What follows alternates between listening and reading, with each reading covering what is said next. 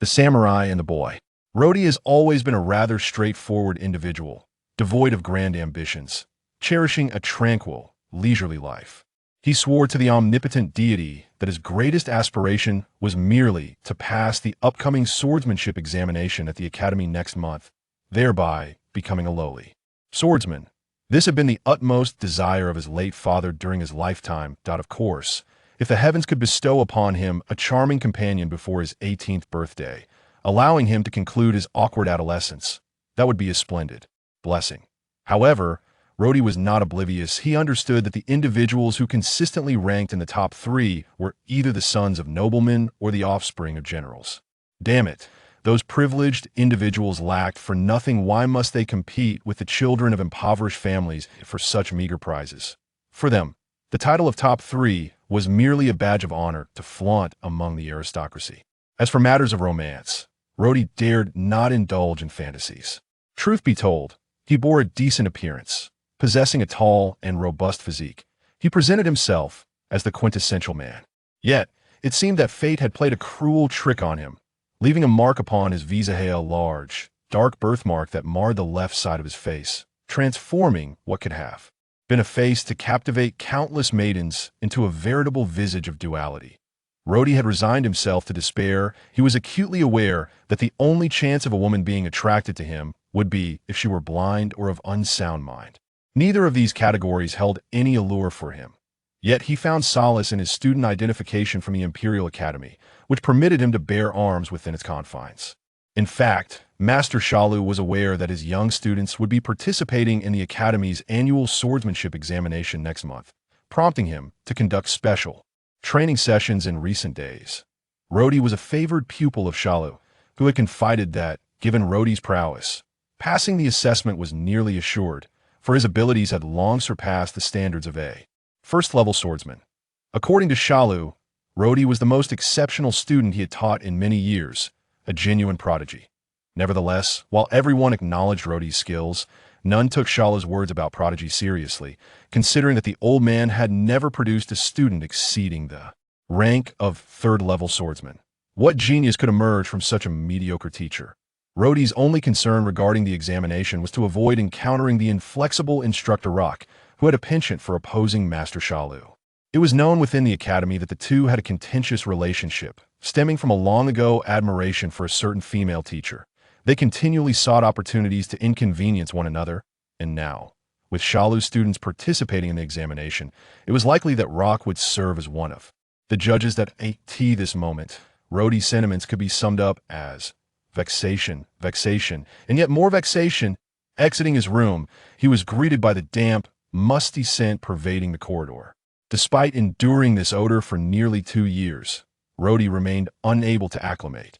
This was the most affordable dormitory within the Imperial Academy, costing merely 5 silver coins for a year's stay, yet the conditions were abysmal. It was owed to the legacy of the great philosopher Dandong, who, 2 centuries ago, had instigated a series of reforms that significantly bolstered the empire's strength. In his twilight years, he persuaded the emperor to permit commoners to study at the Imperial Academy, even taking on the role of its principal. Despite fierce opposition from the aristocracy, he allocated land within the academy to accommodate commoner students. The building where Rodi resided was constructed during Dandong's tenure as principal, specifically for the housing of commoner students. In truth, the building was not without merit. It could house 200 commoner students, each afforded a single room, albeit one so small it was scarcely larger than a pigeon coop. However, after Dandong's passing, the successive principals hailed from noble families, and it was a considerable grace that commoner students had not been entirely expelled from the academy. Yet these noble lords had not invested a single copper coin in the upkeep of the building for 2 centuries.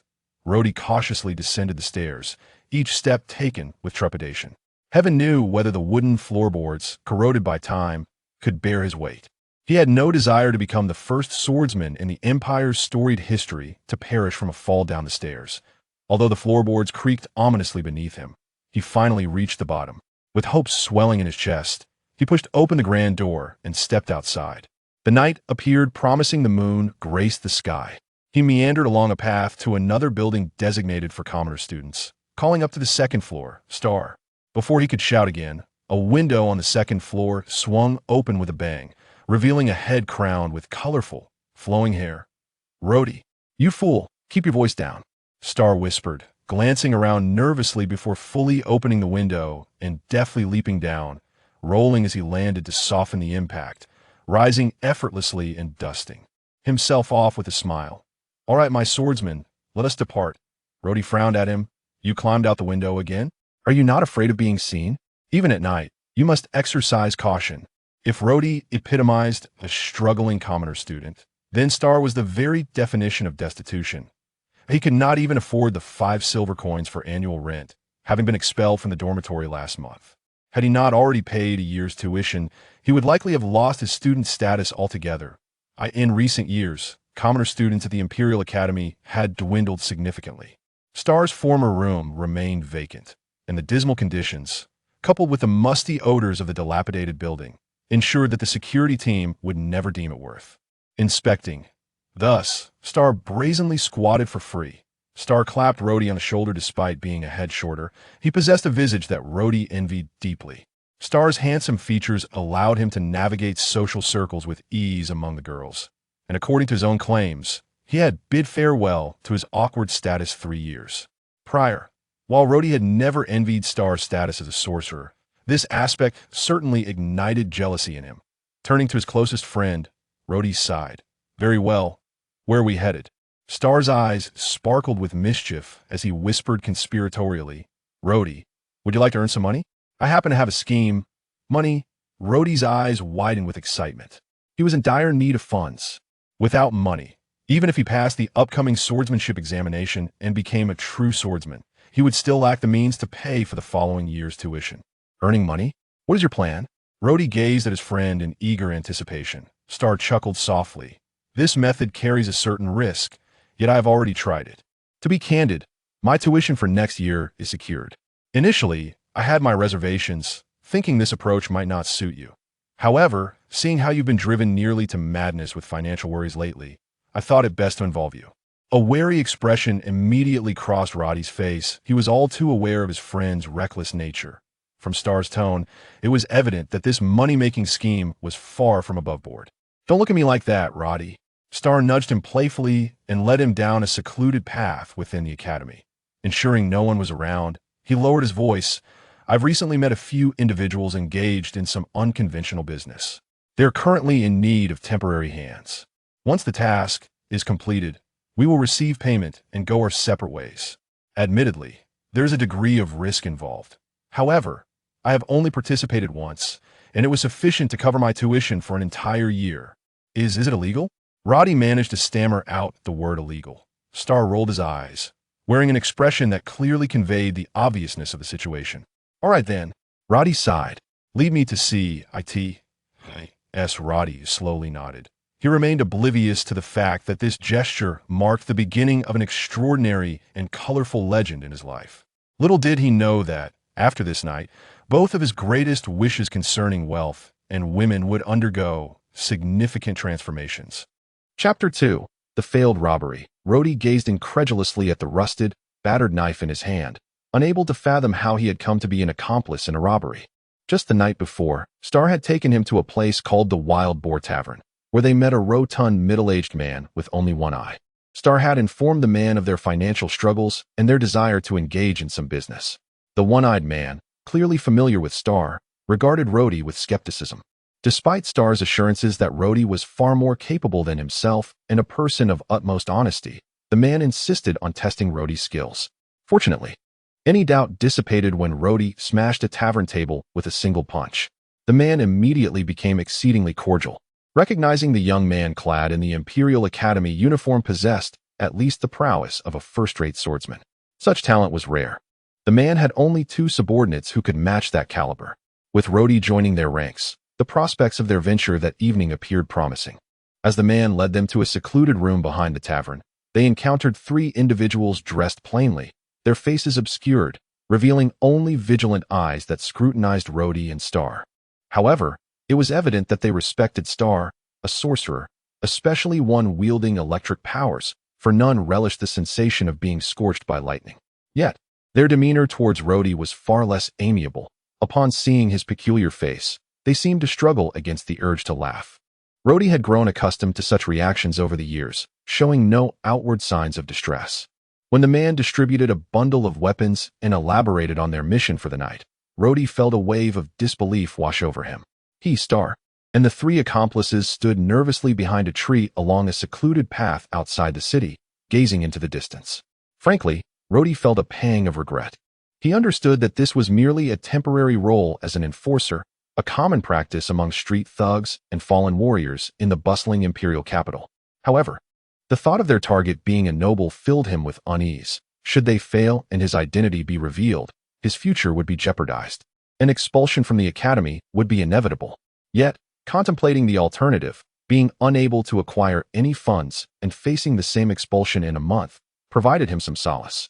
He felt no remorse about confronting a loathsome noble. Like many commoners, Rhodey harbored no affection for the decadent, morally bankrupt aristocrats. The quiet path outside the city was usually deserted, but since the emperor had constructed a wide road at the west gate, foot traffic had increased as travelers sought to avoid the taxes imposed on the emperor's thoroughfare. "Be careful, they are coming," the slender figure holding a long sword suddenly whispered urgently. Rhodey glanced at him. The man was crouched on the ground, pressing his ear to the earth. He then raised his head and announced to the group, "Prepare yourselves. They are approaching, a carriage." Rhodey harbored a disdain for this individual, who had claimed the longsword Rhodey had intended to take. The man's stance revealed he was no swordsman. Rhodey found it baffling why he would seize that weapon. In truth, he wished to exchange his rusted knife for it. The tranquil night on the now bustling path was interrupted only by the distant sounds of a carriage and hooves pounding against the earth. Rhodey felt anxious and glanced at Star, whose expression was not much more relaxed, though he had experience in such matters. What an exasperating night. Nicole idly toyed with her fingers before pulling back the carriage curtain to peer outside. Moonlight streamed in, illuminating her golden waves of hair, rendering her almost ethereal. However, Nicole was far from content. Her date had been utterly dreadful. Baron Sloane, the nephew of the queen, had pursued her for an entire month. Unable to endure his incessant and tiresome advances any longer, she had reluctantly agreed to attend his gathering. Yet, that insufferable man, despite his usual gentlemanly facade, had dared to disrespect her this evening. It seemed this newcomer to the capital had yet to learn of her reputation. How dare he attempt to kiss her under the influence of alcohol? The kick she had delivered was sufficient retribution for his insolence, and would likely ensure he wouldn't approach a woman for a month. Nicole's spirits plummeted. Even after punishing that repugnant cad, she felt a profound sorrow. Had the illustrious Tulip family truly fallen to such depths?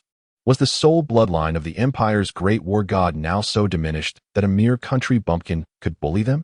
Nicole understood all too well that since her father's passing 6 years prior, the Tulip family had lost its last bastion of strength. Though they hailed from a family of marshals, a clan without a mature man could not establish itself in the capital. Their only hope rested on her young brother. Yet he was a disgrace, embodying the family's centuries of shame. As a descendant of the Empire's military god, he had inherited none of the family's virtues, merely engaging in brawls at the academy and squandering their resources while cavorting with other nobles. The burden of sustaining the family had fallen upon her shoulders as a mere girl. While lost in such thoughts, a sudden commotion outside the carriage startled her, followed by a jolt as the vehicle came to an abrupt halt. The driver, old Mark, shouted from outside, "Damn it! Bandits!" Rhodey did not rush out. Despite his formidable appearance, he was not reckless. He observed as the others charged forth while he concealed himself behind a large tree, contemplating that if his companions could successfully execute their plan without his involvement, he would reap the rewards without exposure. The driver was swiftly yanked from his seat by one of Rhodey's accomplices, igniting an odd sensation within him. Wasn't there supposed to be a third-rank swordsman as protection? Where was he? The old driver, though sturdy, hardly resembled a bodyguard, and one of Rhodey's companions had subdued him with a single hand. The unexpected ease invigorated the group, and several accomplices began banging on the carriage door with their weapons, vociferously intimidating those inside. Just as they were beginning to feel emboldened, the door of the carriage creaked open slowly. A slender foot first emerged from behind the door, just as Rhodey found himself momentarily entranced. A delicate and graceful figure swiftly stepped forth from the shadows. If Rhodey had been the sole one mesmerized before, now everyone was utterly spellbound. A sense of foreboding washed over Rhodey, but but he found himself unable to utter a word. The air suddenly grew charged with energy. Above the crowd, a vortex of swirling winds rose to a height of 3 or 4 meters, sweeping up leaves and branches from the path below. Within that vortex, a thunderous roar reverberated ominously. "She is a sorceress," Star was the first to exclaim, his voice tinged with recognition. As a sorcerer himself, he immediately sensed the true power of the girl before them. With a clarity that struck him like a lightning bolt, he realized that he was no match for her prowess. Not even if he gathered every person present, including Rhodey, who was still hiding behind a tree, could they hope to contend with her. Damn it! Not only was she breathtakingly beautiful, but her strength was terrifying. To unleash a lightning vortex without any preparation was a feat of at least a 6th-level sorceress. In comparison, his own 1st-level sorcery seemed utterly insignificant. Star swiftly contemplated retreating. When faced with insurmountable odds, flight was his mantra. To him, stubbornly holding one's ground was not the mark of a true hero. However, the girl had already taken notice of Star, for he had been the first to react in astonishment. Her enchanting gaze locked onto him, and with a slight parting of her lips, she softly declared, "You are mistaken. I am not a sorceress." With that pronouncement, Nicole whimsically beckoned with her pinky finger, and a bolt of lightning shot forth from the vortex above. Star barely managed to utter a couple of words of his protective incantation before the lightning struck, sending him hurtling away with a cry. Nicole raised her delicate hands, and as if gripped by invisible forces, 2 individuals were suspended in midair. With a hint of mockery in her eyes, she gestured slightly, causing the 2 airborne figures to collide violently, landing on the ground without so much as a whimper. The remaining individual, now bereft of any sense of duty, let out a shout and fled. Nicole made no effort to pursue. Instead, she simply flicked her fingers towards his retreating form, and another bolt of lightning shot from the swirling mass above, striking the unfortunate soul squarely. The poor fellow's hair stood on end as he fell, lifeless. Rhodey stood gaping, utterly astonished. He was acutely aware that he was no match for this woman.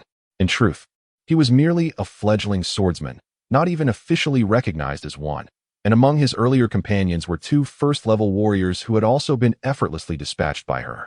As he stealthily passed by the unconscious figure on the ground, he did not forget to seize the fallen sword, for that unfortunate soul would have no further use for it. Chapter 3: The Aristocracy of the Imperial Capital. The carriage made its way into the city.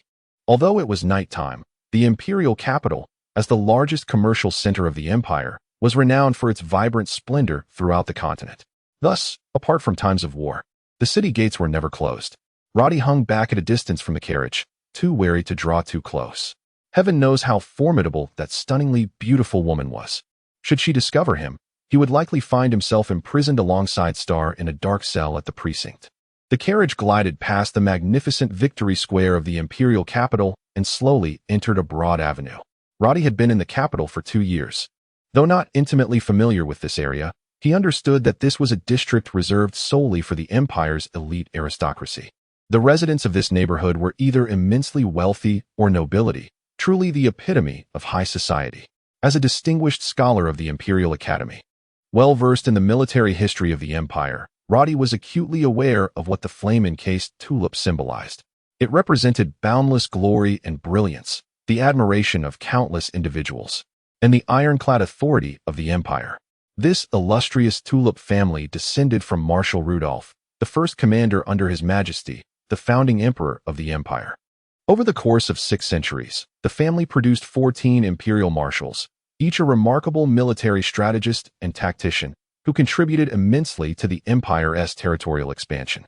Roddy vividly recalled how his history teacher spoke of the Tulip family with utmost reverence. The Tulip family is the abode of the divine military spirit of the Empire. Roddy harbored profound respect for such a family. He had never imagined he would dare to act against anyone from the Tulip lineage. It now became evident that the formidable beauty he had encountered tonight must indeed be a member of this esteemed military clan, imbued with extraordinary prowess. As he watched the carriage slowly approach the resplendent gates, which then closed with a deep thud, unease filled Roddy's heart. After a moment's contemplation, he sighed. He could not abandon his friend in favor of a solitary escape. Such an act would betray his principles. Though Roddy did not consider himself noble, he was certainly not one to forsake his brothers and friends. Gritting his teeth, he slipped into a nearby alley beside the mansion. After ensuring no one was watching, He deftly leaped up and scaled the wall, vaulting over to the other side. However, the future Duke Rudolph was not one to be subdued easily. In a state of drunkenness that rendered him devoid of reason, he could hardly discern who stood before him. With bleary eyes, he chuckled at his sister, extending a finger to playfully poke her chin, mumbling in a stupor, "Oh, dear Sarah, did you forget me after a few days of my absence? You little vixen, watch how I teach you a lesson tonight." With that, he spread his arms and lunged toward Nicole. Nicole's face turned a deep shade of anger, and with a graceful twist, she evaded his grasp. Flames of fury flickered in her eyes as her lips curled into a cold sneer. "Sarah, have you been to that filthy place again?" The poor dandy remained blissfully unaware of his perilous predicament. Nicole extended her pinky, and with a swift motion, a blade of white light shot forth, striking him square in the chest. The dandy did not have time to scream as he was hurled backward, crashing onto the ground face first, more than 3 meters away. In truth, Roddy, hidden in the shadows, dared not make a sound, carefully concealing himself. He was acutely aware that Star was currently tied up in the courtyard, though the yard appeared deserted. Roddy could not risk rescuing his friend under the watchful gaze of that terrifying sorceress.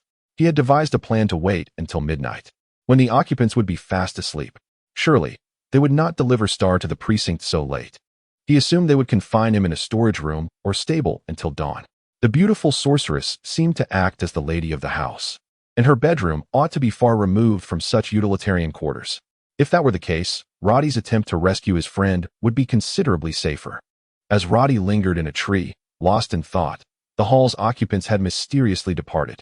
Meanwhile, Star, who had been bound like a dumpling, was hoisted away by several robust servants. Despite the discomfort caused by mosquitoes and ants, Roddy remained patient, awaiting the arrival of midnight. Judging by the position of the moon, he surmised that it had surpassed the witching hour.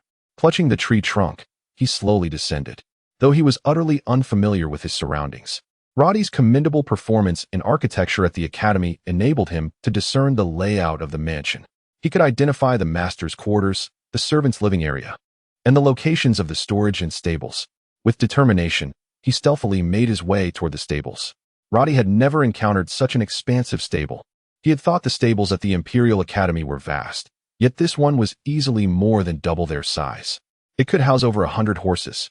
With a sigh, he discreetly glanced at the darkened windows of the servants' quarters, then quietly pushed open the door and slipped inside.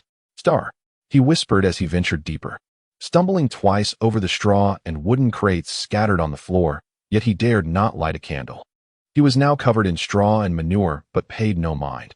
He understood that if he did not locate Star before dawn, they would both meet their doom. Just as he neared the end of the stable without finding Star, he suddenly heard faint footsteps approaching the entrance.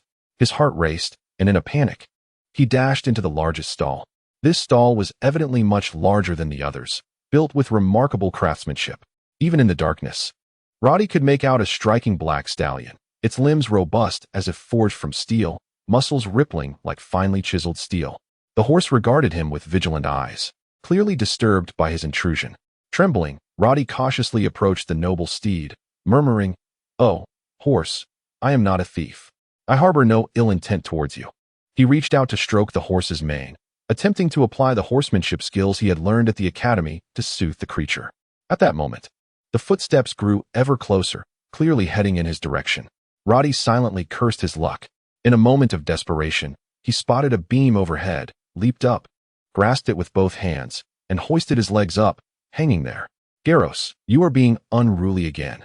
A soft, melodious voice wafted from outside the stall. Nicole stood there, observing the restless stallion. This horse had been her father's favorite, the trusted steed that had galloped valiantly into battle under his command. "Garros, don't be restless. I am not in a good mood tonight." Nicole's voice was low, laced with an underlying sorrow that tugged at the heartstrings, wrapping her words in a poignant melody that could shatter one's heart. As she gently opened the stall door and stepped inside, Roddy was frozen in fear, scarcely daring to breathe, lest he make even the slightest sound. Nicole extended her hand, gently caressing the mane and neck of the black stallion.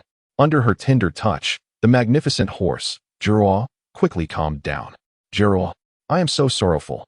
Nicole's words seemed to carry an infinite lament. Why must I bear all of this? I long for my father tonight." She slowly embraced the horse, resting her face against its neck, softly whispering, "I know, you miss him too, don't you?" In the darkness, this young girl clad in a pristine white robe held the noble steed closely, quietly weeping. Rhodey, suspended from the ceiling, listened to the heart-wrenching cries and saw Nicole's beautiful golden hair cascading over her shoulders, a lock of hair dampened by tears clinging to her forehead. He could not fathom why, but suddenly, a stirring occurred within his youthful heart, as if a hidden string deep within him had been gently plucked. Oh, what cursed fate could possibly bring such a delicate, ethereal girl to weep in such despair? It was utterly sinful. After crying for a long while, Nicole released Juraw and gently tidied her long hair. With a sigh, she murmured, "All right, Juraw, I have cried again today, and it is wrong of me. I have let my father's expectations down. I should be brave, not weep."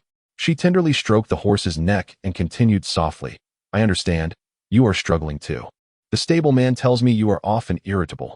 I know you despise being confined indoors every day, that you yearn for your father, for the days when you gallop together, don't you? But I truly do not know what to do. Our family is gradually declining. The tulips are wilting. Yet I feel utterly powerless. If only I were a boy, I could inherit my father's legacy. But that scoundrel, as the only son of my father and the sole male heir of our family, has squandered our family's honor. I feel isolated and helpless." Nicole sighed, clasping her hands in prayer. "May my father's spirit in the heavens grant me courage. May the heavens bestow glory and hope upon the tulip family. May the Almighty provide me with guidance. Let me no longer fight alone." Just as her delicate voice faded, a sudden thud echoed as a shadowy figure plummeted from the sky, crashing heavily onto the floor before her. Gradually, the person raised their head, revealing a face smeared with dirt, staring directly at Nicole. To the girl's utter horror, the visage bore an eerie half-black, half-white countenance. Chapter 4. The Cunning Playboy. The figure was draped in a black robe, an expensive belt cinching his waist, and a small bundle slung over his shoulder. Even in the darkness, his golden locks gleamed conspicuously. "Who are you?" Rhodey tensed immediately, his body coiling like a spring, ready to pounce. "Relax." The individual chuckled, appearing youthful. "In fact, I should be the one asking you, who are you? This is my home." "Your home?" Rhodey was taken aback. "Indeed." The young man grinned, stepping closer. As the moonlight illuminated his face, it revealed a strikingly handsome visage with sapphire-like eyes and sun-kissed golden hair. "Actually, the horse behind you is mine, and the woman on the ground is my sister," he whispered with a sly chuckle. "But fret not, I harbor no ill intentions towards you. In fact, I owe you my gratitude." "Gratitude for me?" Rhodey's voice was laced with suspicion. He had never held a favorable view of the nobility. "Yes, indeed. I have grown weary of this place, utterly fatigued. In truth, I was preparing to escape tonight. To put it simply, I was planning to run away from home. However, I did not anticipate my sister would venture to the stables at such a late hour. Thankfully, you have unwittingly resolved this predicament for me. Haha. You, how long have you been here?" Rhodey inquired cautiously, unable to decipher the young noble's intentions. "Not long. I merely witnessed the entire affair unfold. Quite astonishing, really. You seem to be at most a second-tier swordsman, yet you managed to defeat my sister. Perhaps you are not as foolish as you appear." The young man laughed cunningly, his tone dripping with aristocratic pretension, an impression Rhodey could not shake. "What do you intend to do now? Capture me? Or summon someone?" Rhodey advanced a couple of steps, attempting to close the distance. "Hey."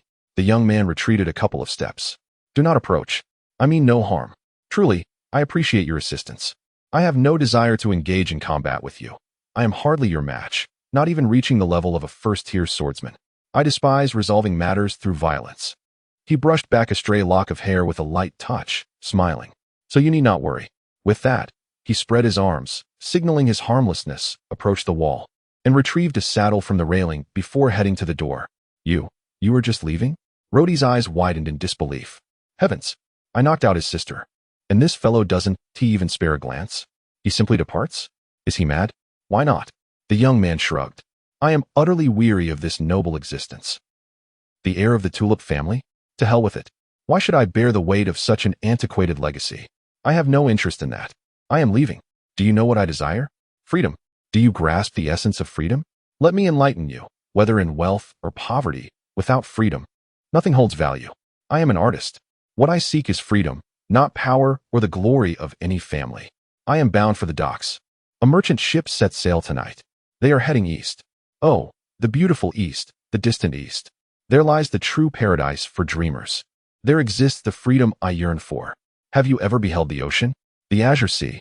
When gentle, it resembles the most exquisite maiden in the world, yet when enraged, its fury can engulf anyone. It is truly magnificent. I must depart, to embrace the wonders of my life. He erupted in joyous laughter. Rhodey gazed at the young man as if he were a lunatic, rendered speechless. Yet, thankfully, he encountered this madman, who seemed disinclined to create trouble for him. Oh, but this cannot be. Despite her incessant nagging, she is my sister, and she is not unappealing. Now she lies unconscious here. I cannot leave her like this. What if you harbor some ill thoughts toward her? No, that won't do. The young man shook his head gravely. Rhodey immediately grew anxious. It seems I must endure some discomfort for your sake. I cannot leave you by her side. What? What do you intend to do? Rhodey eyed him warily, his steps slowly shifting, his voice low. Can you best me? Fight. Why would I fight? Good heavens, I abhor violence. The young man smirked slyly. I detest using force. I prefer to employ my intellect, my mind. Do you comprehend? What are you saying? The young man regarded him with a look of pity, sighing. All right, now you lie down. With that, he suddenly placed his fingers to his lips and whistled. Rhodey sensed something amiss, but before he could react, the horse, Gieros, responded to the whistle with a loud neigh, rising onto its hind legs, and then violently kicked Rhodey with its forehoofs. Before Rhodey could utter a sound, he was hurled through the air, crashing against the stable, splintering the wood, and then flying through the wall. The young man appeared to accomplish this with effortless ease, shrugging as he approached the hole in the wall. Upon witnessing Rhodey truly unconscious on the ground, he smiled with satisfaction. See, I never need to lift a finger myself. Well then, you two shall enjoy a restful slumber here. He did not catch Gieros, but instead went to the adjacent stable to lead out another horse. Gieros, I am sorry I cannot take you with me. I know you long to escape this wretched place just as I do. We are both devotees of freedom. Yet I cannot bring you along. I am bound for the sea. Once at the docks, I must leave you behind. I cannot take you onto the water. I may drift at sea for a year or more. You cannot remain aboard for that long. He chuckled self-deprecatingly. Why do I even bother telling you this? You are merely a horse. Having conveyed all this, he waved goodbye to the unconscious Nicole with a grin. Farewell, my dear sister. Your wayward brother is setting forth to forge his own legend. Wishing you luck, sister, and may fortune smile upon me. He mounted the horse, giving a gentle kick to its belly, and laughed heartily as he rode away. As the night gradually obscured his silhouette, he could not resist singing aloud, Freedom, I come. Years later, Seth would come to understand a profound truth. This world is often frustratingly capricious. At times, one yearns to escape, yet fate conspires to thwart your efforts. No matter how far you travel, you cannot deviate from the path destiny has charted for you. Fate, that mischievous scamp. You might think it does not exist, yet it will suddenly leap forth, delivering a sharp kick to your behind, then burst into laughter as it scampers away. Years later, the esteemed scholar Mr. Seth, known for his grace and erudition, would reflect upon this. Very well, let us refrain from discussing such vexatious matters for the time being. For now, Sate is still basking in the joy of a successful escape and the anticipation of embracing the liberating air. However, it appears that our young swordsman apprentice is facing rather troublesome circumstances. Chapter 5, Nicole's Resolution. When Roddy awoke, he felt an unbearable pain coursing through his entire body, particularly in the areas where he had been kicked by the horse, as if his bones had been shattered. Even his little finger was immobile. It dawned on him instantly that he had fallen victim to a binding spell. The realization struck him like a bucket of ice water, chilling him to the core. Sure enough, his gaze soon fell upon Nicole's exquisite visage, though it was now marred by fury and animosity. Nicole sat in a chair, fiercely glaring at Roddy, who lay on the ground. She was ensconced in a plush fur chair, draped in an oversized robe. Her eyes lingered on the delicate bite marks on Roddy's lips, causing her cheeks to flush with a mix of anger and embarrassment. This fleeting expression of shame vanished quickly, replaced by a look of disdain as she regarded Roddy's woeful face. Roddy was speechless, unable even to nod in response, merely gazing vacantly at Nicole. He quickly blinked. Observing his submissive demeanor, Nicole's ire softened slightly. Then let me pose my first question. Do you wish to die? Roddy's eyes widened in alarm. He feared that even the slightest blink would seal his fate. Very well. Since you wish to live, Tell me why you stealthily intruded into my home at such a late hour. Were you sent by someone? Roddy stared, resolutely keeping his eyes open. Nicole furrowed her brow and barked. You'd best be honest and not attempt to deceive me. No one would dare infiltrate here without orders. Speak. Are you lying? Roddy had been staring for so long that his eyes grew unbearably dry, and he reflexively blinked twice.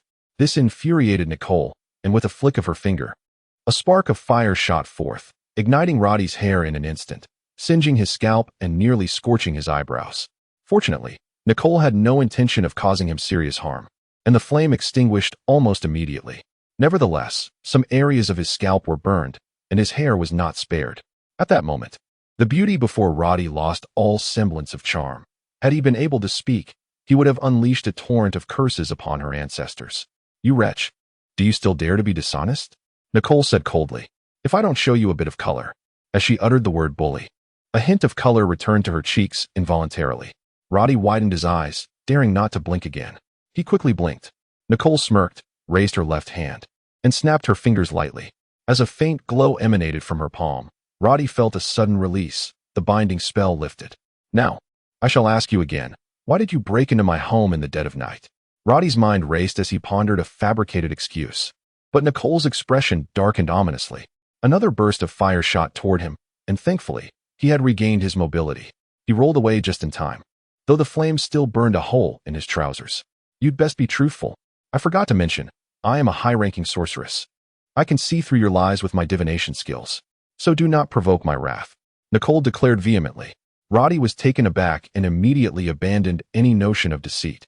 He recounted the ambush that had occurred on the outskirts of the town and the circumstances that had led him to infiltrate her space in an effort to rescue his companions. Nicole nodded thoughtfully. Very well. Now tell me, why did you attack my carriage? Roddy smiled ruefully. I truly do not know.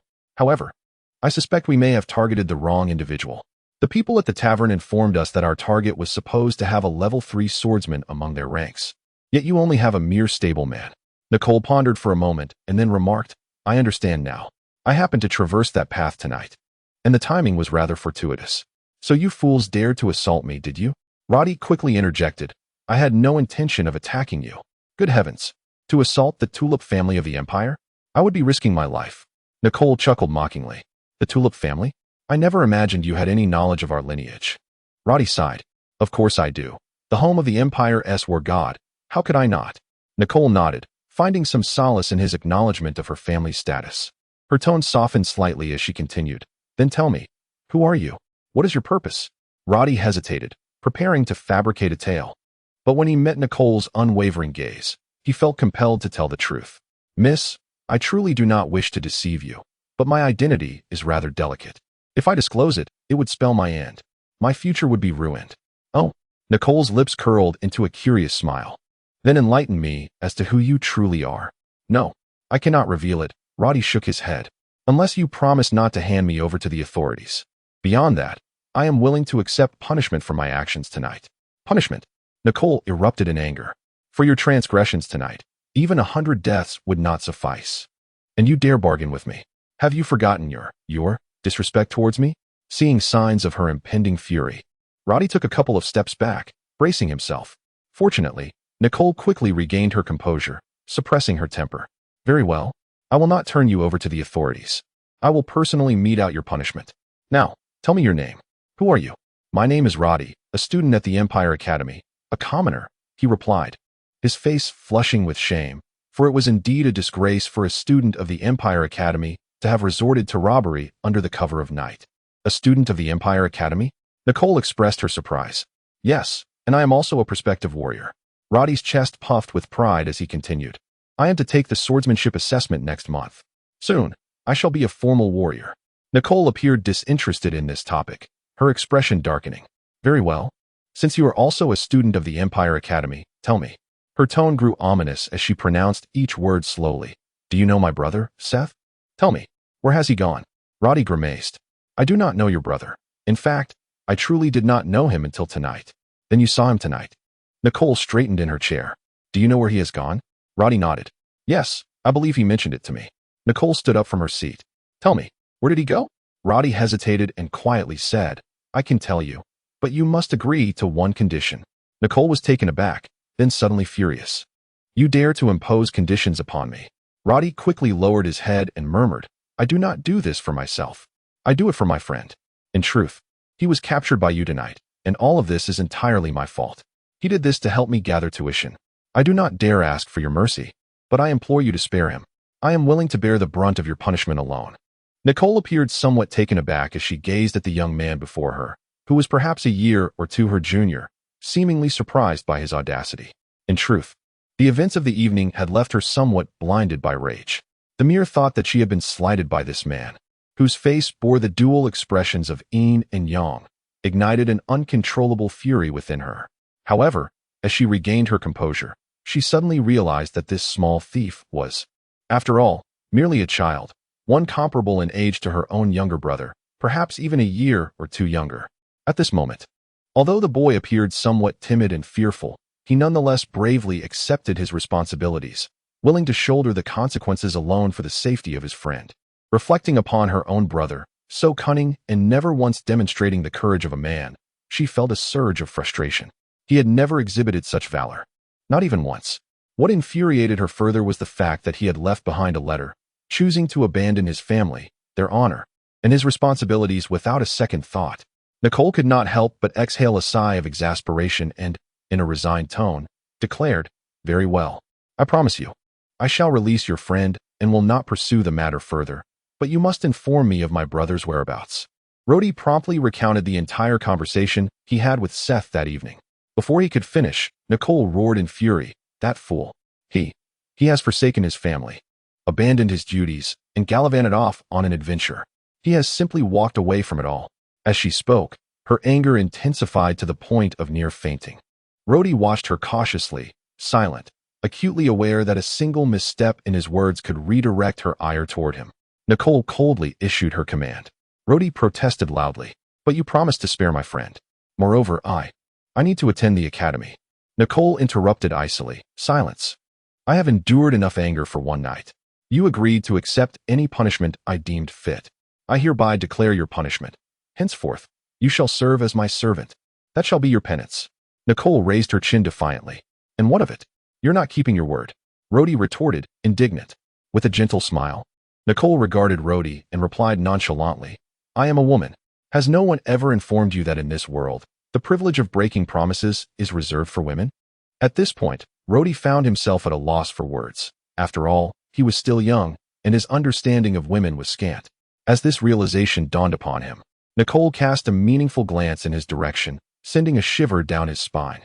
Chapter 6. The peculiar family that night marked one of the most arduous experiences in Roddy's life, at least thus far.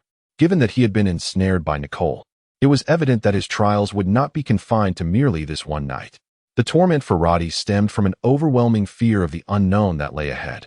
Although confined in the woodshed, the night passed relatively well, aside from the ire of the captain of the guards, who, in a fit of anger due to Roddy's infiltration, had kicked him a few times.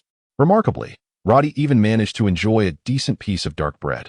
It seemed the family of the Imperial War God was indeed different from others. Beside him, Star slept like a log, impervious to Roddy's attempts to rouse him. As dawn broke, Roddy finally recognized that he was on the brink of a new beginning. However, a faint thought lingered in his mind. Thankfully, he had not been sent to the police station, compared to being apprehended by the authorities and locked away. Remaining near the beautiful noble girl was certainly a far better fate. And that girl, she was truly, breathtakingly beautiful. Just as Roddy had finally begun to drift into a drowsy sleep, the door of the woodshed swung open. Several burly servants stormed in like wolves, seizing Roddy and dragging him out without allowing him a moment to protest. Amidst his shouts, he was thrust into a large room, where curtains adorned the windows, and a small door loomed, its contents a mystery. Before Roddy could comprehend the situation, a burly man with a bushy beard yanked down his trousers. Roddy was struck with terror. He gasped and attempted to kick out, but his body ached all over, particularly from the kick he had received from a horse, causing his leg to falter. The men, however, remained unfazed and proceeded to strip him of his garments one by one. Pale with fear, Roddy recalled hearing tales of certain noble families who favored young, handsome boys. Yet he felt utterly unappealing and wondered if they would even find interest in him. After all, he was still just a boy, and the situation was becoming overwhelming. Fortunately, the men seemed to have no further intentions toward him. After disrobing him, they pushed him through the small door, closing it behind them.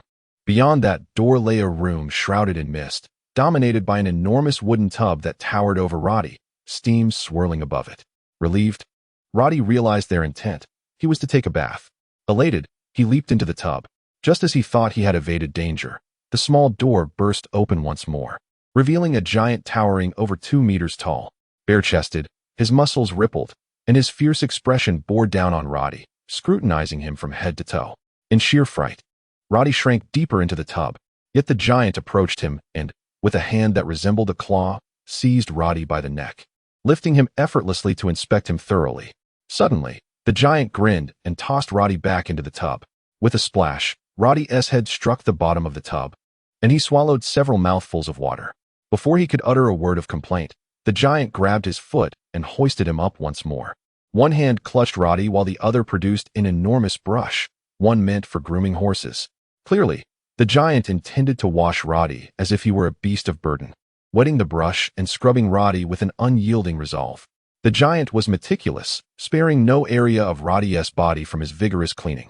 Roddy felt akin to a pig being prepped for slaughter, unable to endure the relentless torment of the giant's scrubbing, particularly in sensitive areas. This vigorous washing continued for what felt like half an hour, concluding with a bucket of water poured over Roddy.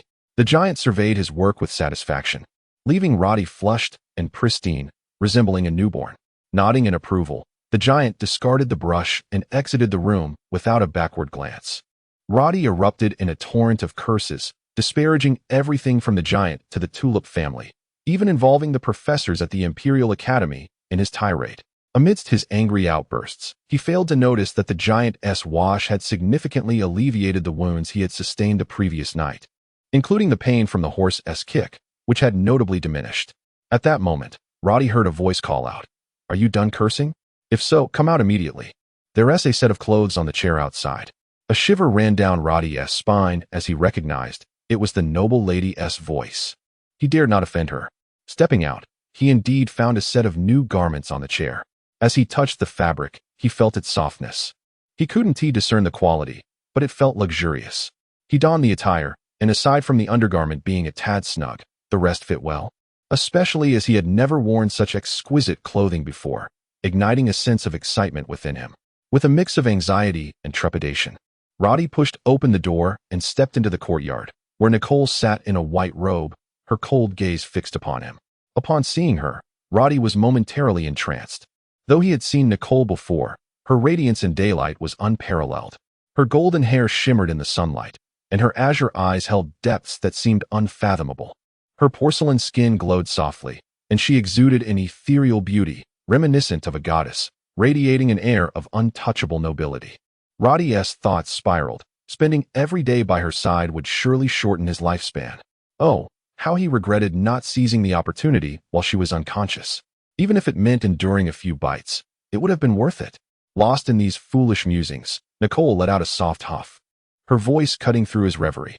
"Have you finished washing?" Roddy, rendered speechless, simply stared at her, nodding mechanically. Under her penetrating gaze, Nicole felt her cheeks flush, but her expression quickly hardened. "If you continue to look at me like that, I shall pluck your eyes out." Startled, Roddy snapped back to reality, lowering his gaze. Though he couldn't resist stealing furtive glances at Nicole, Nicole's delicate voice echoed, and although her tone was frosty, the softness inherent in her voice rendered it impossible to evoke a true sense of icy indifference. Rather, it always bore an alluring undertone. She continued, "Now, I shall test your abilities. Let us see if you possess the merit to become a servant of the tulip family." Roddy's attention had entirely fixated on Nicole, oblivious to any impropriety in her words, nor did he find it peculiar that a servant would need to demonstrate their skills. In fact, at this moment, even if Nicole had commanded him to draw his sword and slay someone, it was likely that with just a beckoning of her finger, Roddy would charge forth without hesitation. Noticing Roddy's silence, Nicole nodded, and shortly thereafter, a middle-aged man approached from behind her. Up until that moment, Roddy's focus had been solely on Nicole. Indeed, since entering the courtyard, his gaze had been entirely captivated by her. It is safe to say that even if a dragon stood behind her, he would have remained blissfully unaware. As the middle-aged man stepped before Roddy, he finally began to scrutinize this individual. Clad in a gray ensemble, the most striking feature was his long hair, as white as silver threads, casually tied back. He squinted slightly, seemingly observing Roddy without intention, his hands clasped behind his back, and a faint smile gracing his lips. Despite his casual stance, Roddy felt an inexplicable sensation. It was as if he stood not before a mere man, but rather a formidable wall. Chapter 7. The Swordmaster. In an instant, a peculiar sensation stirred within Roddy's heart. The middle-aged man before him was undoubtedly a warrior, and moreover, a swordsman. Roddy could not quite discern the source of this conviction, yet he felt it with unwavering certainty. The man appeared to take a keen interest in Roddy, and with a faint smile, he remarked, "Well, I hear you are a swordsman. Let us first test your swordsmanship. Do you possess a sword?" Upon hearing this, Roddy felt a blush creep across his face, quickly recalling the long sword he had picked up the previous night. He straightened his posture and declared loudly, "I am not yet a formal swordsman, but I will be. I have my own sword. However, it was taken from me last night. Is this your sword?" The middle-aged man smiled, his gaze casually sweeping over the rust on the blade. To be frank, the sword was quite decent. In the Empire, not everyone was permitted to bear arms in public. Although the sword appeared somewhat worn, it remained sharp, having been given to him by the burly bouncer at the bar, which was commendable. Roddy felt his face flush again. Yet his youthful pride prevented him from showing weakness in front of Nicole. He squared his shoulders and proclaimed, "This is indeed my sword. I possess an even finer one. But I did not bring it today." The middle-aged man nodded thoughtfully and said, "Very well, let me see your swordplay. You shall use your sword, and I will engage you. Let us see how long you can endure, shall we?" "All right," Roddy replied eagerly, clutching the sword tightly. With a beautiful woman before him, he would not hesitate to engage in combat, even if it meant slaying a dragon. The middle-aged man smiled slightly, bending to pick up a broad, heavy sword from a nearby chair. He glanced at Roddy and said nonchalantly, "Pay attention, I am about to strike." Roddy focused intently on the man, his body taut in a defensive stance. "To your left," the man called sharply, swinging his sword. The speed was astonishing, and Roddy could barely discern the blade. Only perceiving a flash of white light coming toward his left, he instinctively raised his sword to block. Roddy had no time to adjust his stance, hastily gripping the hilt with both hands to defend himself. The force was greater than before, and he was pushed back to the wall, barely managing to steady himself. His face flushed with embarrassment. The middle-aged man halted, a smile gracing his lips. "Not bad. Your strength is commendable, and your reflexes are decent. However, your previous defensive posture was a touch too rigid, lacking in agility." Roddy exhaled deeply, stepping forward. "Just now, I allowed you to attack. This time it is my turn." The man chuckled. "You?"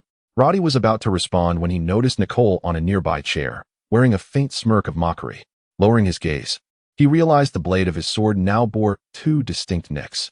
His face paled instantly. That sword was worth several silver coins. Although it did not compare to his own, Roddy had intended to sell it after use for some spending money. Heartbroken, he could not help but run his fingers gently along the edge of the blade, and to his dismay, as soon as he pressed down, the sword suddenly cracked and shattered into 7 or 8 pieces, clattering to the ground, leaving Roddy with only a fragment of the hilt.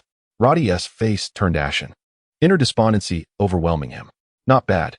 You shattered my sword with just 2 strikes." Nicole cast a glance at Roddy, her voice icy. "Silence. Who do you think you are? Do you truly believe you can compete with him? Mr. Chiu is the Empire's foremost swordsman.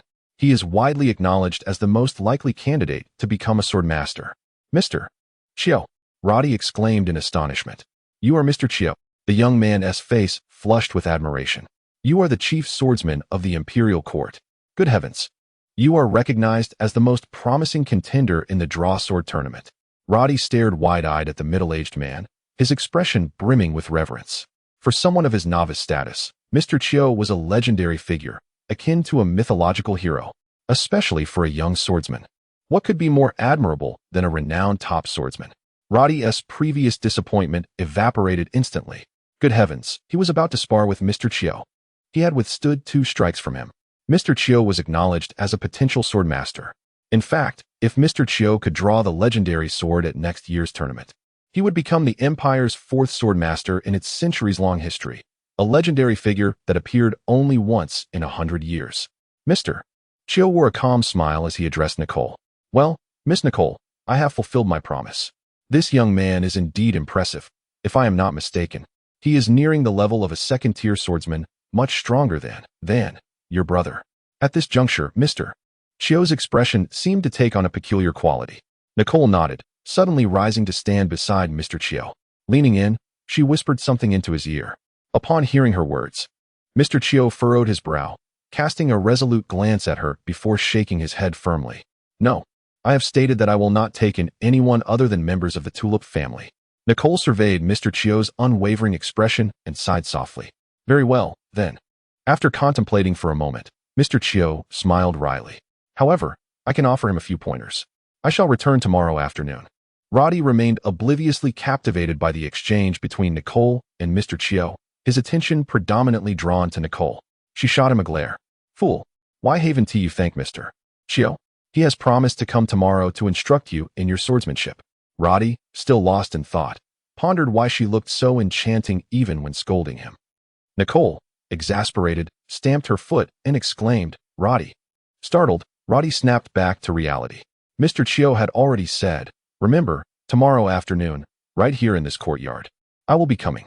With that, the swordmaster turned and gracefully departed.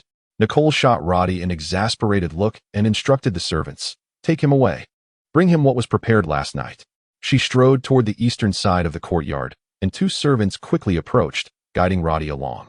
In his ecstatic state, Roddy disregarded everything else, breaking free from the grasp of the two servants and bounding ahead. He shouted, Did Mr. Chiyo really say he would instruct me in my swordsmanship? Is it true? Be quiet. Nicole could no longer contain her frustration, turning to him with a commanding tone. It seems I must teach you something important. She lifted her chin, extending her left hand with an outstretched finger, pointing at Roddy from a distance, and with a slight flick, he was sent flying through the air, landing unceremoniously on the ground. The first lesson is that from now on, when you speak to me, you must address me as mistress. Do not forget. Nicole shot him a cold glance. With that, she turned and continued striding forward, and the two servants hurried to assist Roddy back to his feet, following closely behind. Though he had landed in a disheveled heap, Roddy still murmured dreamily, Good heavens, Mr. Chiyo is going to instruct me in swordsmanship. Nicole marched ahead in a huff. In truth, she was unsure of the reason behind her own irritation. She had never been a person prone to fits of anger. However, for reasons unknown, every time she laid eyes upon that peculiar individual with the dual-faced visage, an overwhelming irritation would seize her, as if each of his actions were designed to infuriate her. Especially when he gazed at her with that foolish expression, it recalled the events of the previous night, prompting Nicole to fantasize about dismembering him with a knife. Roddy followed Nicole to a quaint two-story building that bore the marks of age, while the two servants behind them halted at a distance, hesitant to proceed further. Nicole glanced at Roddy and said coolly, You shall accompany me upstairs. Roddy surveyed the dilapidated structure, noting the evident neglect that had left it in disrepair. With wilted vines creeping up the walls and two towering trees casting shadows that obscured the sunlight, the atmosphere felt oppressively gloomy. A sense of unease began to stir within Roddy. Chapter 8. The Language of the Gods. As Nicole stepped into the small building, the first floor was cluttered with several sets of tables and chairs, upon which lay an assortment of vessels that Roddy could not identify, along with various small jars and bottles.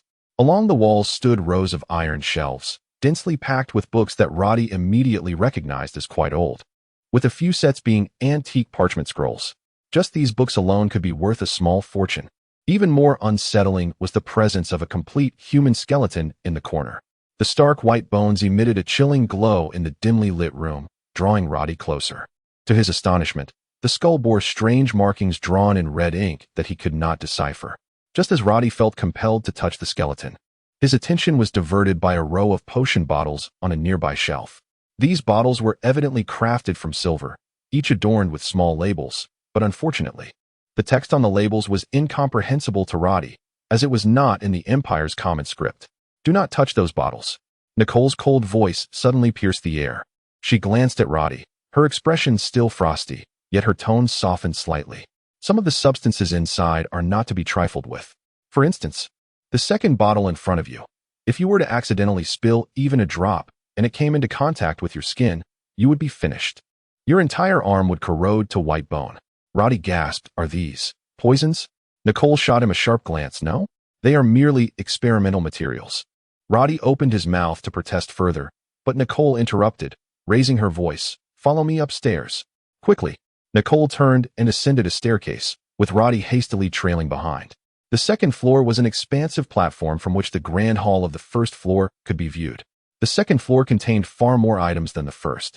On a weathered desk that had lost its original hue sat a peculiar instrument, while a larger bookshelf against the wall housed books that were nearly 3 times as many as those on the first floor. Roddy had never seen so many antique books in his life. In the corner stood a heavy iron cabinet, its rust suggesting it was older than both Roddy and Nicole combined. In the center was a large wooden table, or rather, a broad platform, cluttered with various jars and bottles, some even toppled over. As Roddy approached, he noticed several pieces of worn parchment scattered about, the haphazard handwriting suggesting they might be experimental notes. Suddenly, a line of text on one of the parchments caught Roddy's eye. Lacking high-pressure vessels. Failure. Empire XXX year. Dondome. Dondome. Roddy exclaimed in astonishment. "My goodness. This is the record left by the sage Dondome. Incredible."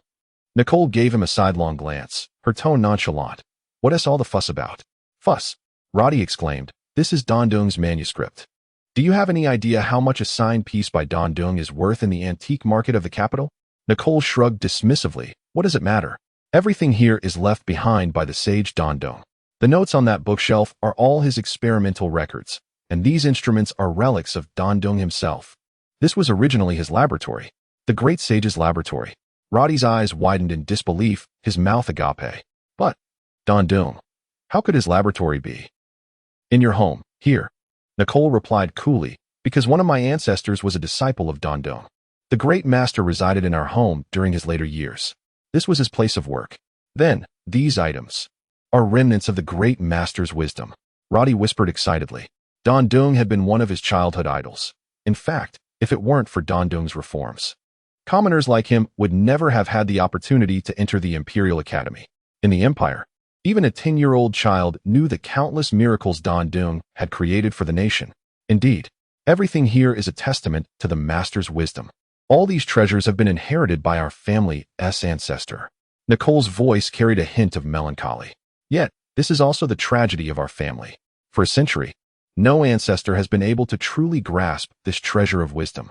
3 of my ancestors spent their twilight years studying the master's notes and ultimately perished from exhaustion. And my father also died in this very laboratory. Why? Is Dondoong's wisdom so difficult to comprehend? So profound? Nicole smiled gently, but her expression bore an odd mixture of strangeness and sorrow. "We do not know. We cannot fathom what Dondoong's wisdom truly entails, for the crucial notes are incomprehensible. The language in which he recorded his most important insights is not the Empire's common script, nor any language of the continent, nor even any language we are aware of." Nicole's tone dripped with mockery.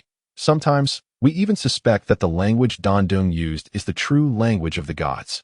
My ancestors have rifled through countless texts, yet none could decipher this tongue." "The language of the gods?" Roddy exclaimed, astonished. "Is there really a god in this world?" Unexpectedly, Nicole did not glare at Roddy in anger this time. Instead, she huffed. "Only the heavens know. Our family has toiled for generations over that damned divine language to no avail, consuming the lives and time of several generations. In fact, it has become a heavy burden for the Tulip family." Thus, Nicole seemed to hold little reverence for the divine. Roddy marveled inwardly and could not resist reaching out to gently touch the ancient parchment on the table, asking cautiously, "May I take a look?" Nicole shrugged. "Go ahead. Everything on this table is a copy. I used them for my research. The originals are safely stored away." Roddy quickly seized the parchment and unfurled it. Indeed, aside from the first page, which contained the lines he had just read in the Empire's common script, the following pages were devoid of any recognizable text. The subsequent parchment was filled with intricate symbols that Roddy could not decipher. The characters appeared remarkably complex, each stroke resembling a chiseled engraving, their structure exquisitely subtle, resembling square shapes that seemed like unique patterns. This was unlike any writing Roddy had ever seen. Occasionally, there were strange symbols and illustrations that resembled design blueprints, but regrettably, the annotations beside them were all inscribed in that incomprehensible divine language. Ignoring Roddy, who was staring at the parchment in bewilderment, Nicole turned and approached the iron cabinet in the corner. She muttered an incantation, and the cabinet slowly creaked open. Roddy immediately shifted his gaze, intrigued. Though he was a warrior, he had a keen interest in sorcery, and he recognized that Nicole was employing a spell lock, a technique derived from magic that utilized a form of memory magic, allowing the cabinet to memorize a person's voice so that it could only be opened when the voice matched. This technique had been invented by the great sage Dan Dung over 200 years ago. Nicole obstructed Roddy's gaze as she retrieved a slender box from the cabinet, causing the iron door to slowly close on its own. With a delicate touch, she handled the box as if it contained an invaluable treasure, carefully placing it upon the table before gently opening it. "Do not look at that," she said coldly. "My father has pondered over it for 20 years, and I for 7. Do you truly believe you can comprehend it? What is this thing?" Roddy inquired, his face a portrait of curiosity. Nicole's eyes narrowed, and with a sudden flick of her wrist, Roddy was propelled across the room, crashing into the corner like a discarded sandbag. She cast a frosty glance his way and remarked indifferently, "Have you forgotten?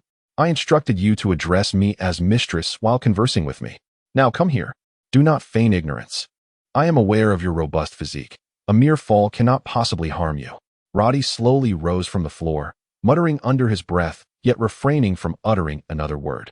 Internally, he cursed her fierce demeanor, thinking, "What a tyrant. One day, I shall. Humph. But why does she look so captivating even when angry?" As these peculiar thoughts swirled in his mind, he approached the table.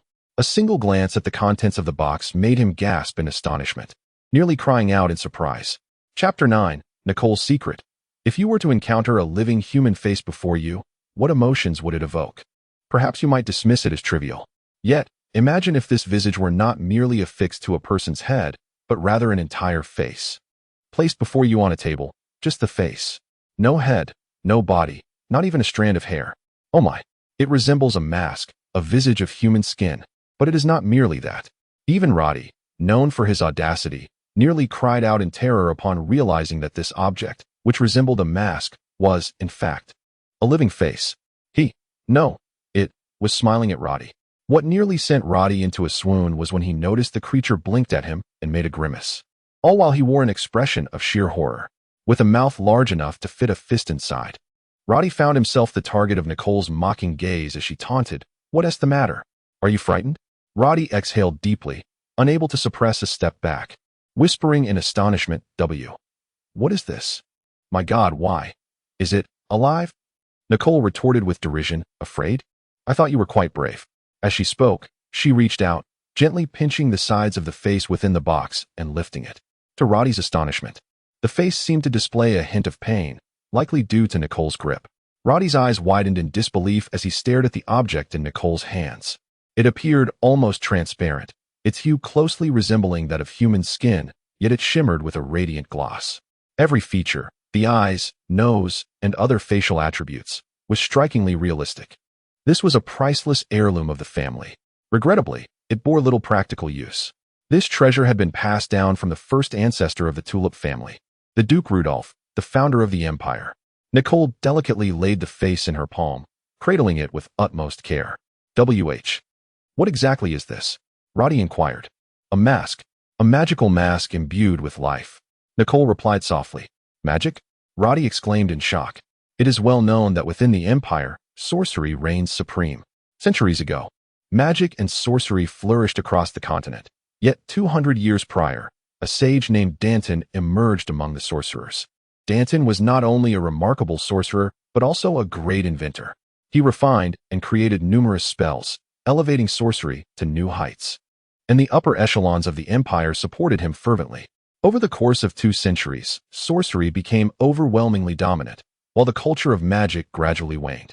Today, few practitioners of magic remain in the empire, and only in the northern continent of Roland, across the Thunder Straits, does the culture of magic thrive.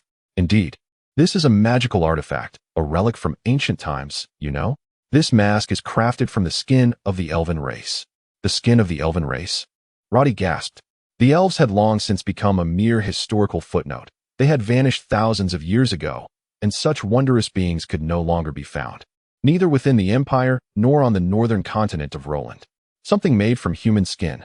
Can it still be considered a sacred artifact? How sinister. Roddy exclaimed. No. Although this object is made from human skin, it is not an evil creation. It was crafted by a renowned archmage of the elven race, who, in his devout faith, fashioned this magical artifact from the skin of his own face before his passing. This devout believer named the mask the smile of the divine. It is said that this archmage lived to the venerable age of 600, his magical prowess reaching unfathomable depths.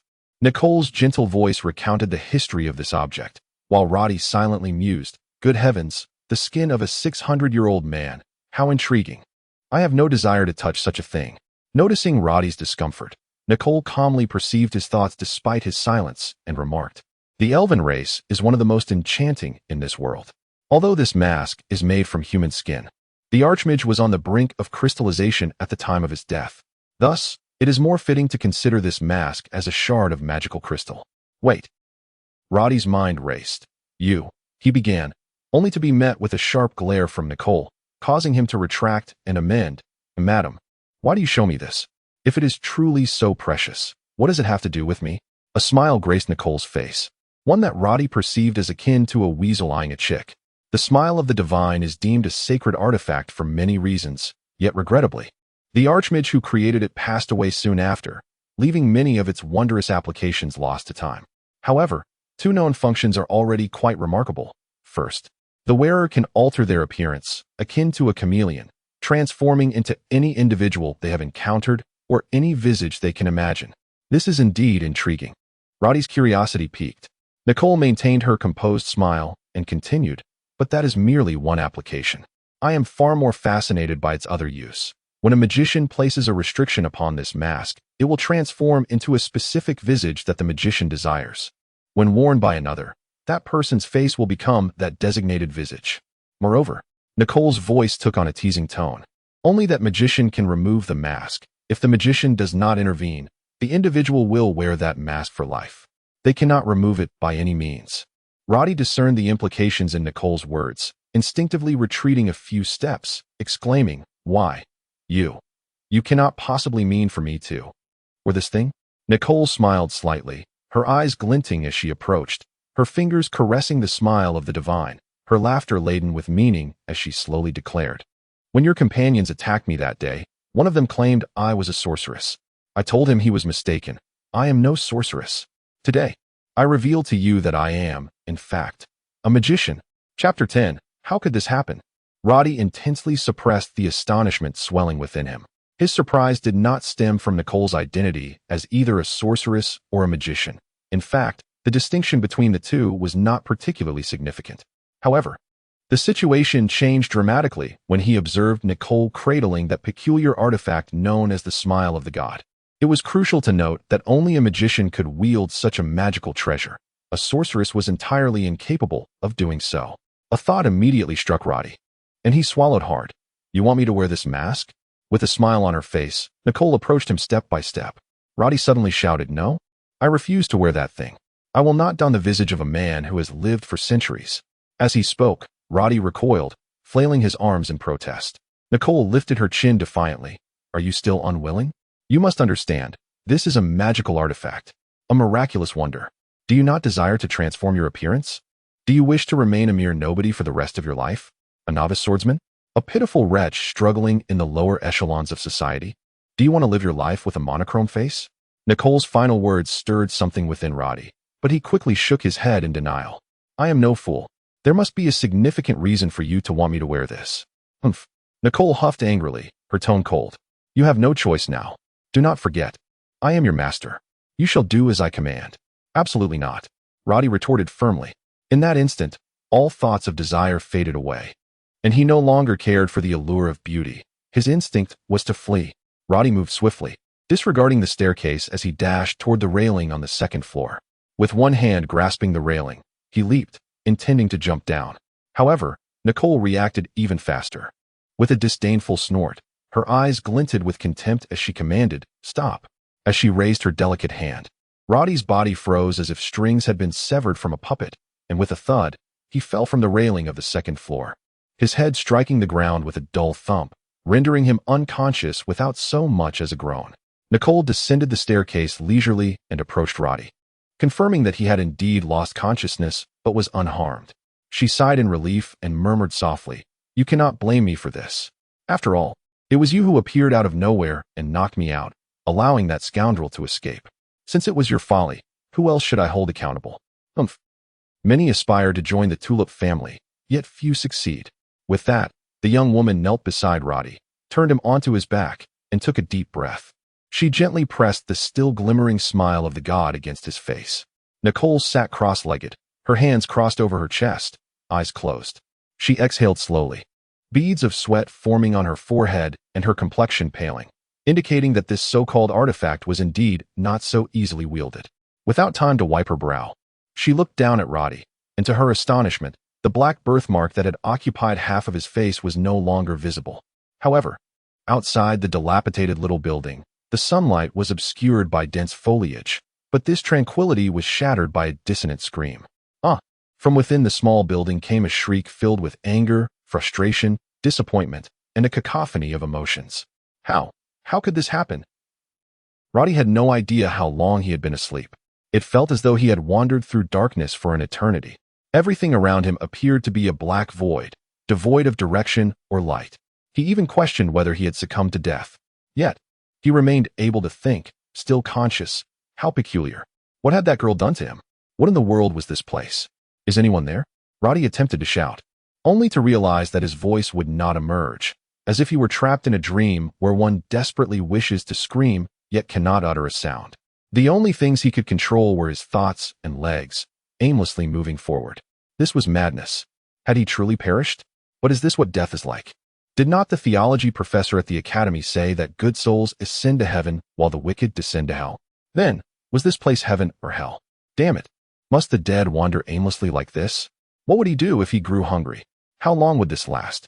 Roddy's vision was engulfed in darkness, which was no different from having his eyes closed. He could see nothing. If only light would grace him one day. If nothing else, a candle would suffice. Roddy could not help but think. Just as that thought flickered through his mind, a glimmer of light suddenly appeared before him. Not far away, a tall candlestick emerged, a massive candle flickering with flame. Alas, the light was too feeble, illuminating only a small area around it. Roddy surveyed his surroundings. Where the candlelight reached was an expanse of emptiness, devoid of anything but a blank void. He glanced down and was startled to find there was no ground beneath his feet. He was suspended in midair without any sensation. As this realization dawned upon him, the candlestick before him transformed into a row of bright flames, illuminating the space as the light surged forth. However, it was still of no use. While the illumination had intensified significantly, the area it illuminated remained a void, lacking substance. Roddy stood there, paralyzed with fear. From yesterday to today, he had encountered far too many events, overwhelming for a young man. Though he was courageous, being utterly alone in such an environment, with no one of his kind around and uncertain about his own existence, was driving him to the brink of madness. Roddy's inner turmoil screamed. Yet he could not produce even the slightest sound. Break this cursed darkness. Suddenly, a longsword materialized in his hand. His mind was spiraling into chaos as he gripped the hilt tightly, trembling all over, gritting his teeth, and then with all his might, he swung the sword down. In the emptiness, a faint sound seemed to resonate, growing closer and louder, until it was as if the sound reached Roddy's ears. Before him, the space appeared to fracture, as though Roddy's swing had cleaved through the dark void of existence. A blinding light erupted from the fissure, and then a tremendous roar echoed in Roddy's mind. Suddenly, darkness engulfed his vision, and he screamed, collapsing into unconsciousness. Chapter 11. The Young Master and the Servant. Nicole let out a painful groan, weakly casting the documents in her hand onto the table. Despite her meticulous planning, she had not foreseen this predicament. She had believed she had discovered a solution to an insurmountable problem. It was crucial to remember that Seth, that rascal, though far from exemplary, was nonetheless the heir apparent of the Tulip family, the bearer of the family's legacy. Most importantly, Seth would graduate from the Imperial Academy in 6 months. He must graduate. He must pass the final assessment, after which His Majesty the Emperor would formally declare him the successor to the title of Duke, becoming the new generation of the Tulip family. Yet, at this critical juncture, he had vanished. Although his behavior had always been unorthodox, this time it was utterly outrageous. He had fled aboard a ship. Once he was at sea, Even the swiftest pursuit would fail to locate him. But what of the Imperial City? What of the Academy? What of the final assessment? Not graduating? Absurd. What status does the Tulip family hold? In the Empire's centuries-long history, no heir of the Tulip family had ever failed to graduate from the Imperial Academy. The family had always been a source of pride for the Empire. If the current heir were to abscond and miss the final assessment, failing to gain the Emperor's recognition for the title of Duke, it would not merely be a shame. It would be a cataclysm for the family. Seth would lose his claim to the title. The Tulip family would forfeit their ducal status. How terrifying. Thus, in her utter desperation, Nicole devised a cunning plan. Coincidentally, that infuriating lad had stumbled into her home. Moreover, from certain perspectives, he was among those who had inadvertently facilitated Seth's successful escape. And he seemed to possess considerable potential. Judging by his demeanor, he appeared to be a decent young man. Although he had erred, his character was not entirely lacking. His swordsmanship was passable at the very least. In truth, Nicole was merely trying to console herself, for even if Roddy were flawed, he had at least managed to be a subpar student at the academy. Conversely, Seth could simply be described as garbage. Furthermore, Roddy was a commoner, a minor figure, making him easier to manipulate. His stature was comparable to Seth's, only slightly more robust, considering she had allowed Seth to take a 3-month leave. This absence would sufficiently blur others' impressions of Seth's physique. Moreover, she could have Roddy lose weight during these 3 months. Thus, after 3 months, using the ancestral technique known as the Divine Smile to alter Roddy's appearance, she could have him impersonate Seth for the final assessment. With dedicated training over these 3 months, he should be able to pass. Mr. Cho himself had remarked on this lad's potential in swordsmanship. In fact, even if he were mediocre, he would surely surpass Seth himself, right? If Roddy could successfully impersonate Seth and pass the assessment, graduating smoothly and earning the Emperor's formal acknowledgement of his title, it would assist the Tulip family in overcoming this dire crisis. Although this course of action was somewhat unfair to Roddy, who dared to assault her carriage and trespass into her home, committing such transgressions against her, he had brought this upon himself.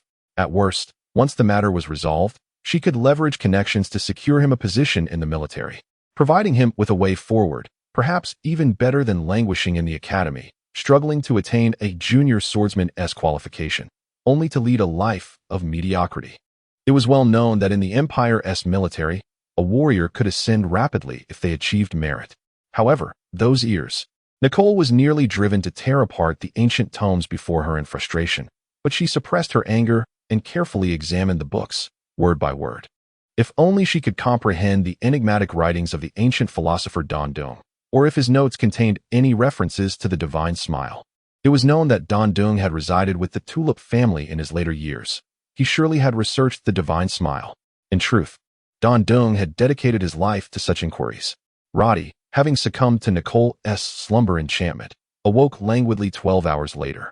The first thing he did was reach for his ears. Upon touching the elongated, pointed ears that surpassed his head, despair flooded his heart, yet he remained undaunted.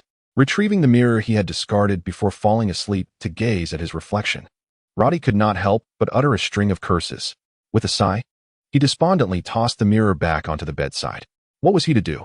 While he had previously been marked by a large birthmark that rendered him somewhat unappealing, it was nowhere near as dreadful as his current state. It was not uncommon for a person to have 2 birthmarks. While he had not faced mockery from the impoverished students, the noble students of the Imperial Academy had been less kind. Yet among commoners, there was camaraderie. After all, birthmarks were not of one's choosing. They were inherited. He had no control over them. Though he had been slightly unattractive, he still resembled a human being. But now, how could he endure this? A person with a birthmark was one thing, but who in the world possessed a pair of rabbit ears?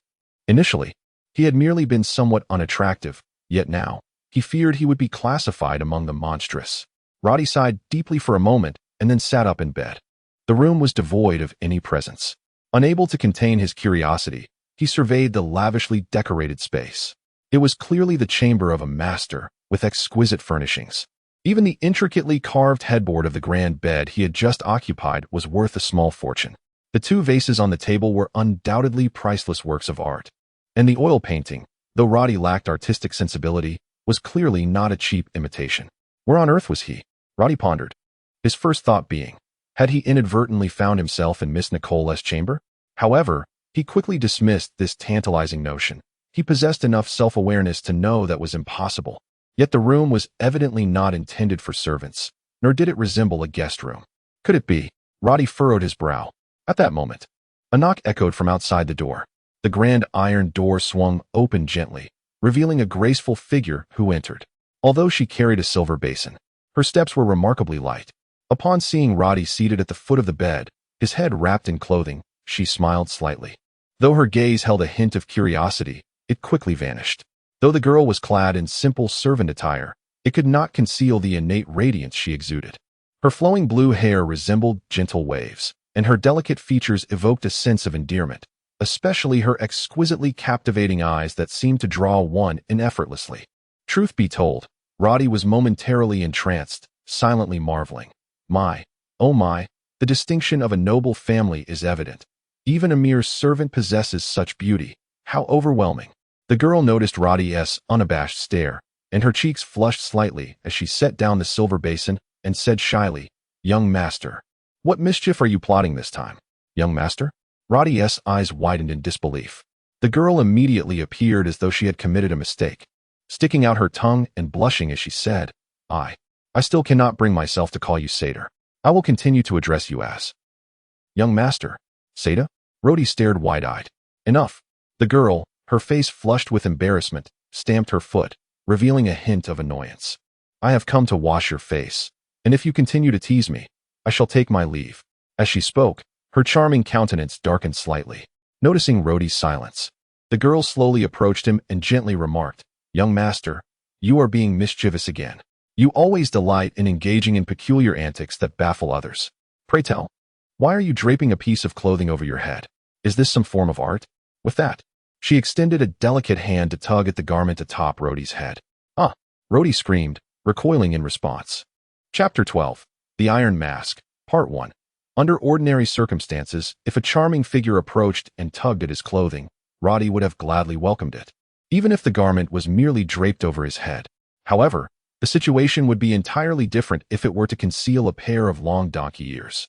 Roddy gasped, instinctively recoiling, and with a swift motion, he tumbled off the bed with a roll. "Ah, young master Sate." The girl stared wide-eyed, her expression a blend of astonishment and fear. You. Don't come near me." Roddy, too flustered to rise, waved his hands from the floor. The young lady smiled, a mischievous glint in her eyes. "What's the matter with you?" She giggled, reaching out to him. At that, Roddy rolled away and ducked beneath the bed, calling out in a muffled voice, "Don't come near me." I. Frowning, the girl asked, "What are you stuttering about?" "Young master Sate, what is wrong with you?" She then lowered her head, whispering, "Miss Nicole." Nicole waved her hand dismissively. "Enough, Angie. You may leave. I will handle this." Without a moment's hesitation, the young maid set down the silver basin and hurriedly exited the room. Having been with the Tulip family for quite some time, she understood that although the young master was the heir, Nicole was the true head of the household. Nicole's demeanor toward the maid was not particularly warm. In fact, her frustration with her inept brother extended to those around him. With a hint of regret, Nicole spoke softly, I can't manage it just yet, but I will find a way soon. There's still something else." "What other nonsense is there? How am I supposed to face anyone with these cursed ears?" Roddy nearly shouted. Nicole's expression darkened. "How dare you speak to me in such a tone? Have you forgotten your own status?" She paused, her voice low and firm. "Though we are facing a minor predicament, do you truly believe you have the right to raise your voice at me? Let us not forget your own transgressions, your misdeeds. Whatever punishment I deem fit would be entirely justified. And yet you dare to yell at me." Roddy was immediately silenced. Indeed, he was still a servant in this household. Where in the world does a servant raise their voice at their master? Moreover, setting aside the fact that he had attacked the Tulip family, merely recalling his previous indiscretion against her was sufficient grounds for her to treat him as she pleased. "Come out. What are you doing in there?" Nicole snapped coldly. Roddy promptly obeyed, crawling out from under the bed and standing before her, compliant. Her words held undeniable power, and he stood straight, suppressing any hint of discontent, at least outwardly. What a joke. Long ears could be concealed beneath a hat, but if his nose transformed into that of a pig, he would be utterly doomed. Would he have to hide his face from the world forever? Exactly, Nicole remarked, satisfied as she regarded Roddy.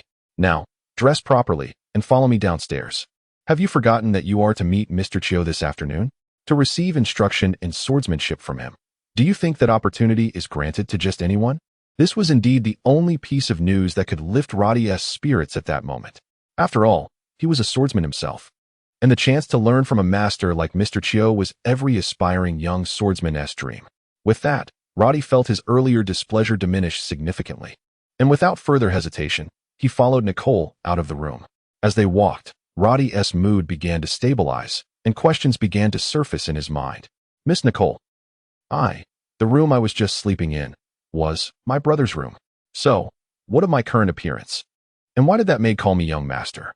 Roddy quickly sealed his lips. After all, he was a servant at this moment. He had initially thought he could directly visit Mr. Chiu in the courtyard from the previous day, but unexpectedly, Nicole did not lead him there. When Roddy caught sight of the dilapidated two-story building ahead, his first instinct was to run. Why are we back here? He eyed Nicole warily. This woman had previously adorned him with that so-called divine smile, resulting in the addition of rabbit ears. Now, she was bringing him back here again. What was her intention? As Roddy hesitated, contemplating whether to follow Nicole inside, she coldly remarked, "Why are you hesitating?" Roddy glanced at the small building and then at Nicole's face. Though he remained silent, his expression conveyed his thoughts. "Didn't Tiwi say to meet Mr. Chiu?" he pitifully inquired. "You fool." Nicole replied nonchalantly. "In your current state, with this face, how can you possibly meet Mr. Chiu? I do not wish for this secret to be revealed." While Roddy was still pondering, Nicole grew impatient, grabbing his arm and dragging him into the building. A secret? Something she didn't want others to know? His current face? Heaven above. An idea suddenly flashed through Roddy's mind. This woman, she couldn't possibly be considering that, could she? That would be utterly absurd, beyond reason. Chapter 13. The Man in the Iron Mask. Part 2. Without granting Roddy any opportunity for fanciful thoughts, Nicole had already pulled him into the lobby of the small building on the first floor. Before them lay a table adorned with a silver object, subtly emanating a soft glow in the dimly lit room. Roddy immediately recognized it as a mask, a silver mask. Nicole stood casually to the side and bluntly instructed, "Put it on." Roddy hesitated, recalling the last time he had donned something strange. What would this mask bring? Last time, it had bestowed upon him rabbit ears. What would it be this time? A pig snout, perhaps? Nicole, observing the boy's face filled with trepidation, couldn't help but chuckle softly and reassured him, "Fear not. It is merely an ordinary mask." "But why must I wear this mask?" he questioned, perplexed. This woman had gone to such lengths to alter her appearance only to have him conceal his face. Was she out of her mind? Nicole, uninterested in elaborating, retorted coldly, "Because it is my command." Roddy sighed, thinking to himself, as expected. He had already begun to glean Nicole's intentions, yet the madness of the situation was undeniable. Nicole watched with satisfaction as Roddy placed the silver mask upon his face. He was tall and upright, and the mask was exquisitely crafted. Though the long ears protruding from it were somewhat conspicuous, combined with his flowing hair, he exuded an air of nonchalant mystery. The mask was indeed cleverly designed, and Roddy found it not suffocating, though he lamented, "What about my ears?" But disappointment soon followed. Nicole retrieved 2 small items and handed them to Roddy. Earmuffs commonly used by nobility during winter to keep warm. She presented him with the largest pair, stating simply, "Fold your long ears down and wear these." Fortunately, although his ears had elongated, they were still soft. After folding them and donning the earmuffs, Roddy felt a slight ache but dared not voice any objections. Nicole approached him, gently arranging his hair to cover his ears, ensuring that nothing was visible. "Satisfied," she remarked. "All done." Unbeknownst to her, her tone had softened considerably. In truth, aside from the anger she felt from Roddy's earlier unwelcome advance, Nicole harbored no significant prejudice against the youthful boy who was 2 years her junior. In fact, she admired him. After all, he had dared to infiltrate her home to rescue a friend, disregarding his own safety. Even Mr. Chiu praised his talent in swordsmanship. Comparatively, she wished her own inept brother possessed such qualities. At least then, she wouldn't have to worry so much about the family's future. As for that kiss while she was unconscious, well, she could dismiss it as youthful folly. Roddy remained enveloped in a sense of happiness, unaware that Nicole had released her hold. The next moments unfolded in a blur as she led him to the courtyard from the previous day. Upon arrival, Mr. Chiu was already standing in the yard, clad in his signature gray attire, his iconic white hair cascading gently at his sides. This time, he wielded a noble's long sword rather than the large sword typically reserved for battle. Finally, Roddy's attention shifted from Nicole to Mr. Chio's remarkable presence. Although he had encountered many swordsmanship masters, those at the Imperial Academy were renowned, and their characteristics were often quite pronounced. In Roddy's memory, such masters exuded a fierce aura, almost as if they were eager for others to recognize their prowess. Mr. Chio, however, was entirely different. He stood there casually, devoid of any intimidating presence or demeanor. From a distance, Mr. Chio spotted Nicole and Roddy, his interest piqued by the silver mask adorning Roddy's face. Before Mr. Chio could speak, Nicole smiled and explained, "His appearance is rather unique, so we decided to mask it." Recalling Roddy's striking yin-yang face from the previous day, Mr. Chio smiled faintly and nodded. Subsequently, the esteemed swordsman, acknowledged as the foremost master of swordsmanship in the capital, offered no pleasantries to Nicole, but instead said in a nonchalant tone, "Shall we begin?" With that, he cast a brief glance at Nicole, who smiled gently and discreetly departed. Mr. Chio turned his attention back to Roddy, saying softly, "You need not feel nervous. In truth, I cannot impart much. It will merely be a few simple pointers. Well, I cannot teach you specific techniques, but if you have any questions about swordsmanship, feel free to ask. I believe I can provide you with answers." Roddy was indeed quite tense, overwhelmed by the honor of receiving guidance from Mr. Chio, the widely recognized future Holy Sword Warrior. "Is there nothing you wish to inquire?" Mr. Chio inquired with a slight smile. "Yes." Roddy quickly nodded. "Mr. Chio, do you have any disciples?" Mr. Chio paused, taken aback by the question. After a moment of contemplation, he replied, "Why do you ask this? I can tell you. I have no disciples." "Oh." Roddy nodded gently, his mind racing with thoughts. Mr. Chio's expression shifted slightly as he continued, "In fact, I was supposed to have a disciple, but unfortunately, I have yet to meet him. He fled before I could formally accept him." "Fled?" Roddy exclaimed incredulously. "Is there truly such a fool?" If Mr. Chio were to take on a disciple, candidates would line up from the emperor's princes to commoners. Even circling the capital thrice wouldn't suffice. To pass up the chance to become the disciple of a holy sword warrior is sheer folly. Then, Roddy cautiously ventured, "Do you plan on taking on disciples in the future?" "Perhaps," Mr. Chio replied ambiguously. Then, Roddy's tone grew even more tentative. "What would one need to qualify as your disciple?" Mr. Chio regarded Roddy intently and replied, "This question would be of no use to you." He smiled at Roddy, adding, "I will not take you as a disciple, so you need not pursue this inquiry further." "Why not?" Roddy blurted out. Sighing softly, Mr. Chio responded, "I have my own reasons." Roddy wisely chose to remain silent. Since Mr. Chio was unwilling to elaborate, it was best for him to refrain from pressing further. After all, receiving even a modicum of guidance from Mr. Chio was a rare opportunity. "Is your curiosity satisfied? Shall we commence? My time is limited, so I cannot linger here for long." Mr. Chio smiled. Though they had met only twice, he felt a certain fondness for the young boy before him. Roddy immediately nodded, temporarily setting aside his desire to become a disciple. After a moment of contemplation, he inquired, "Yesterday, you shattered my sword. What technique did you employ?" "I recall only parrying twice, yet my sword was broken into several pieces." Mr. Chio pondered for a moment before suddenly asking, "Do you wish to learn this?" Without hesitation, Roddy affirmed with a resolute nod. Chapter 14. Entering the hall. The sword, unlike other weapons, possesses dual edges. It can thrust, slice, and cleave. Each swordsman cultivates their unique style of swordsmanship. For instance, some warriors excel with the broadsword on the battlefield, which emphasizes brute strength, thus requiring less finesse and technique. Conversely, others may specialize in the long sword, where, although they may lack in sheer power, their technique is often intricate and sophisticated. I am aware of these principles. You must have studied them before and possess a solid foundation. However, I must inform you that these are merely the rudimentary theories, a far cry from the more advanced swordsmanship. It is not to say that those wielding broadswords inherently lack skill compared to those with long swords, nor that long swords are always inferior in strength. This is a commonality in martial arts, regardless of the weapon employed, be it sword, knife, or another tool. Once one reaches a certain level of mastery, the focus shifts beyond the mere manipulation of the weapon itself, its techniques, or power. What I am conveying is the principle of external to internal. For example, yesterday, I severed your sword into several pieces with just 2 strikes. Why was that? Mr. Chiu smiled gently at Roddy. Roddy pondered this, his face flushing, though concealed by his mask. He tentatively suggested, I heard that a master's speed of swordplay is astonishing. Could it be that you struck so swiftly that I could not perceive your movements?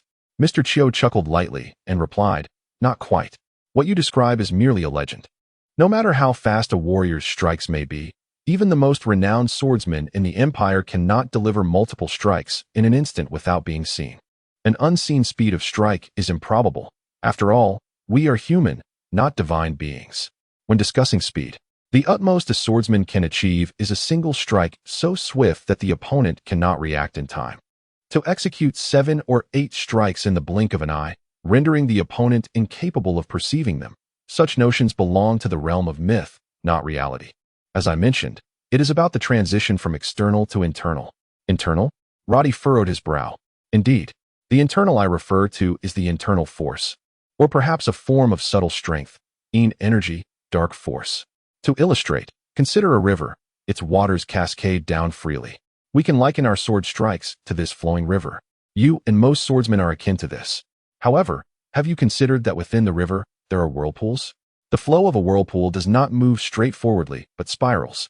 Thus, this form of power is distinct. Roddy seemed to catch on, nodding slightly. Mr. Chiu crouched down, suddenly extending his hand to plunge his fingers into the earth, grasping a handful of soil and molding it into a ball. Now you continue. With that, Mr. Chiu tossed the clump of soil towards Roddy. Roddy instinctively caught the clump, then absent-mindedly tossed it in his hands. After a moment of contemplation, he said, I believe I understand. If I may draw a comparison, our strikes as ordinary swordsmen resemble the clump of soil you just threw. Its force and direction are clear and traceable. A thrust is a thrust, a slice is a slice. A chop is a chop. But once one attains a higher realm, the situation changes. Roddy flicked his wrist, throwing the clump of soil, but this time, his fingers applied a slightly different force. The clump did not travel in a straight line. Instead, it began to spin. Mr. Chiu smiled faintly, saying, very good, very good. Your understanding is swift. Roddy felt elated and exclaimed, so, I comprehend now. Yesterday, you shattered my long sword into several pieces not because of speed. In fact, you only struck twice. It was your skillful application of force, utilizing hidden energy, to break my sword. Roddy pondered for a moment and continued, or rather, it transcends mere swordplay. It is a technique of power. This technique, even if not applied to swordsmanship, could be employed with other weapons, correct? As he reached the conclusion, Roddy's tone grew increasingly animated, his voice rising with excitement. Mr. Chiu nodded but then solemnly stated, these are not particularly profound concepts. Generally speaking, once your swordsmanship reaches a certain level, you will grasp these principles. Even if one day you truly comprehend them, you will still be an ordinary swordsman, perhaps slightly more skilled than others, but that does not constitute a true master. Roddy immediately inquired, then what defines a true master? After some thought, Roddy sighed. Certainly, it is the sorcerer. Why is that? Roddy pouted, a gesture Mr. Chiu could not observe, but his voice carried a tone of frustration. Isn't it obvious? An advanced swordsman can slay a few foes with a single strike, whereas a powerful sorcerer can devastate entire areas with a spell, causing mountains to crumble and lightning to strike. Mr. Chiu chuckled softly. If you believe that swordsmen cannot contend with sorcerers, then why do warriors still exist? Shouldn't everyone simply become sorcerers? Roddy was momentarily taken aback. This was a question he had never contemplated. Observe closely. Mr. Chiu's expression turned serious. He raised his long sword skyward, his demeanor grave. In that instant, the world around Roddy seemed to transform. If previously Mr. Chiu had exuded no particular aura, akin to a sword sheathed, now this sword had been drawn. A chilling air of ferocity enveloped Mr. Chiu. Roddy beheld a peculiar sight. Everything surrounding Mr. Chiu appeared to revolve around him. Although the courtyard remained unchanged, the trees still stood as before. To Roddy's eyes, the entire space seemed to warp. All things seemed drawn to Mr. Chiu, as if an unseen hand were pulling everything toward him. Though it was merely a fleeting illusion, Roddy did not dare to relax.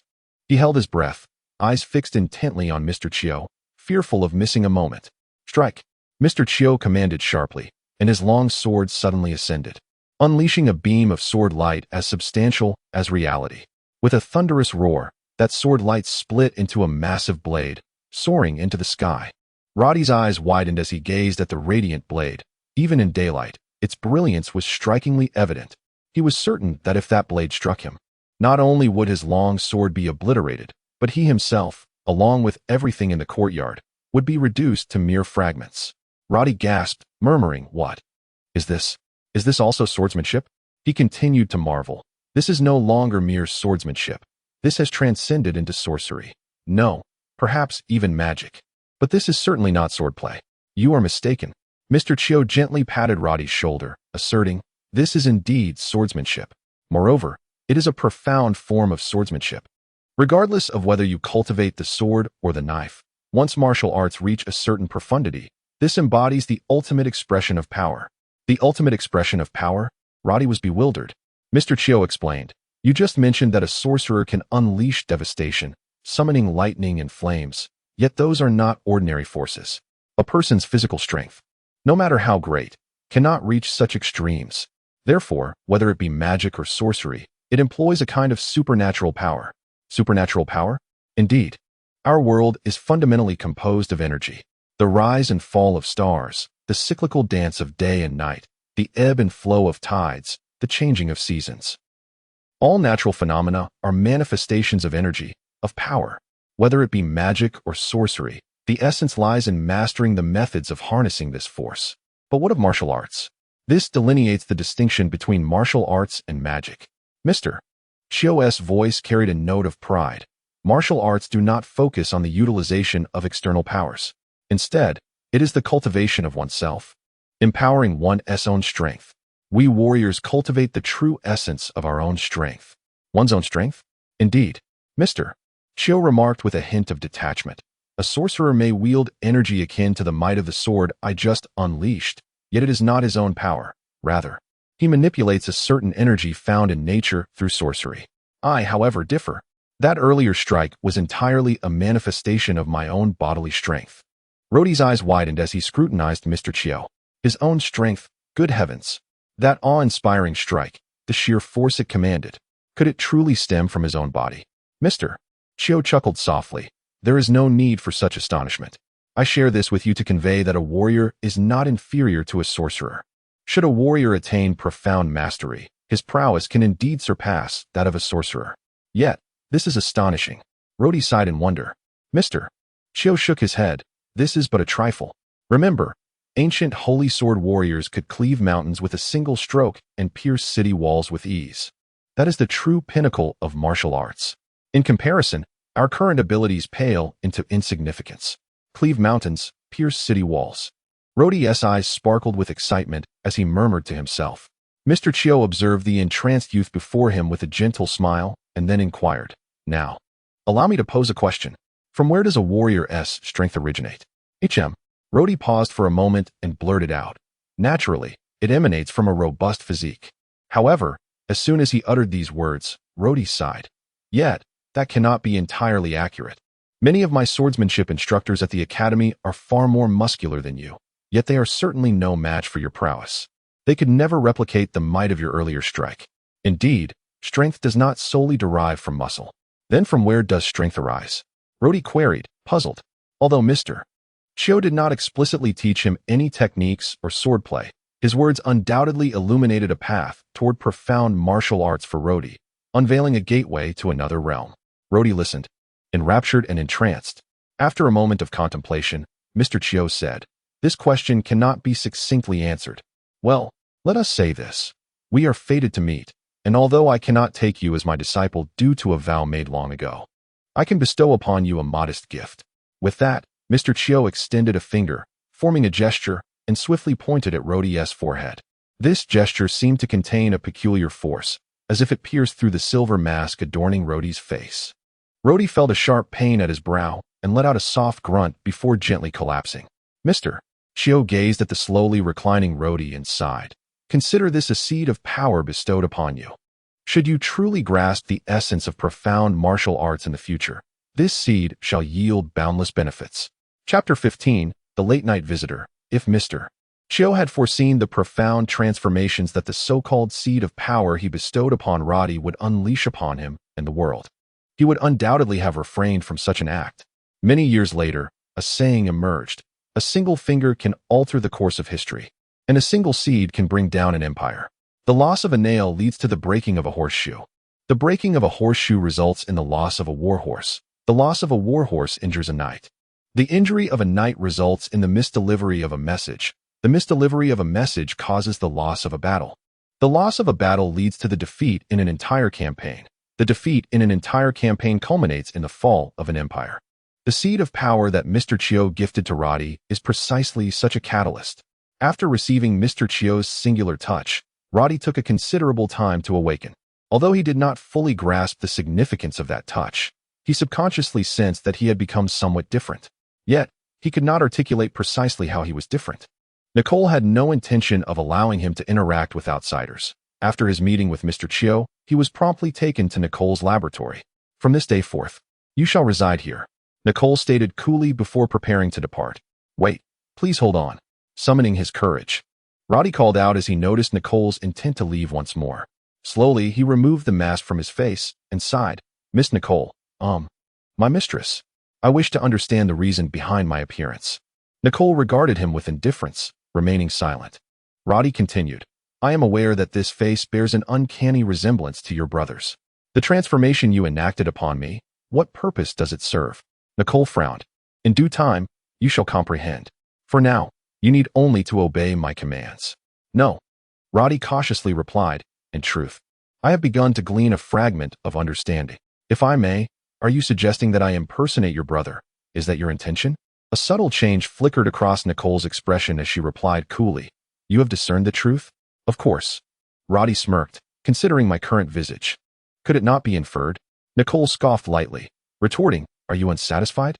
Bear in mind, my brother is renowned in the capital for his striking good looks.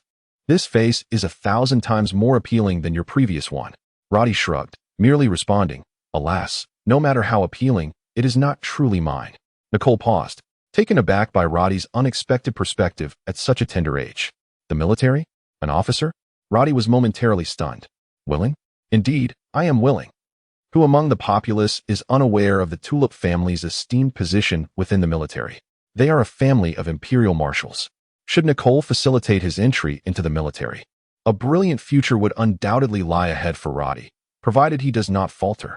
This opportunity far outweighs the prospect of remaining in the capital as a nameless warrior. Even if he were to become a warrior, what then? Unless he attained a level of prowess akin to Mr. Chiu, the capital is teeming with ordinary warriors. Most of those who fare slightly better merely serve as bodyguards and attendants for the aristocracy, while many others descend into the streets, reduced to thuggery, akin to the very acts Roddy and his companions had previously committed. The light of ambition gleamed in Roddy's eyes. What young man does not aspire to rise above the common fray, especially someone of Roddy's humble origins? Though he remained silent, his expression spoke volumes. After a moment of contemplation, Roddy solemnly declared, Very well, I accept your proposal. However, I have but a singular request. A mere trifling request. What? Nicole chuckled softly. This is hardly a significant matter, but I must caution you.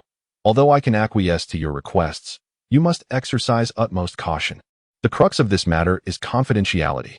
You must not divulge your impersonation of my brother to a soul. Should this secret escape, Though Nicole did not elaborate on the consequences, her mere hum caused Roddy to clamp his mouth shut in trepidation. Good heavens! She even conjured a pair of rabbit ears for herself. Who knows what other feats this woman is capable of? Roddy nodded. Then may I peruse those books? He gestured towards the towering bookshelves, brimming with classical tomes. Nicole sighed inwardly. Her brother Seth had been confined here for reflection countless times due to his misdeeds. Yet that indolent fellow never once glanced at those books, always scheming his escape instead. This lad before her, albeit a bit foolish, displayed a commendable desire for self-improvement. What a pity!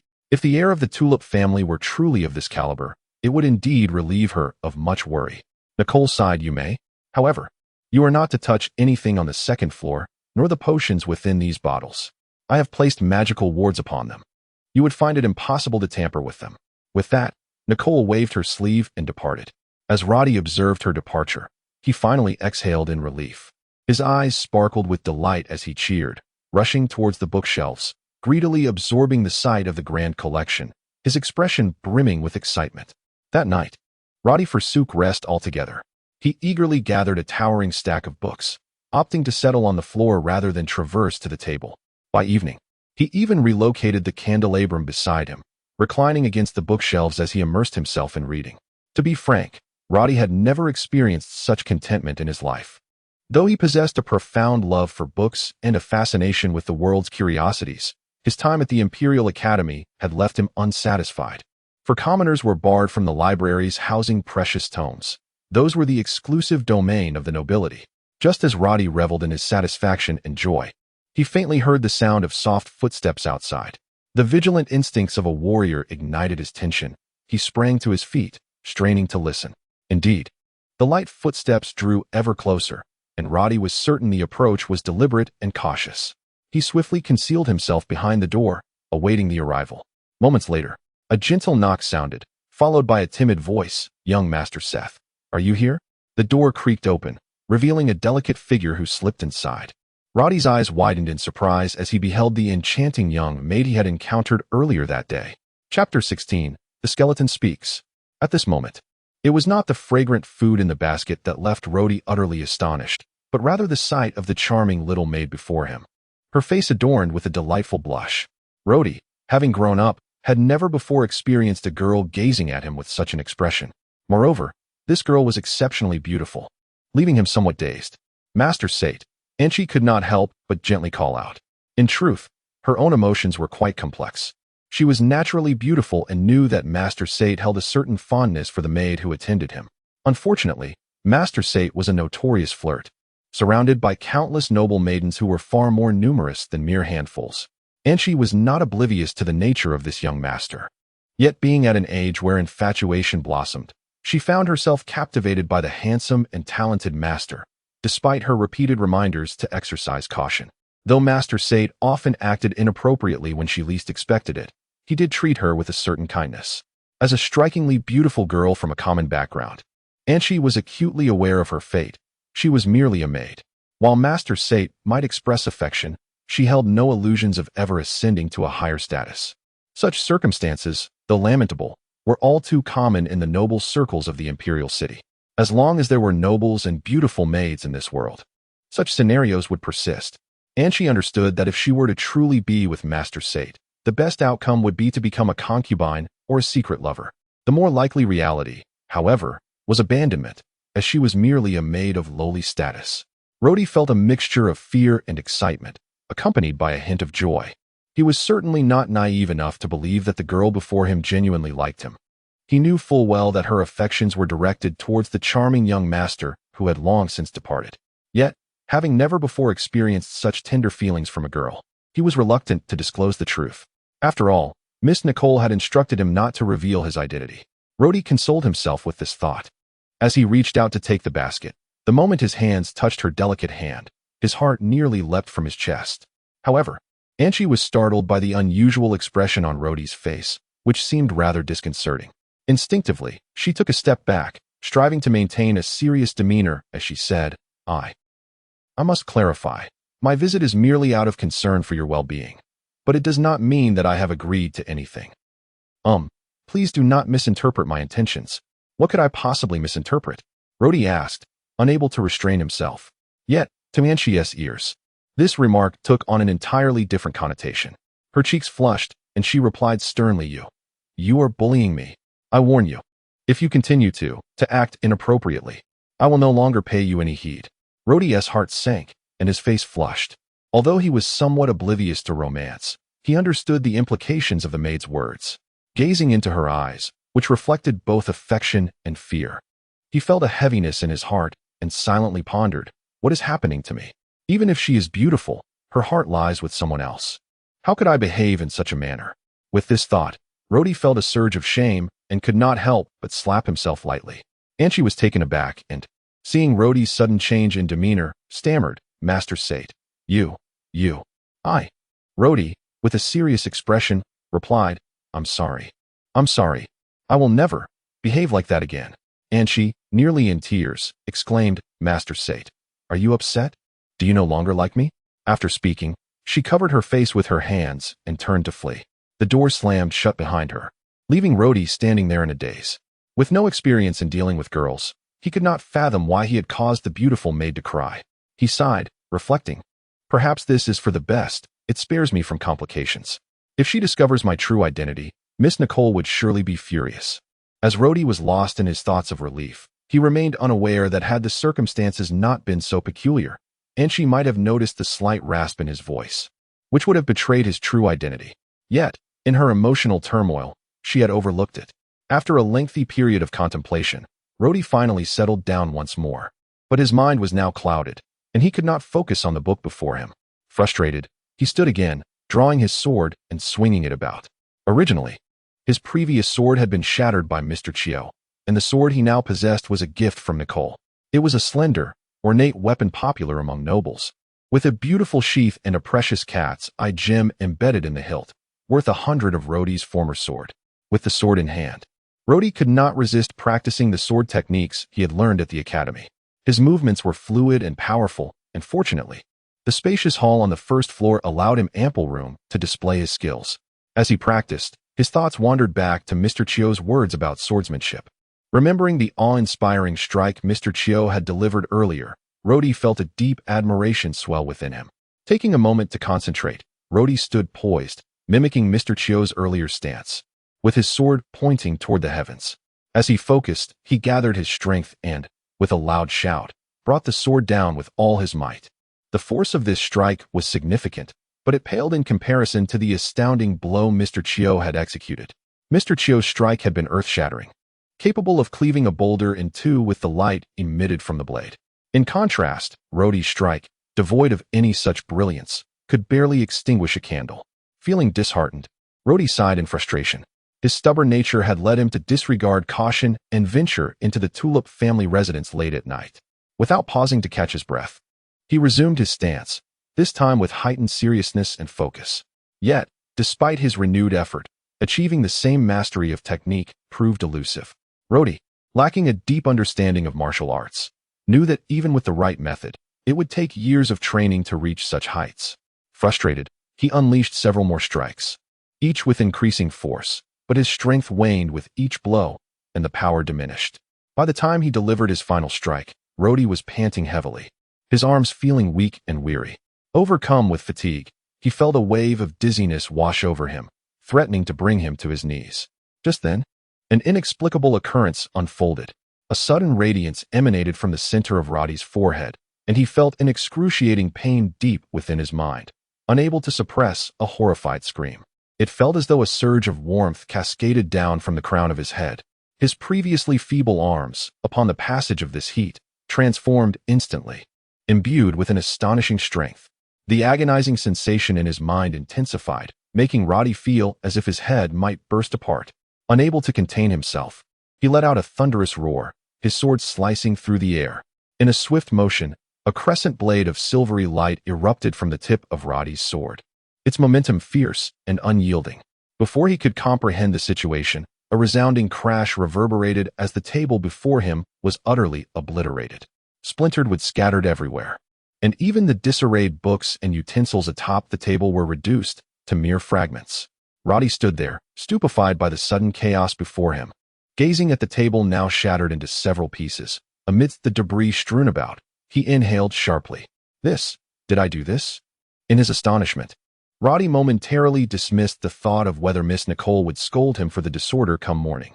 He hefted his sword, inhaled deeply, and bellowed once more, striking out with renewed vigor. This time, not only did the light blade elude him, but with a force driven by his surging emotions. The sword slipped from his grasp and soared away. Roddy was momentarily paralyzed with fear. The sword hurtled directly towards a massive iron rack at the edge of the hall.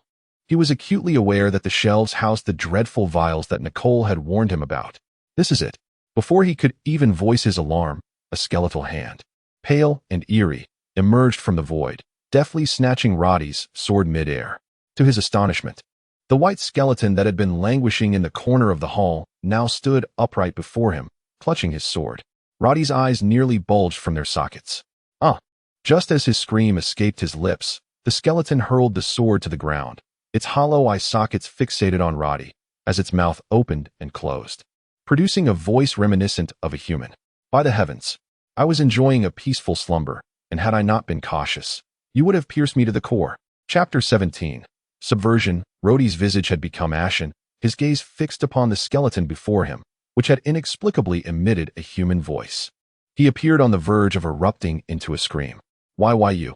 Rhodey felt his tongue falter. An understandable reaction given the circumstances. Awaking to find a skeleton conversing with him in the dead of night was enough to unnerve even the most stalwart individual. What are you? A person? He finally managed to utter, his courage bolstered slightly. A person? The skeleton's mandible moved in articulation. Do you perceive me as such? Rhodey cautiously sidestepped, wary of the entity's potential malevolence. Then what precisely are you? Though he posed the question, Rhodey's eyes were drawn to the sword on the ground, contemplating how to retrieve it. Do you desire this blade? The skeleton's query startled Rhodey. Without hesitation, he responded reflexively. How did you know? The skeleton extended a clawed hand, seized the sword, and tossed it gently toward Rhodey, who caught it and immediately adopted a defensive stance. Do you intend to engage me in combat? The skeleton inquired, facing Rhodey. Frankly, Rhodey's legs felt unsteady, yet he persevered, demanding, What are you? I am Andy, merely a skeleton, the entity replied in a monotone. Your prowess is insufficient. It would be prudent to refrain from confrontation. Andy? Skeletons possess names. Rhodey could scarcely believe his ears. Why not? The skeleton retorted with a hint of displeasure. Why should a skeleton not bear a name? My appellation was bestowed upon me by my master.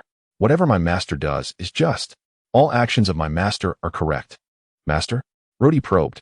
Who is your master? Is it Mistress Nicole? Nicole? Who is Nicole? My master's name is not Nicole. The skeleton's voice was subdued, but the subsequent declaration nearly caused Rhodey to leap out of his skin. My master's name is Danton, the skeleton proclaimed. Danton? Danton the sage? This jest had gone too far. A talking skeleton left behind by Danton? A skeleton with its own name? Rhodey had heard of powerful mages or warlocks who could manipulate objects, and of Northern Roland's mages controlling skeletal soldiers. Yet, a talking, thinking skeleton was unheard of. If it were indeed a creation of the great sage Danton, Rhodey could not bring himself to consider it human. It would be at least 2 centuries old. Furthermore, even if it were a magical construct, could a spell endure for such a duration? The notion was preposterous. Rhodey's face blanched as a terrifying thought surfaced, a thought that startled him. If the skeleton were not a magically animated object, surely no spell could persist for over 2 centuries. Then the only remaining possibility was that the skeleton was sentient, a living being. Good heavens, a living being. Danton had created a living skeleton. Rhodey stared at Andy, his face pale. Were you created by Danton? He asked, emphasizing the word created. Indeed. Good heavens. Rhodey groaned. This revelation overturned the Empire's entire theological framework. All life is divinely created. This axiom implied that all life originated from a divine source. Only a god could create life. Humans, despite their ingenuity, could not create life ex nihilo. Procreation was merely a form of self-replication. The Empire's foremost theological tenet proudly declared that all things were created by a god, the sole originator of life. Yet, Danton, the Empire's greatest sage, had shattered this immutable truth. Have you been here all along? Rhodey inquired, swallowing hard. Yes. Andy's voice was somber. My master instructed me never to leave, for my existence would cause significant trouble. Trouble? Rhodey chuckled bitterly. It would be a monumental issue. If it became known that Danton had created a life form, he would be deemed a heretic and executed, regardless of his contributions. That is a challenge to the authority of God. It was a subversion. So you have remained here, for 2 centuries? Rhodey felt his mind reeling. I am unsure. I have simply been here. But people come and go. Have they never discovered you? Andy's tone became eerie. My master taught me a method of slumber.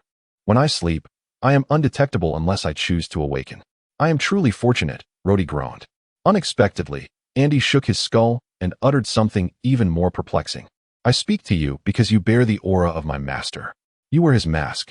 Were it not for that, I would not deign to converse with you. Rhodey instinctively touched his face and exclaimed in horror. You mean the smile of the gods?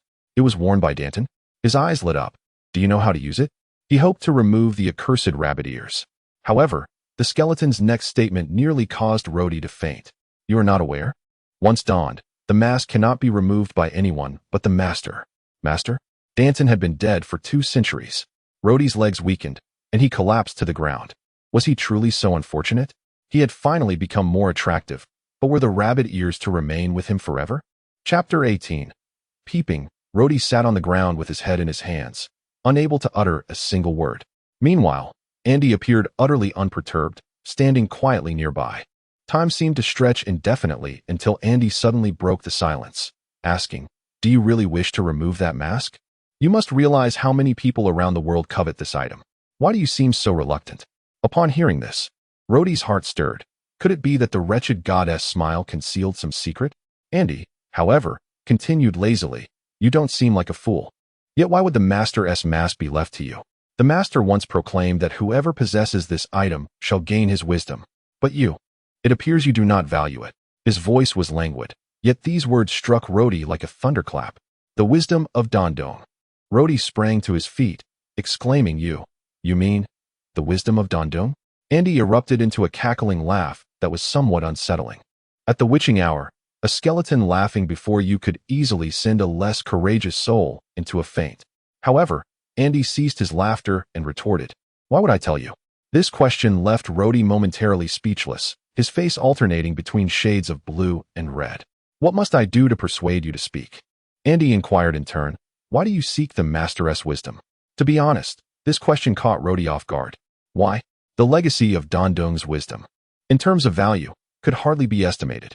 Possessing such wisdom could lead to unimaginable feats. Yet, what relevance did this hold for a mere commoner like him?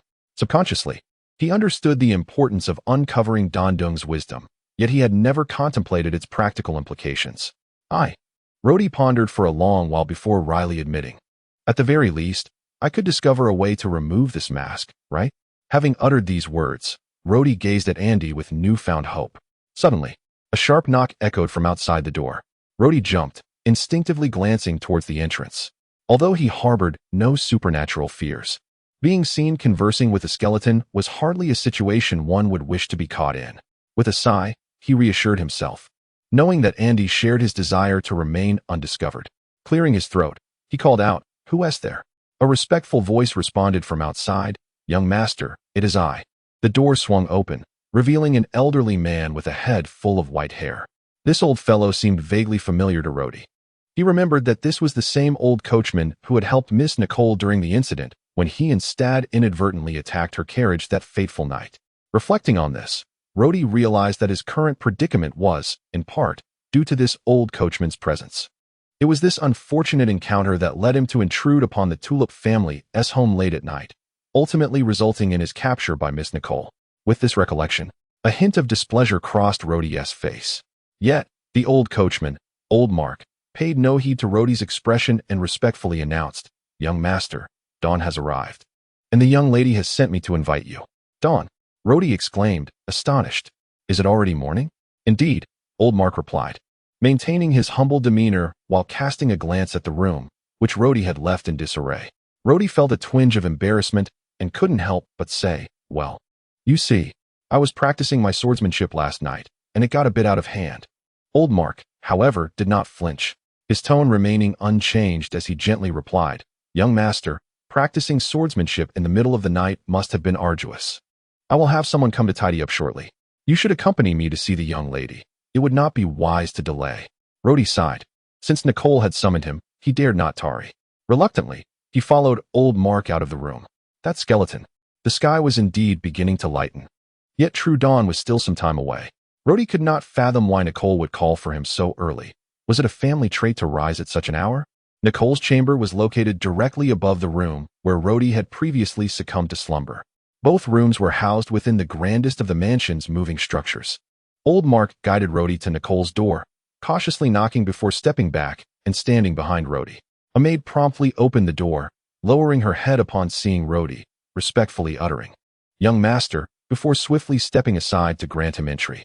Rhodey braced himself and entered the room. Nicole's chamber, while slightly smaller than Set's, was adorned with even more exquisite decorations. The delicate trinkets on the bed and the vanity added a touch of gentleness to the space. Nicole was not present. Her voice emerged from behind a screen in the corner, instructing, "Stand there and do not move. Wait for me to finish dressing." Behind the screen, a maid was assisting Nicole with her attire, carefully fastening the intricate ribbons and buttons of her gown. Rhodey could not help but steal a glance toward the screen. Though separated by the barrier, he could see Nicole's graceful silhouette cast upon it, the sight of her dressing igniting an involuntary quickening of his heartbeat. A peculiar thought crossed Rhodey's mind. If only he could see through that screen. Just as this thought flickered, he suddenly perceived a brilliant light before him. To his astonishment, the screen truly transformed into transparency. Chapter 19. The Family Outcast. Roddy's scream was not particularly loud. Yet he immediately realized his indiscretion and instinctively covered his mouth with his hand. His eyes, however, remained fixated on the screen, for at such a moment, diverting one's gaze would be utterly unmanly. Fortunately, Nicole had finished dressing and slowly emerged, casting a fleeting glance at the still-stunned Roddy before casually inquiring. "What were you just saying?" Roddy dared not utter the truth. How could he confess to Nicole that he had gained the ability to see through walls and had witnessed her changing clothes? Thankfully, Nicole had no intention of pursuing the matter further, simply stating, "You will accompany me today." Without waiting for Roddy's response, she strode toward the door.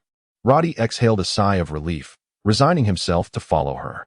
Nicole's silhouette was before him, yet no matter how hard he stared, the earlier ability to see through walls would not return. How bizarre, he mused with a sigh. The Tulip family truly lived up to its reputation as the military's divine family. Their martial spirit was indeed unparalleled among noble households. The sheer size of their training ground was enough to leave Roddy in awe. This training ground was as expansive as the venue for the swordsmanship class at the Imperial Academy. It was worth noting that the Academy's training area could accommodate hundreds of practitioners at once. This vast chamber stood more than twice the height of an ordinary room, with weapon racks lining both sides, stocked with everything from simple accessories to battlefield spears and various arms. The surrounding walls appeared to be constructed of a remarkably hard stone, which was hardly surprising, as it was inevitable that weapons would slip from the hands of fighters during intense practice, and ordinary walls would have long since crumbled under such force.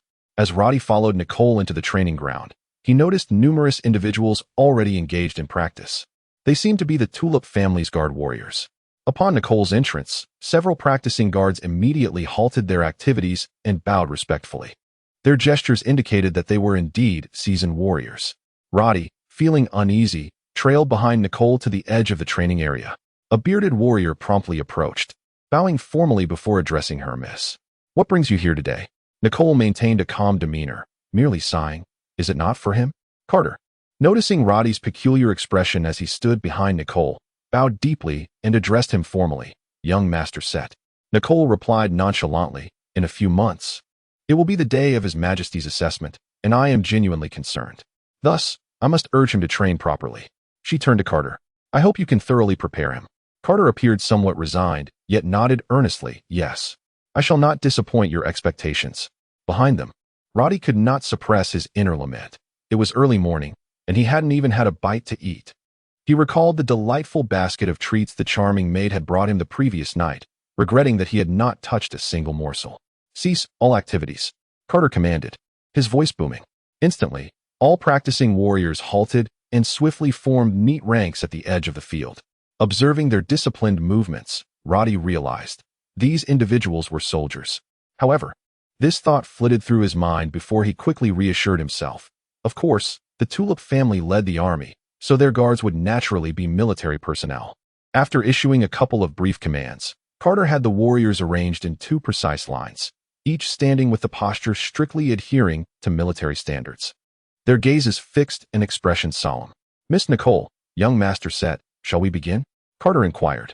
Roddy discerned the warning in Nicole's tone and, albeit reluctantly, stepped forward. Carter hesitated momentarily. Having served the Tulip family for years, he was acutely aware of young Master Set's capabilities. Although he dared not voice it, he knew very well that young Master Set was hardly cut out for military life. His strength could best be described as abysmal. Even a first-tier warrior could easily overpower him. However, training this young master posed quite a dilemma for Carter. He feared that a careless blow from one of his subordinates might embarrass the young master, who was, after all, his own master. Such a situation would undoubtedly be inappropriate.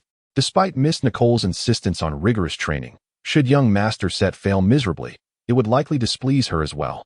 It was well known that the family's guards held little respect for young Master Set, although they revered the Tulip family due to their military background. Young Master Set's behavior had earned him no admiration. In the eyes of many, His greatest contribution was to tarnish the proud name of the Tulip family. Yet Miss Nicole was different. She was exceptional in every regard, truly deserving of the title of beauty and talent, a true scion of the Tulip lineage. Moreover, she treated everyone with kindness, her beauty elevating her to a goddess-like status among the young warriors, many of whom privately believed that if Miss Nicole were not a woman, she would undoubtedly be the rightful heir to the family. If that inept young master were to embarrass himself and provoke the ire of their esteemed lady, it was a fate none of the young warriors wished to witness. Fent, step forward. Carter deliberated briefly before resolving to call out. A young warrior at the back of the line promptly stepped forward. He appeared quite youthful, and upon hearing his name, his face lit up with excitement. It was clear that in the presence of Miss Nicole, Carter had not called anyone else. Thus his exhilaration was understandable, and the warriors behind him looked on with envious gazes. Carter declared, "Fent, today you shall spar with young Master Set." After saying this, he approached Fent and quietly advised him, "Be cautious with your strikes, understand?" Fent stood tall and straight, responding with enthusiasm, "Yes." Nicole glanced at the young warrior and suddenly spoke, "No, I require you to give it your all. My goal is to properly train my brother. So do not hold back because he is my sibling. That would only disappoint me. Do you understand, Fent?" Fent gazed at Nicole with reverence, exclaiming, "Yes. I will not let you down." Roddy thought to himself, why should he speak in a way that might upset Miss Nicole? Moreover, if he insisted Fent to hold back, young Master Set would likely feel humiliated. Yet, fortunately, Fent was the youngest and least skilled warrior under his command, having only recently passed the warrior examination.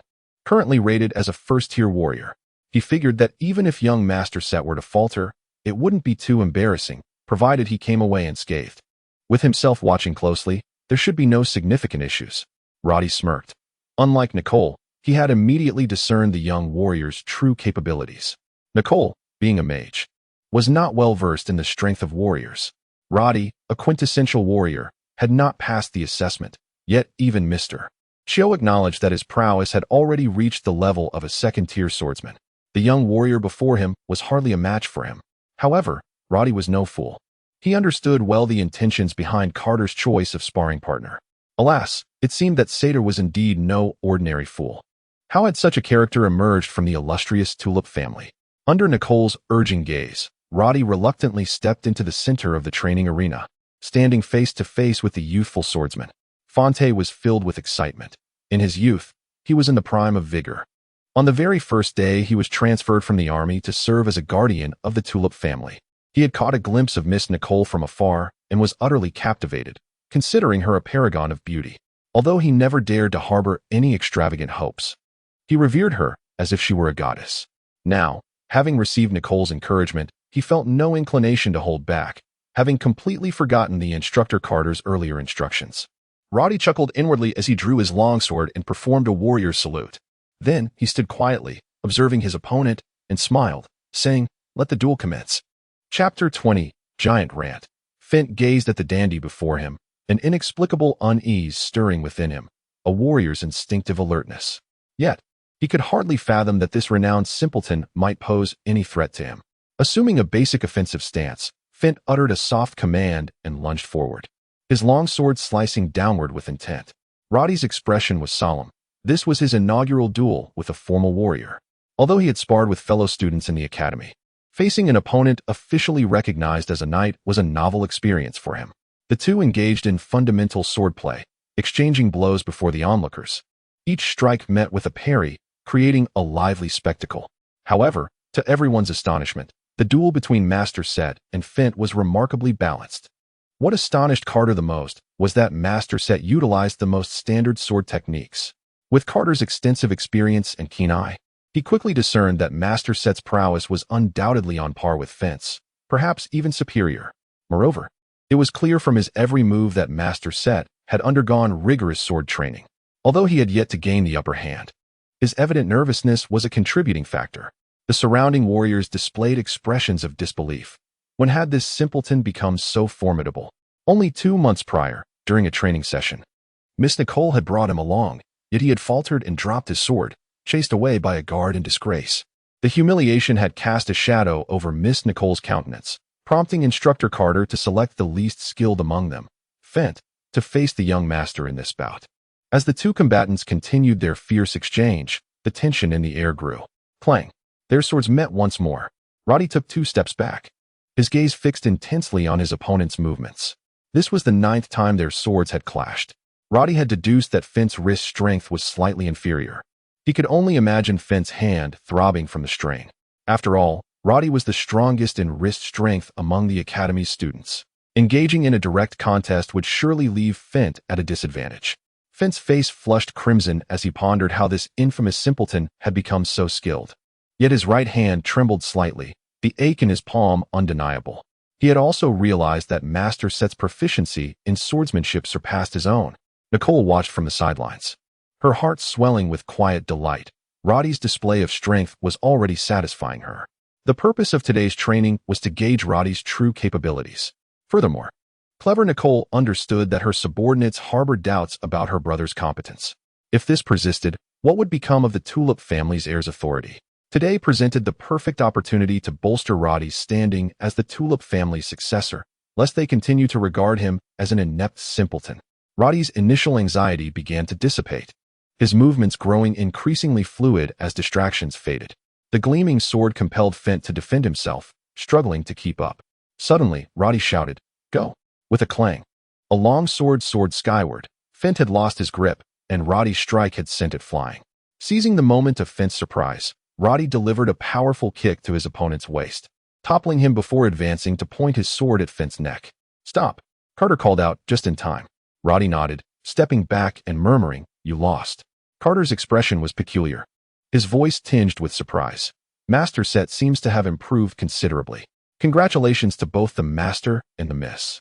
A satisfied smile graced Nicole's lips, her gaze toward Roddy softening. "Rant, step forward." Before Roddy could respond, Carter issued another command. At the forefront of the line, a towering figure stepped forward confidently. Carter scrutinized the giant, his voice grave. "You shall spar with Master Set."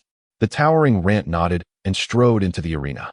The surrounding warriors, though silent, wore expressions of astonishment. Rant. Had Instructor Carter lost his mind? Rant was the strongest warrior among them, having achieved the standard of a level 4 knight. He was but a step away from Carter's own prowess. Rant was Carter's most prized disciple. With proper guidance, he could become a formidable force for the Empire. Moreover, 2 months prior, Rant had used his sword to send Master Set fleeing in terror during a match, leaving Miss Nicole infuriated for an entire week. Renowned for his lack of subtlety, Rant had no concept of holding back. Unlike other warriors who would spar discreetly, Rant was blissfully oblivious to such considerations. In truth, Carter had little choice in this matter. His discerning eye had revealed that the young master before him had already surpassed the standard of a level 2 knight, likely nearing the threshold of a level 3 knight. Apart from Rant, who was a level 4 knight, the rest of his guards remained at level 2. Any contestant would inevitably lose. Moreover, a subtle selfishness lingered in Carter's heart. As a soldier, he could not bear to witness his carefully trained subordinates consistently defeated, especially in front of the esteemed Miss Nicole, particularly by a notorious simpleton. "Master Set, I shall strike," Rant bellowed, raising his sword with deliberate slowness. Though Roddy was tall, Rant towered over him, resembling a small mountain. His uniform strained against his powerful muscles, threatening to burst at any moment. He wielded a massive sword, significantly larger than the typical knight's weapon. Roddy's heart raced. He recognized that this opponent was formidable. Judging solely by his physique, Rant undoubtedly possessed superior strength. With utmost focus, Roddy gripped the sword hilt tightly, his muscles taut, assuming a defensive stance. "Kill!" Rant roared, launching a ferocious strike with his colossal sword. Gritting his teeth, Roddy advanced, bracing to block the incoming blow. When their swords collided, Roddy felt as if his long sword had been struck by lightning. A wave of numbness coursed through his hand, as if he had collided with a wall, compelling him to stagger back several steps. As he examined his trembling longsword, it emitted a faint, mournful resonance. He feared that if he endured further strikes, even if his strength held, his sword might shatter. As the blade had yet to reach him, Roddy could already sense the formidable momentum of his opponent's strike through the fierce wind. He dared not confront it head-on. Instead, he nimbly sidestepped to evade the attack.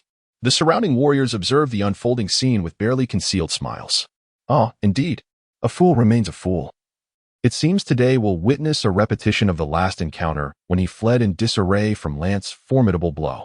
Roddy steadied himself, furrowing his brow as he gazed upon Lant, who loomed before him like a giant, his eyes betraying a deep contemplation. What on earth? How is this fellow so incredibly strong? How shall I contend with him? Suddenly, a vivid image flickered across Roddy's mind. Mr. Chiu, the previous day, wielding his long sword toward the heavens, delivering that earth-shattering strike. Strength. Humph. Is it mere strength? No matter how powerful your muscles may be, when faced with true might, what purpose do they serve? Chapter 21. I have not lost. As Roddy's thoughts swirled within him, Lant offered no respite. With a twist of his body, the massive sword in his hand sliced through the air. In a flurry, Roddy's steps faltered, and though he narrowly evaded the blow, the fierce wind from the sword severed a corner of his garment. Before Roddy could utter a cry, Nicole, standing at the sidelines, could not contain a sharp gasp. The sheer sharpness of the wind from the blade was enough to shred Roddy's clothing. A wave of unease washed over Nicole, fearing Roddy may have sustained an injury, which would be dire indeed. At that moment, Lant discerned certain nuances of his opponent. He recognized that Roddy dared not confront him directly, yet his footwork was nimble. Lant, seasoned in combat, remained unhurried, methodically pressing Roddy back with a series of measured strikes. This steady approach, though somewhat clumsy, proved remarkably effective. With a thunderous shout, Lant declared, "Young Master Setter, cease your evasion." With that, he swung downwards with a tremendous force. Roddy, having excelled among his peers in swordplay at the academy, had never before felt such frustration in a duel. His spirit, already simmering with indignation from the constant dodging, ignited further as he found himself with no retreat. He could not help but bellow, who was evading. Gripping his sword with both hands, he grit his teeth and prepared to defend himself. A dull thud echoed as metal met metal, followed by a sharp sound as a portion of his short sword flew skyward, landing with a thud in the ground. Roddy's face flushed crimson, akin to that of a drunken man, his hair disheveled, his gaze fixed on the broken remains of his sword. Lant, no longer pressing the attack, took a few steps back and stated coolly, "Young Master Setter, you have lost." Beside the arena, the warriors exhaled in relief, grateful that this foolish giant had refrained from further reckless actions. Although breaking young Master Setter's sword would surely bruise his pride, it was far preferable to witnessing him flee in disarray. Carter sighed as well, his heart finally settling. He had felt an undercurrent of anxiety when he sent Lant into the fray, fearing the situation might escalate. Now, with a clear victor, he deemed himself fortunate that no significant calamity had transpired. Lant cast a glance at Roddy and, in a deep voice, remarked, "Young Master Setter, your strength is still lacking." With that, he shook his head and turned to leave. Roddy's face, once flushed, now turned pale, his expression icy as he glanced at Miss Nicole, aware that her reaction weighed heavily on his mind. A man, having lost face before the woman he secretly admired, was naturally wrought with anxiety. Nicole's countenance revealed no emotion, yet her eyes betrayed a hint of disappointment. Upon seeing that look in her gaze, an intense regret surged within Roddy. "Wait," he suddenly shouted. The color had drained from his face, now appearing somewhat ghastly, his demeanor frigid. "I have not lost." Roddy's voice erupted with determination. "What?" Lant frowned. "I have not lost," Roddy reiterated, his teeth clenched resolutely. Young Master Setter Carter interjected, unsure of how to respond, bewildered that his master was exhibiting such childish stubbornness at this moment. Thus, with Lant having arrived at the Tulip family, he harbored a thread of resentment. He had channeled this frustration into self-discipline, resulting in an unexpected breakthrough in martial prowess. Advancing from a third-tier warrior to a fourth-tier warrior, an unanticipated achievement prior to his arrival at the Tulip family. However, this did not imply that Lant relished his role as a guard. His disdain for the ineffectual young master of the Tulip family was palpable, deep down. He grappled with the notion that he had been forced to abandon the military, the battlefield, solely to protect such a worthless individual. Although this time, the young master had performed better than before, no longer fleeing in terror from Lant's onslaught, it did little to alter Lant's perception of him. Now this fellow, having clearly lost, insisted he had not, an overt display of obstinacy that only served to deepen Lant's contempt. Roddy, observing Lant's dismissive expression, gritted his teeth, declaring, "A warrior, with his sword still aloft, shall never concede defeat. I still possess a sword. I have not surrendered. On what grounds do you claim I have lost?" As he spoke, Roddy's demeanor was resolute, his eyes ablaze with conviction, unwavering as he fixed his gaze upon Lant. Lant felt a flicker of intrigue. When had this fellow become so resolute? The last time they faced off, Roddy had fled in a cacophony of cries, bereft of any warrior's dignity. How was it that he now sought to adopt this heroic facade? What do you propose we do, then? Lant inquired with a furrowed brow, his dissatisfaction simmering beneath the surface, though he dared not express it openly, for Roddy was his master, and there was a semblance of logic in his words. Continue. Until you bring me to my knees, or until you knock the sword from my grasp, Roddy declared defiantly, his chin raised, unyielding in his challenge. Standing at the sidelines, Nicole felt a peculiar sensation stir within her. Perhaps her brother lacked the fierce spirit that this young man exhibited. Very well, Lant replied, his eyebrows arched, his voice resonating with a deep timbre. I accept your challenge. We shall proceed. However, Carter could not suppress a frown, silently chastising Lant for his recklessness. He feared that this impulsive individual might indeed harm young Master Setter, a responsibility that would weigh heavily upon him. Are you prepared? Here I come, young master. I shall show no mercy. Be cautious. Your strength is truly inadequate. Lant cautioned softly. Strength? Roddy let out a cold laugh, his voice brimming with pride. Lant, while your might is considerable, do you even grasp the true essence of strength? His tone rose. You have no comprehension of what genuine power entails. Upon utterance of these words, the onlookers fell into stunned silence. Lant, lacking strength? What absurdity! Lant was the strongest among them all. In terms of sheer physical prowess, he even surpassed Instructor Carter. Moreover, just moments ago, young Master Setter had been thoroughly bested by Lant's overwhelming assault. What right did he have to mock Lant's understanding of strength? Ha! Lant erupted into laughter, fixing Roddy with an incredulous stare. Young Master Setter, you claim I lack understanding of strength? The tone was unmistakably disrespectful, devoid of the customary deference between subordinate and master. Indeed, Roddy's gaze was piercing, his expression stern. You do not understand. You are merely larger in stature and more muscular. That brute force does not equate to true strength. Lant fell silent, narrowing his eyes as he scrutinized the dandy before him, as if to say, if you have the capability, then prove it. Unfazed, Roddy steeled himself, gritting his teeth as he drew a deep breath, slowly raising the broken sword he held. In the training arena, all eyes were fixed upon him, spellbound. Roddy, with his feet slightly apart, gripped the remnants of his sword, pointing its blade skyward. In his heart, driven by an indomitable spirit, he disregarded his current state of exhaustion, adopting the peculiar stance that Mr. Chiu had instructed and which he had practiced the night prior. Though Roddy felt unsteady, his arm still tinged with soreness from Lant's earlier ferocious attacks, he pressed on. The crowd was perplexed, yet Lant's eyes glimmered with a strange light. The dandy before him seemed somewhat amiss. The surrounding air had inexplicably grown strange. As he looked around, the scene unfolding before his eyes astonished him even further. The half-broken sword in Roddy's hand appeared to have become the very epicenter of the entire space. The surroundings were subtly warped, and the air currents grew increasingly frantic. As if drawn toward it, Lant's gaze gradually hardened, yet he could not help but take a few cautious steps back. Suddenly, Roddy's eyes widened with an otherworldly glint flashing through them, and he bellowed, "Go!" In an instant, the half-broken sword erupted with an unparalleled aura, a blade of light slicing through the air. Before Lant could comprehend how Roddy wielded the broken sword, he found himself exclaiming inwardly, "What is this?" A dazzling light blade shot forth from the half-broken sword in Roddy's grasp. The crescent-shaped light blade seemed to reverse the flow of the surrounding air. And within the blink of an eye, it was already upon Lant. He stared in shock, erupting with a roar. Kill. With a thunderous boom, a tempest of energy surged through the training ground, the force so sharp it felt as though it could slice the skin upon contact, enveloping everyone in a fierce wind that made it nearly impossible to keep their eyes open. Carter had sensed the impending danger early on and had already shielded Miss Nicole with his own body. Once the resounding explosion subsided, the onlookers were left in utter disbelief. Lant had gripped his great sword with both hands, holding it before his chest in a defensive stance, yet before him stood a translucent arc-shaped barrier, steadfastly resisting the light blade unleashed by Roddy. Upon striking the barrier, the light blade shattered into countless fragments, and a mesmerizing glow flickered by as it vanished. Yet the residual force propelled Lant back 2 steps.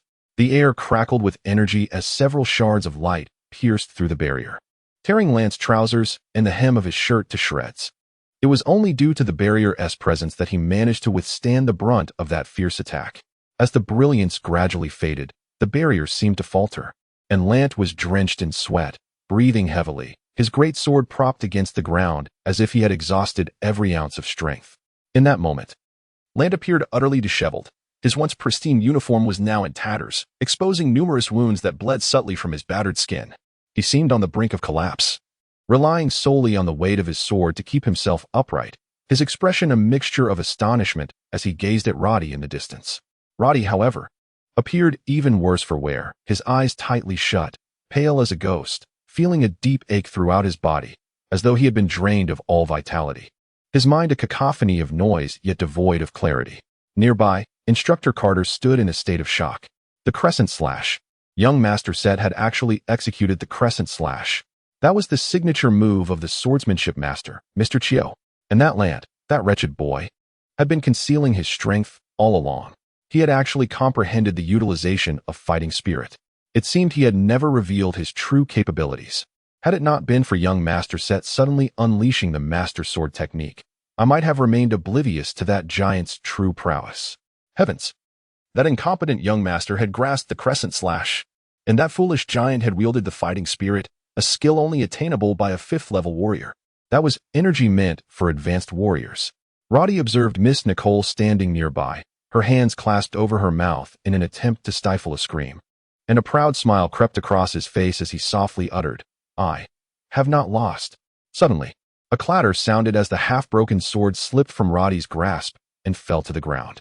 Subsequently, he closed his eyes, collapsing onto the ground. "Ah!" Nicole let out a short, sharp cry and rushed toward Roddy. Chapter 22, Skeleton Andy. Roddy felt as though he were floating, his body devoid of strength.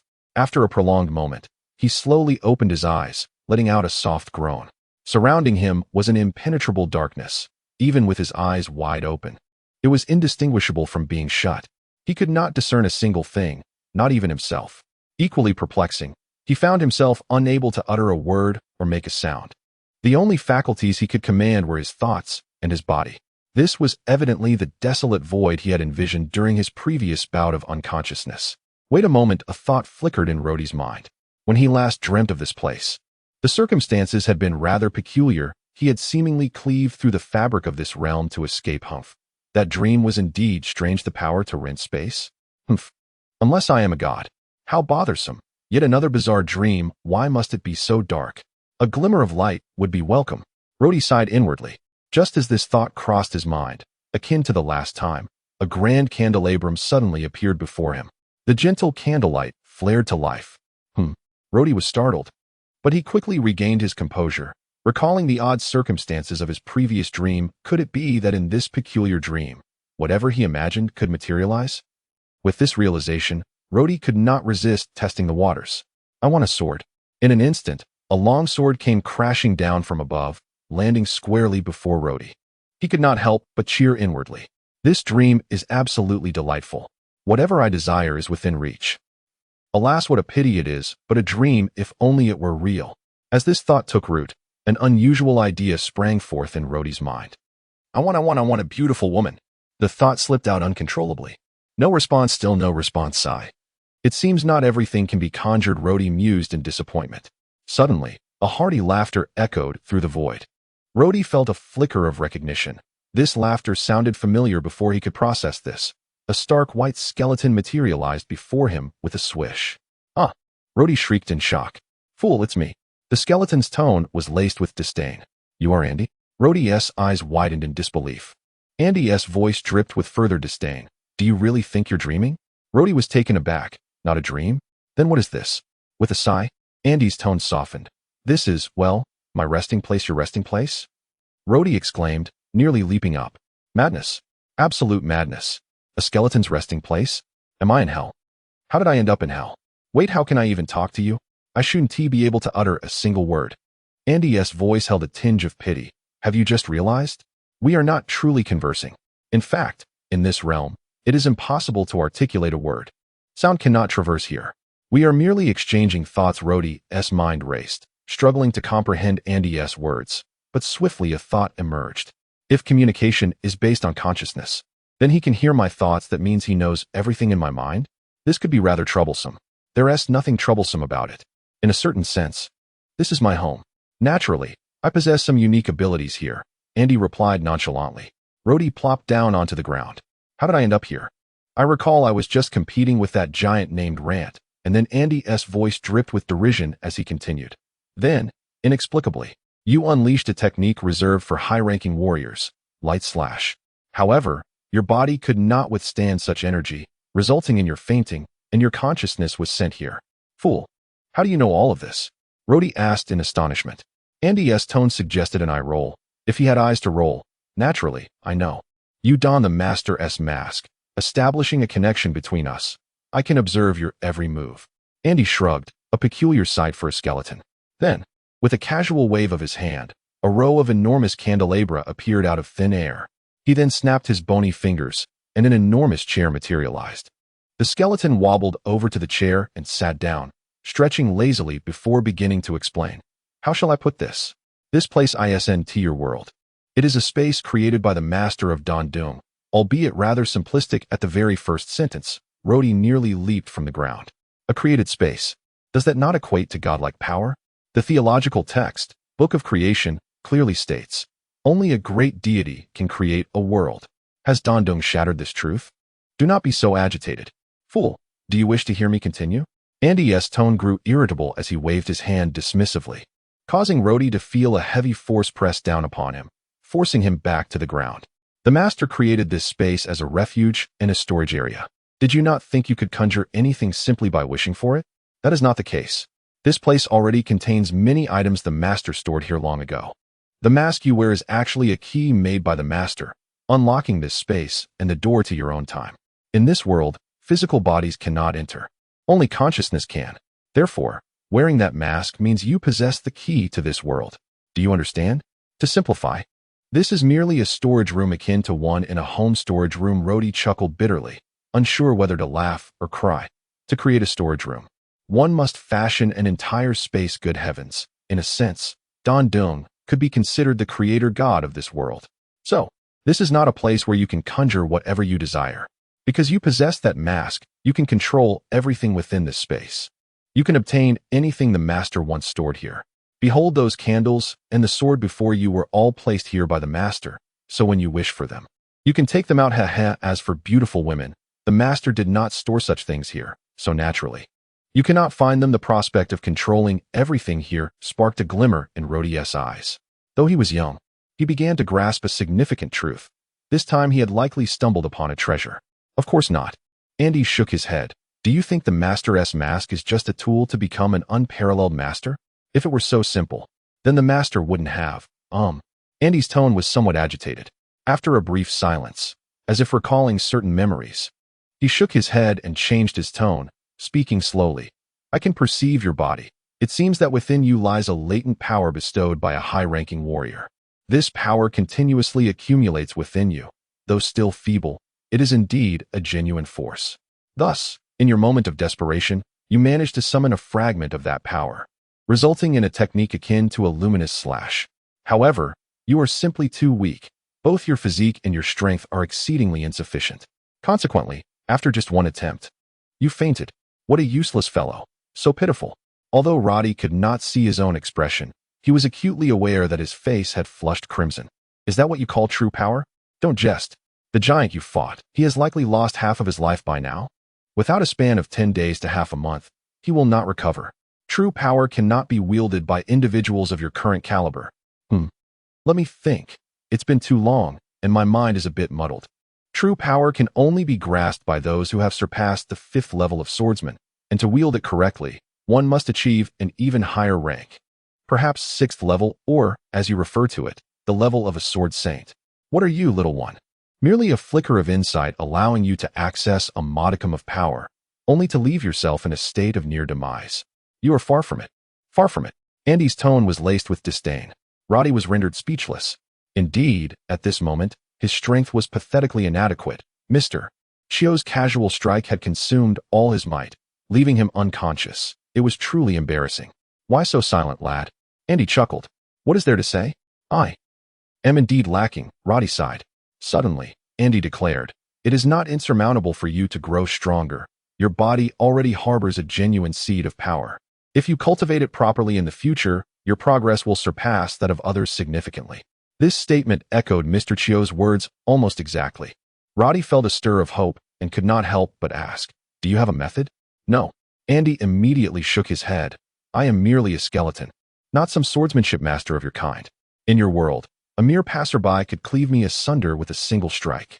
A flicker of hope that had risen in Roddy's heart swiftly dissipated. This Andy was just a blusterer, a mere fool. Fool? You dare to call me a fool? Andy's tone turned oddly sharp. Roddy was taken aback. He had forgotten that here, his thoughts were transparent to the other.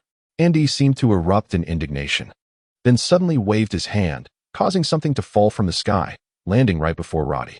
Take this, lad. This is the focus sword left by the master. If you wield it properly, not only will you not fear that giant, but even a 5th-level swordsman among your kind will not intimidate you. Huh, am I a fool? With this sword in hand, even if a sword saint were to confront me, I would not flinch. I am a creation of the great Master Don Dong. I am the greatest skeleton in the world. Roddy, not being a fool himself, promptly discarded the sword he had been holding and picked up the object that had fallen to the ground. It was a uniquely designed longsword, its hilt resembling transparent crystal, adorned at the end with a peculiar green gem. As Roddy drew the sword, he was acutely aware that he was not in his physical form, but rather in a state of consciousness. Yet he still trembled all over, feeling an overwhelming chill emanating from the blade. This chill penetrated deep into his very soul. The blade itself was also transparent, leaving one to wonder what metal it was forged from, or perhaps this sword was crafted from no metal at all. Chapter 23. Astonishing revelation. Roddy awoke once more in a daze, finding himself sprawled upon the soft expanse of a luxurious bed. It was evident that he was once again in the room of that dashing young playboy. A wry smile crossed Roddy's lips.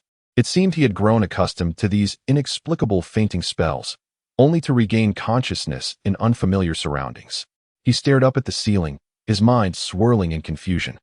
Cocooned beneath a soft silk quilt that enveloped him in comfort, akin to resting upon a cloud.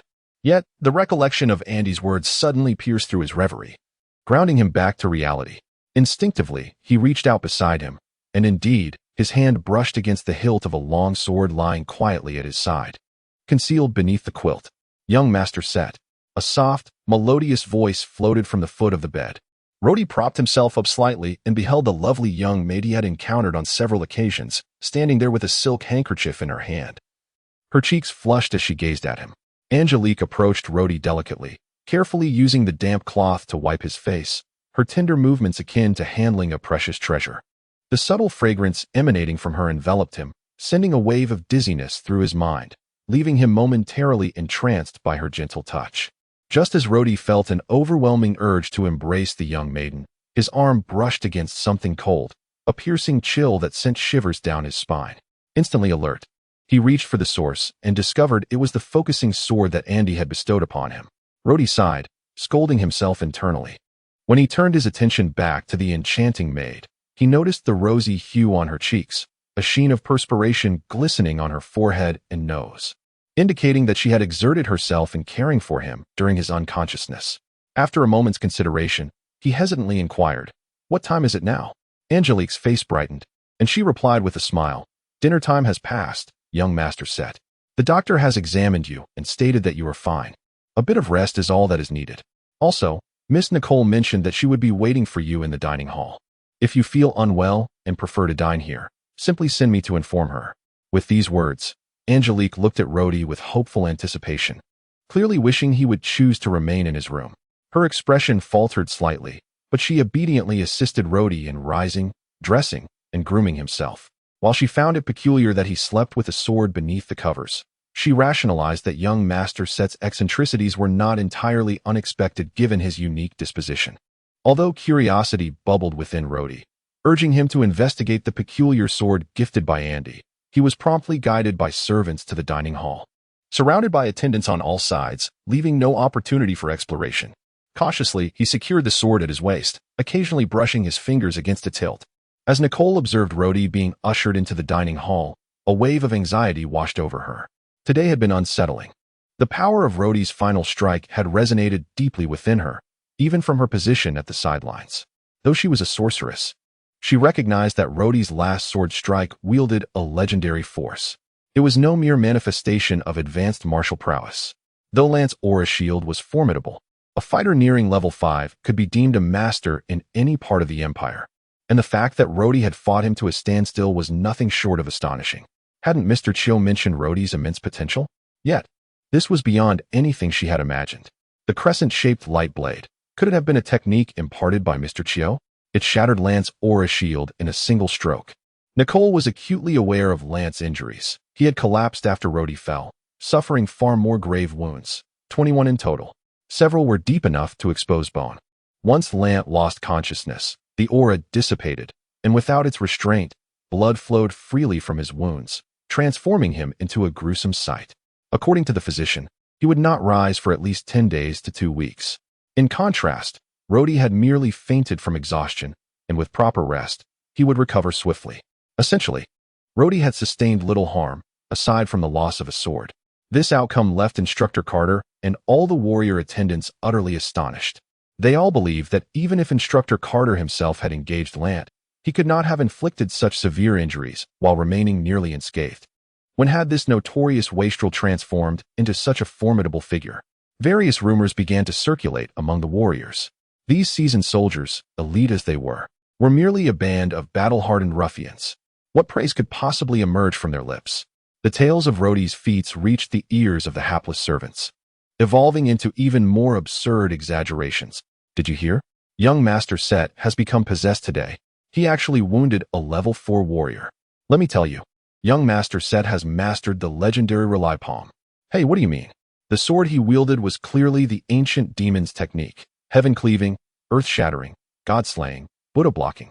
Infinite blade dance of 108 forms. Word has it that young master is not the true son of the Lord. He is actually a super scion. Today, he transformed and took down a level 4 warrior. Haven't you heard? The Tulip family is actually a clan of vampires. Today, that wastrel revealed his true form and slayed a guard. What nonsense. I tell you, he has been hiding his strength all along. He could obliterate a parallel dimension with a single punch. What do you mean by parallel dimension? I have no idea. It's just a line given to me by some being known as the author. Set, come here. Nicole sighed, casting Rhodey a gentle smile. Her expression suggested relief, as though reassured by the young man's apparent vitality. When Rhodey approached her, Nicole leaned in and whispered, "Remember, when there are others around, you shall refer to me as sister. Understand?" Rhodey met her gaze, sighed, and proclaimed loudly, "Yes, sister." There was a hint of resignation in his voice, a sound that resonated deeply within Nicole, causing her heart to flutter. Clearing her throat softly, she gestured for Rhodey to take a seat at the table opposite her. This was a private dining room for the family. Though significantly smaller than their grand banquet hall, to Rhodey, it felt extravagantly vast. Indeed, the sheer length of the table was astonishing, measuring several times that of a standard dining table at the academy. A magnificent metal candelabrum adorned its center, boasting a dozen candles. Seated at one end, Rhodey found his view obstructed by the candelabrum, preventing him from seeing Nicole across the expanse. Moreover, the two individuals sat at opposite ends of the dining table, utterly unable to engage in conversation. Should they wish to speak, they would have to raise their voices. Nicole. Sister. Just as Rhodey began to call out, his gaze fell upon the servant attending to the dishes beside him, prompting him to alter his words at the last moment. Fool. Nicole's voice suddenly echoed in his ear, startling Rhodey. How could she possibly project her voice so clearly from such a distance? It was utterly inappropriate to converse while dining. A true noble would never speak with a mouthful of broth. Nicole's tone carried a hint of reproach. Yet her inherently soft and gentle manner rendered her admonition more akin to playful chiding between intimates. Furthermore, Nicole was not shouting. Her lips merely moved imperceptibly, and yet her voice resonated distinctly in Rhodey's ear. After the meal, a single remark from Nicole placed Rhodey in a predicament. You must accompany me to see Rant. He is gravely injured. As a young master, you ought to pay him a visit. After all, he is a loyal servant of our family. Rhodey was immediately taken aback. Gravely injured? Was that fellow truly so badly hurt? Could it be that his final sword strike had been so devastating? Indeed, and he had mentioned that it might take him 10 days to recover. However, his injury was a consequence of his own actions. Would it be appropriate for him to visit now? After all, he was merely a pretender to nobility, lacking confidence in his heart. Noticing the expression on Roddy's face, Nicole quickly discerned his apprehension. She shot him a sharp glance and whispered, "Do not even think of avoiding this. You must go. They have begun to harbor suspicions. For my brother is certainly not as formidable as you. Taking you there serves not only to demonstrate your benevolence, but, more importantly, I have devised an excuse to assuage their doubts, so it is imperative that you personally explain." "What excuse?" Roddy sighed, vaguely realizing that his own performance had perhaps been too conspicuous. Nicole's eyes sparkled as a sly smile crept across her lips. Chapter 24, Feigning Illness. Indeed, Rant was gravely injured. When Roddy first stepped into the room, an odd sensation welled up within him. Had he truly inflicted such harm on this individual? Before him stood a man who, moments before, seemed as towering as a giant, now wrapped in bandages. Were it not for the large head that still protruded, he could almost be mistaken for a legendary mummy. Upon seeing Miss Nicole enter the room first, Rant immediately struggled to sit up, his identity merely that of a minor captain of the guards, while she was his superior. However, his emotions became even more complicated when he noticed the timid Master Seth following behind Miss Nicole. The duel, which ostensibly he had won, now felt hollow, as the victor lay gravely wounded, while the defeated party, a well-known fool and a dandy with no redeeming qualities beyond his flirtations, was already up and about. Visiting him less than a day later, Nicole offered a few casual words of encouragement, to which Rant replied with a few perfunctory remarks. He was not naturally eloquent, and now, despite being the supposed victor, he felt considerably despondent. With a bitter smile, he waited for Nicole to finish speaking before stating lightly, "Master Seth's impressive swordsmanship is indeed astonishing. I, as a subordinate, am fully convinced. You should feel gratified." Mississippi Nicole exchanged a glance with Roddy, who internally chuckled. Though his face remained impassive, he stepped forward and said nonchalantly, "I have merely been practicing my swordsmanship recently. If I were to attempt that final strike again, it is likely I would fail. By that measure, your prowess certainly surpasses mine." Nicole's eyes gleamed with a sudden thought. "Very well, Rant. Once you recover, you shall serve as my brother's personal guard. With your formidable skills, I need not worry about him indulging in reckless behavior." Rant offered a wry smile. "My humble abilities cannot possibly compare to those of the young master." Nicole's demeanor shifted slightly, and she replied calmly, "The Tulip family has a history spanning 2 centuries. As the heir, Seth naturally has his responsibilities." Upon leaving Rant's quarters, Roddy felt a sense of relief. His position as a supposed young master was, after all, a fabrication, leaving him with little confidence. Nonetheless, he bore the illustrious title of heir to the Tulip family, even if his displayed abilities raised eyebrows. Most would likely presume he was merely concealing his true strength, as each heir throughout the family's storied lineage had been a figure of remarkable prowess. Nicole led Roddy to a secluded small building, devoid of servants, and then stated, "Remember, you are now my brother. Regardless of the circumstances, do not forget your identity, lest you raise suspicion. Today, I have assigned Rant as your personal guard. Do you understand why?" Roddy shook his head. Unable to contain himself, he remarked, "But I am, in truth, a fraud." Nicole raised her chin and replied matter-of-factly, "I shall teach you in the coming days. I have already claimed that you cannot attend the academy. After 3 months of training, you should be able to deceive others, provided you are not a fool." Roddy sighed, remaining silent. Nicole contemplated briefly before striding to a nearby cabinet, inspecting it before retrieving a silver vial, which she presented to Roddy, saying, "Drink this." Roddy glanced at the vial, unable to suppress his curiosity. "What is it?" With a resigned sigh, he realized retreat was no longer an option. He accepted the vial and tilted his head back, swallowing the contents without discerning whether it was sweet or bitter. This was no mere charade. He was genuinely unwell. A fever enveloped him, his head feeling as though it had multiplied in weight. His body felt weightless, devoid of any strength. The maid, alarmed, promptly informed Nicole. Nicole, aware of the situation, casually checked in and found Roddy already unconscious on the bed. The summoned physician examined him and diagnosed him with a fever due to weakness, prescribing several remedies. For 2 consecutive days, Roddy remained in a state of unconsciousness, while those around him assumed that the young master had yet to recover from his injuries sustained during the duel, and they attended to him with utmost care. In his hazy state, Roddy found his consciousness fading, with a lingering thought surfacing in the depths of his mind. Damn it. He had fallen for that young lady's trick once again. Chapter 25. The exposure of the donkey ears. In a state of drowsiness, Roddy seemed to feel his head gently lifted by a pair of hands, and then it rested upon a soft, warm surface, enveloped in a sweet, fragrant aroma. He sensed someone tenderly wiping his face with a damp cloth. Despite the fever that plagued him, the coolness on his face brought immense relief, easing the tension from his previously furrowed brow. His mouth was gently pried open, and a sweet, cool liquid flowed softly inside, though a bit dribbled down his chin. A gentle hand quickly wiped it away. Even in his semi-conscious state, he felt the refreshing liquid trickle down his throat, as if a block of ice had been introduced into his fevered body, the sensation offering a profound comfort that penetrated to his very bones. Roddy could not suppress a soft, unconscious moan of pleasure. Soon after, the damp cloth was once again applied to his burning forehead, and the coolness where it had touched felt soothing.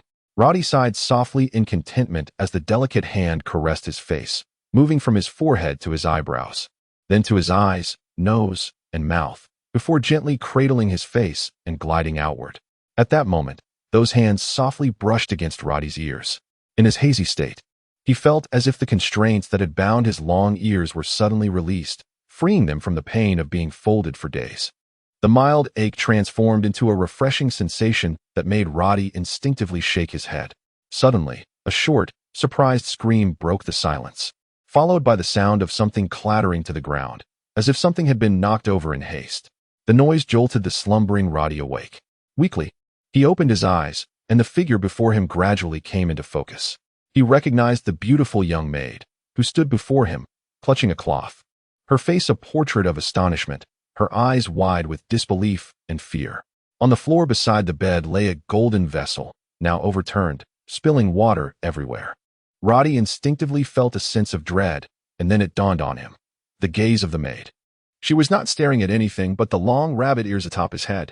Roddy's complexion drained of color, and he became acutely aware of his predicament. Sweat beading on his brow. Master Sate. Angel's voice trembled with disbelief. Your ears. It was over. His greatest secret had been uncovered. This was the first thought that raced through Roddy's mind. What to do? Roddy was not particularly clever or resourceful, and with his weakened condition, his mind was muddled. Surely, he could not resort to silencing her permanently. Angel's eyes were red. She could hardly fathom that the dashing young master she adored bore such frightful ears, ears that seemed beyond the realm of humanity. Was he not human? Angel appeared on the verge of screaming in terror. Please, don't scream, Roddy interjected, startled by the depth of his own voice, which seemed to have matured. However, this was not the time to concern himself with the quality of his voice. Master, Angel stammered, seemingly reduced to uttering only those two words. Quiet. Roddy struggled to prop himself up, but despite his efforts, he lacked the strength. He found himself helplessly amused, lowering his voice. Do not be afraid. These ears. It's a long story. You must promise not to tell anyone. Angel merely nodded instinctively, a reflexive response ingrained in her as a servant. However, after a couple of nods, she took a few steps back. Roddy sighed, realizing he did not mind the fear in the maid's eyes. In truth, his own features were hardly remarkable. He had experienced such gazes throughout his life. Now, being scrutinized by this beautiful maid did not incite any anger within him. Rest assured, I am not a monster. I mean you no harm, Roddy whispered, striving to soften his tone. Upon hearing this, Angel's heart steadied slightly. After all, the figure before her was the man she admired. The initial panic began to diminish, though traces of uncertainty remained on her face as she cautiously inquired. Master Sate, but your ears. Roddy's mind raced, desperately seeking an excuse to pacify the young girl. Come closer, I will explain, but you must not scream. He hesitated, a thought striking him. Angel seemed to harbor a fear of Nicole, and he added, if you let it slip to anyone, my sister, Nicole, will punish you. This clearly struck a chord as fear flickered across Angel's face, prompting her to step forward. Roddy, racking his brain, began to ramble. My ears. They are a secret. Nicole. Mentioning Nicole stirred resentment within him. Those wretched ears were indeed a gift from that very lady. Without thinking, he blurted out, it is a secret of the Tulip family.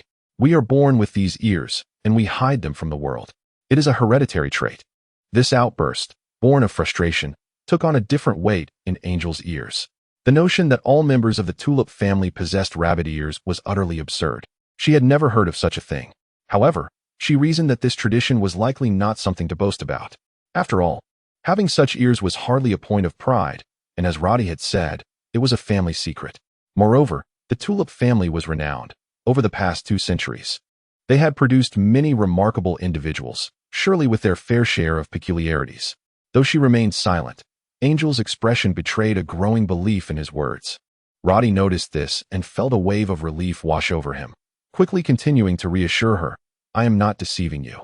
You must know that my sister also has a pair of rabbit ears, but her long hair conceals them. If you doubt me, next time, simply part her hair, and you shall see." His words dripped with guilt, but Angel appeared gullible enough, her timid demeanor suggesting she would not dare to tug at Miss Nicole's hair for the truth. As he had hoped, a flicker of belief crossed Angel's face. Seizing the moment, Roddy pressed on, "I have entrusted you with this secret. You must not reveal it to anyone. And do not let my sister know what I have told you. Otherwise, I fear she might strike you so fiercely that you would be left in a state of disarray." While Roddy uttered these words, his mind was preoccupied with the thought that if that young lady were to discover he had compared her to a rabbit, he would likely be the one left in disarray. Though this statement was riddled with flaws, it was more than sufficient to deceive a young girl of such tender years and innocent thoughts. Moreover, Angelica harbored a considerable affection for the young master, and she had already come to believe him to a great extent. Although a trace of panic and fear lingered, her emotions gradually settled into calmness. At that moment, Angelica said little, hastily gathering the vessel from the floor and carefully wiping the floor with a cloth. Once she had tidied up, she carried the basin away. Roddy quickly reiterated his request for her to keep the secret, to which Angelica softly acquiesced. After managing to dismiss the little maid who had stumbled upon his secret, Roddy sighed with relief, yet a sense of worry crept into his heart. His rabbit ears were far too conspicuous, and he needed to devise a means to conceal them effectively. Perhaps he could seek Andy's assistance another day. Given that he was left behind by that old fellow, Don Dome, he ought to possess some clever ideas. Reflecting on the fact that he had transformed into his current state due to donning that damned mask of the goddess Smile, Roddy's respect for its original owner, Don Dome, had significantly diminished. After resting for several days, Roddy's health gradually improved. During this time, as days passed, Angelica's initial panic and fear finally subsided. Following her initial alarm, the young girl began to entertain a different thought. That he had confided such a secret to her was enough to make her feel unique in his eyes. Each day, Angelica meticulously attended to Roddy, her tenderness manifesting in the smallest gestures. She even felt a pang of guilt due to her earlier panic-stricken behavior. Being inherently soft-hearted and kind, she empathized with him, realizing that possessing such ears would not be easy for anyone to bear. Her previous attitude of wariness and fear had undoubtedly hurt the young master. With this thought weighing on her conscience, her care for Roddy became even more gentle, and her silent, affectionate glances toward him stirred something deep within Roddy's heart. Chapter 26. The Skull That Deceives. These past few days might be the most splendid moments Roddy has ever experienced in his life. Each day, a gentle and beautiful girl meticulously attends to him, her every action and word brimming with affection. He spends his time reclining in bed, resting, and indulging in books. The previous owner of this room, that dandy, surprisingly possessed quite a collection of literature. This revelation significantly altered Roddy's perception of the dandy. Although he had yet to reach the point of liking him, the memory of being tricked into being kicked unconscious by a horse still stirred resentment within him. In a certain sense, being ensnared by Miss Nicole and compelled to masquerade as her brother was an ordeal entirely attributed to that dandy. However, he didn't expect the dandy to be devoid of intellect. His collection included an array of peculiar genres, indicating that he was not entirely uneducated. Among his books were works by minstrels, ancient mythologies, floral knowledge, and even writings by renowned modern scholars. Additionally, there were numerous volumes on architecture, alchemy, and divination. Naturally, as the heir to the military god's legacy, his library was replete with treatises on military strategy authored by esteemed figures throughout the empire's history, some even penned by the ancestors of the Tulip family. Roddy, with ample leisure, lay in bed engrossed in these texts. Whenever he grew weary, he would surrender to sleep, as all his daily needs were tended to by the lovely little maid. He didn't even have to lift a finger for meals. They were served to him effortlessly. The more he delved into the books, the more astonished he became by the dandy's intellect. The annotations and notes scattered throughout the pages revealed that he had not merely skimmed through them, but had truly engaged with the material. The vast array of subjects he had explored was indeed overwhelming. Yet, it appeared that there were topics the dandy had neglected. For instance, the military treatises, which occupied a considerable portion of his collection, were pristine and untouched, starkly contrasting with the worn and heavily annotated volumes. This suggested that the owner regarded these military texts with disdain, rarely perusing them. Roddy, however, found himself with nothing but time and eagerly absorbed the knowledge contained within. He often compared his findings with the dandy's notes, gaining significant insights. It was worth noting that Roddy had always been diligent and eager to learn. Faced with such a diverse array of texts, he quickly became enraptured. The knowledge he acquired over the past few days was far more exhilarating than what he had learned at the academy. With the little maid guarding the door, he felt secure, untroubled by the prospect of an intruder. Whenever he found himself alone in the room, he would cautiously reveal his ears for some relief, as folding them every day was quite uncomfortable. Thankfully, the little maid was vigilant. She would always stand guard before any other servant approached. Each time they shared a moment alone, Roddy was heartened by the playful glint in her eyes as she gazed at his ears. It was a source of comfort, for she was the first girl not to mock or disdain him for his peculiar appearance. Miss Nicole visited Roddy daily, though her visits were brief, marked by a serious demeanor. She seemed concerned about his health, yet she refrained from expressing much, as he had not fully recovered. It was well known that she often chastised Master Safe for his shortcomings, and their sibling relationship was far from harmonious. Occasionally, she would take a moment to caution Roddy when they were alone. Initially, he harbored some resentment over her earlier trickery that had left him with donkey ears. And now he found himself suffering from a severe illness due to her schemes. However, when she was near, her gentle words and warm presence rendered any lingering bitterness insignificant. Moreover, he had developed a deep infatuation with Nicole, having given her his first kiss that fateful night. During his convalescence, he had indulged in many a muddled dream, the details of which were not fit for sharing. By the 7th day, Roddy's health began to improve. Upon rising, Angie promptly attended to him, ensuring he was properly dressed, even adorning him with the ear coverings. After arranging his hair, she carefully fashioned a small braid at the back of his head, enhancing his refined appearance. In these days of close proximity with Angie, their bond had strengthened considerably. She was secretly delighted by their intimate interactions, relishing the joy of being so close to the young master. While she sensed he had changed somewhat, appearing more subdued, she attributed it to his recovery. Yet, she also recognized that even the most earnest of men tend to showcase their nature in the presence of beauty. After all, daily interactions with a captivating young woman could stir even the most steadfast heart. As they grew more familiar, Roddy found himself increasingly captivated by Angie, occasionally letting slip flirtatious remarks that eased her doubts. Once he was properly groomed, he dismissed Angie with a few casual words. Once the room was empty, he cautiously closed the door and eagerly retrieved the sword that Skull Andy had gifted him for careful examination. Despite his internal criticisms of the old man, he acknowledged that the sword, a treasure from Dandong, must possess its own unique virtues. Now, with no one around, he unsheathed the long sword and marveled at its beauty. In daylight, the transparent blade shimmered magnificently, as if it could reflect light itself. Holding the sword, he swung it a few times, practicing familiar sword techniques, and found it perfectly balanced in both weight and length. His eagerness grew. He longed to find someone to spar with. Having grown up in poverty, he had never wielded such an extraordinary weapon. To a warrior, a prized blade held far greater value than jewels in the eyes of an ordinary person. He wondered just how sharp this sword truly was. Surely, the skull's exaggerated claims could not be entirely unfounded? Driven by curiosity, he approached the wall and took down a long sword for comparison. Although the dandy had not favored swordplay, the military god's heritage surely warranted some decorative weaponry in the room. With one hand gripping the radiant sword and the other a common broadsword, he took a deep breath, his eyes alight with anticipation.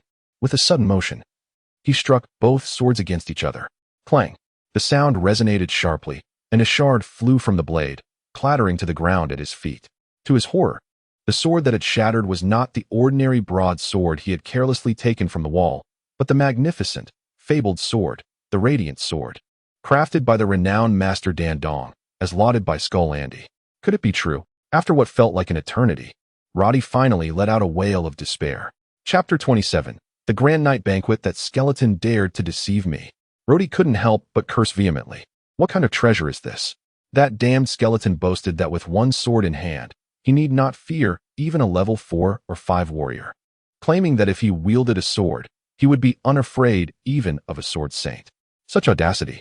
Thankfully, I never truly engaged in combat with this sword. Otherwise, it wouldn't take a sword saint to end me. Even a level 3 warrior could have cleaved me in two with a single strike. If my opponent swung down their sword, and I attempted to block with this one, I would likely be split in half along with the sword. In a fit of rage, Roddy tossed the cursed sword to the ground, wishing he could stomp on it twice more. Yet, as he gazed at the translucent blade, which seemed to shimmer faintly on the floor, he found himself unable to abandon it. Roddy sighed, realizing that perhaps this item still possessed some value. Even if he had been swindled, the gem on the hilt should surely be genuine. Reluctantly, he picked up the sword, handling it with care. However, in his frustration, he kicked a fragment of it beneath the bed.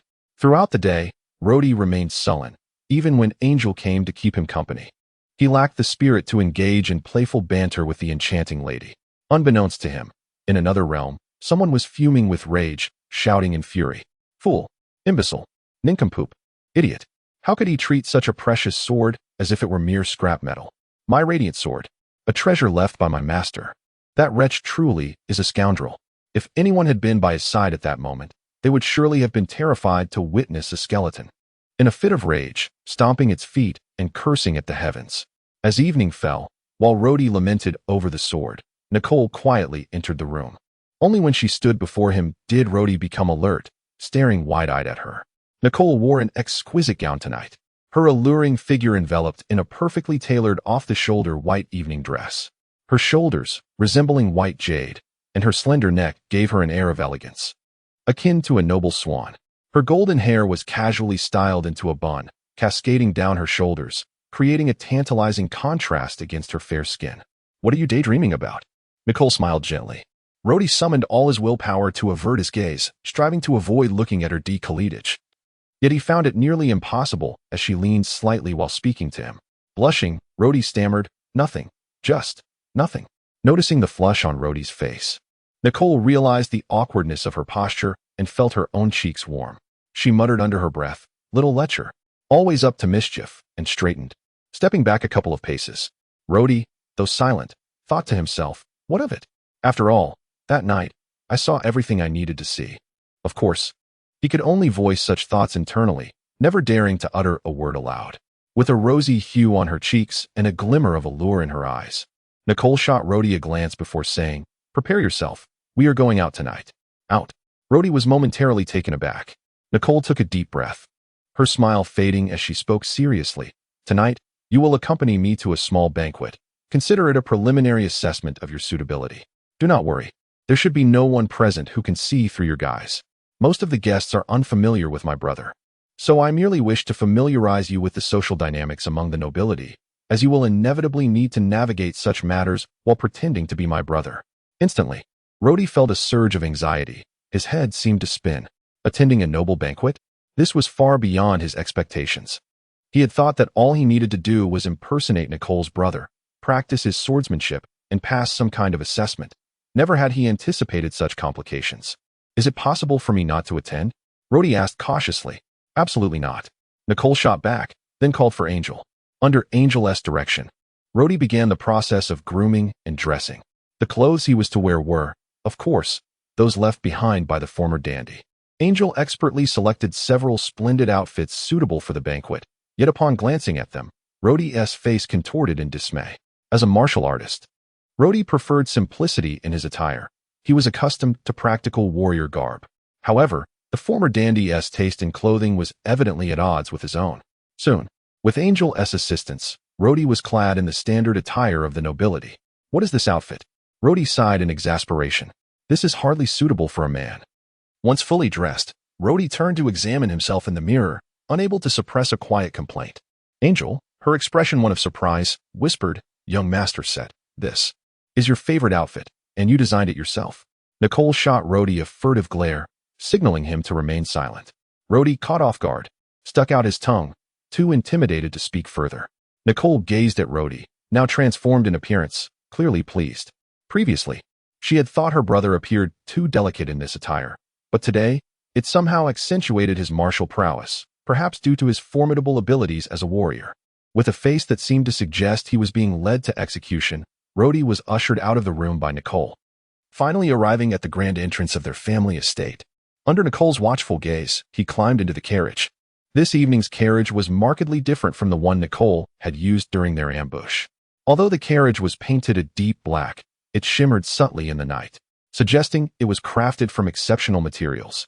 The spacious interior could comfortably accommodate several people without feeling cramped. The soft velvet cushions made sitting feel like sinking into clouds. 6 magnificent steeds, all pure white, pulled the carriage. Each horse donned a finely crafted bridle that obscured their eyes, adorned with a single white feather that added an air of grandeur and nobility. The seasoned coachman, Mark, was impeccably attired, holding the reins with an air of confidence. On either side of the carriage, 4 more noble steeds stood, each accompanied by a guard in standard warrior attire, with the leader being none other than the bearded instructor Carter. Rhodey sighed inwardly, realizing this was the proper display of nobility. He could hardly fathom why Miss Nicole had ventured out on a secluded road with only a coachman that fateful night. Had it not been for that, his group would never have mistakenly ambushed her. As the old coachman gently flicked the reins, the 6 well-trained horses sprang into a graceful trot. The sound of their bells chimed melodiously, and as the carriage began to sway gently, Rhodey knew they were on their way.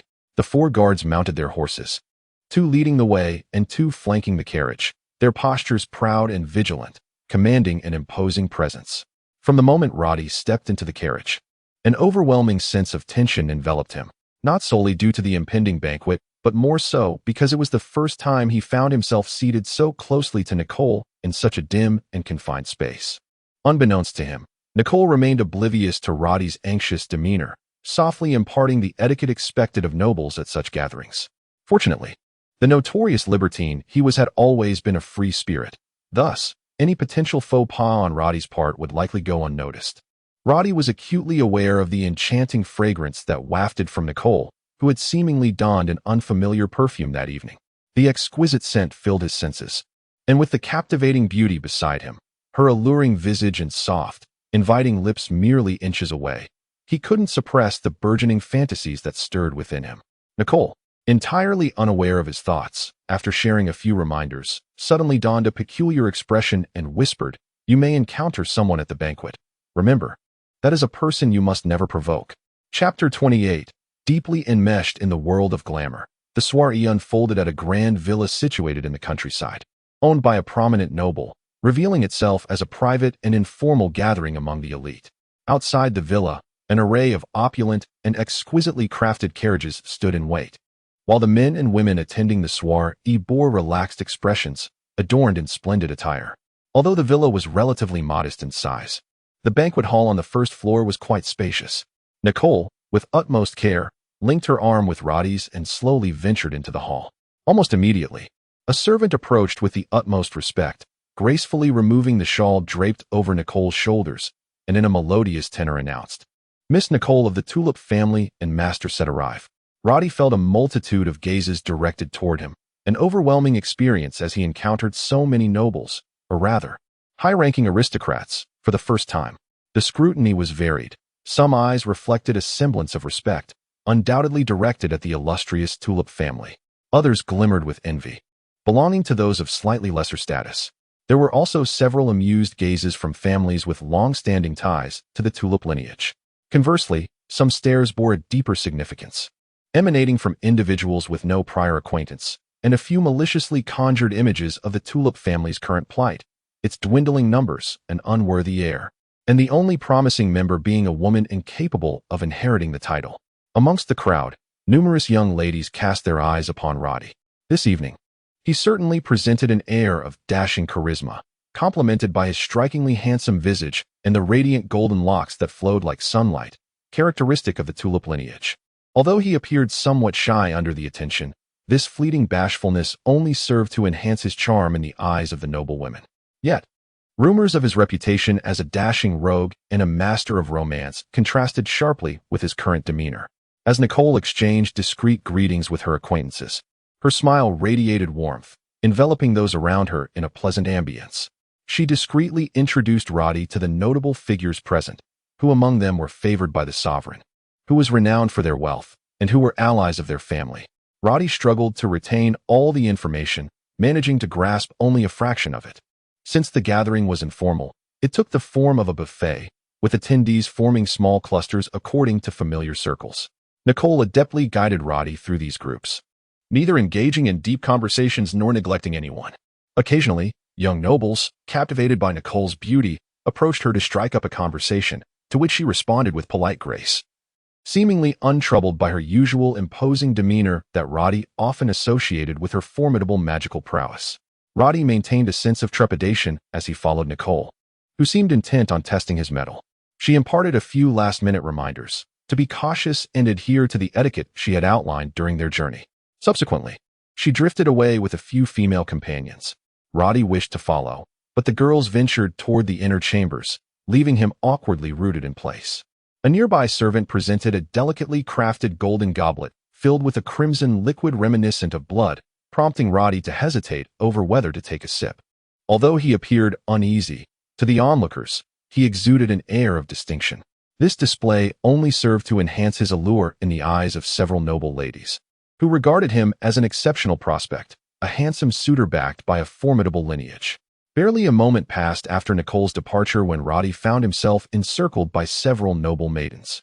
It is often said that men are skilled in the art of courting women, yet the same sentiment could easily be applied to women. In a matter of moments, two noble ladies inadvertently dropped their handkerchiefs at Roddy's feet, while three others clumsily let their fans slip from their grasp, falling before him. One noble lady, caught off guard, nearly stumbled into his embrace due to her own gown. To Roddy's dismay, these ladies seemed to have taken a liking to him, picking up their belongings yet lingering beside him, engaging in light conversation. Roddy, not particularly adept at socializing, had only interacted with Nicole and the charming maid at home, leaving him unprepared for such a gathering.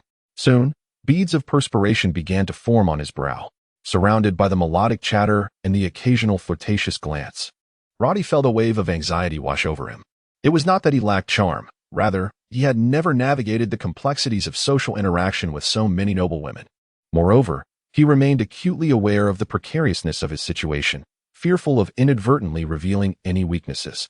While a couple of the women were indeed attractive, Roddy, having been accustomed to the beauty of both Nicole and the enchanting angel, found little interest in these ordinary faces, particularly as his affections for Nicole had begun to blossom.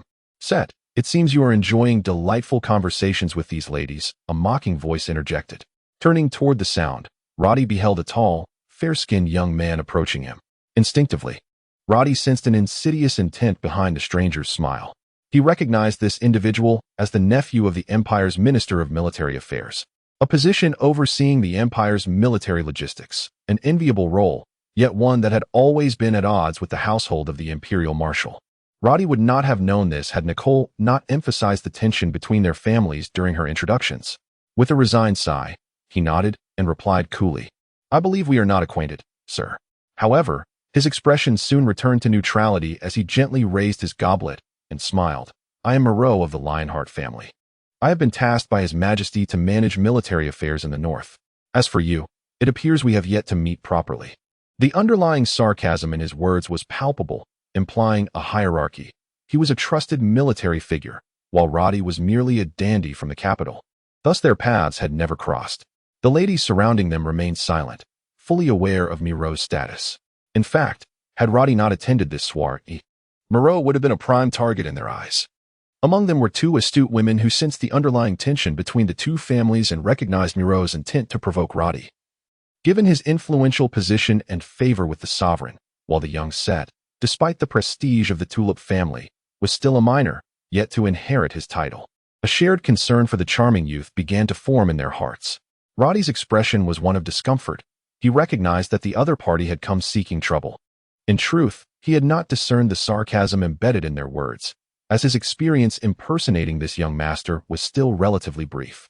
He had yet to fully immerse himself in the role. It was peculiar that his masquerade had led to such a confrontation with an individual of notable stature. At that moment, a sultry voice wafted through the air. "My Lord Moreau, young Master Set, you two seem quite close." I wonder what delightful conversation has brought you such joy."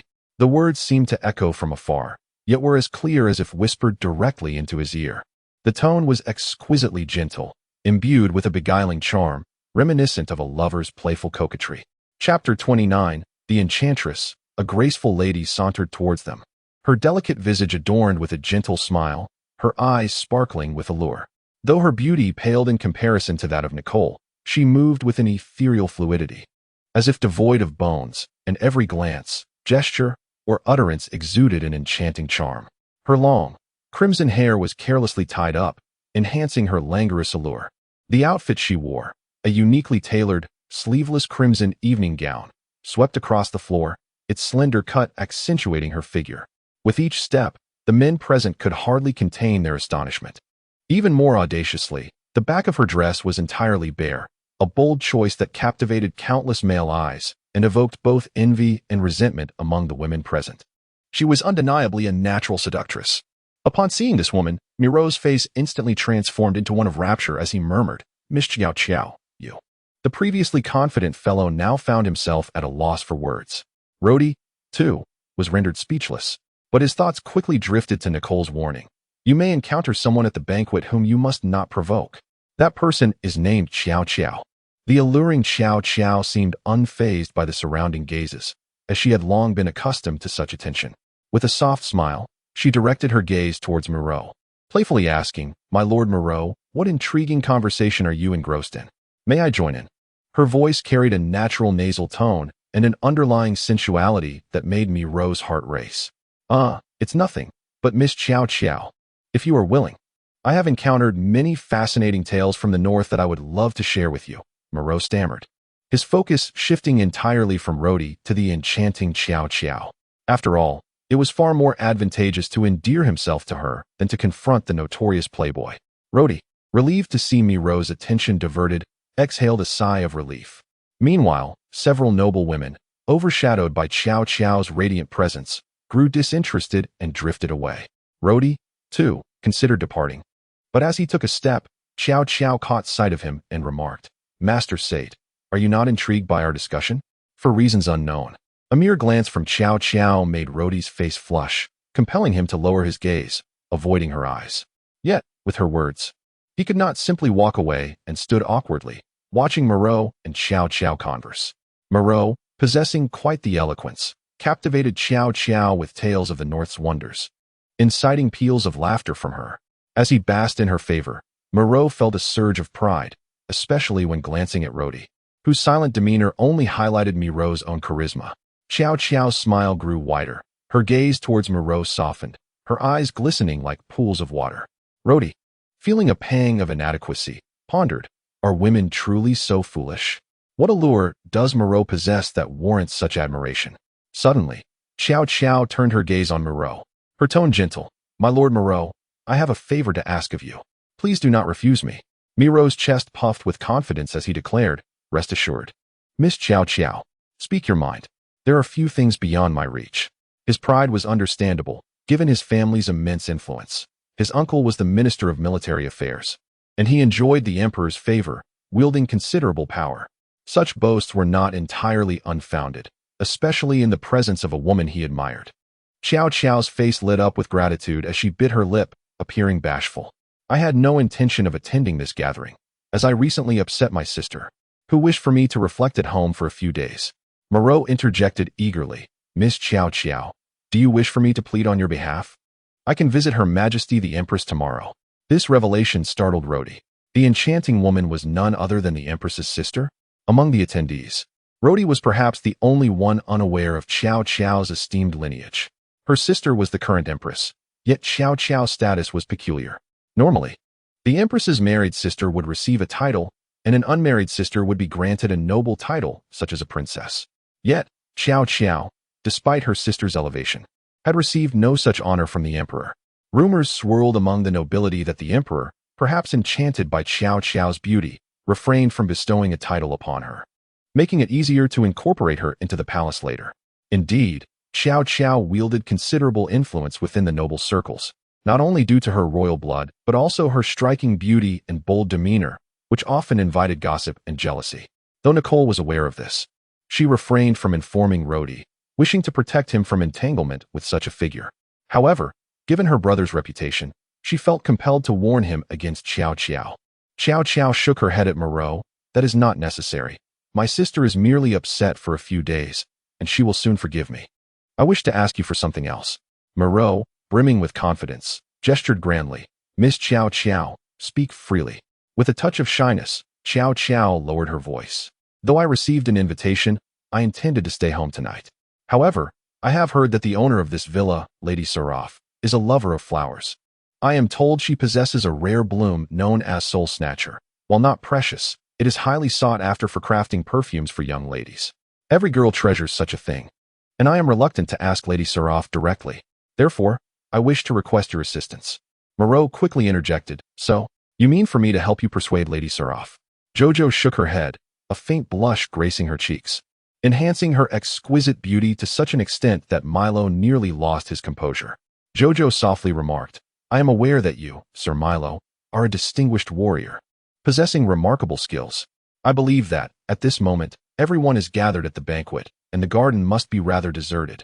Thus, Milo's eyes lit up, a knowing smile spreading across his face as he replied, Miss, are you suggesting that I, Milo, should play the role of a refined rogue, to procure a fine flower for you? Jojo appeared almost overwhelmed with shyness, lowering her head slightly as she whispered, Surely, Sir Milo, being a person of stature, would not refuse a young lady's request? At that moment, Milo felt utterly elated. The mere thought of stealing a flower for her, or even relocating a mountain of gold, would not cause him to flinch. He immediately assumed a heroic demeanor, gazing at Jojo with fervor and declaring, Fear not, my lady. I shall procure it for you at once. Your wish shall be fulfilled. Milo reveled in his triumph, for Jojo had entrusted him with such a clandestine request, indicating her interest in him. The idea of stealing a rare flower for a beautiful woman struck him as an exquisite endeavor, and he could hardly contain his joy at the prospect of winning her heart. Jojo sighed, cautioning, Sir Milo, do be careful. This flower is entirely purple, with a crimson heart, and it possesses exactly 14 petals. You must find the right one for me. Nearby, Roddy was taken aback. He had perused many books on botany by that notorious dandy in recent days, but had never heard Jojo mention such a flower. He wondered if anyone could be more knowledgeable about flowers than that gentleman. Once Milo had departed, Jojo sighed in relief. This enchanting woman turned to Roddy, a sly smile playing on her lips as she chuckled softly. At last, I've managed to deceive that bothersome fellow. Sate, you heartless wretch. Why have you not come to seek me all these days? Chapter 30. Jealous Nicole. Upon hearing Jojo's words, Roddy nearly gasped in surprise. How could she be so ungrateful? Although Roddy lacked a deep understanding of the intricacies of romantic relationships, he could certainly perceive the underlying tension in her statement. This might be quite troublesome indeed.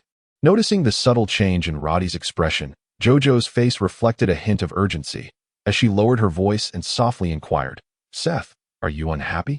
Is it because I spoke with that Moreau? Her tone bore the gentle pleading of a young woman who seemed to hold a particular regard for the distinguished young master. Roddy found himself at a loss, unsure whether to laugh or cry, stammering, Miss Jojo, before he could finish his sentence. Jojo's expression darkened, revealing her distress and grievance, her beautiful eyes glistening with unshed tears as she lamented, Miss, you used to call me sweetheart when gazing at the moon, but now that there's someone new, you address me as Miss. You, Roddy, sensing the gravity of the situation, internally cursed his misfortune. Even a fool could recognize the impending disaster. It seemed that this Miss Jojo was likely the former lover of the notorious playboy. This was disastrous. As an imposter, he could deceive others, but how could he possibly fool someone with such a profound connection? Hadn't Nicole mentioned that no one familiar with Seth would be present at this gathering? How had such a scenario unfolded? Frantically scratching his head, Roddy felt the urge to stomp his feet in frustration as he observed Jojo's increasingly sorrowful demeanor, fearing that tears would soon spill forth. Although the surrounding nobles refrained from openly gossiping, their glances were laden with implications. Some had already begun to entertain peculiar thoughts. This young master Seth had a reputation as a heartbreaker, and it appeared that his relationship with Miss Jojo was indeed extraordinary. Just when Seth was at a loss for what to do, salvation arrived. Nicole had stepped away with several of her close friends, intending to allow Roddy to navigate the aristocratic circle independently. She believed there was little chance of anyone recognizing her brother as an impostor, particularly since she was unaware of his entanglement with the most renowned beauty in the capital. Nevertheless, her concern prompted her to return, searching for Roddy, only to witness a scene that ignited her fury. Her counterfeit brother stood there, flushed and flustered, utterly at a loss. This disarray did not sit well with Nicole. She had already provided Roddy with ample guidance on how to conduct himself, yet here he was, failing miserably. However, upon spotting the enchanting woman beside Roddy, her ire intensified.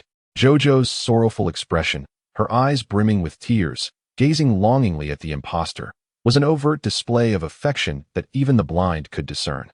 A pang of jealousy surged within Nicole. This rogue, hadn't she expressly warned him to steer clear of that enchantress? It seemed that this seemingly innocent boy was far more flirtatious than her own brother. First, there was that incident the other day, followed by the charming maid, Angela, and now this alluring vixen. Unbeknownst to her, Nicole had begun to consider herself part of this tangled web.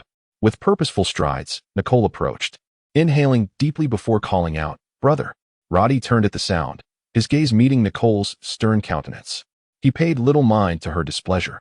In fact, he felt a surge of joy, for her disapproving expression appeared to him as a divine intervention, his savior. Seeing Roddy's relieved demeanor, Nicole was momentarily taken aback. She had anticipated a look of guilt from him, but instead, he seemed genuinely pleased to see her. "Sister." Roddy inhaled deeply, then deliberately raised his voice. "Did you need something?" He even winked at Nicole, having turned to face her, oblivious to JoJo behind him. As JoJo observed Nicole's approach, her previously melancholic expression vanished. The true Seth had always regarded his sister with caution, constantly warning JoJo to keep their affairs hidden from her. Thus, she understood the necessity of maintaining discretion in front of Nicole, revealing even a hint of their connection could lead to disastrous consequences. Roddy hastily nodded, turning to JoJo and feigning a sigh. "Miss JoJo, it seems our conversation must come to an end. I have matters to attend to. I wish you a pleasant evening." A flicker of disappointment crossed JoJo's eyes, but she slowly extended a delicate hand, a smile gracing her lips as she replied softly, "Then, young Master Seth, let us meet again another day." Roddy paused, but quickly regained his composure, adopting a gentlemanly demeanor as he took JoJo's hand, bowing slightly to bestow a gentle kiss upon her knuckles. To his surprise, just as his lips approached her hand, JoJo playfully flipped it over, brushing her soft palm against his lips and pinching his nose. Nicole, choosing not to linger, strode toward the exit without acknowledging JoJo.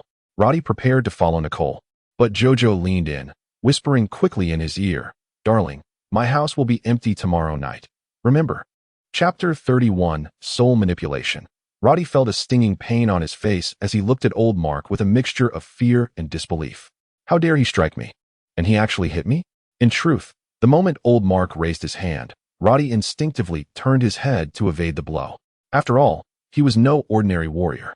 How could a mere mortal land a hit on him? Yet, this slap had undeniably connected, and he had only noticed the movement of Old Mark's hand without comprehending his actions. Roddy instinctively took a step back, only to stumble and knock over a chair behind him. Old Mark's expression was devoid of warmth as he spoke coolly. "I did not strike you due to your earlier misdeeds towards the young lady, but rather you should not have caused her such distress tonight. You ought not to have stirred up her painful memories, nor should you have raised your voice at her. She has suffered enough." "What?" Roddy covered his face, rendered speechless. "Enough with the foolishness." Old Mark continued, "I am aware of your true identity. You are not young Master Set, but rather Roddy, a student of the Imperial Academy." Roddy retreated another step, only to trip over the fallen chair, staggering before regaining his balance. "Fool." Old Mark's demeanor was far from the respectful tone he usually displayed. His voice was cold. "Let me enlighten you. This entire affair was orchestrated by me. Do you truly believe that a mere boy like you could infiltrate the Tulip family unnoticed? Do you think the family's guards are merely idle? Without my intervention, you would have been apprehended while attempting to scale the walls." Roddy's shock was beyond verbal description. He stood there, dazed, staring at the enigmatic old coachman before him. "Allow me to introduce myself." Old Mark bent down to right the fallen chair and casually sat down, a deep smile creeping onto his face. "You may call me Mark. As for my profession, I am but a humble groom. However, I should mention that I am the fourth-generation disciple of the esteemed Don Dung." "Don Dung?" Roddy felt increasingly bewildered. "Silence, and let me finish. Old Mark seemed displeased with Roddy's interruption, continuing, "The unfolding of events was not primarily my doing. I merely nudged things along by coincidence. That night, I had already noticed you hiding behind the tree. Initially, I assumed you to be a coward and paid you no mind, but later, I was astonished to see you daringly follow our carriage and even attempt to infiltrate our home. I could not simply ignore such audacity. I was curious to know who would dare assault a member of the Tulip family. Thus, I made some arrangements to allow you entry. To see what you were truly after, however, what followed surprised me. You were merely a group of misguided thugs targeting the wrong individuals, which caused me to lose interest in you. Yet, I witnessed every action you took that night in the stable." "Wait," Roddy interjected suddenly. "You were there? You were present that night?" Old Mark rolled his eyes. "Of course I was there." "Then why did you not intervene?" "Intervene?" Old Mark's face broke into a knowing smile. "What significance do you hold for me to intervene? It is beneath me to concern myself with you. However, your actions towards the young lady were intolerable. I initially could not bear to watch, but then young master appeared. Frankly, I was astounded by the courage that child displayed. Truly daring to leave well. I digress. Since the young master dealt with you, I found no need to take action myself. The subsequent events were rather straightforward. Once the young master departed, the young lady, left with no alternative, brought you in as a substitute. I observed it all. However, I could not be bothered with such matters. It was not within my purview. If the young lady wishes to amuse herself, let her do so." Roddy found himself at a loss for words. "Surprised? Do you not comprehend who I am?" Old Mark chuckled. "I previously mentioned that I am a disciple of Dandong. You see, my lineage has always been closely tied to the Tulip family. My duty is to safeguard the safety of the Tulip family's heir." Roddy could no longer contain his curiosity. "But why did you not stop Set from leaving that night?" "Why should I?" Old Mark retorted, his eyes narrowing. "Set has no desire to be a duke. That is his choice. Why would I impede him? If he dislikes something, he should not be forced into it. Let him pursue what he enjoys." But Roddy was incredulous. "You said you were here to protect. I protect the individuals, not the absurd glory of a family. What does the Tulip family's glory have to do with me? I see the young lady frowning every day. Unhappy, huh? This family would do well to disband." The old man's voice was suddenly filled with indignation, only to quickly realize he may have spoken too harshly. He sighed and continued softly, "Let me be clear. My responsibility is solely to ensure the safety of individuals. If anyone seeks to harm the young lady or the young master, I shall not hesitate to intervene. However, the family's obligations are of no concern to me. Do you understand? What kind of responsibility is that? A disciple of Dandong? Was he not closely connected to the Tulip family? Would he truly remain indifferent to the family's decline? I understand that you are puzzled, and I too find it somewhat perplexing. However, my duty is as such young man." Old Mark squinted. "That is all I have to say. I do not care whether you are a counterfeit. You pursue your own affairs while I fulfill my duties. But you are not permitted to harm the young lady, understood? Alas, had you not caused her distress tonight, I would not have bothered with you." After stating this, Old Mark stood, seemingly preparing to leave. Roddy's heart stirred, bolstered by courage. He called out, "Wait." His mind was a tumultuous sea of confusion, and he sensed that this man might be the key to unraveling the mysteries he faced, compelling him to muster the courage to halt him. "Mark, I truly do not comprehend. You claim to be a disciple of Dandong, yet Dandong has been dead for over 200 years. Mark seemed unfazed. "What of it? Do you think Dandong's disciples perish so easily? I assure you, if I so wished, I could live for 1,000 years without issue. I have served the heirs of the Tulip family for generations. Have you ever heard of any heir from the family being killed? What of the Empire's marshals? The invincible commanders? Do you not ponder, most renowned generals end up dead on the battlefield? Why is it that none of the Tulip family heirs have ever perished in combat?" A terrifying curiosity surged within Roddy. How do you manage that? How my first body died 2 centuries ago. I merely find another person, take their life, and inhabit their body. I have served as the deputy to the 9th Duke, the servant to the 11th Duke, and the personal guard to the 12th Duke. As for the current body, I acquired it decades ago after my previous form passed away, taking over the body of a young servant who had just joined the family.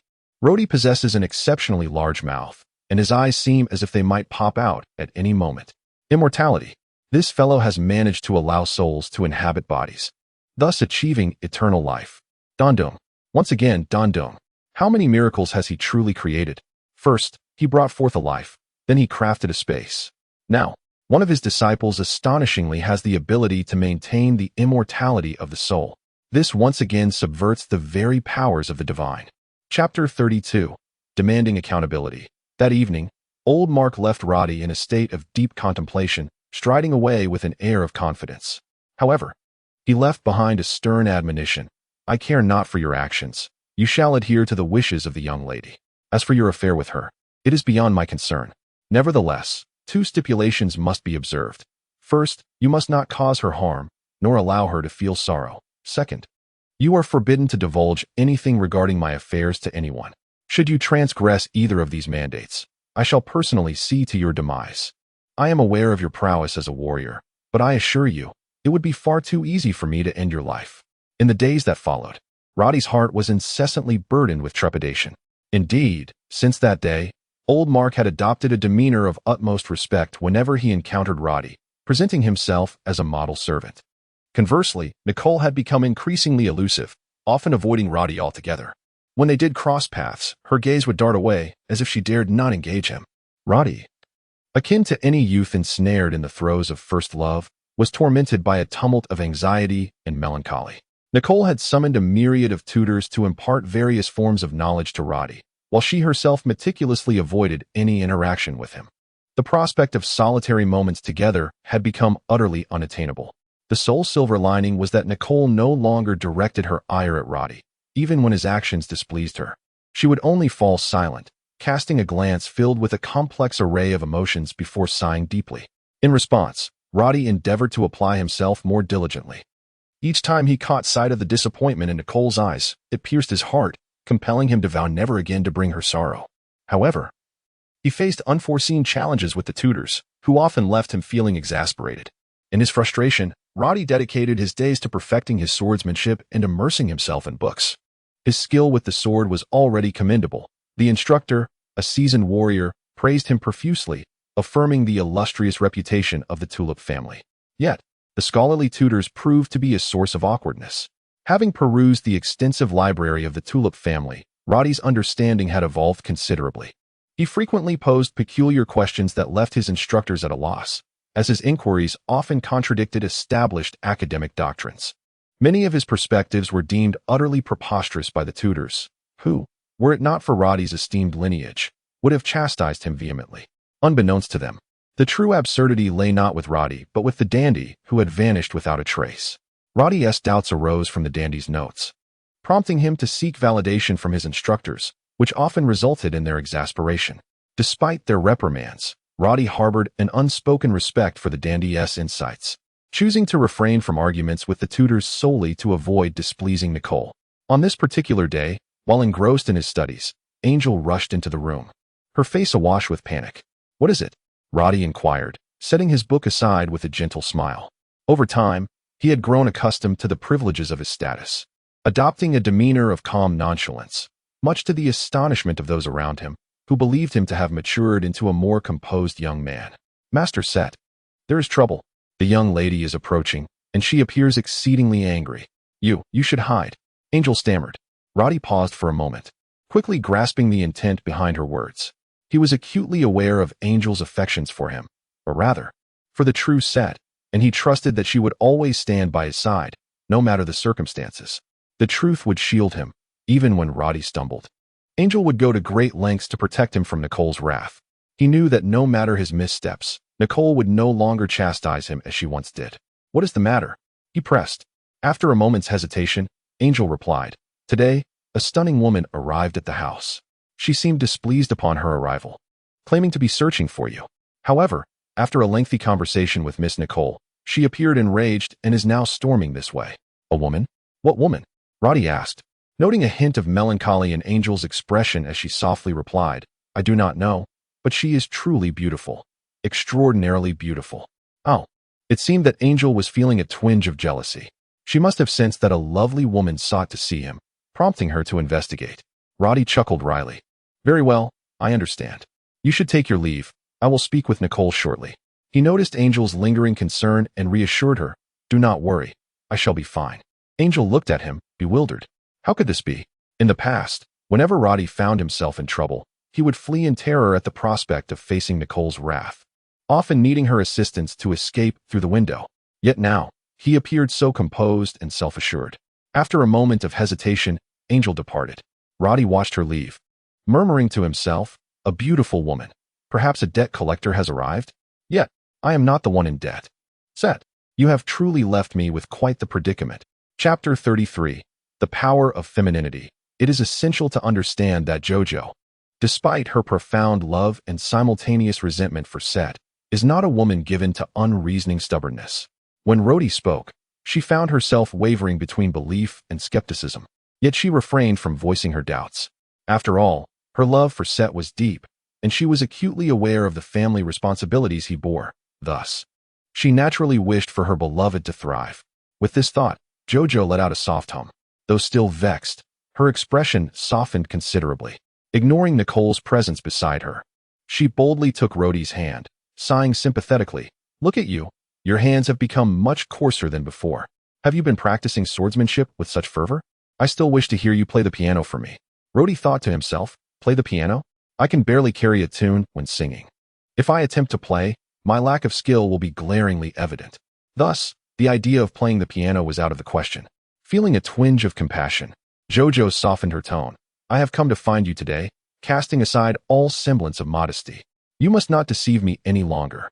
I can overlook your recent neglect, but you must accompany me tomorrow." Just as Rhodey opened his mouth to refuse, JoJo shot him a fierce glance, rendering him momentarily speechless. He thought it best to acquiesce for now, planning to hide from her the following day.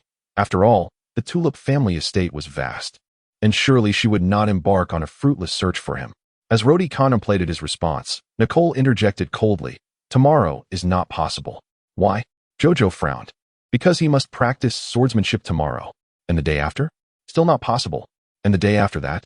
Nicole's demeanor remained icy. "Still not possible. By what right do you impose such strictures upon him?"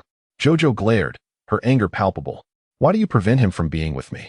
Nicole remained unperturbed, her expression unchanged. "For no particular reason. Until he has completed his assessments, I will not allow him to be distracted." JoJo's face drained of color, nearly reaching the breaking point of confrontation. It was known that her sister was the queen, placing their family in a position of immense privilege. In the imperial capital, she was accustomed to being revered and could scarcely tolerate such indignities. Moreover, in the heart of a girl intoxicated by love, anyone who obstructed her union with her beloved was deemed utterly contemptible. Yet, upon reflection, she realized that Nicole was Set's sister.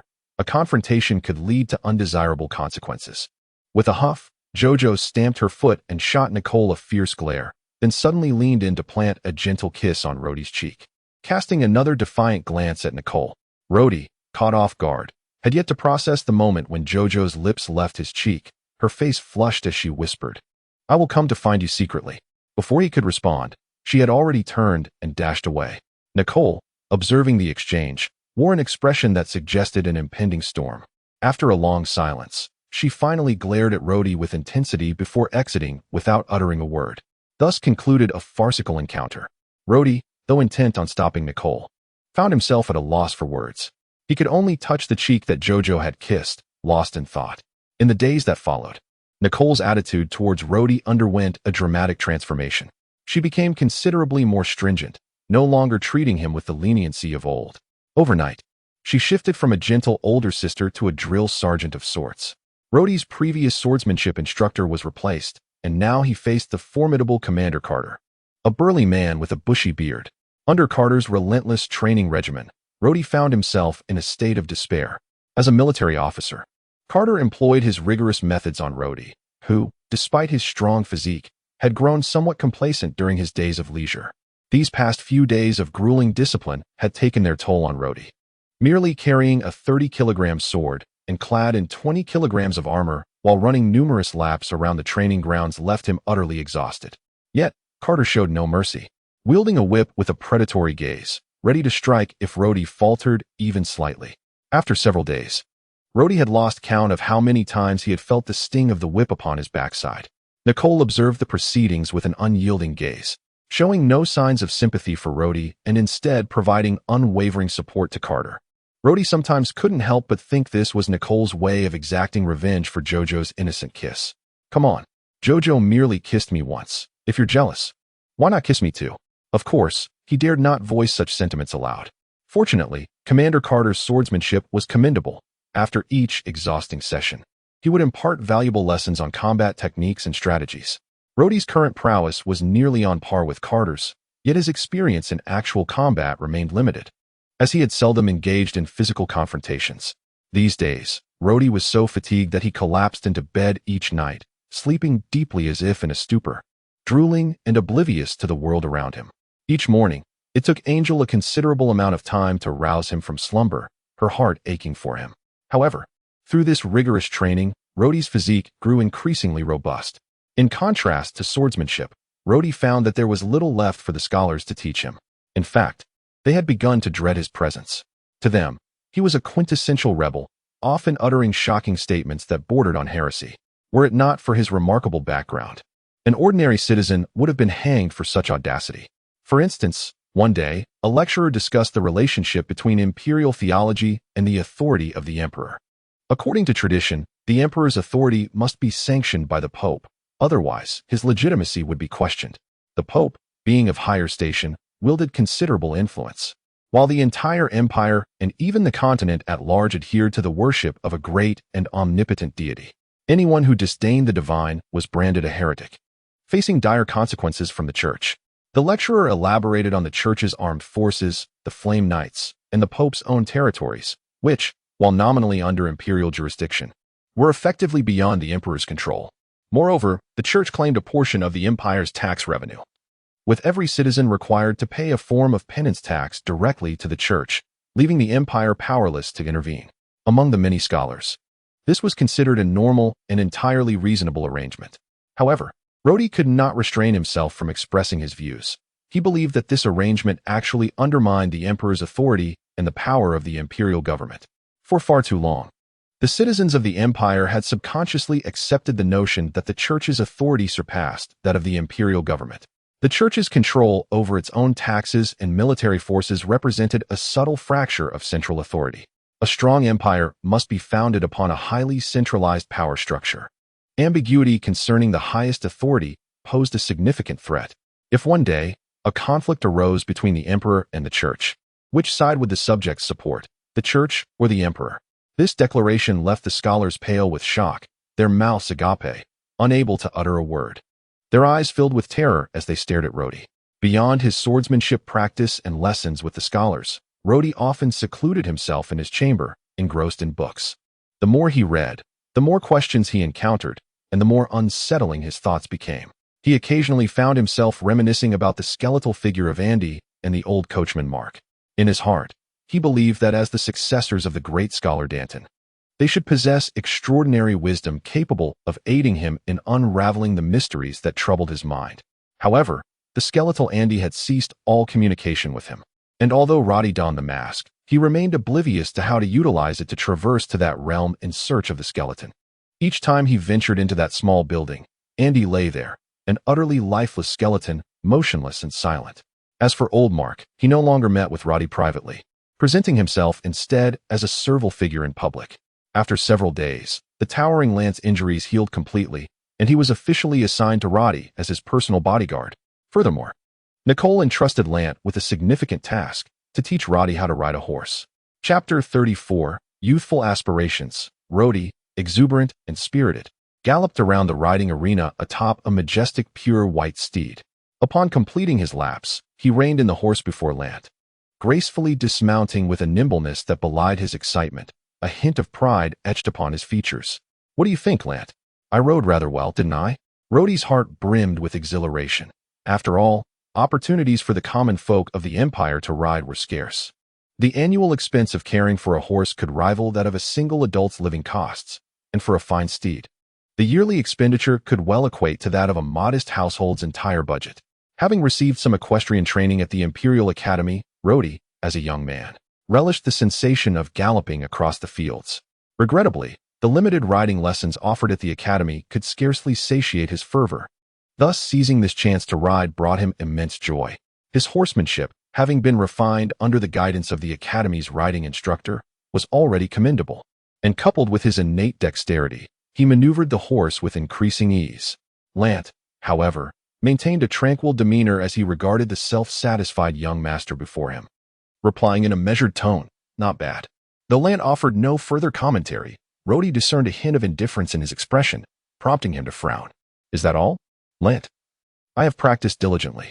Suddenly, Lant raised his head, his voice resonating with gravity. "Young master, I have something to convey." "What is it?" Lant's expression grew solemn as he continued. "You are the heir of the Tulip family, likely destined to become a marshal of the empire, much like the previous duke, leading the imperial army in campaigns across the land. To speak candidly, your current riding skills suffice for leisurely rides within the capital. Yet in the throes of battle, you would falter within 3 days." "Oh." Rhodey's countenance betrayed no displeasure. Instead, it radiated excitement. Lant nodded silently and mounted his own black steed, circling the arena before accelerating on his second lap. Suddenly, he drew a long lance from his saddle. Bending low in a charging posture, the standard stance of imperial cavalry during a charge. As he completed his lap, Lant reined in beside Rhodey, stating earnestly, "Do not underestimate the art of horsemanship. Sometimes, the correctness of one's posture can preserve a cavalryman's life. For instance, the crouch position during a charge not only maximizes force, but also serves to evade enemy arrows." These are the insights gleaned from centuries of experience among imperial cavalry. Moreover, the distinction between mounted combat and ground combat is profound. I recognize your prowess with the sword, yet can you maintain agility and speed while on horseback? Bear in mind that all your movements and evasions on horseback rely on your steed. Thus, mastering the control of your mount is paramount to your combat effectiveness. Additionally, in mounted combat, one can only utilize strength above the waist, leaving little room for cunning. It is predominantly a test of brute strength. By the end of his discourse, Rhodey's expression had grown somber as he fell into deep contemplation. Although he was not a genuine noble, acquiring superior equestrian skills was a long-held aspiration. Furthermore, with Nicole's promise to enlist him in the military, mastering horsemanship was essential for any competent officer. Determined, Rhodey set aside his previous pride and diligently adhered to Lance's teachings. Throughout that day, he could not recall how many times he had fallen from the horse. Despite his robust physique, he found the experience taxing. Each fall left him with an array of bruises. Yet Rhodey possessed an innate stubbornness. The harder he fell, the more resolute he became, gritting his teeth and remounting time and again. As days passed, leveraging his solid foundation, Rhodey gradually became adept at controlling the horse. Observing Rhodey's rapid progress, Lant was both astonished and began imparting some common cavalry tactics used within the imperial army. Within a fortnight, Lant had little left to teach Rhodey. He merely continued to accompany him in practice. Despite the multitude of scars adorning his body, Rhodey trained with unbridled enthusiasm. Having just changed into fresh attire, Rhodey was taken aback when Nicole quietly entered. She gestured for Angie to leave before turning to Rhodey with a composed expression. "Sit down. I have something to discuss." Rhodey sighed, sensing a growing distance from Nicole in recent days. At times, he suspected her displeasure was directed at him, perhaps as a consequence of the trials he had endured. His feelings towards her were a tumultuous blend of affection and resentment, with the latter increasingly dominating his sentiments. As a young man filled with vigor, his burgeoning strength had inevitably fostered a touch of youthful arrogance, leading to a simmering frustration towards Nicole. Previously enamored, he now felt stifled by her treatment. "You finally exhibit a semblance of nobility. It seems you have learned swiftly these past few days." Rhodey replied nonchalantly. "What does it matter? I know I am but a commoner." Nicole nodded, feigning ignorance to the bitterness in his tone, and continued, "In the coming days, I will begin to teach you some additional skills, and then, shortly, you will be heading to the academy." Suddenly, Rhodey inquired, "Have you not yet found your brother?" Nicole's expression shifted subtly, her voice lowering. "I do not wish to conceal the truth from you. I dispatched someone to the sea, initially tracking his ship, but why not? Do you still not comprehend?" Nicole's eyes reflected a complex emotion. "Rhodey, you are astute. I have heard from your instructors that you grasp concepts swiftly and are exceptionally talented. Understand that Satyr pales in comparison to your abilities. If he were to stand for the Emperor's examination alone, he would undoubtedly fail to attain a title. Hence, even if I locate him, you must fulfill your own obligations." Rhodey remained silent for a moment, then quietly responded, "I understand." He then raised his gaze to meet Nicole's eyes, gently asking, "What do you intend to teach me today?" Nicole's expression grew grave as she inquired, "Do you know who, within the Empire, most fervently wishes to see the Tulip family fail in securing their rightful inheritance?" "Who?" Nicole articulated each word with deliberation. It is none other than His Majesty the Emperor himself. Chapter 35, Born to Rebel. For centuries, the Tulip family has been revered as the divine house of the Empire's military. Each successor from our lineage has emerged as a victorious commander on the battlefield. Today, it can be said that the fiery tulip banner symbolizes the very essence of the Empire's army. Wherever the fiery tulip flag flies, the hearts of countless soldiers rally behind it. What splendor! What honor! Yet, do you know how many envy this glory? The Emperor's sovereignty cannot be challenged by anyone. As the supreme ruler of the Empire, His Majesty cannot tolerate the erosion of military power. Can he allow anyone within the army to wield greater authority than his imperial rule? An undefeated commander is undoubtedly the pillar of the empire, but a deity of the army may incite unease within His Majesty. Imagine if one day, would the army follow the tulip banner or the emperor? The tulip family status has reached an unparalleled height. My father was once a field marshal of the empire, a duke. With the entire Shilin province as our family estate, no other family in the empire can compare to such splendor. However, it is precisely this magnificence that breeds disquiet in His Majesty. The more distinguished the tulip family's achievements, the more awkward it becomes for the emperor. Given our family's current standing, what further rewards could His Majesty bestow upon us? A fief? We already possess an entire province. A title? We have already been granted the ducal title. Wealth? The annual income from the Shilin province is already a substantial fortune. Thus, Nicole's tone gradually dimmed. Roddy, however, felt a chill run down his spine. He was merely an inconspicuous youth, and although he possessed some knowledge of the Empire's history, he had never encountered such profound power struggles at the upper echelons. Nicole sighed and continued, therefore, the one who most desires to see the Tulip family's resurgence thwarted is none other than His Majesty the Emperor. He absolutely does not wish to see a banner embraced by the army. In the hearts of every emperor, the only sovereign within the empire must be the imperial authority. Roddy, feeling parched and mentally overwhelmed, contemplated for a long while before finally murmuring, but this is not the fault of the Tulip family. Is it wrong to achieve great merit? Nicole spoke calmly. This is neither our fault nor the Emperor's. The fault lies in the fact that the glory of the Tulip family is too dazzling, overshadowing the Emperor's radiance. Roddy lowered his gaze, pondering this, and sighed. Indeed, this is not the fault of the family, nor the Emperor. But whose fault is it then? Nicole shook her head, a look of helplessness crossing her face. I do not know. I cannot comprehend it. I often lie awake at night, pondering, but I cannot find clarity on this matter. I know the family must be revitalized, yet I cannot conceive how to achieve that. I truly do not know what to do. Nicole's voice was frail, as she bore the heavy burden of her family's legacy, yet these complex issues were beyond her grasp. Even if she could understand them, how could she resolve them? Roddy's mind was in turmoil, various thoughts racing through him, when suddenly, a chilling realization struck him. The glory of the Tulip family is built upon the foundation of the empire. If even the emperor becomes an enemy to the family, then the Tulip family is destined for annihilation. In a moment of clarity and agitation, Roddy could not help but whisper the very thought that had been haunting him. Unexpectedly, Nicole's face displayed no reaction, save for a slight flicker in her eyes.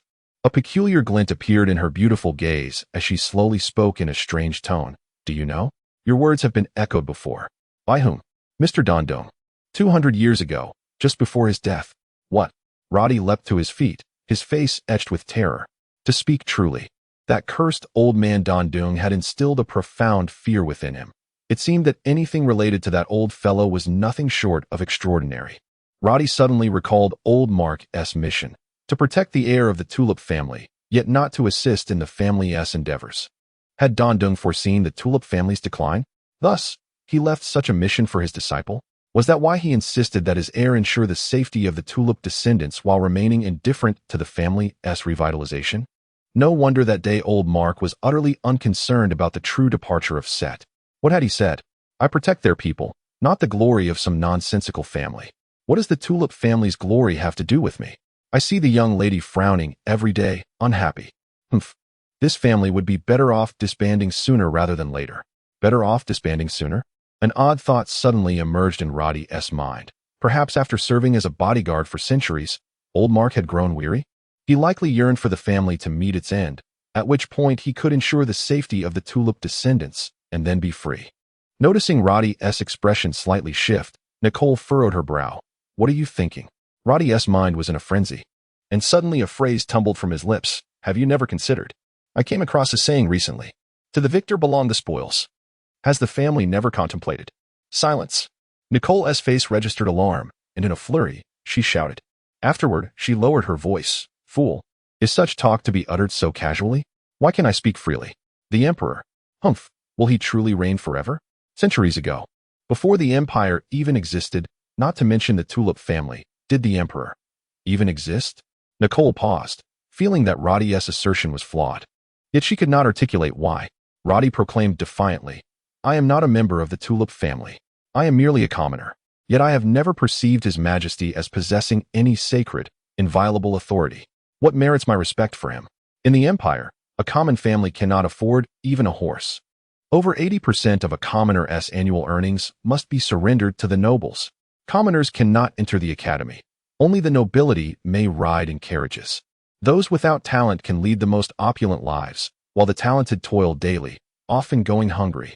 A valiant fifth-tier warrior must serve as a bodyguard for a corpulent noble. If the rules of this world are dictated by His Majesty, then why should I hold him in esteem? I am but a commoner. Since His Majesty does not cherish us, why should we cherish him? Ah! Nicole gasped, quickly covering her mouth, astonished as she beheld the impassioned Roddy before her. Perceiving that the diligent and earnest Roddy she knew had transformed into someone entirely different. Do you think I'm wrong?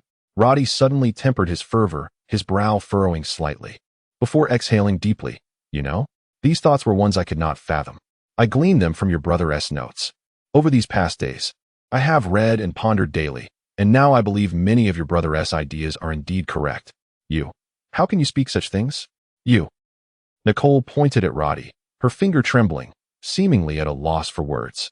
This time, Roddy displayed no signs of panic. His countenance remained calm as he bowed deeply and said softly, Nicole, I am but a minor figure, a commoner. These matters are merely thoughts I entertain. Humph. What can a minor figure do? His tone seemed to embody both self-mockery and sarcasm. At this moment, Nicole sensed that Roddy bore a radiance on his face that she had never observed before.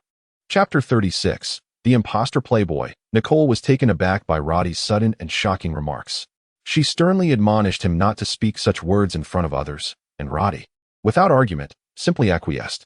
The more Nicole pondered, the more uneasy she felt, prompting her to add a few more words. Roddy, however, showed no signs of impatience and calmly responded, Nicole, I have told you. I am merely a minor character. These thoughts are merely for my own contemplation. I shall not share them with anyone else. Haven't I endured enough hardships these past days? Every time I express a hint of my true feelings, the teachers deem me as a heretic. Just think, have I not faced considerable punishment from you lately? I have long since learned to think more and speak less. Nicole was momentarily rendered speechless, a faint blush creeping onto her cheeks. It must be noted that she had indeed been quite strict with Roddy, though her discontent was not entirely with his remarks but rather stemmed from her own jealousy, particularly after the day Jojo had brazenly kissed Roddy in her presence. It was a memory that troubled Nicole, preventing her from finding rest. Roddy, overwhelmed by the multitude of names and faces he was expected to memorize, felt the burden weigh heavily upon him. The task of remembering not only the appearance and speaking styles of these unfamiliar individuals, but also their preferences was far more exhausting than even the rigorous training under Commander Carter. Despite Roddy's remarkable willpower, this endeavor proved utterly perplexing. To him, a stranger was merely an abstract name, and yet he was expected to retain a wealth of information about them, all while feigning familiarity. The thought alone induced a headache, and it was clear that Nicole's list included far more than just one individual. For 3 days, this routine persisted, until Nicole prepared a comprehensive roster for Roddy, generously allowing him to forego his other training and studies to focus solely on memorizing these details. Commander Carter held no objections. In his view, Roddy's progress could only be described as extraordinary. He found it unfathomable that the once inept young master, who could hardly stand against any of his warriors, had transformed into a formidable contender capable of severely injuring even the most skilled of his disciples in a matter of days. Carter reported to Nicole that Roddy, at that moment, could easily pass the 3rd-level warrior examination, and the 4th level posed little difficulty. If his performance during the latter part of his duel with Rant was any indication, he might even reach the 5th level. The scholars were relieved to forego their daily lectures, finding solace in the absence of Roddy's disruptive, eccentric ideas, which often left them exasperated. Thus, the uneventful yet tranquil 3 days swiftly passed, with Roddy, now armed with a plethora of information, being instructed by Nicole to dress in a standard noble's uniform of the Imperial Academy. What astonished Roddy was that the uniform, originally belonging to Set, bore an embroidered star, an emblem denoting a first-level warrior. Of course, Roddy would never naively believe that the true young master possessed such prowess. It seemed plausible that, with the influence of the Tulip family, passing a first-level examination would not be a significant challenge. With a heart full of apprehension, Roddy climbed into the lavish carriage alongside Nicole. The opulent vehicle, accompanied by several mounted guards, was a sight to behold. Yet Roddy felt as though he were heading to the gallows. Throughout the journey, a question lingered in Roddy's mind. One he had yearned to pose to Nicole. What should he do if he encountered Set's former lover? The materials Nicole had provided contained no mention of any women, and Roddy, now well acquainted with the young master, understood all too well that Set's romantic entanglements were not limited to the likes of Lady Jojo. How would he manage if he were to face such a predicament again? Yet, he found himself at a loss for words. After the recent troubles with Jojo, he feared that any mention of this issue might provoke Nicole's ire, leading her to devise some form of retribution against him. As the carriage glided along the broad bluestone road leading to the gates of the Imperial Academy, Roddy inhaled deeply, pulling back the curtain to gaze outside. The bustling scene of pedestrians painted a vibrant picture of life, and as the majestic structures of the academy came into focus, Roddy felt a bead of sweat form in his palm. Never before had he experienced such anxiety, nor had he ever basked in such grandeur. Sir Soviel, the current headmaster of the Imperial Academy, along with several esteemed elders and influential figures, stood at the entrance to greet him. This venerable gentleman, who typically dismissed common students like Roddy without a second glance, now beamed with smiles. His face nearly creased with delight as he extended a hand to assist Nicole from the carriage. Roddy paid little attention to Soviel's flattery directed at Nicole, nor did he register the old man's hollow concern for his well-being. He merely stood beside Nicole, exuding an air of reluctance, a demeanor that elicited no suspicion from onlookers. In truth, the entire academy was well aware that this young master of the Tulip family was nothing more than a notorious playboy, whose sole contribution to the institution was to stir trouble. It was common knowledge that he preferred sneaking out rather than spending time within the academy's confines. Roddy hardly absorbed the words of Sir Soviel as he felt cold sweat trickle down his brow, for he noticed several young noble women, evidently students of the academy, passing by. Some of them were casting flirtatious glances in his direction, a gesture he understood all too well. Goodness! It appeared that the playboy had more than just Jojo as a romantic interest. Conversely, the male students regarded him with less than friendly eyes. Nicole, adopting an air of feigned severity, issued a few instructions to Roddy before, seizing a moment of distraction. She bestowed upon him a gentle glance and then departed in the carriage. Just before leaving, the old coachman, Mark, casually strolled past Roddy, and before he could react, he felt something small and solid slipped into his hand. If you encounter any insurmountable trouble, crush it. No matter where you are, I will come to your aid immediately. Lat. Chapter 37. The Peeping Skeleton.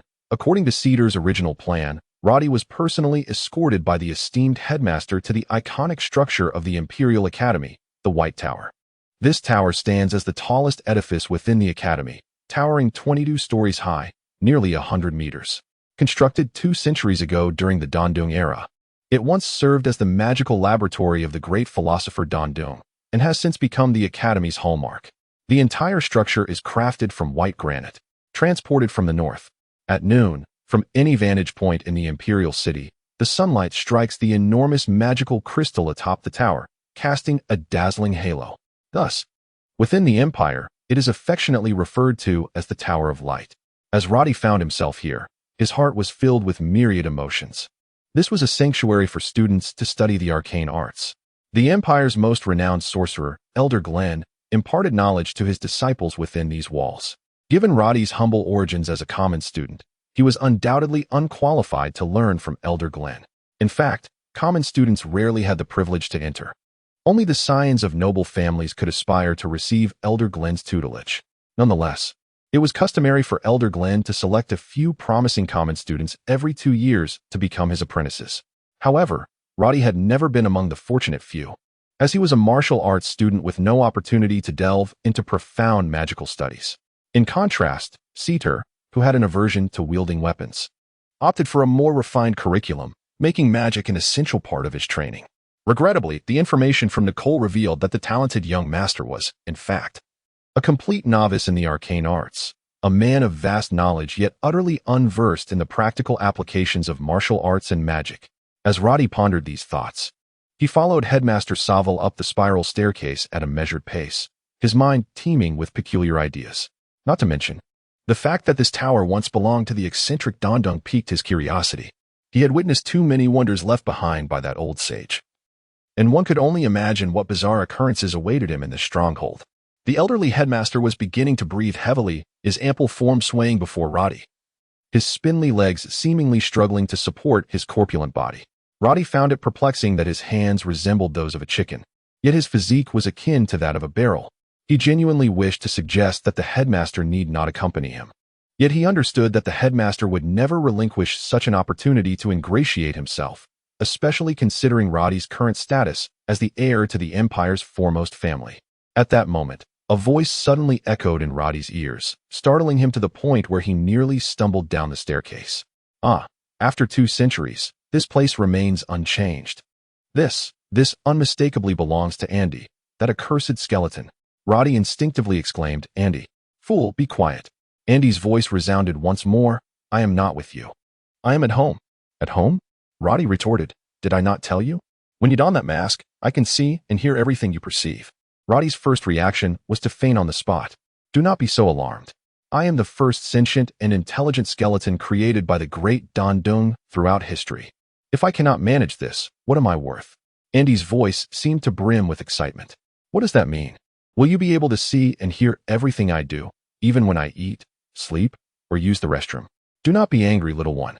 What right do you have to be angry with me? You broke the precious sword I entrusted to you, and I have yet to settle that score with you. Yet you dare to direct your ire at me?" Andy's tone was laced with indignation. Roddy was so incensed that he nearly lost consciousness. Had he not been fleet of foot, he might have indeed tumbled down. He suddenly realized that whatever thoughts crossed his mind, Andy seemed to know them all. How could this be? Did it mean he could hide nothing from that insufferable skeleton? "Now be silent. I want to be following you at all times. Rest assured on that front. Who do you think you are? Dondong himself?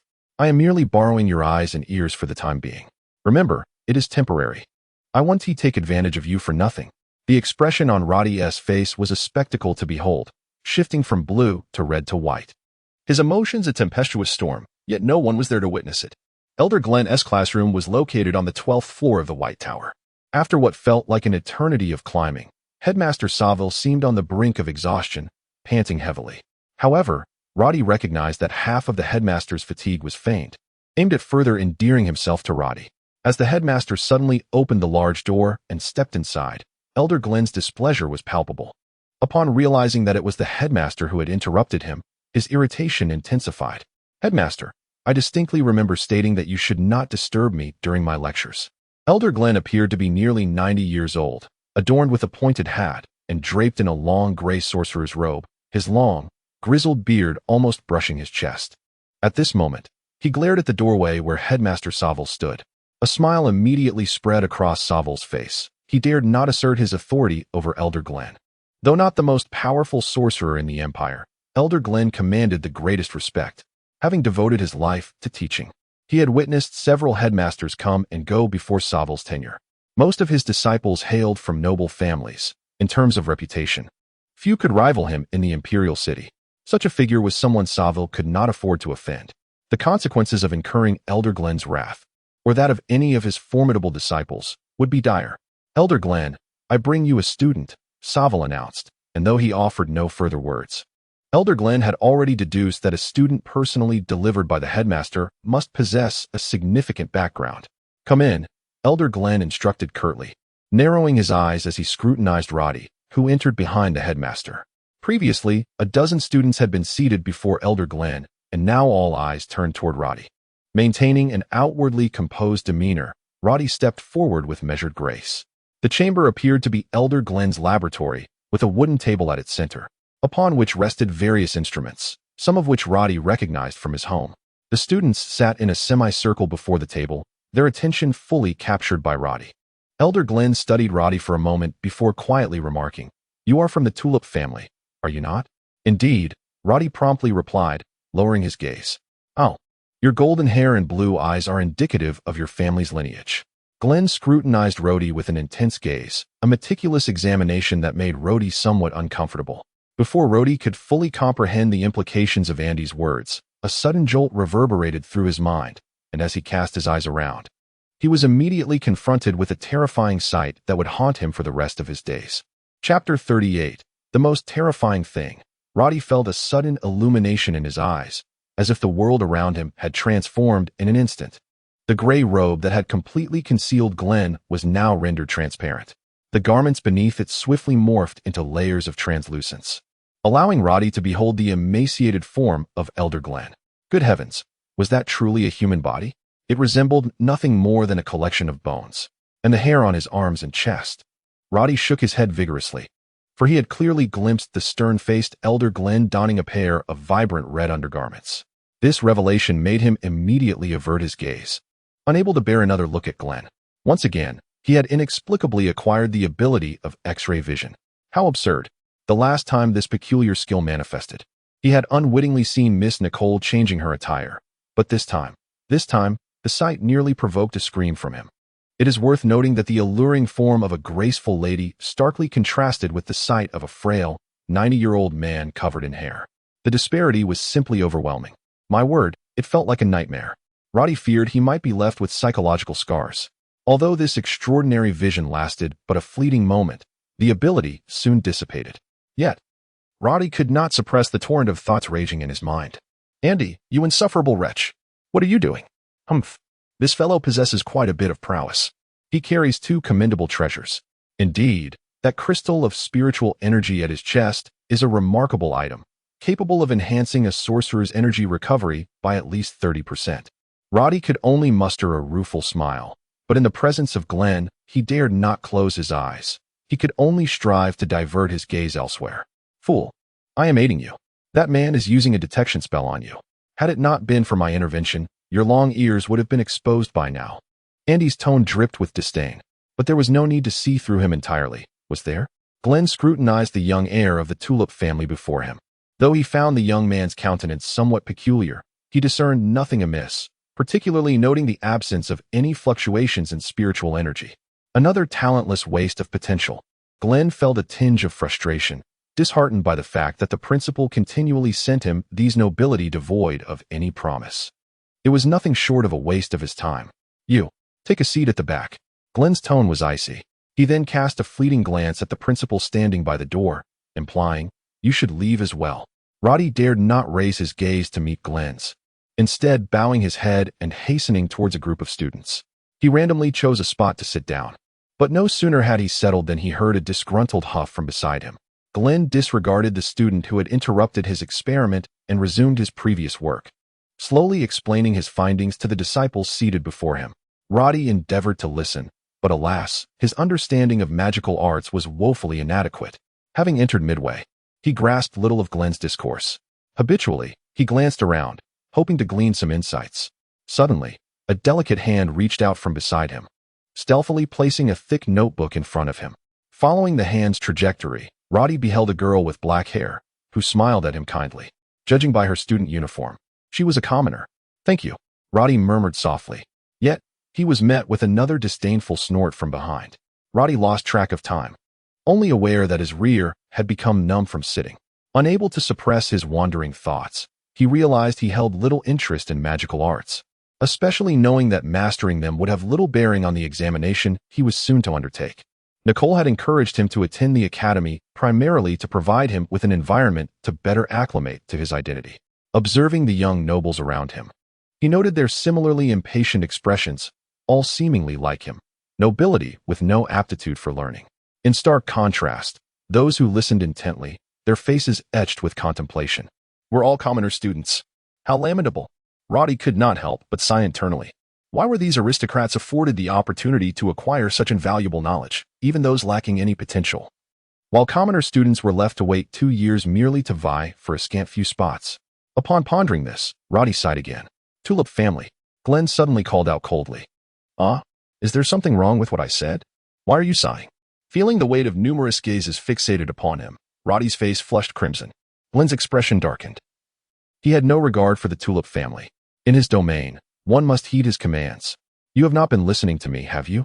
Glenn intoned with a deep voice. Therefore, you may leave. His tone was stern. If you cannot concentrate, then depart from my presence. Glenn's demeanor was frigid, leaving no room for negotiation. Roddy lamented internally, rising to his feet and slowly exiting through the door. What bad luck. To be expelled from Elder Glenn's class on his very first attempt. Roddy trudged down the spiral staircase, step by step. Kid, turn left. Andy's voice echoed in his mind. What? I said turn left. Andy commanded. Roddy was seething with frustration, replying loudly, Why should I listen to you? While speaking, he quickened his descent down the stairs. Andy was unfazed, casually responding, Then I shall help you remove those long ears of yours. What? Roddy halted abruptly. Are you serious? Before him loomed a wall. It's just a wall. Roddy was perplexed. Andy, too, appeared bewildered, as if he had spoken without thought. How did it become a wall? Sealed off. It should be a door. Kid, you have a sword. Quickly cleave this wall. What nonsense. Cleave it. Do you think this is my backyard? Do you have any idea how much noise would ensue from breaking through a wall? Moreover, cleave it. Try it. I possess nothing but a standard side sword. Do you think I am a sword saint? Chapter 39, Foolish Companions, Fool. Your sword is no ordinary weapon. The Master's luminous sword can cleave not just this dilapidated wall, but even a small mountain. Sword? That accursed luminous sword? The mere mention of it ignited Roddy's fury. You are still angry? Fool. You broke such a precious sword, and I have yet to punish you. Yet you dare to express dissatisfaction. Roddy retorted angrily. That piece of junk. It couldn't even split this wall, let alone chop firewood. Humph. That is your foolishness. The Master's luminous sword cannot be wielded in a common manner. Upon hearing this, Roddy's heart stirred. Indeed, how could anything left behind by Dondung be mere worthless trash? With this thought, Roddy suppressed his doubts and murmured, however, I did not bring it today. I left it hanging at home. Andy fell silent for a moment, then spoke again, his tone somewhat dejected yet profound. Well, today is a lost cause, but I need you to do me a favor. What? Tonight, Andy said softly. Tonight, bring the luminous sword and quietly return here. I will teach you how to break through this wall. There is something I wish to see. Sigh. What is inside? Upon hearing Andy's words, Roddy's curiosity was piqued. Nothing much. It used to be the Master's study, and I believe there are some of the Master's belongings inside. However, I do not know why it has been sealed off. A study? Roddy scoffed. He had little curiosity for books now. The Tulip family's collection of books was already overwhelming, and the Playboy's library was even more astonishing. He would need 3 to 5 years to finish reading them all. The moment he heard it was books inside, Roddy lost interest. Roddy slowly descended the White Tower, and upon exiting, he realized it was nearly noon. By now, Miss Nicole's carriage should be approaching the academy's gate to fetch him. I wonder how she would react upon learning that I was expelled by Professor Glenn on my first day of classes. With a troubled mind, Roddy wandered aimlessly, yet habitually found himself on a small path leading to the humble quarters where he once resided as a common student. After many days, the 200-year-old dilapidated building appeared even more forlorn. Weeds choked the corners, and the door handle was adorned with mottled rust. I wonder if my sword was taken by someone else. Roddy sighed internally. Although he no longer cared for a sword, he had broken one nearly every 2 days while practicing swordsmanship with Instructor Carter. Gazing at his old abode, Roddy felt an overwhelming sense of melancholy, unsure whether to rejoice or lament. His former identity had vanished. Roddy, as a person, seemed to no longer exist in this world. Now, he must strive to embody that debonair playboy. Yet, was this truly meaningful? Lost in this complex train of thought, Roddy was unaware of how long he stood at the foot of the building. Suddenly, a hand gently patted his shoulder from behind, followed by a bright voice. Hey, what are you doing here? What are you looking at? Roddy turned to see the black-haired girl who had discreetly passed him a note earlier. To be frank, the girl's appearance was merely above average. However, her features were quite delicate, with a few faint freckles adorning her cheeks, adding a playful charm to her otherwise gentle demeanor. I wasn't looking at anything. Rhodey quickly shook his head. I was just strolling. Has Master Glenn's class ended? It has. The girl stuck out her tongue and smiled playfully. You must be a noble, right? What brings you here? This place is not meant for someone like you. The residents here are all common students. Rhodey smiled faintly. I have a friend living here. Your friend? Do nobles really befriend commoners? Rhodey chuckled lightly. I am not lying. I truly have a friend nearby. Starred, he should be around. Although, I fear that even if we meet, he may not recognize me. The black-haired girl smiled softly. Feeling that this handsome noble boy was warm and approachable, devoid of the haughty demeanor typically associated with nobility. At that moment, an irate voice erupted from behind them. Hey, that playboy, keep your distance from Aching. Starred. Rhodey blurted out involuntarily. Starred paused, taken aback. He had not expected this playboy to call his name so readily. However, he had no time to ponder this. In a few swift strides, Starred reached the two, seizing the black-haired girl Aching and pulling her a few steps away from Rhodey, fuming. Aching, why are you with this guy? Aching frowned slightly. Starred, how rude of you. Starred raised an eyebrow, casting a disdainful glance at Rhodey and scoffing. Do you know who he is? A noble, I suppose. Aching replied nonchalantly, but he doesn't seem like a bad person. A bad person? Starred feigned a loud laugh. In the entire Imperial Academy. If he is not a bad person, then there are no bad people. I tell you, he is that notorious playboy, Sate. Aching's expression shifted. Her once warm gaze towards Rhodey now filled with disdain as she quickly stepped back. Rhodey could only bitterly smile. He never anticipated that his reunion with Starred would unfold in such a manner. Starred stepped forward, blocking Aching's path, coldly stating, Aching, you know this guy's reputation. If he's approaching you so amicably, he likely has ulterior motives. Do not pay him any mind. With that, Starred shot Rhodey an angry glance and coldly warned, from the Tulip family, I advise you not to entertain any ideas about my girlfriend. Otherwise, I will not let you off easily. He finished with a threatening glare. Girlfriend? Starred has actually found himself a girlfriend? Yet judging by Aching's blushing face, it seemed to be true. Rhodey could only feel a mix of amusement and exasperation at encountering his closest friend in such a way. Starred had mistakenly assumed he was flirting with his girlfriend. Just then, a few figures approached from a distance. The leading individual cast a malicious glance at Starred and called out loudly, Starred, who did you say you would not let off? As soon as the words left his mouth, his two companions erupted in raucous laughter, filled with mockery and derision. Rhodey glanced at the approaching trio. The tall, lanky one with a long face feigned elegance with his long hair, attempting to appear extraordinary, but his appearance resembled that of a hanged man in the night.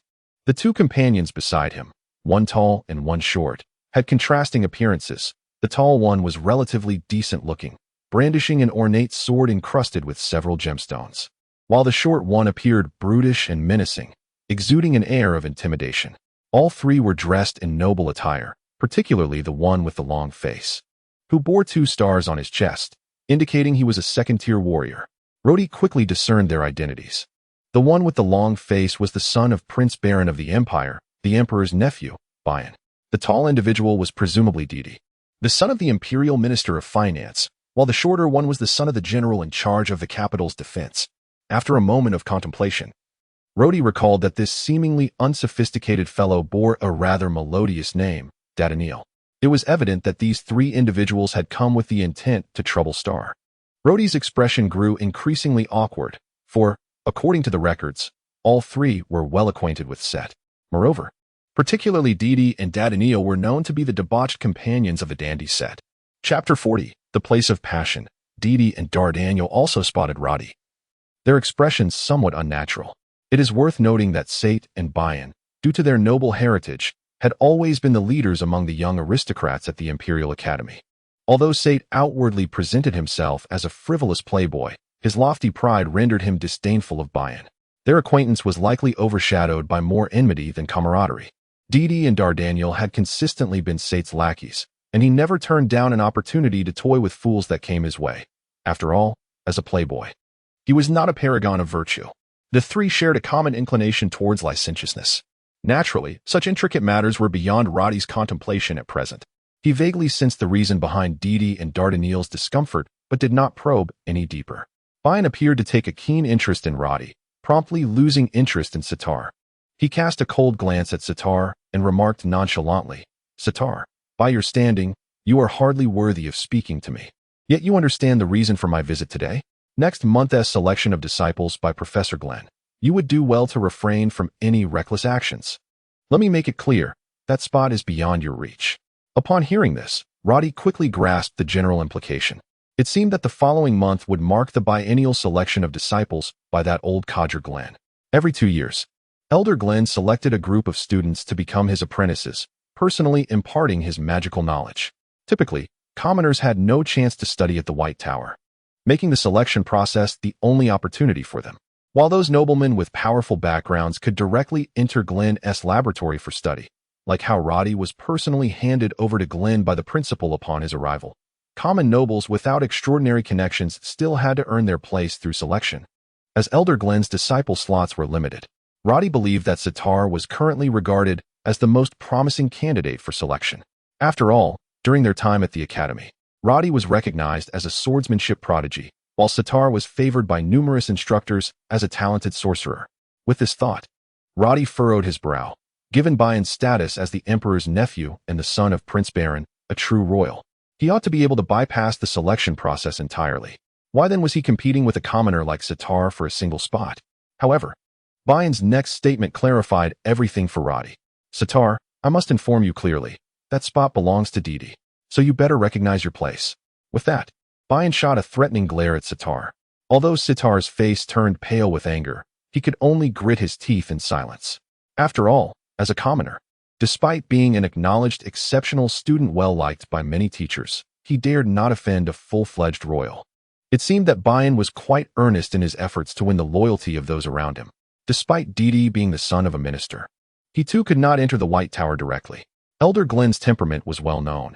Everyone had to show him some respect, and no one dared to pressure him, evident from how he had publicly expelled Roddy. Roddy was also filled with indignation, witnessing someone humiliate his best friend before his eyes. He could hardly contain his fury and was about to erupt when Andy's voice rang in his head. Fool, do not speak. You might inadvertently reveal your identity. With your current standing, you can assist that lad quietly and gradually. This admonition doused Roddy's anger like a bucket of cold water. After a moment of contemplation, he ultimately decided to remain silent. Once Bayan finished his remarks, he no longer cast a glance at Sitar, who, with a face like thunder, could only glare at Bayan and the others, including Roddy, before storming off with a ching in tow. Sate, what are you sitting there for? If there's nothing else, let us find somewhere to have some fun. It's sweltering outside, Bayan suggested with a smile, eyeing Roddy. He secretly harbored intentions of befriending the heir of the Tulip family, even if the other party's status was elevated, making him unlikely to become a subordinate. Fostering a good relationship could only be advantageous. Didi and Dardaniel, initially feeling a bit ashamed of Sate, perked up at Bayan's overture and chimed in, Indeed, Sate. It's been ages since we last met. We simply must find somewhere to enjoy ourselves today. Dardaniel, thumping his chest boisterously, added, Enough talk. Today I'll treat you all. Let us head to our usual spot. Didi, being a bit more perceptive, smiled slightly and remarked, Dardaniel, just be quiet. With young Master Bayan here, it's not your place to treat us. The group, without further ado, seized Roddy and, in a flurry of hands, pulled him towards the academy's entrance. Roddy wished to refuse but could find no words, nor did he dare inquire about the usual spot, and thus he was dragged along. Upon entering the carriage, Bayan promptly retrieved several bottles of wine from a hidden compartment beneath his seat, first handing one to Roddy with a grin. This is a fine tribute from the southern lands, bestowed by His Majesty. Do give it a try. Dardaniel let out a cheer and poured the contents of his bottle down his throat. Roddy was left bemused, caught between laughter and tears, merely accommodating the group. With the alcohol flowing, the atmosphere grew lively, and conversation became increasingly animated, though it mostly revolved around matters concerning women, topics that particularly embarrassed Roddy, as many seemed to involve Sate in some way. As he faced the smirking gazes of the trio, Roddy could only respond vaguely, fearful that a single misstep might raise their suspicions. After traversing several streets, the throngs of pedestrians increased, and the carriage finally came to a halt at a crossroad. The three young lords, who had previously exuded bravado, now donned cautious expressions. Didi first drew back the curtain to glance outside, then promptly leaped from the carriage. Dardaniel and Bayan followed suit. Roddy, with no other choice, disembarked as well. Bayan waved a hand, signaling to the coachman, who obediently nodded and drove off. Subsequently, Bayan led the way, with Roddy and the others trailing behind as they turned left into another street. Roddy, filled with questions, could no longer contain himself and softly inquired, "Why are we being so discreet?" The moment the words escaped his lips, he regretted them, realizing that these individuals were evidently heading to a certain usual spot, and their caution surely had its reasons. He feared that his inquiry might inadvertently reveal his true intentions. Discreet? In such a place? Roddy felt an ominous premonition, especially as they approached an extravagantly adorned establishment. Roddy stood frozen in disbelief as the massive red doors swung open, revealing a lavish crimson carpet that stretched inside. Numerous carriages were already parked outside, and several young men lingered, captivated by the scene. A handful of provocatively dressed women posed at the entrance, casting flirtatious glances at the passing young men, while a few burly guards loomed at the sides of the door. The raucous sounds of music and laughter spilled forth from within. At that moment, even a fool like Roddy understood precisely where they had arrived. Chapter 41, The Enchanting Muse. As Rodiba Yin and his companions stepped through the door, they were immediately surrounded by several exquisite women, each one pressing her fragrant form against the young men, their soft voices and playful glances exuding a fervent allure. Rodiba's handsome face flushed crimson. Yet he found himself at a loss on how to extricate himself from the clutches of the women on either side. "Go on. Attend to the guests. Young Master Sate will surely not take an interest in such frivolous creatures." A middle-aged woman emerged from within, swiftly dispersing the group of women with a few sharp words. She appeared to be in her 40s, her face retaining a certain charm, though her piercing eyes, enhanced with a hint of flirtation, spoke of a captivating youth. "Ah, young Master Sate. It has been a while since your last visit. Oh, Lord Bayan, what a rare guest you are. Look at these eyes. Why are you hiding at the back? Surely, you are not shy?" The woman addressed each of the four with deftness, her manner effortlessly accommodating. Rodiba felt a flutter of anxiety and remained silent, while Bayan playfully chided, "Madame Shafi, spare us the pleasantries. Bring out Roland to meet me." The four followed Madame Shafi into the grand hall. Rodiba had never set foot in such a place. The floor was adorned with a thick carpet from the western regions, and the air was thick with the intoxicating aromas of wine and exotic spices, rendering him momentarily dizzy. The hall was encircled with a dozen tables, at the center of which 6 scantily clad dancers performed a mesmerizing dance. The style was unlike anything Rodiba had ever witnessed. Each dancer wore only a thin veil, their bare feet gliding gracefully, their bodies undulated with a fluidity that seemed almost boneless. With each casual twist, the veils fluttered, revealing their enchanting forms. Surrounding tables were occupied by numerous patrons, ranging from robust warriors to merchants clad in foreign attire, and some imperial officials who displayed expressions of surprise upon spotting Sate and Bayan's group. The commonality among all guests was the presence of 1 or 2 stunning women, their laughter and flirtations filling the air. To the left of the hall, on a small raised platform behind a translucent curtain, a harp loomed, seemingly crafted from pure gold. A woman in white, eyes closed in concentration, delicately plucked at strings, producing a melody that resonated beautifully throughout the hall, prompting the dancers to synchronize their movements with the music. Rodiba, a youth unaccustomed to such scenes, fell behind his companions, his gaze inadvertently drawn to the alluring dancers. Bayan, seemingly unfazed, strode ahead of Madame Shafi, ignoring the captivating spectacle as he led his friends further inside. Ascending the staircase, Madame Shafi guided them into a small private chamber just above the hall. Upon entering, the cacophony of music and dance faded into silence, indicating the exceptional soundproofing of the space. Several intimate tables were already set within, and the trio settled in comfortably, while Rodiba sighed, taking a seat beside Bayan. With a gentle smile, Madame Shafi clapped her hands softly, and a woman emerged from a side door. Didi, eager, exclaimed, "Excellent. Shafi, I fancy this one. Have her come over." Daniel intended to voice his thoughts, but upon Didi's interjection, he fell silent, though an awkward expression crossed his face. Bayan, observing, chuckled, "Daniel, do not lose hope. I am certain Shafi will select a fine companion for you, won't you?"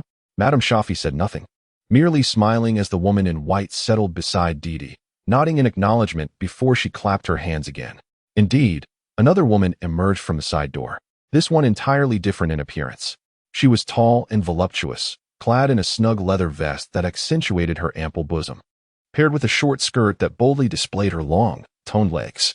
Each step she took emanated an enticing allure, her expression imbued with a captivating charm that could easily ensnare Daniel's heart. Daniel's earlier displeasure evaporated as he eagerly embraced the woman as she approached. Madame Shafi smiled lightly and glanced at Bayan, saying, "Lord Bayan, Ronin is changing. She will join us shortly." A fleeting glance at Rodiba revealed a hint of mischief in her smile. "Young Master Sate, how would you like to arrange things?" Rodiba, flushed with embarrassment, struggled to find words. But Bayan interjected with a grin, "Let us dispense with the formalities. We shall proceed as per our usual arrangements. Quickly now." Madame Shafi, with a knowing glance at Rodiba, sauntered away. A moment later, soft footsteps echoed from the side door. Rodiba suddenly caught a whiff of a delicate fragrance. Distinct from the ordinary scents of women's perfumes, it was reminiscent of fresh blossoms, subtle yet deeply refreshing. The side door opened slowly, revealing a graceful silhouette. This woman was unlike the previous two, her brows arched like crescent moons, eyes blossoming like peach petals, and her cherry lips curved into a gentle smile, revealing a charming dimple on her left cheek. The exquisite white gown she wore spoke of masterful tailoring. As she glided closer, every movement exuded the poise of a refined lady, entirely uncharacteristic of a woman of the night. Approaching Bayan, she smiled softly, "Lord Bayan, Ronin has arrived." Rodiba recalled a line from a book, "Before the fragrance arrives, a hint of allure enchants the soul." Bayan's face lit up with delight, though he feigned restraint, inviting Ronin to sit beside him, in stark contrast to Didi and Daniel's eager demeanor. As the three were engaged with their companions, Rodiba found himself alone at the forefront. Didi chuckled, "Indeed, Sate is remarkable. Had we not accompanied him today, we might never have encountered the illustrious muse of the enchanting cavern." Bayan raised his brow, contemplating, yet remained silent. At that moment, the side door was flung open with a loud bang, and a woman strode confidently into the room. Clad in a simple black gown, devoid of any embellishments, she epitomized minimalism. Even her lustrous black hair was tied back carelessly. Her face, unadorned and fresh, bore no trace of cosmetics, yet upon her entrance, the other women, including Ronin, paled in comparison. Despite her simplicity, an ethereal beauty radiated from her. Upon locking eyes with Rodiba, her brows furrowed slightly, and a hint of melancholy crossed her features. Her gaze, reminiscent of distant stars, carried an enchanting yet sorrowful allure that could mesmerize anyone. A solitary tear glided silently down her cheek, falling to the ground, her expression eliciting a profound sense of heartbreak.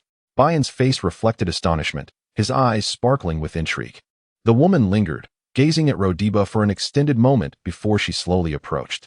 Her figure was slender and graceful, each step she took exuding an enchanting elegance. Didi and Daniel were utterly captivated, their eyes wide with astonishment.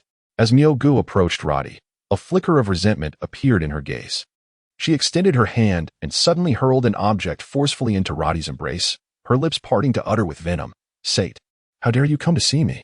Take this back." While the crowd was left speechless, mesmerized by Myogu's poise, a loud crash echoed through the hall as the grand doors flew open. Slamming against the walls with a resounding thud, a towering figure strode in, standing nearly 2 meters tall, with a robust physique clad in leather armor adorned with a pelt. His head was completely bald, gleaming under the light, and his face bore a ferocious expression, as if he were ready to devour anyone in sight. The women in the hall gasped in fear, trembling slightly, and even Myogu took a hesitant step back, hiding behind Roddy. Didi and Daniel's faces darkened with anger. How outrageous! Who dared to offend them in the imperial capital? Drawing their swords, Didi and Daniel charged forward with a fierce shout. However, in an instant, the formidable man dispatched them with a swift kick, sending them crashing to the ground, unable to rise again. Chapter 42, Fierce Battle. Who dares to be so bold? Bayan appeared to possess a modicum of courage, managing to stand upright despite the evident tremor in his voice that betrayed his current state of anxiety. Entering the scene was Madame Shafi, who emerged from a side door, exuding the demeanor of a seasoned veteran accustomed to tumult. Her powdered face darkened slightly as she declared, "Who dares to wreak havoc in this den of pleasures?" Shafi was acutely aware of the identities of her esteemed guests. Within the entire imperial city, few possessed the clout to provoke them, thus her ire was particularly potent. As Shafi's voice rang out, 7 or 8 burly men swiftly emerged from the side door, each wielding a dark, heavy club, while the foremost 2 brandished swords, indicating their martial prowess. Observing the numerical advantage on his side, Bian's spirits lifted slightly as he shouted, "Do not waste time with him, eliminate him. I shall take responsibility for any bloodshed." The intruder grinned broadly, displaying a contemptuous expression, at which point another figure entered gracefully behind him. This individual was notably tall, dressed in the finery of the imperial elite, with striking yellow hair and a prominent nose. Unmistakably an outsider. His face was characterized by strong, angular features, and his robust physique emanated an aura forged through countless battles. Rhodey recognized this aura. It resembled that of his family's warrior, Lant, whose essence was honed amidst the perils of combat. The newcomer scanned the room with piercing eyes, a smirk of disdain gracing his lips as he mocked, "Kill us? Do you possess such capability?" Bian's complexion darkened. He had never encountered such insolence in the imperial capital. Seeing that his opponent was merely an outsider, he bellowed, "Why are you standing there like fools? Kill them all." The burly men, hearing his command, charged forward with a roar. Rhodey, observing the unfolding chaos, felt a twinge of unease in his heart. As anticipated, before the guards could reach their target, the savage intruder dispatched several with a flurry of fists and kicks. The 2 swordsmen, unable to strike, found one punched into submission and the other's sword effortlessly seized, which was then snapped in 2 with a slight exertion of the intruder's arms. The swordsman, pale as a ghost, stood frozen, uncertain whether to fight or flee. The barbarian chuckled, seizing the swordsman by the collar and effortlessly tossing him aside. "So this is the prowess of your warriors," the noble-clad figure remarked with a chuckle. Bian's face had turned ashen, one hand gripping the hilt of his sword, yet he hesitated to draw it. Rhodey slowly rose, his gaze fixed on the barbarian. Behind him, Myogo leaned against him, trembling slightly, her hand firmly clutching the hem of his garment. "Who are you?" Ban ground out. "Do you not know who we are?" Though the words were meant as a threat, they revealed his trepidation. "I am Prince Songzan of the Great Moon Kingdom. I care not who you are. Not even your emperor would dare treat me with anything but courtesy."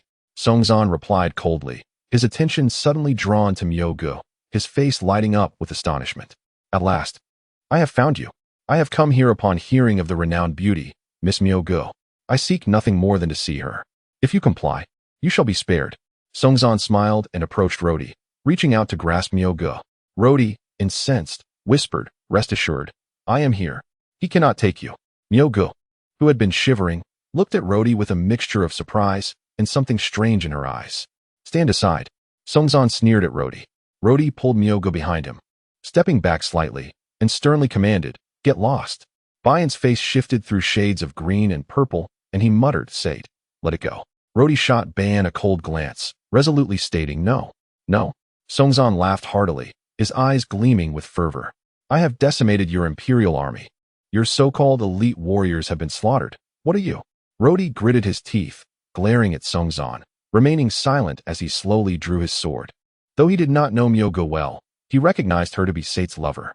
Yet as a man, retreating in such a scene was utterly unacceptable. "Ah, it seems you have some spirit left." Songzan raised an eyebrow. "Launder, kill him." He stepped back slightly, intrigued by Rhodey. The barbarian strode forth, scrutinizing Rhodey from head to toe, grinning as he said, "Come on, little boy." With that, he swung a punch at Rhodey. Rhodey grunted and countered with his sword towards the intruder's arm. To his dismay, the blade merely clanged against Launder's arm without inflicting damage. "Fool, he wears protective gear." Andy's voice echoed in Rhodey's ears. As Launder swung again, Rhodey evaded, having honed his speed through recent training under Captain Carter. With a resounding crash, Launder smashed a table into splinters, sending food and drink flying. Rhodey circled around Launder, thrusting his sword at his waist, only to hear another clang, still ineffective. "He wears armor," flashed through Rhodey's mind. Rhodey relied on his speed, darting around Launder, his sword continuously aimed at him. Despite landing several strikes, Launder remained unscathed due to his armor. Rhodey, gathering his strength, leaped, aiming his sword down at Launder's head. Launder raised his arms defensively. With a loud clang, Rhodey's sword struck Launder's arm, producing sparks. And seizing the opportunity, he kicked Launder squarely in the chest. The force of Rhodey's kick pushed Launder back a few steps, revealing the latter's fierce glare. Rhodey, sword in hand, remained vigilant, Yet his breaths came heavier as the exchange of blows continued.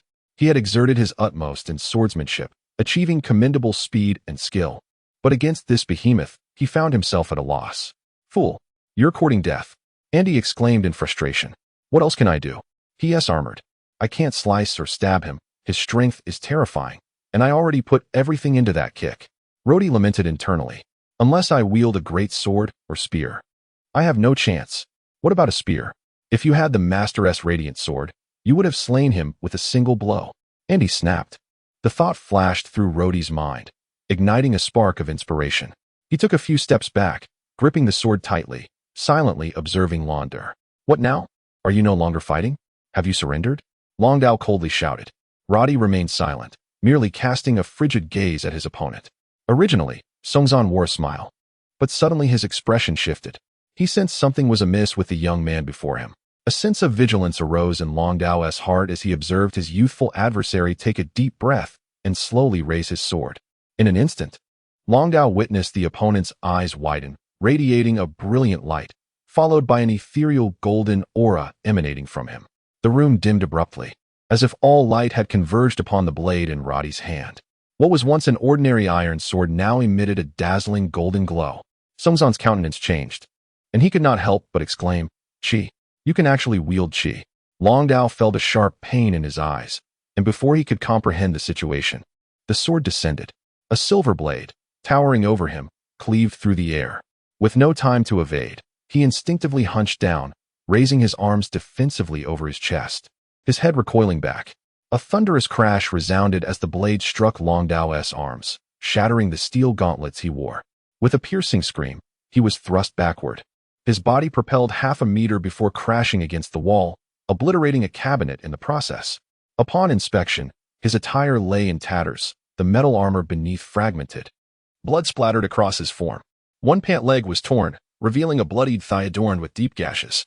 Longdao trembled, desperately attempting to rise, but ultimately succumbed, his body stiffening as he lost consciousness.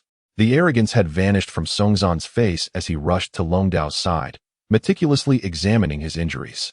Rising, he seethed, Well, you broke his arm and ribs. Boy, what is your name?" Such swordsmanship cannot belong to a nameless wretch.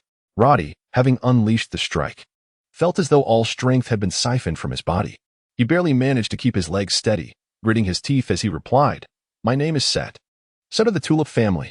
Songzan, surprised, enunciated each word with intensity. "Ah, so you are the Tulip family. Truly a name that carries weight. I shall remember you." Outside, several peculiar figures clad in animal hides rushed in, hastily lifting Longdao. Songzan glanced at those in the room, uttering no further words, and turned to leave. Bai sighed softly, leaning towards Roddy. "Do not concern yourself with them. Let them go." Roddy, utterly spent, could only manage a weary smile and nod. As Songzan and his companions exited, Roddy could no longer maintain his balance. His legs buckled, and he collapsed. Mirage dashed forward, catching Roddy in her arms, her eyes revealing a profound contemplation. Chapter 43.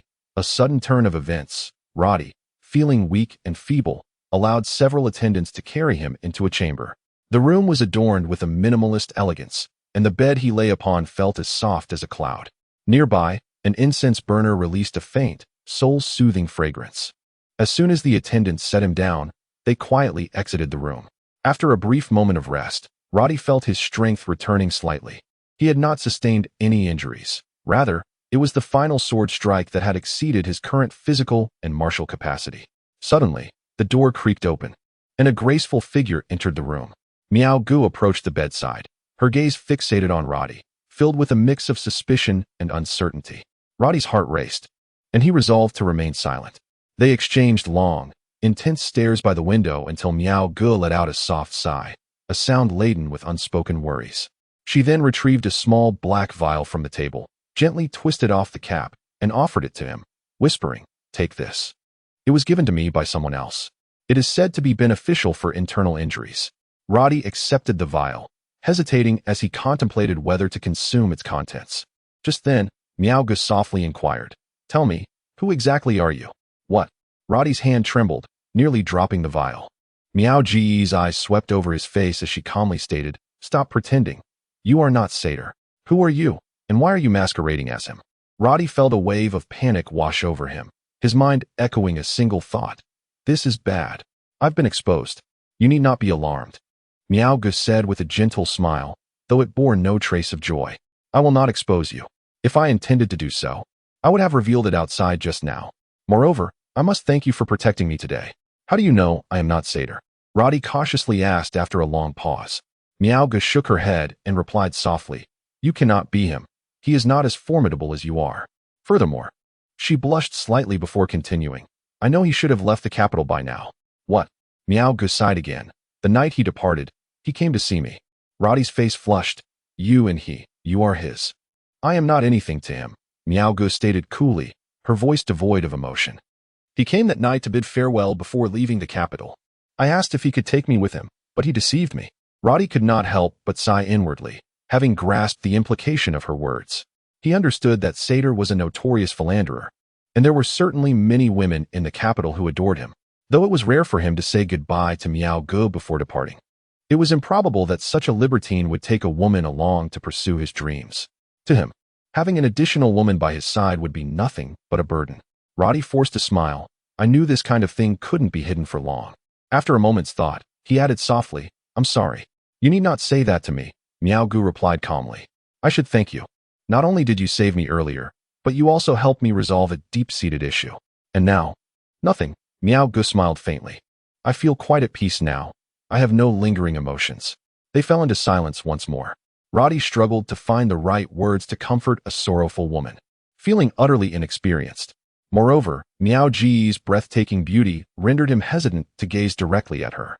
In that moment, he could not help but feel a twinge of envy towards Satyr, that man who could so callously abandon such a captivating woman. The silence was eventually broken when someone entered the room to inform them. The Tulip family has sent someone to retrieve young Master Satyr. Miao Gu nodded, glancing at Roddy. Are you all right? Can you move? Though her tone was neutral, her gentle voice stirred something within him. Roddy nodded and, with effort, sat up. He had not been injured, and after resting for a while, he felt stronger, though still not fully recovered. Thank you, Miao Gu. And, rest assured, I will not divulge your secret. Miao Gu replied casually, From today onward, I have no ties to that person. Your matters are no concern of mine. Roddy sighed, turning to leave. Just as he reached the door, Miao Gu suddenly called out, What is your name?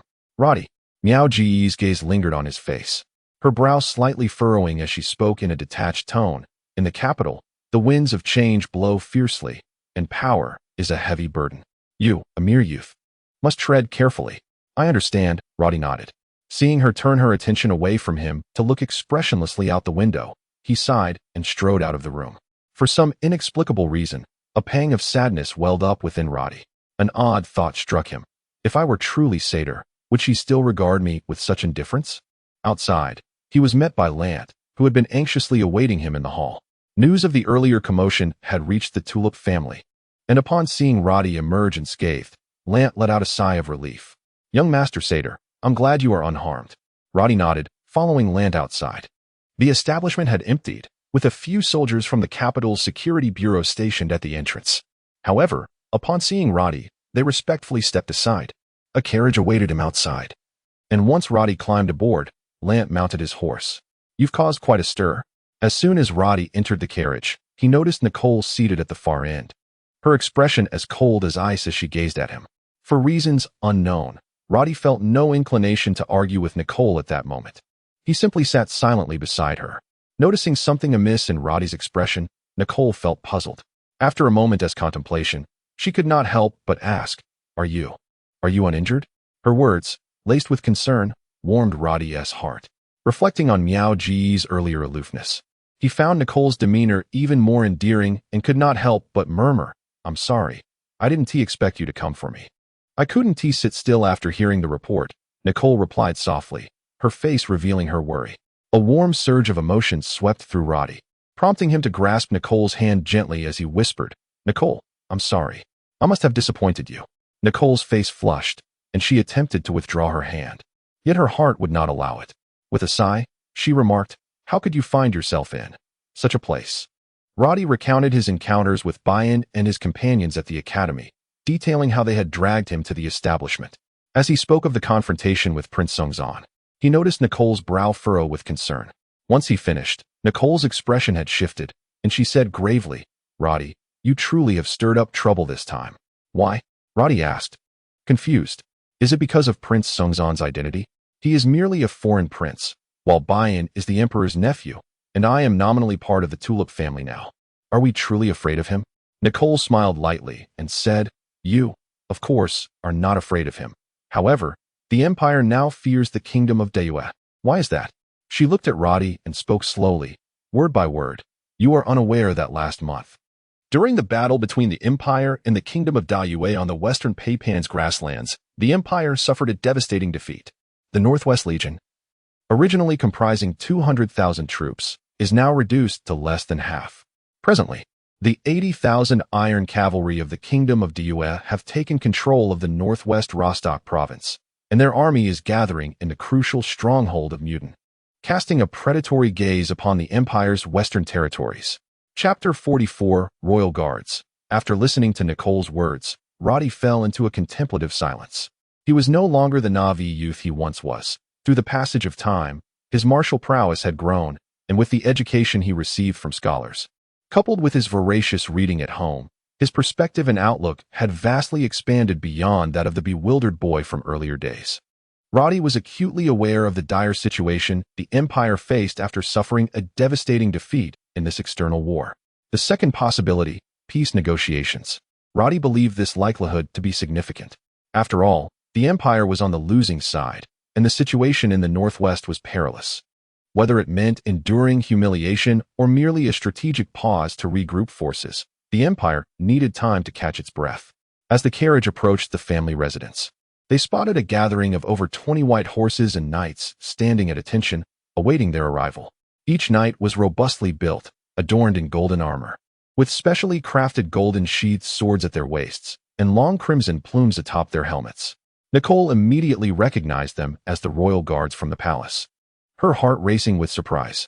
As Roddy and Nicole dismounted, a middle-aged knight strode forward, respectfully bowing before stating, "I am Gordon, the deputy commander of the royal guards. His Majesty summons Sorcery from the Tulip family. Please, accompany me." Upon hearing this, Roddy exchanged a knowing glance with Nicole, both sharing the same thought. That was remarkably swift. Nicole remained composed, stating calmly, "Allow my brother to change his attire first, and then we shall accompany you to meet His Majesty." Deputy Commander Gordon did not dare to oppose, merely nodding and murmuring, "Very well, we shall wait here." With a sigh, Nicole glanced at Roddy, saying, "I never expected you to be so clear-headed. But this is all happening too quickly. We have yet to devise a response." Roddy nodded, "There is no time. I shall adapt as best I can, Nicole. My only concern is whether the Emperor will perceive my true identity." "What?" Nicole sighed. "I fear His Majesty harbors resentment toward my brother." "Why?" Roddy frowned. Nicole's expression turned peculiar. "Because of Jojo. I was initially unaware of my brother and Jojo's relationship, but such matters are unlikely to remain concealed from the Emperor. You see, His Majesty has always held a fondness for Jojo. Despite her being the Queen's sister, she has never been granted a title, likely due to his lingering intentions toward her." Roddy smiled bitterly. "If the Emperor discovers Set's connection to Jojo, he will surely resent me." Roddy scoffed coldly. "What else can we do? Shift the blame on Abayan? He is the Emperor's own nephew." Nicole sighed, choosing not to respond, focusing instead on helping Roddy don his garments. Roddy remained silent, aware that words were futile at this juncture. They would have to confront whatever came next as it unfolded. Before departing, Roddy instructed a servant to retrieve the shining sword hanging on his wall. Although he was uncertain of its use, having it with him brought a modicum of reassurance. Though physically capable, the earlier skirmish had utterly drained his energy, particularly the final strike, which nearly left him incapacitated. While he felt slightly better now, engaging in combat was out of the question. Possessing a sword would at least bolster his courage. Nicole escorted Roddy to the carriage, initially intending to accompany him. But Commander Gordon firmly declined her request. "His Majesty has requested to see only Sorcery. Miss Nicole, you should remain at home," he stated flatly. Noting the flicker of fear on Nicole's face, Gordon softened slightly, stepping closer and whispering, "Rest assured, Miss Nicole, the Emperor was already informed of today's events, and it appears he is in good spirits, seemingly not enraged. I believe Sorcery will be fine." Nicole paused, astonished by Gordon's unexpected support. with a solemn expression. Gordon subtly nodded at Nicole, lowering his voice. I was formerly with the Central Cavalry, and once served under the late Duke. Nicole felt a slight sense of relief, offering a grateful nod in acknowledgement. As Roddy entered the carriage, Gordon gave the command, and the 20 knights mounted their horses, escorting the carriage as it gradually made its way toward the palace. Chapter 45, Glory and Shame. At the very heart of the empire lies the Imperial Palace, a majestic edifice established over 4 centuries ago at the dawn of the empire. Constructed from the most robust granite transported from the north, this architectural marvel has withstood countless storms and battles throughout the empire's extensive history, the memories of which have become a blur for Roddy. During the empire's 49th year, it faced a critical crisis amid the war against the northern Ronin continent. The capital was breached by foes, and the Granite Palace became the empire's last bastion. For a grueling 17 days, 200,000 soldiers clashed beneath the towering walls of the palace. Ultimately, it was the valiant defense by the 100,000 border troops led by the 3rd Duke of the Tulip family that repelled the invaders, safeguarding the palace. In the empire's 209th year, the illustrious Emperor Abbas ascended to the throne amidst a violent court turmoil. Renowned as the greatest emperor of 4 centuries, Abbas was also the most ruthless, having slaughtered over 1,000 dissenting ministers and royal family members, including his own brother and uncle, with the support of the Tulip family. A century later, the palace endured another bloody baptism. That fateful night, the capital echoed with wails of despair and the stench of blood. Following a heavy rain, the city was drenched in a haunting crimson hue. 23 years prior, the palace witnessed yet another pivotal moment as the empire, unified for over a century, suffered unprecedented defeat and humiliation. The nomadic tribes of the Northwest raised their banners in rebellion, leading to the establishment of the Great Moon Kingdom. The commander of the Tulip family unexpectedly succumbed to illness before the war, and the once great Central Cavalry was ultimately vanquished by the ironclad forces of the Great Moon Kingdom. In the aftermath of defeat, the empire was compelled to acknowledge the independence of the Great Moon Kingdom. Within the Grand Hall where Emperor Abbas founded the Radiant Dynasty, a formal treaty was signed, marking the fragmentation of the once unified continent. As Roddy approached the palace, the encroaching darkness of night evoked a peculiar sensation within him. Here lies the heart of the empire.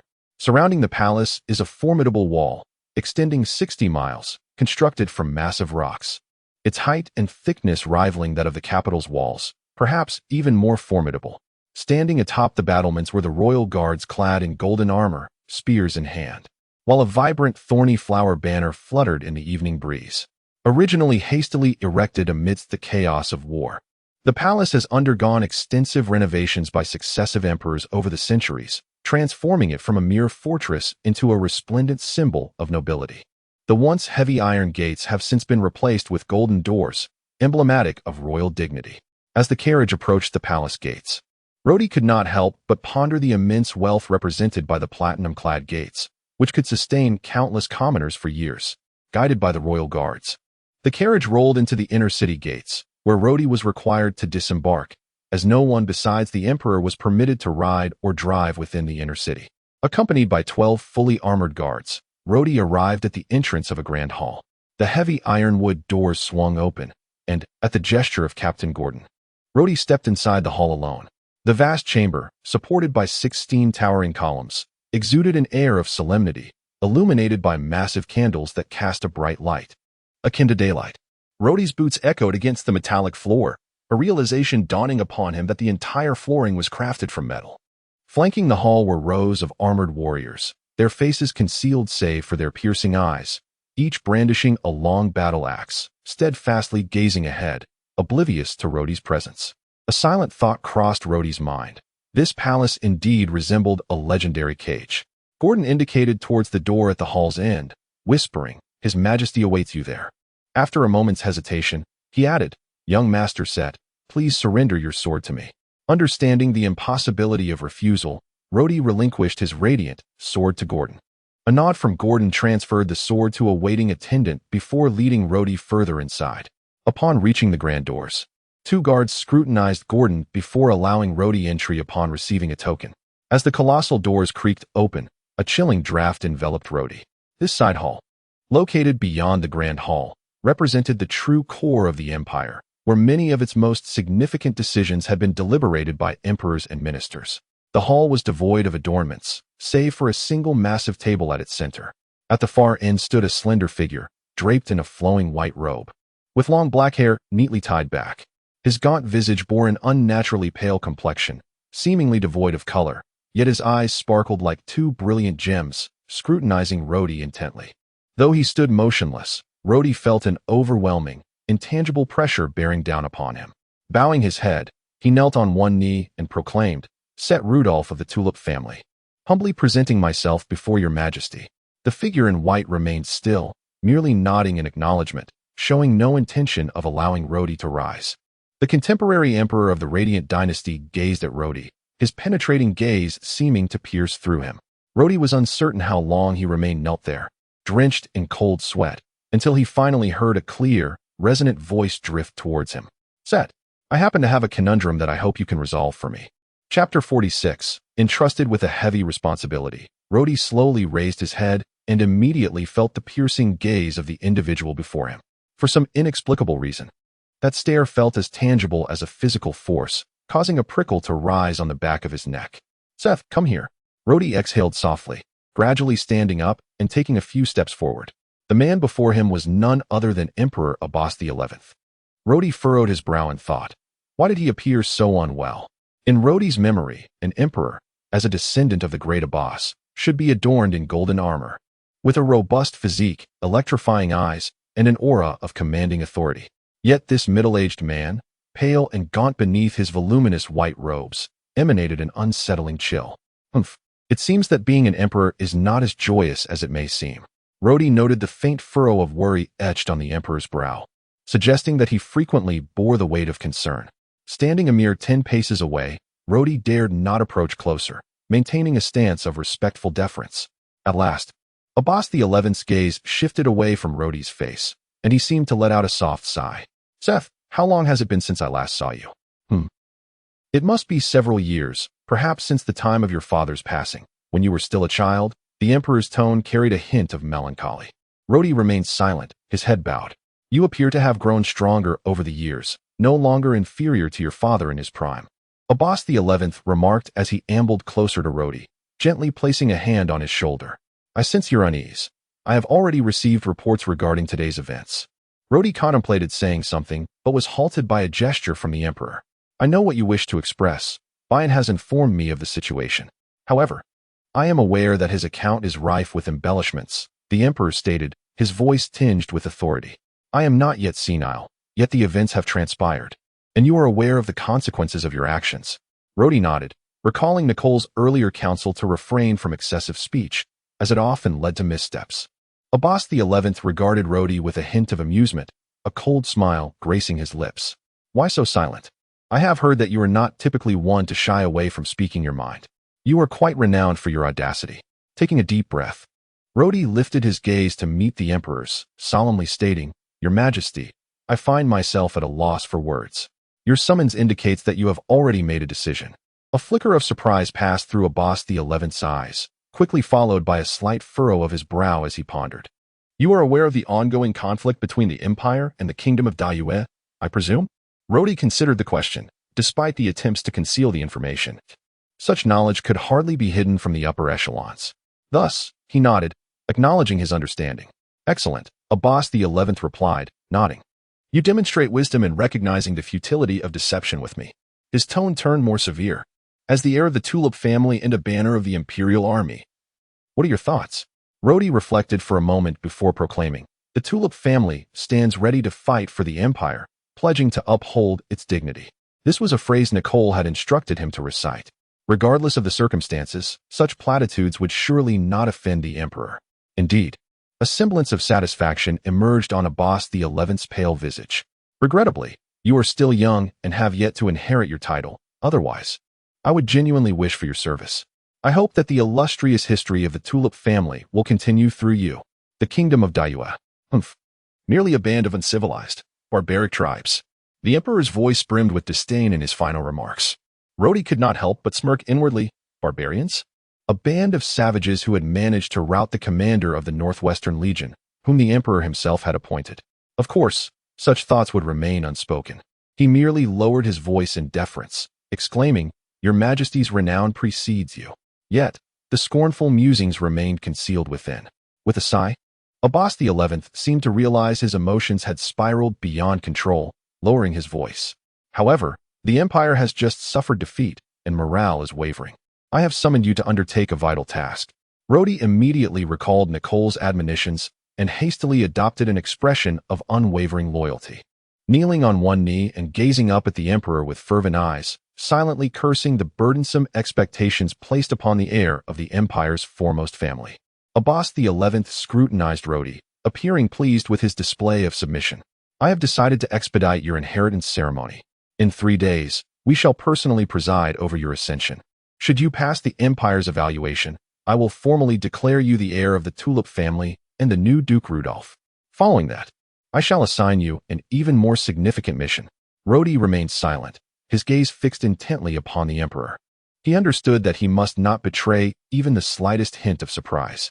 Abbas XI nodded approvingly at Rhodey's composed demeanor before declaring, "If you successfully inherit the title, I will appoint you as the special envoy for Northwestern military affairs, commanding you to proceed to the Northwestern Front and assist General Rubin in overseeing military operations there." What? Despite his best efforts to maintain his composure, Rhodey could not suppress his astonishment upon hearing this proclamation. To be sent to the front lines? As the Emperor's envoy? Although Rhodey had never held an official position, he had received a formal education at the Imperial Academy and understood the weight of such responsibilities. In a moment of crisis, he would become the de facto leader of the Northwestern military. Abbas XI sighed. "I realize you are still quite young. Such a burden should not be thrust upon you so abruptly. However, this is a challenging time for the Empire. As the Tulip family is regarded as the military's embodiment, you must understand that the Empire needs you now more than ever." The Emperor's authoritative gaze softened, and he lowered his voice.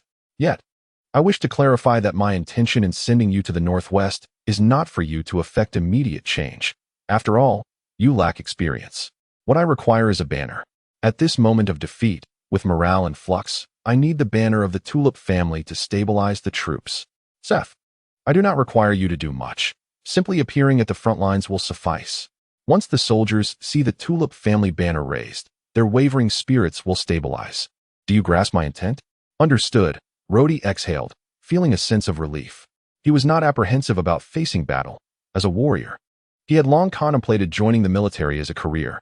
However, being entrusted with such a significant responsibility at his young age inevitably stirred feelings of trepidation.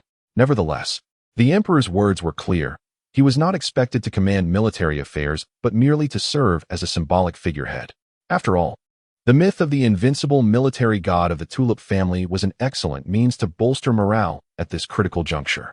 Observing the anxious expression on Rhodey's face, His Majesty Abbas XI smiled faintly and remarked, "I have faith that the Tulip family will not disappoint me. Thus, I hope you shall not fail in your important duty." Taking a deep breath, Rhodey slowly knelt on one knee and replied earnestly, "Yes." With all necessary words spoken, the Emperor nodded, signaling Rhodey that he could take his leave. Rhodey stood up, respectfully bowed, and strode away. As he reached the doorway, the Emperor gently called out, "Rhodey, I have heard that you have been spending a great deal of time with Jojo. I hope you will not allow distractions at this critical juncture." Rhodey stiffened momentarily, suppressing a scoff, but then turned around slowly and stated gravely, "I understand." "Humph. Competing with the Emperor for a woman is not something that intrigues me at present. His Majesty did not chastise you?" Rhodey sighed. "I too find it strange." He merely touched upon the topic lightly before changing the subject. Nicole's contemplative expression deepened, and after a brief pause, she whispered, "Do you feel confident about the assessment in 3 days?" Rhodey nodded. "There should be no issues. However, the situation in the Northwest is tense. Yet His Majesty insists you go to the front lines." A look of sorrow crossed Nicole's face. Rhodey felt a warmth in his heart and could not help but step forward to grasp Nicole's hand, saying, "Nicole, are you worried about me?"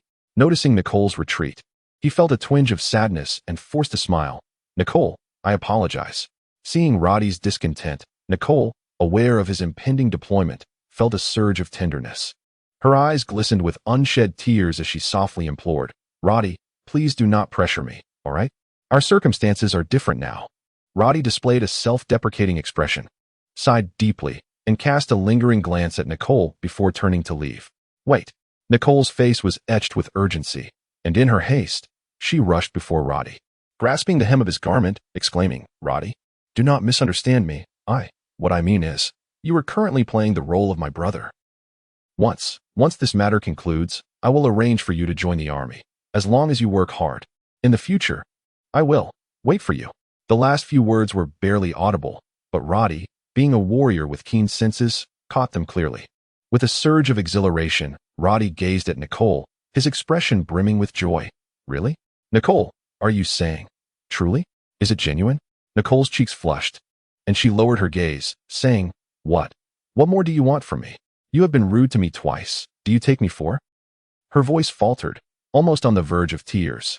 Roddy's heart swelled with emotion, and in his ecstatic state, he firmly clasped Nicole's hand, vowing not to let go, and spoke in awe. "Then, you do not mind my station? I am but a commoner. You." Nicole's face darkened with displeasure as she retorted, "Do you think those from the Tulip family are just anyone? I, Nicole, could never be that kind of person." At this moment, Roddy felt as though a myriad of flowers bloomed within his heart. All his earlier frustrations vanished in an instant. The Emperor's commands, the assessments of nobility, none of it mattered anymore. He would not care if he were sent to the front lines. Even if he were commanded to wield his sword against those barbaric foes, he would not flinch. "Nicole, rest assured, I will strive with all my might. I shall achieve great things and will never bring disgrace upon the honor of your Tulip family," Roddy exclaimed, his face flushed with excitement. "Be quiet." Nicole's face was crimson, yet she stamped her foot anxiously, wishing she could cover Roddy's mouth. "You must be silent." "Where are we?" Roddy fell silent, but was eager to embrace Nicole. She blushed and evaded him, hastily fleeing through the door. Staring blankly as she disappeared, Roddy felt that all the suffering he had endured was worthwhile, his heart soaring with joy that he could hardly contain. What a fool! A cold, mocking voice echoed in his mind. "Andy, be silent." In his elation, Roddy had no desire to bicker with Andy. "Humph, I say you are a fool." Andy's voice was icy. A man being a fool is one thing, but a woman, who is usually quite astute, has also succumbed to the folly of love. That wretched emperor has summoned you to your doom. Such an obvious scheme of using you as a pawn, and you two dolts appear like obedient sheep ready for slaughter. I can only imagine how pleased the emperor must be at this moment. The palace is likely celebrating with firecrackers. Fool.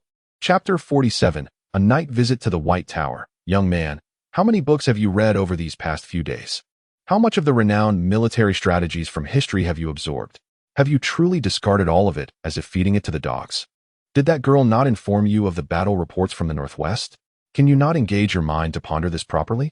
I ask you, if you were the commander of the Great Moon Kingdom and had decisively defeated 200,000 Imperial troops, seizing a vital stronghold in the Northwest, knowing full well that the enemy lacked sufficient forces to regroup in a short time, what would you do? The vast territories of the Northwest are now entirely exposed to the might of the Great Moon Kingdom. Have they amassed over 80,000 cavalry at the stronghold of Mutant Fort? What could be their purpose for gathering so many horsemen there? Are they merely waiting to unleash their steeds?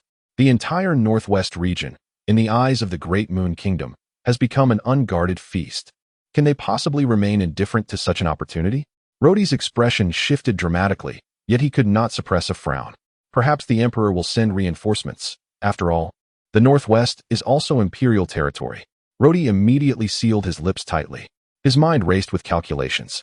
If a great battle was inevitable, or rather, a colossal defeat was unavoidable, then the intent behind sending him was indeed sinister. Within the Empire, whom does the Emperor fear the most? Roddy had come to realize that the Emperor's greatest apprehension was the Tulip family, whose achievements overshadowed his own. If he could take this opportunity to undermine the Tulip family, it would surely be something the Emperor would relish. A cold sweat broke out on Roddy's brow as he murmured, "But the Emperor wouldn't sacrifice tens of thousands of troops from the Northwest Army to achieve this, would he? That cost is simply too great." Andy's voice turned somber and chilling. "You are too young. In the struggle for imperial power, has there ever been a moment that did not involve a river of blood? As long as the Emperor can secure his throne, the lives of thousands are but trifles. Moreover, even if this Emperor lacks the audacity to sacrifice the entire Northwest Army, as long as he can orchestrate their defeat and retreat, his objectives will be fulfilled. Internally, everyone may know you are merely a nominal envoy, a figurehead, but externally, Others will view the Tulip family as the true commanders. The defeat of the Northwest Army would equate to the downfall of the Tulip family. If I were the emperor. You, as the emperor's military envoy, failing to fulfill your duties, leading to the empire's defeat. It would be entirely reasonable for him to execute you without a second thought. This discourse sent Rhodey's heart racing wildly. He pondered deeply, refraining from consulting Nicole, instead grappling with his thoughts alone. He was not particularly astute, and in such a brief time, where could he conjure a solution? After sitting in silence for what felt like an eternity, Andy's voice echoed once more. Young man, if you agree to one thing, I will assist you in resolving this dilemma. What?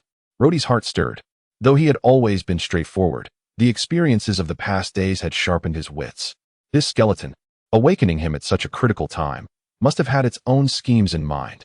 Tonight, this very night, stealthily infiltrate the White Tower, and at the spot you observed earlier today, breach that wall and investigate.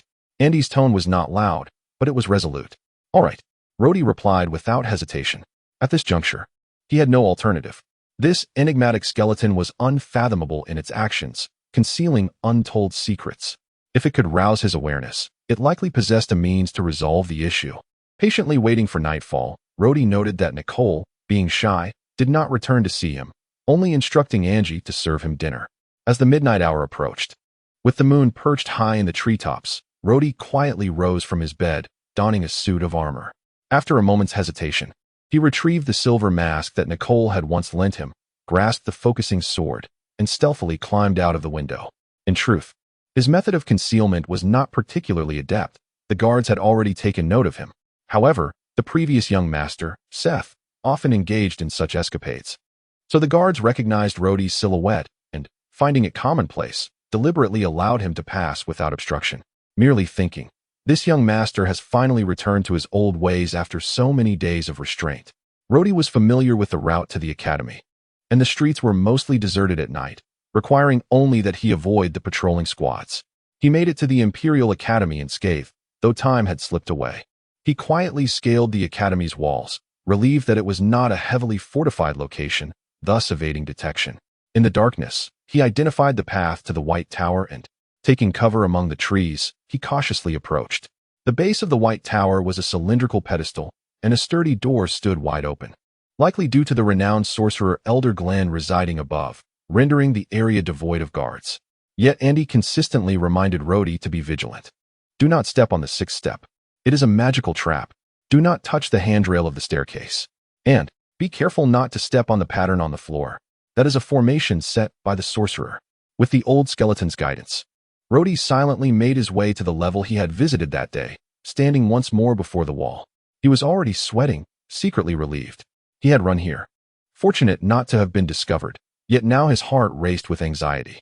This was his first experience engaging in such nocturnal thievery. Rhodey gently pushed against the wall, straining to listen for any signs of life, and upon confirming that no one was around, he lightly tapped the surface. Use your sword. Andy's voice echoed in his mind. Just as you did during your duel with that barbarian, concentrate your strength gradually in your hand. And, do you see the gem on the hilt? Now grip it tightly, applying pressure little by little. Do not be overly tense. Andy's voice, though tinged with urgency, retained its habitual banter. Pity that foreign prince who mistakenly believed you were utilizing mere fighting spirit. Such a rudimentary force cannot compare to the power residing within you now. Although you currently resemble a near inept, your body harbors the true power bestowed by that old man from Autumn. Though merely a small catalyst, your training over these days has allowed your inherent strength to begin to awaken, forming a faint foundation. Yes, you should be slightly more capable than a complete fool. Silence, Andy. Rhodey snapped, feeling dizzy from his incessant chatter, struggling to concentrate. Gathering his focus, Rhodey recalled the manner in which he unleashed that sword strike previously, gradually channeling a soft warmth from within his body into the hand gripping the sword, then slowly exerting force. Suddenly, the gem on the hilt of the focusing sword radiated a dazzling light, only to swiftly dim. As the blade began to emanate a peculiar, gentle glow, a faint golden sheen flickered along the edge of the sword. Rhodey felt a surge of surprise, unable to suppress a soft hum. Fool, quickly act, strike the wall with your sword. Gently, Andy urged. With a firm resolve, Rhodey plunged the sword into the wall, producing a soft sound. The once fragile, seemingly worthless focusing sword effortlessly pierced the wall as if it were mere parchment. Rhodey's eyes widened in astonishment, speechless as he gazed at the sword in his hand. "Hurry," Andy bellowed. "Do not dawdle. Your strength is insufficient. The sword will not endure for long." Rhodey focused his mind and slowly maneuvered the sword, carving a substantial square section from the wall. To his astonishment, the once formidable rocky barrier yielded effortlessly beneath the radiant blade, as if it were mere bread at home. Silently, Rhodey excised a sizable chunk, just wide enough for a person to slip through. He withdrew the radiant sword, inspected it carefully, confirming its pristine condition, and then, filled with joy, stowed it away. With determination, he pried the rock fragment from the wall, revealing an empty space behind it. However, the darkness within was impenetrable, and an ancient, musty odor wafted forth. Gritting his teeth, Rhodey cautiously leaned through the opening, retrieving a luminescent magical gemstone from his pocket, which he gently tossed inside. The gem rolled across the floor, casting a soft glow that rendered the surroundings vaguely visible. In the corner, 2 startled mice squeaked and darted away. Rhodey stepped inside, carefully repositioning the rock back into the wall, ensuring that if anyone were to come by, they would not discern any evidence of tampering. Utilizing the faint light, he surveyed his surroundings, furrowing his brow in contemplation. What manner of place is this? Chapter 48. The Relics of 2 Centuries. Although the air was thick with the rancid stench of decay, Rhodey paid it no mind. The space was modest, resembling a quaint study, as Andy had described. In one corner stood an enormous bookshelf, its tomes cloaked in a heavy layer of dust, rendering their titles unrecognizable. A peculiar little table, unlike any Rhodey had encountered before, adorned the room, featuring several concealed compartments. Before the table was a chair, its wooden structure having succumbed to rot, precariously on the verge of collapse. What captivated Rhodey most was a glossy black wooden box resting atop the table. Approaching the desk, he lifted the box, wiping away the dust with his sleeve, revealing an inscription meticulously carved into the surface. Regrettably, the words were as incomprehensible to him as the divine language he had encountered within the Tulip family. "Open it." Andy's voice was tinged with excitement. Rhodey forcefully lifted the lid, uncovering a diminutive booklet within. Its pages had yellowed with age, yet the text remained faintly legible. "Dondung Diary." For bold characters adorned the first page. Despite the handwriting being somewhat erratic, it was evident that this philosopher's penmanship was rather poor. Thankfully, it utilized the Empire's common script. As Rhodey turned to the next page, he was met with an overwhelming array of letters, both large and small. Relieved, he noted that these were all recorded in the Empire's standard language.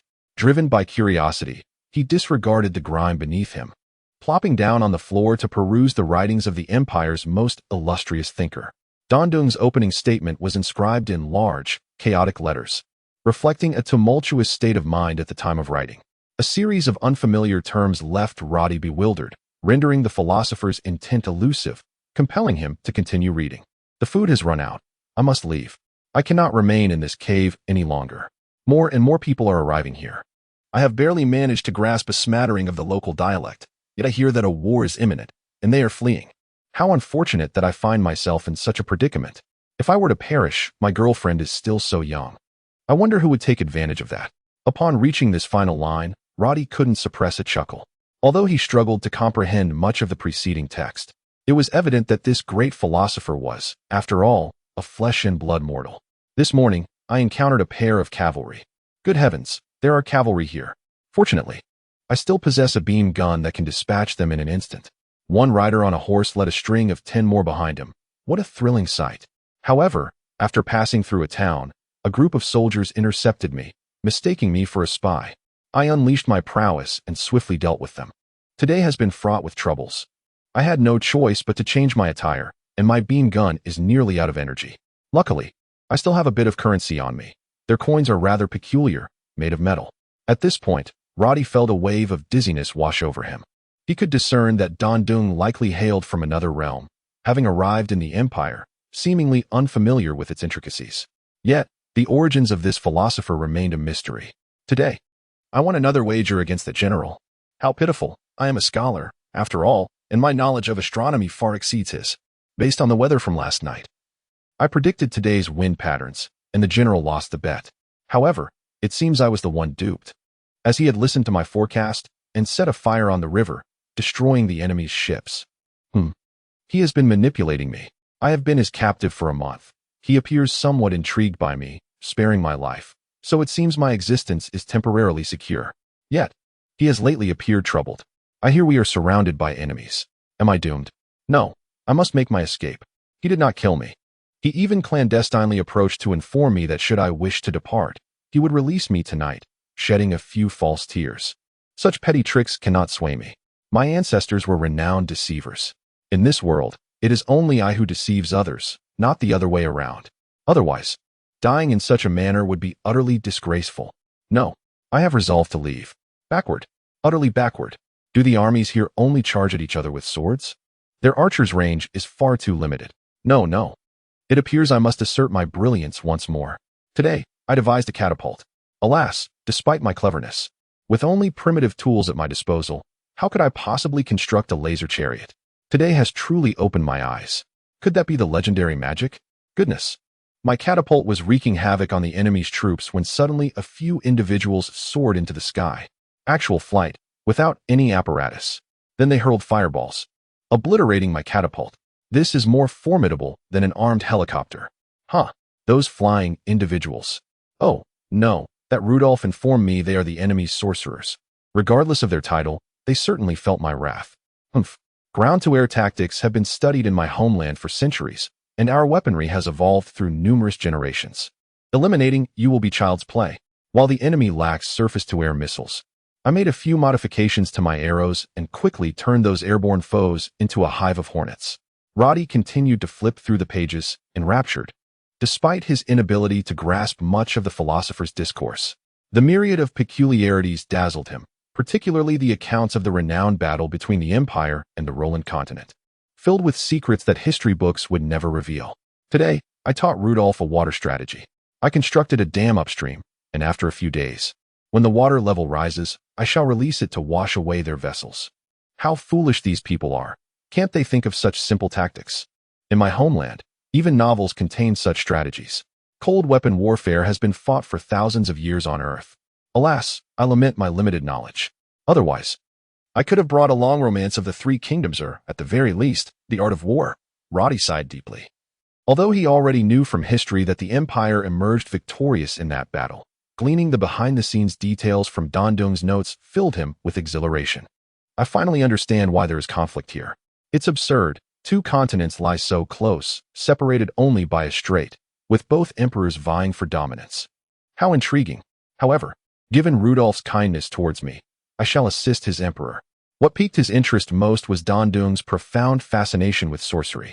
He distinguished magic from sorcery, conducting a series of studies that birthed numerous novel spells, thus establishing a genuine dichotomy between the two schools of thought.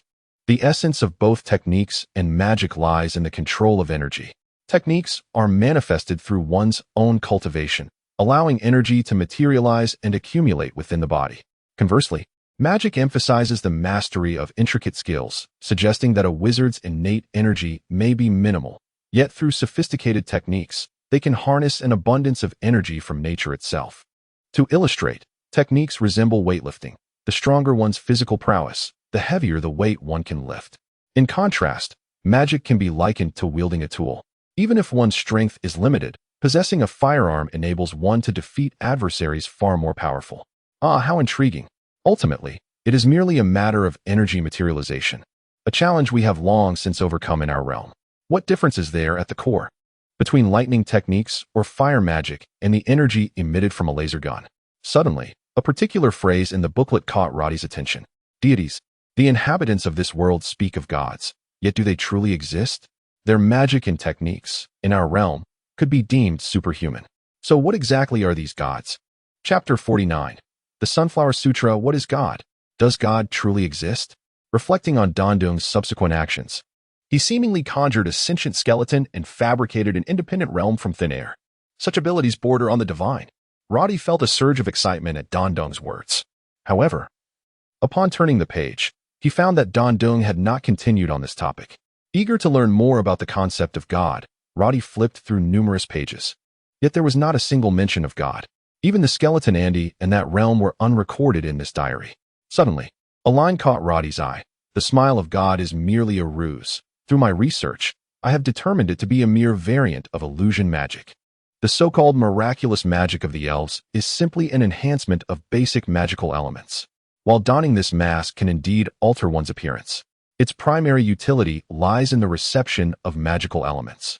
In essence, it is merely a trivial trick exaggerated over centuries. The legends of the elven race possessing innate magical prowess have sadly become obsolete, as that species is now extinct, leaving no entity to study. However, I suspect that this so-called natural magical ability stems from a different development of brain regions in that species, allowing for a superior attunement to certain energies in nature, what we refer to as magical elements. Alas, in the end, I realize that what we deem magical spells are merely studies of energy, differing only in terminology. Perhaps the elven elder who created the Smile of God mask shared a similar sentiment. Their intention was simply to enhance the sensitivity to magical elements, or rather, to energy. Unfortunately, the elder's expertise lay in illusions, thus the mask's functions are predominantly powerful in that regard. Roddy's heart raced as he continued reading, hoping to find instructions on how to utilize this mask. Perhaps, at that moment, the so-called god was indeed watching over him.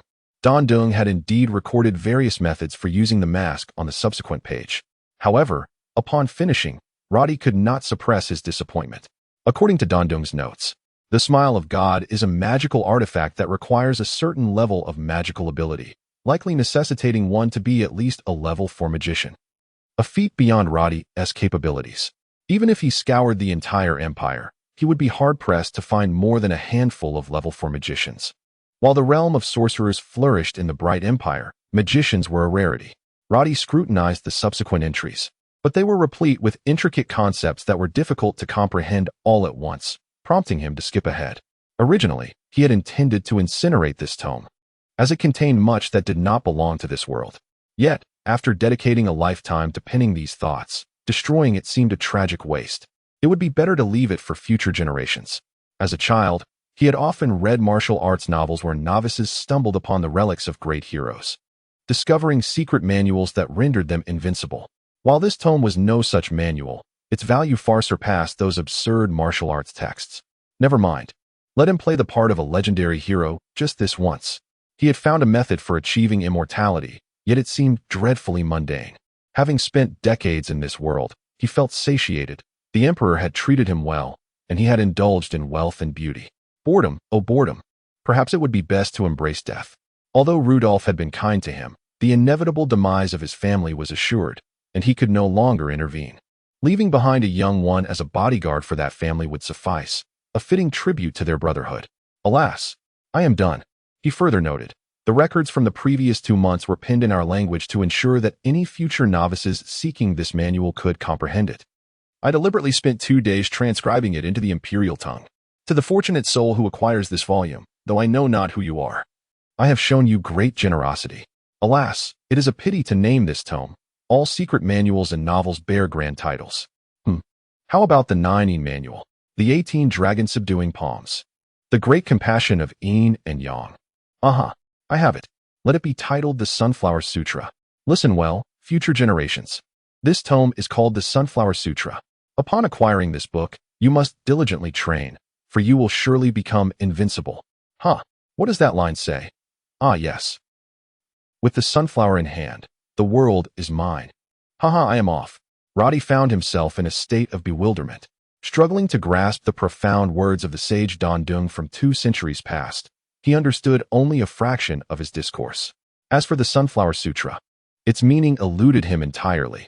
Roddy solemnly tucked the wooden box into his embrace, knelt upon one knee, and swore to the heavens, Mr. Don Dung, I, Roddy, may be but a worthless lad, yet I solemnly pledge to learn the use of your Sunflower Sutra and will not allow its legacy to languish. Roddy's fervent vow was delivered with the utmost sincerity, though little did he know that if the old rogue Don Dung were aware from beyond the grave, he might well be laughing uproariously. Andy's voice echoed in his mind, Fool, hurry. If you dawdle any longer, dawn will break. Move. Roddy sprang to his feet, cautiously slipping through the hole in the wall before sealing it with a rock. This place was seldom frequented, and even if someone happened upon it, they likely would not take notice.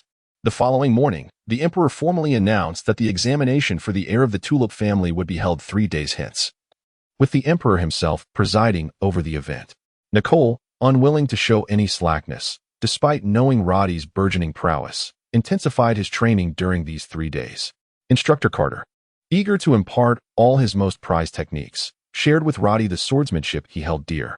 For if Roddy succeeded in the examination, he would become the new Duke of Tulip, and at that moment, Carter would be the esteemed mentor of the Duke. Chapter 50, Archery Assessment. 3 days seemed to vanish in the blink of an eye. On the day of the inheritance ceremony, Roddy had hardly slept the entire night, for he was but a young man. Despite the myriad of extraordinary experiences he had encountered in recent days, the gravity of the occasion left him feeling anxious. Nicole arrived early at Roddy's room, instructing his close maid, Angie, to assist in his dressing. This time, she had meticulously selected a specially crafted silver samurai outfit for him. Designed by a renowned master in the imperial capital, the garment was impeccably tailored, accentuating Roddy's robust physique and rendering him strikingly handsome. Their glances often met, each moment filled with unspoken communication, causing both to blush. Once Roddy was dressed, Nicole carefully examined his ears to ensure no flaws were visible. Roddy felt a pang of disappointment as he recalled his ears, and could not help but ask, "Nicole, when will you remove my ears?" Nicole, unable to hide her concern, replied with a wry smile, "I am working on it, but the records of Dandung are rather intricate and perplexing. We shall delve into it once this matter concludes." Roddy opened his mouth, intending to reveal that he had discovered the means to utilize the mask, albeit he could not employ it as he was not a mage. He thought of Nicole, a powerful sorceress, who could likely wield the mask.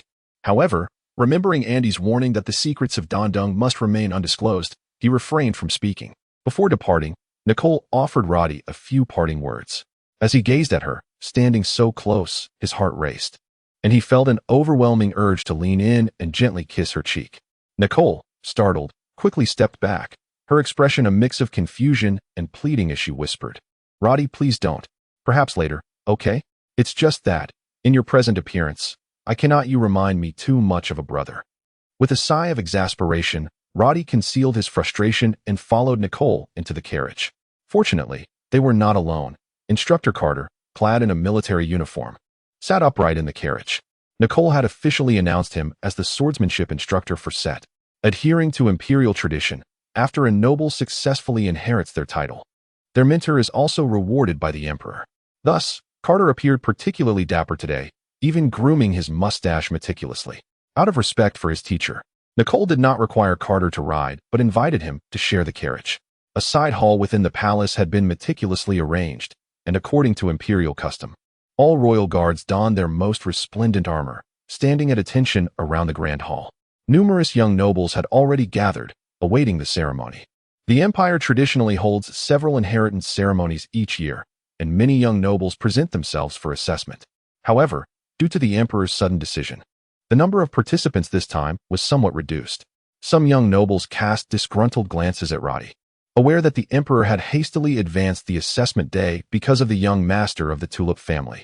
Unfazed by their stares, Roddy strode confidently alongside Nicole into the hall. They were a striking pair, a stunning beauty and a dashing young man, drawing the attention of countless onlookers as they entered. All the young nobles, dressed in their finest attire, strived to present their most impressive selves.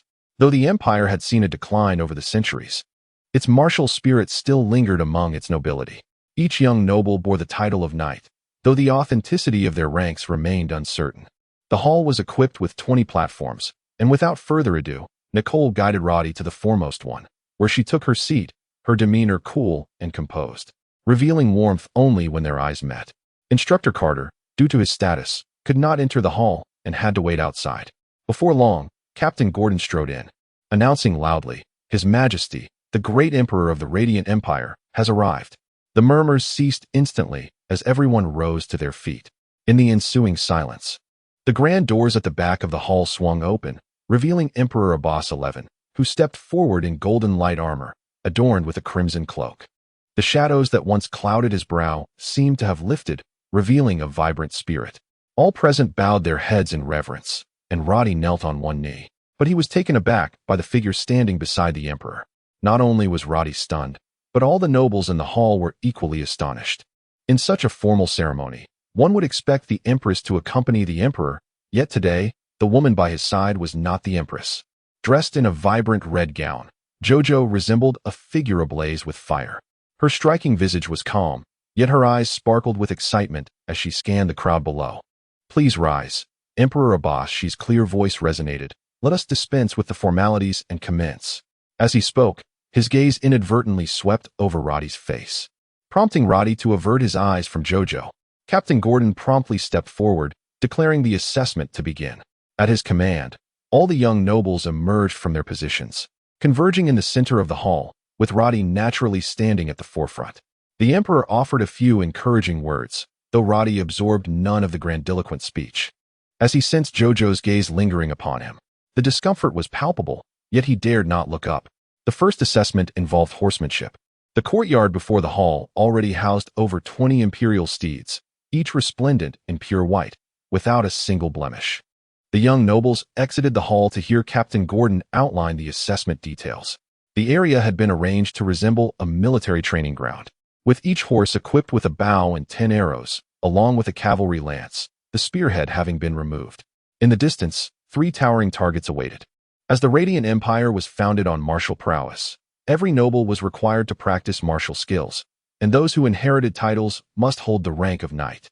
Thus, the assessments largely focused on martial abilities. To ensure fairness, the assessments were conducted in batches, with knights of the same rank testing against one another. Otherwise, a first-level knight would stand no chance against a third-level knight. The young nobles quickly divided into 3 groups, with Roddy's first-level knights being the largest contingent. Many nobles, in their quest to inherit titles, concealed their true strength, opting to remain in the first-level knight category to enhance their chances of success. Only a few confident in their abilities chose to advance their knight ranks early. The first competition featured the third-level knights, none of whom exceeded this rank among the young nobles. At Captain Gordon's command, only 4 knights mounted their steeds. It is generally believed that 4 individuals shooting at 3 targets should be more than sufficient. Even if they refrained from attacking one another and simply aimed their arrows, they would undoubtedly succeed. However, these 4 seemed to have lost their wits. As soon as they mounted their steeds, none opted to take up their bows and arrows. Instead, they simultaneously brandished their spears and charged towards their opponents. These young nobles were filled with confidence in their abilities. Unlike the inept aristocrats, they were spirited individuals, eager to showcase their martial prowess before the emperor during this assessment. In their hubristic hearts, mere archery could not satisfy their sense of honor. True valor lay in the ability to topple their adversaries from their steeds. The 4 soon became embroiled in a fray. Roddy watched with great delight, for he was a true knight, and these 4 indeed possessed genuine skill. Their willingness to display their talents in such a setting indicated they were no ordinary competitors. For many nobles, their lifelong prospects could hinge on this very day. Should they perform valiantly, a pleased emperor might elevate them to great heights. After a prolonged struggle, a victor emerged. The stoutest among them was ultimately unseated by 2 others. The weakest participant, who had fallen first, was soon followed by the remaining 2, who exchanged knowing glances and ceased their combat. They knocked their arrows and struck the bullseye of the target. The crowd erupted in cheers, and Abbas 11 appeared to be quite pleased, rising to applaud. The subsequent contest among the second-tier knights lacked the same excitement. 7 contenders mounted their horses, some hastily rushing to shoot arrows, others with fierce expressions attacking their rivals, while a few hesitated, unsure whether to grasp a spear or a bow. With Roddy's current prowess, he found the second-tier knight's skirmishes unworthy of his attention. He stifled yawns and chose to close his eyes in quiet repose. Unbeknownst to him, Jojo, seated beside the emperor, noticed Roddy's demeanor, and a flicker of intrigue passed through her beautiful eyes. Chapter 51. In command. At the command of Gordon, Roddy leaped onto his steed. To accommodate the young nobles of various esteemed backgrounds, the horses provided were carefully selected for their gentle temperaments, facilitating the rider's control. After all, should any of them fall and injure themselves, the repercussions would be considerable. With the skills imparted by Professor Land, Roddy effortlessly managed his mount, standing tall and awaiting Gordon's orders. "Young Master Set." A voice called out from the horse beside him. Roddy turned to see a tall, handsome young man whose eyes seemed to dart about nervously. "I am Gray, the son of the Count of Corsica. Let us join forces. With so many of us, A chaotic melee is inevitable. The strength of two is far greater than that of one. Gray whispered urgently. Rhodey glanced around and indeed saw the other young nobles scanning their surroundings. Their expressions varied. Many regarded him with ill intentions. Very well, Rhodey nodded, a subtle smile gracing his lips. With a booming voice, Commander Gordon shouted, "Begin." All the young noble knights simultaneously cried out and spurred their horses forward. Most did not reach for bows, instead clutching their lance tightly. A rush of movement ensued, with nearly half of them charging directly at Rhodey. Some were driven by jealousy towards the Emperor for conducting the assessment early, while others sought to exploit what they perceived to be an easy target. Given Rhodey's notorious reputation as a fool in the capital, despite being the descendant of a war god, in such a scenario, failing to eliminate an enemy only increased one's chances of survival. Rhodey's expression hardened, excitement gleaming in his eyes. Gripping his lance tightly, he signaled to Gray beside him, then assumed a classic cavalry charge stance, galloping towards several adversaries to his left. Gray closely followed in pursuit. The sound of hooves echoed crisply as they thundered against the cobblestones of the square. Rhodey's heart remained tranquil despite the fierce expressions before him. With a swift thrust, Rhodey's lance struck fiercely against one opponent, who let out a cry as he fell from his horse. Thankfully, the participants donned light armor. Otherwise, even with the lance's tip removed, the force of the charge could have proved fatal. In the ensuing chaos, Rhodey became the focal point, besieged by several lances aimed at him. Yet, with a clear mind, he swung his lance in a sweeping arc, reminiscent of a swirling dragon. A dark gust swept down, sending one noble flying as he was struck in the waist, crashing into another knight. Seizing the opportunity, Rhodey bent low and charged into the fray, his lance defending against any attempts to halt his advance. None among the knights attempting to obstruct him could withstand his momentum. With thuds echoing behind him, Rhodey toppled 6 opponents in his charge. Pulling his horse to a stop, he turned to face the remaining adversaries, who now looked upon him with palpable fear. No longer were they attacking one another. They exchanged glances, and with a collective shout, they surged towards Rhodey. Though these young nobles possessed decent riding skills, they were inexperienced in the art of cavalry combat. Rhodey leaned forward, adopting a perfect charging posture, and shouted as he launched himself at them. His mastery of horsemanship allowed him to harness the steed's power, and with a sweep of his lance, he sent 2 more opponents tumbling from their mounts. Unfamiliar with utilizing their horses effectively in battle, the young nobles could only flail their lances as they would on foot. Rhodey's strength, however, far surpassed theirs, as he had already surpassed the level of a 3rd-tier knight. What had begun as a group of a dozen quickly devolved into chaos under Rhodey and Gray's onslaught. After 2 charges, only 4 challengers remained, the others groaning on the ground, unable to rise as their horses scattered. Among the remaining were 2 of the more skilled 1st-tier knights, who exchanged glances before simultaneously rushing at Rhodey. They clearly had received military training, understanding how to leverage their horse's power. One approached from the left and the other from the right, lances aimed at Rhodey's head and waist. Rhodey met them with a cold smile, suddenly bending low and shifting his lance to his right hand. He hurled it forward, the lance transforming into a streak of darkness that struck the left knight squarely in the chest, sending him crashing to the ground without a sound. The knight on the right closed in, but Rhodey deftly evaded the thrust aimed at his waist, trapping the lance under his arm. The knight struggled briefly before Rhodey seized his belt and yanked him off his horse, throwing him heavily to the ground. Without sparing a glance at the fallen knight, Rhodey brandished the captured lance and charged towards the remaining adversaries. Gray followed closely behind, aiming his lance at the knight on the right. A startled cry echoed as one knight flew from his horse, tumbling several meters away. Gray, pale and gritting his teeth, trembled with his lance. In the midst of the chaos, Rhodey had not even attempted to parry with his lance. He understood that wielding a 2-meter-long weapon with one hand while leaning forward would yield little force. Instead, he had decisively thrown his lance. With the knight so close, and Rhodey's strength formidable, the knight stood no chance of evasion. Before he could strike Rhodey's horse, the thrown lance sent him flying. "Bravo, Set. You truly concealed your strength." Gray snarled, a malicious grin spreading across his face. "But now you are unarmed. Let us see how you contend with me." With that, Gray raised his lance and charged at Rhodey. Yet, to everyone's astonishment, Rhodey executed an unexpected maneuver, kicking his horse to the left and fleeing. Gray laughed maniacally. "Huh? Do you think you can escape?" Suddenly, a black flash zipped through the air. Before Gray could finish his sentence, He let out a shriek as he tumbled from his horse, an arrow embedded in his shoulder, piercing through his light armor. Rhodey lowered his bow, riding up to Gray, who lay on the ground in agony, sweat-soaked and bloodied. "Are you surprised that I saw through you from the start? Fool, my reputation precedes me as a mere simpleton. When you sought me as a partner before the contest, I was already suspicious. Why choose me, a so-called useless fool, from among so many knights? Surely that raises questions." Rhodey smirked coldly. "Rest well. I have never taken a life, so consider yourself fortunate. I do not seek your demise." With that, Rhodey turned away, riding towards the dais at the front of the grand hall, leaving behind a square filled with groaning, writhing figures. At this juncture of the competition, all doubts have dissipated. Roddy stands as the sole victor, having not even needed to draw his bow. For even if he were to miss the target, none could rival his prowess.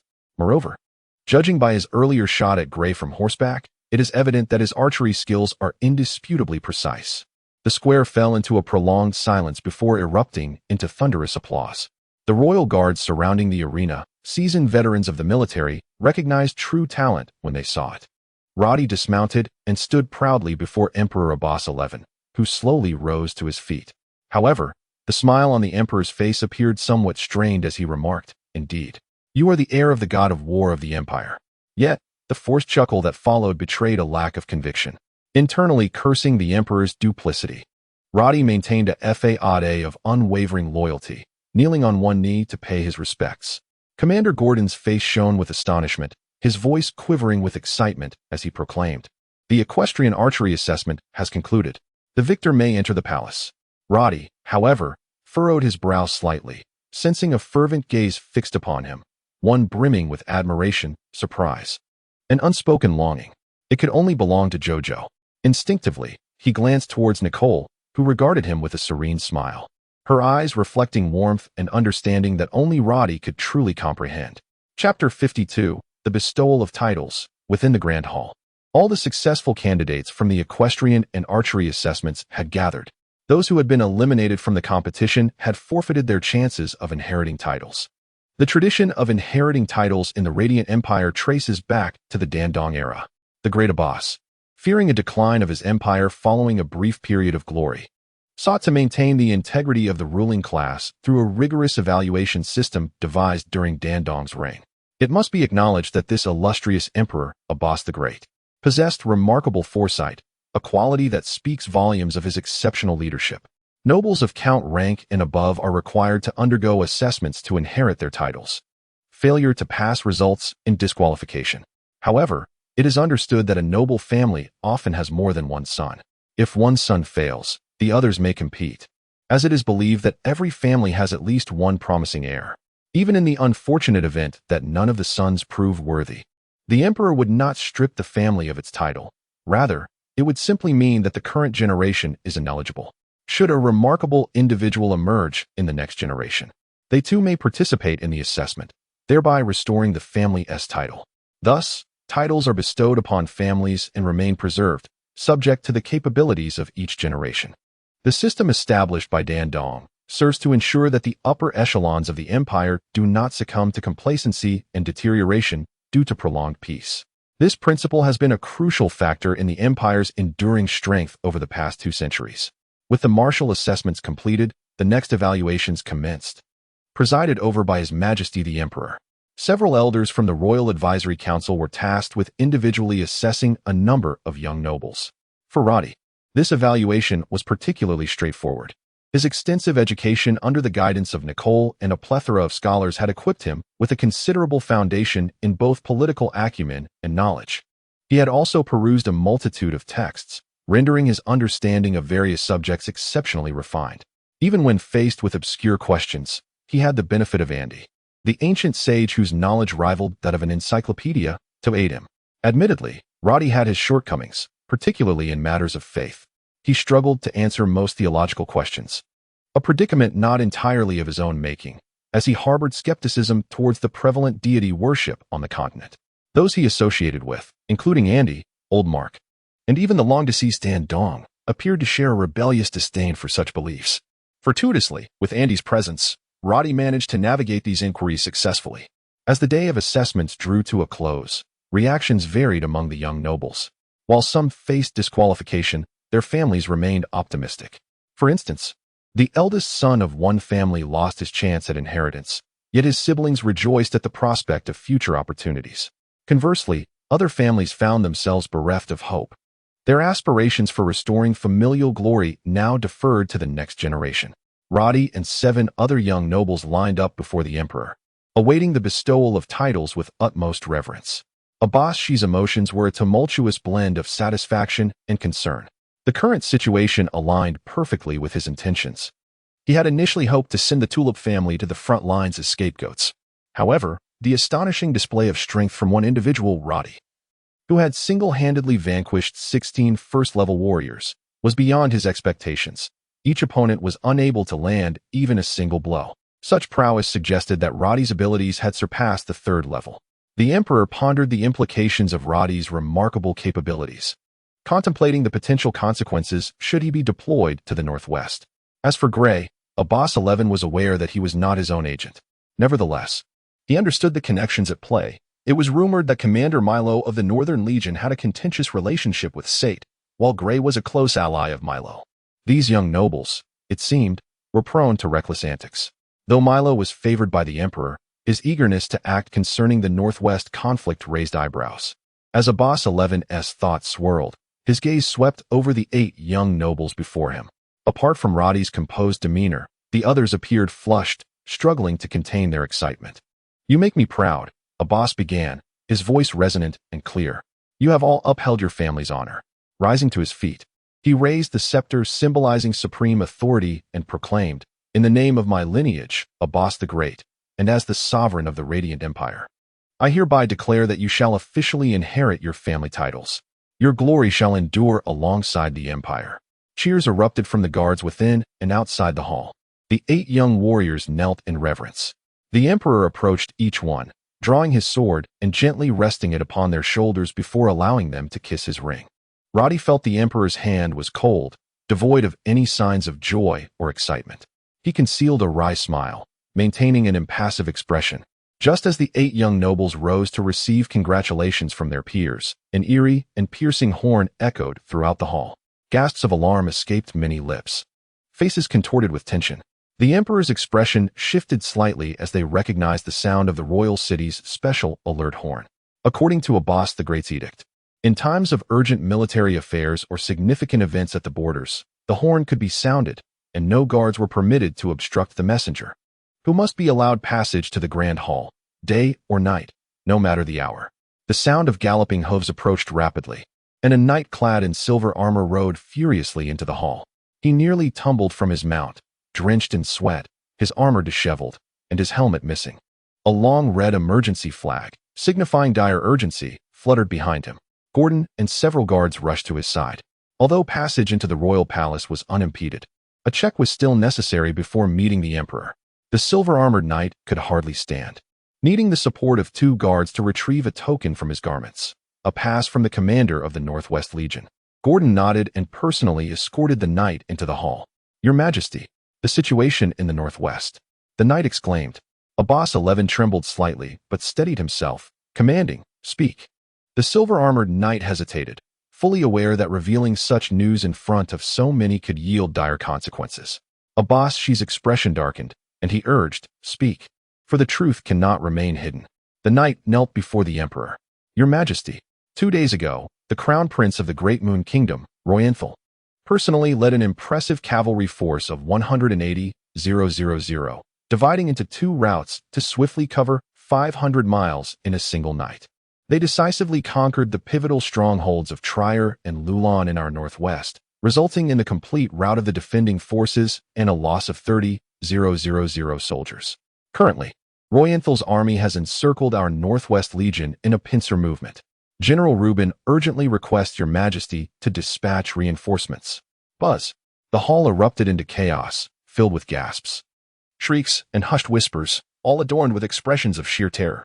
The 11th Abbas appeared pale, his eyes glinting with a foreboding gaze as he fixed his stare upon the silver-armored knight before him. The emperor then exhaled deeply. "Gordon, summon all the ministers forth." His voice bore a hint of frailty. He cast a glance at the nobles within the hall, waved his hand dismissively, and sighed. Those with no business here, please disperse." After bowing in respect, most of the assembly withdrew. Although Roddy had recently attained nobility, he held no official position and thus followed Nicole out of the hall. Only a handful of nobles with titles remained behind. As they traversed the corridor, numerous nobles engaged in fervent discussions regarding the warfare in the northwest. Roddy maintained silence, merely trailing behind Nicole amidst the throng. In the square, Instructor Carter, upon hearing of the skirmishes in the northwest, exhibited an expression of excitement. Unable to contain his thoughts as he murmured, "Sir Set, no, Your Grace, do you think His Majesty will dispatch us to the front lines?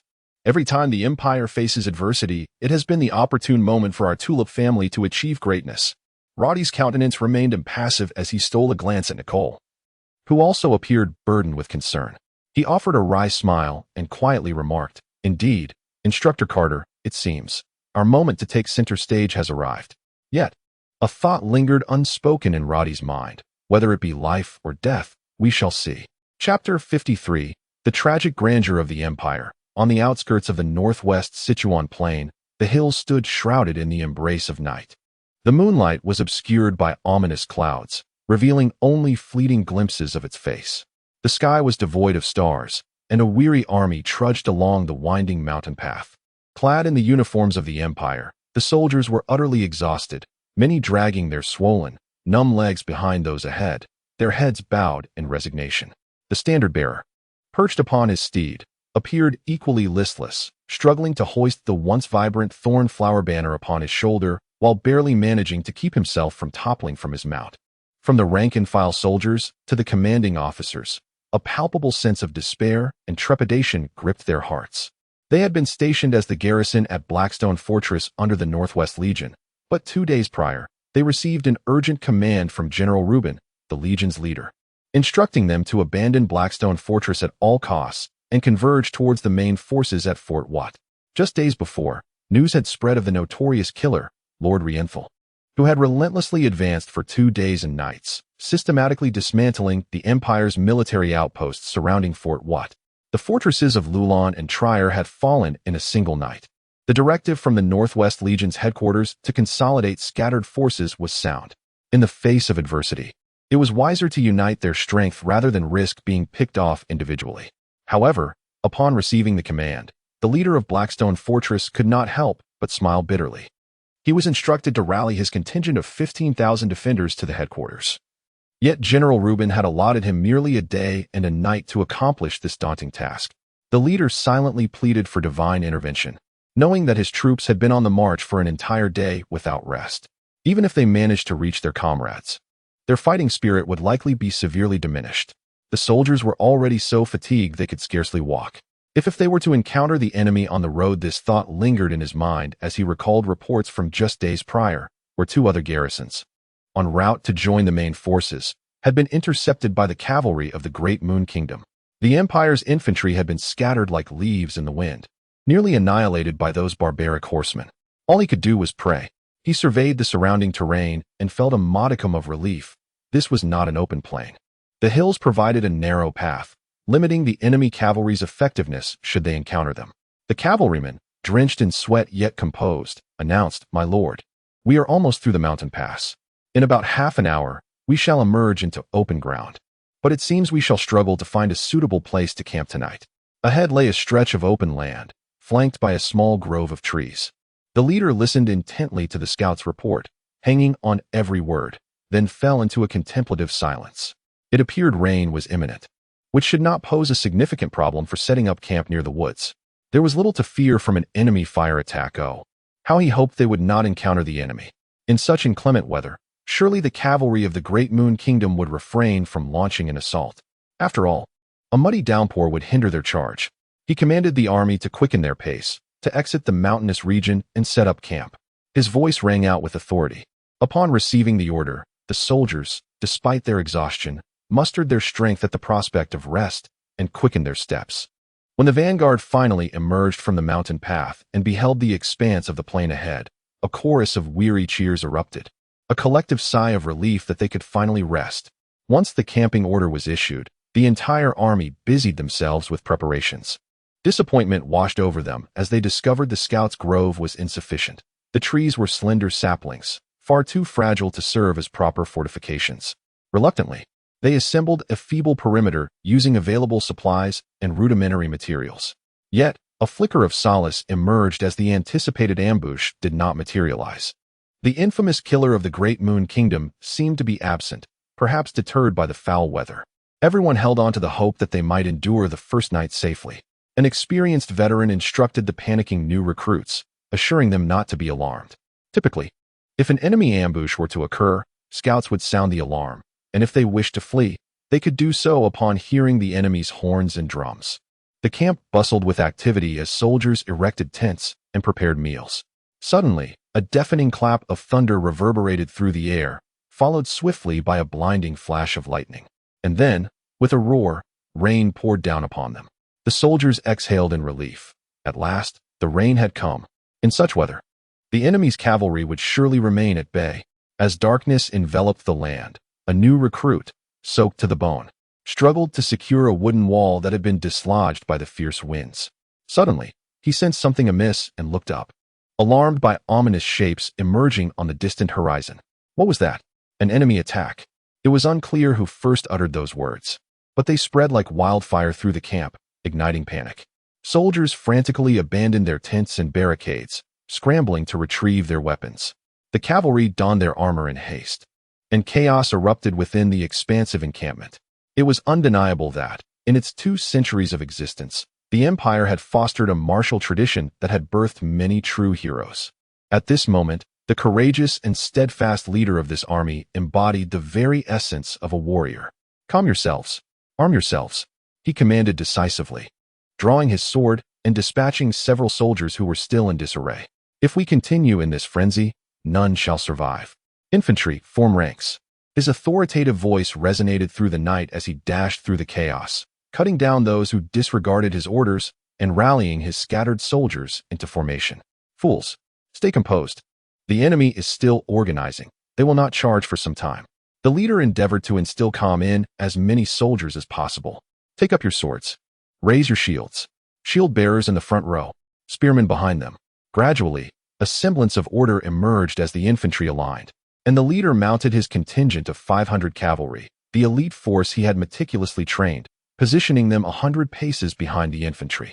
Each soldier bore a steely resolve, their gleaming swords held firm across their chests, reins gripped tightly in their hands. The thunderous sound of hooves approached, the earth trembling beneath the weight of countless steeds, stirring clouds of dust. The cacophony of hooves even drowned out the rumbling thunder above as the leader observed the advancing enemy. Unease crept into his thoughts. Something was amiss. Why was their cavalry charging at such a sluggish pace? The dark tide of iron drew nearer, and the Empire's soldiers could finally discern the enemy cavalry's silhouettes.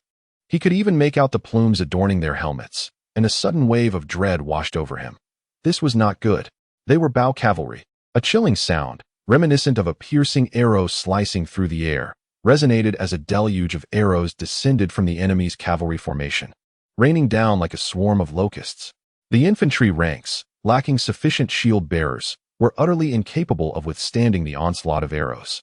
Countless soldiers fell to the ground, succumbing to their wounds, while others, merely raising their shields, were pierced by multiple barbed arrows. Panic ensued as someone cried out, "It's the archers! Everyone flee!" In an instant, the already demoralized troops collapsed entirely, their formations disintegrating into chaos. It was evident to all that the ordinary light infantry stood no chance against the cavalry in the open field. Their flimsy armaments were no match for the rain of arrows, and once the volleys ceased, the full charge of the enemy cavalry would spell utter slaughter for them. Desperate cries echoed, "Save yourselves! Everyone flee!" The carefully assembled infantry, driven forth by the Imperial commander's efforts, crumbled in an instant. Striking down a few retreating soldiers in a futile attempt to restore order, he found himself unable to contain the chaos. The disordered retreat of the infantry inadvertently disrupted the cavalry formation he had prepared in the rear. At that moment, the enemy cavalry suddenly fell silent, and a powerful voice rang out, commanding, "Change weapons. Charge. Strill." In a foreign tongue, "Kill." The battle cry of thousands of cavalrymen reverberated through the air. The Imperial commander realized with a sinking heart that their fate was sealed. This army was doomed. A wave of dark iron surged forward, rushing forth with astonishing speed. The earth quaked beneath the thunderous gallop of thousands of horses, their iron hooves resonating as if to trample everything into dust. Amidst the cacophony, the enemy's vanguard effortlessly broke through the already weakened infantry line. The courageous soldiers who had held their ground found themselves crushed before they could even discern the twisted, brutal faces and blood-red eyes of the enemy cavalry. The enemy's iron steeds surged past the front line, charging deep into the Imperial camp. Behind them lay a shattered and disbanded infantry, being mercilessly slaughtered by the relentless cavalry, many of whom fell before they could even draw their weapons. Trampled into the ground by the enemy's hooves, the Imperial commander, in despair, watched as his infantry was easily torn apart. His body trembled uncontrollably as he spoke in a voice eerily calm, almost resigned to death. "Send my orders down. Tell everyone to flee, escape as far as they can." The rallying cry of 500 soldiers seemed to drown out the cacophony of battle. "Follow the Lord." 500 gleaming sabers were raised high. Without a backward glance, the commander spurred his horse, gripping his great sword, charging headlong into the tide of iron. Behind him, 500 valiant cavalrymen followed suit, not a single one hesitating, brandishing their long sabers and shouting fiercely. The last cavalry of the Empire collided fiercely with the enemy's vanguard. As the enemy's front line had already diminished some of its momentum after breaching the infantry's first line of defense, their initial skirmish held an advantage, granting precious time for the other battalions to escape. Scholars of warfare history would later assert that had it not been for this brave commander's selfless valor in a moment of crisis, the reinforcement force of 15,000 might have faced total annihilation. However, this skirmish could not endure for long. The valiant commander and his 500 men, amidst the overwhelming torrent of steel, were akin to a small stone cast into a mighty river, briefly creating a splash before being swallowed whole. In this battle, the 20,000 cavalry of the Kingdom of Dayue utterly crushed the 15,000 reinforcements of the Northwest Army, filling the night air with the roars of Dayue's cavalry and the anguished cries of Imperial soldiers across the desolate plains. This was no mere battle. The unprotected infantry was mercilessly slaughtered by the cavalry. The Kingdom of Dayue, led by Prince Ruoyantar, emerged victorious, completely annihilating the last reinforcement force attempting to join the Northwest Army, claiming over 10,000 enemy lives with no prisoners taken. Chapter 54, The Whip of the Thunder God. Have you seen His Majesty's command? Nicole sighed. Last night, the commander of the palace guard, Gordon, arrived hastily to announce the Emperor's latest decree. Duke Set Rodolfo of the Tulip family is appointed as the commander of the Central Cavalry Corps and the special envoy for military affairs in the Northwest, possessing full authority to act decisively, leading 20,000 cavalry to reinforce the Northwest. Roddy sighed, acknowledging the news. It is sudden to elevate me to such a high position. Does the Emperor not fear opposition? Nicole chuckled coldly, responding, Is there truly no opposition? Gordon informed me that last night in the palace hall, a tumult erupted. The Minister of Military Affairs was the most vehement opponent, wishing to send his nephew, Moreau, to command the Northern Legion. Who does not know that the Northern Legion is the Empire's finest troops? He aims to seize this opportunity for his family's glory. Nevertheless, our Tulip family wields its own influence in the military, and naturally, there are supporters for us. Roddy remained silent. Though he did not witness the quarrel in the palace last night, he could easily imagine it. Despite having inherited the title, he was still a young man devoid of any substantial credentials. It was inevitable that such a sudden and high-ranking appointment would breed discontent. Yet, the brilliance of the halo above him was indeed blinding. This time was no exception, especially since the Emperor would certainly support him, driven by his desire to eliminate him with the blade of the Grand Moon Kingdom. What are you pondering? Nicole gently inquired, noticing Roddy's silence. What? Nicole momentarily failed to grasp his meaning. Her cheeks flushed, yet she boldly met Roddy's gaze and softly expressed, So you are prepared to head northwest? To defend our homeland? Nicole gazed at Roddy, who, in her eyes, had transformed from the clumsy boy into a figure radiating masculine vigor. His chiseled features and resolute eyes exuded unwavering conviction. Indeed, she had felt the metamorphosis of this boy over the days, as if each passing moment marked his growth, maturity, and burgeoning strength. Roddy. Nicole's voice was tender and melodious. Go, pursue whatever you wish. Roddy sighed, stating earnestly, Nicole, I have recently learned a phrase. What is it? Annihilate the enemy. Roddy's voice, though soft, was imbued with unyielding determination. Only by maximizing the destruction of the enemy can one preserve oneself to the utmost. Thus, I shall venture to the northwest. He declared resolutely, I aspire to effect change. I believe I can achieve it. At that moment, a voice of derision echoed in his mind. Mocking, unaware of the heights of heaven and depths of earth. Today's youth, alas. Roddy's expression remained unchanged, silently laughing inwardly. Andy, do not think you can remain aloof. Remember your promise to assist me? To prevent you from slacking, I shall bring your skeleton along on my journey. If I meet my demise in the northwest, you shall not escape either. Damn it. Andy's voice seemed to surge with excitement. Who did you learn that from? When did this honest fellow become so? Roddy coldly retorted, from you. My dear Andy, you are my mentor. Ignoring the raging skeleton, Roddy stepped forward and gently embraced Nicole. He dared not apply too much pressure, for the warmth and softness in his arms evoked a sense of fear. He dreaded that this moment was but an ephemeral dream, fearing that any exertion might shatter this illusion. In the afternoon, guided by Gordon, Roddy arrived at the barracks of the Central Cavalry Corps. However, upon entering the camp, he could scarcely believe his eyes. Was this truly the Empire's most elite? The whip of the Thunder God? The once invincible Iron Army? The sentinels at the gate stood listlessly, and not a single soldier was practicing in the training grounds. What astonished Roddy even more was the sight of clothing swaying haphazardly around the training area, including 2 women's undergarments. How could the Empire's most distinguished army be so unkempt? In the distance, several figures resembling officers stumbled towards him, the foremost one donning military attire while running. My Lord Duke, I am Commander Sand of the Central Cavalry Corps. This man panted as he reached Roddy. Roddy scrutinized this commander, noting his disheveled beard and flushed face. The scent of alcohol wafting from several paces away. Suppressing his anger, Roddy gritted his teeth. I am Duke Set Rudolfo of the Tulip family, acting under the Emperor's command as the current commander of the Central Cavalry Corps. Please escort me to meet the Corps leader. Commander Sand appeared somewhat embarrassed, stuttering. Please wait in the command tent. I shall inform him immediately. Roddy silently handed over the Emperor's personally signed decree to the commander, following several officers into the command tent. Gordon, Roddy could no longer contain his indignation. Is this truly the Empire's most elite cavalry corps? Gordon sighed deeply, a wry smile touching his lips. Young Set. Oh, Duke. As you can see, there are many things I cannot express. Roddy smiled. Commander Gordon, you served under my father. There is no need for formality when alone. Simply call me Set. Nicole instructed me to foster a closer relationship with you, aware of your standing. Gordon smiled in return. Indeed, young Set. I recall holding you as a child. Roddy maintained a neutral expression, though he thought, is that so? I am unaware of such a memory. Being but a duke for merely 2 months. Why is this the case? They are renowned as the whip of the Thunder God. Why? A cold smile flickered across Gordon's face. Simply because this is no longer 200 years ago, and the commander of the Central Cavalry Corps is no longer a member of the Tulip family. Chapter 55, Hope of the Empire, Roddy nodded, having learned when to speak and when to remain silent. Some matters are best left unspoken.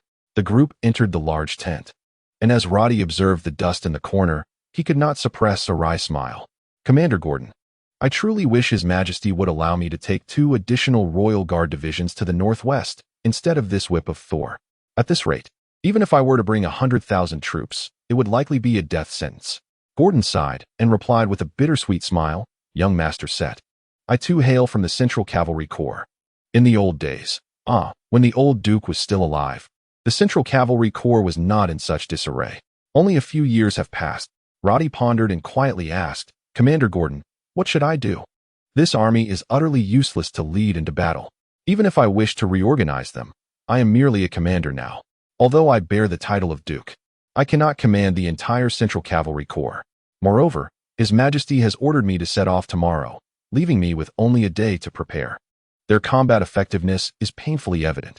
A faint smile appeared at the corner of Gordon's mouth as he slowly replied, Young Master Set. While His Majesty has appointed you as the commander to lead 20,000 men, he did not specify which unit to take. I know this place well. And although many of my old companions are no longer here, a couple of friends remain. I cannot speak for others' troops, but those trained by my 2 old friends are certainly not lacking. Roddy nodded, casting a grateful glance at Gordon. Suddenly, a horn sounded from outside. followed by a flurry of footsteps. A pair of soldiers rushed into the large tent and quickly took their positions on either side, their faces still reflecting a hint of panic. Before long, the sound of boots pounding on the ground echoed from outside, and several officers surged into the tent. The foremost, a middle-aged man clad in a silver uniform, approached Roddy with a broad smile. "You must be the esteemed Duke of Tulip, trusted by His Majesty." "I am the current commander of the Central Cavalry Corps, General." Roddy immediately bowed in respect, though he now held the title of Duke. His military rank remained that of a mere commander, making him nominally subordinate to Bai. "There is no need for such formalities." Bai waved his hand jovially. "Upon hearing of the arrival of the Duke of Tulip, I rushed here at once." The general then called out, "Raise the tent." Immediately, the sound of drums reverberated outside, and the officers in the tent quickly arranged themselves into two lines. "Ladies and gentlemen, this is Commander Gordon of the Royal Guard and the esteemed Duke of Tulip." Bai laughed heartily as he took his seat. "Duke." All the commanding officers stepped forward to pay their respects. Roddy remained composed, scanning the room for the old friends Gordon had mentioned. Once everyone had resumed their positions, Bai declared, "Duke, it has been quite some time since I've had such a grand occasion. Today, in your honor, I have summoned all the commanders of the Central Cavalry Corps." "General, you are too kind," Roddy replied with a faint smile before continuing. "I have received His Majesty's orders to assume command of the Central Cavalry Corps, and I am to lead 20,000 men to the northwest by tomorrow. I trust you are already aware of this matter." Bai nodded, saying, "Indeed. But I wonder which unit the Duke intends to take?" Roddy smiled faintly. "His Majesty did not specify, so I presume I am free to choose." With that, he deliberately scanned all the commanders present. The tent fell silent as Roddy's gaze swept across the room, causing those he looked at to tightly close their mouths and shrink their heads. Who could forget that there was a war raging in the northwest? The Northwest Army was formidable, having been routed by the cavalry of the Great Moon Kingdom. Heaven knows that on that fateful day, the unfortunate General Reuben might have lost his head to the curved blades of their cavalry. To lead 20,000 men to the northwest now? It was nothing short of a death sentence. Suddenly, Roddy's eyes brightened as he spotted a commander in the back row, his resolute expression unwavering as he met Roddy's gaze. The man appeared to be in his 40s, his dark face etched with the marks of experience, exuding the aura of a seasoned soldier. With no time to waste, Roddy approached the commander directly. "May I ask who you are?" "Commander Chiga of the Wolf-Fong Battalion," came the robust voice. Roddy's face lit up with joy as he exclaimed, "Commander Chiga, would you be willing to accompany me to the northwest?" Chiga's face flushed with excitement, his dark complexion turning crimson as he declared, "I am willing to follow the banner of the tulip." Roddy sighed with relief and turned to Bai, raising his voice. "General Bai, by the Emperor's command, I hereby requisition the Wolf-Fong Battalion to accompany me to the northwest." Roddy felt a twinge of anxiety, sensing that Chiga might be the only truly capable soldier in the Central Cavalry Corps, and feared Bai would refuse to let him go. To Roddy's surprise, Bai seemed to breathe a sigh of relief, a smile spreading across his face. "Since the Duke appreciates Chiga, let him lead the Wolf-Fong Battalion with you." "Commander Chiga," he suddenly called out. "At your service." Chiga stepped forward, a glint of disdain flashing in his eyes, yet he walked boldly to the center. Bai laughed heartily. "I now appoint you as the deputy commander of the Wolf-Fong Battalion. The command of the Wolf-Fong Battalion will be handed over to the newly appointed Duke Setrudolf. You have 1 day to prepare. Set off early tomorrow." "Yes." Chiga bowed his head, completely disregarding the envious glances of the other commanders. What Roddy did not know was that Commander Chiga was known for his straightforward nature and refusal to indulge in the corrupt practices of other officers, making him unpopular among his peers. Thus, at this moment, as he was selected to go to the northwest, the others felt a collective sigh of relief. Harboring a sense of schadenfreude, General Bai shared this sentiment. Losing a subordinate who did not align with him was a considerable relief. Best if Chiga met his end in the northwest. This would greatly facilitate Bai's future schemes of embezzling military funds or engaging in other illicit activities. Still feeling uneasy, Roddy accompanied Chiga to inspect the Wolf-Fong Battalion's camp. The camp was located on the left rear side of the Central Cavalry Corps. Roddy, accompanied by Chiga and Commander Gordon, rode to the camp and beheld the training ground where a throng of cavalry occupied the space, galloping wildly while maintaining their formations. Countless young knights were racing their steeds, continuously loosing arrows at targets ahead, showcasing various stances. An officer stood at the side, holding a small flag. his expression stern as he directed the maneuvers.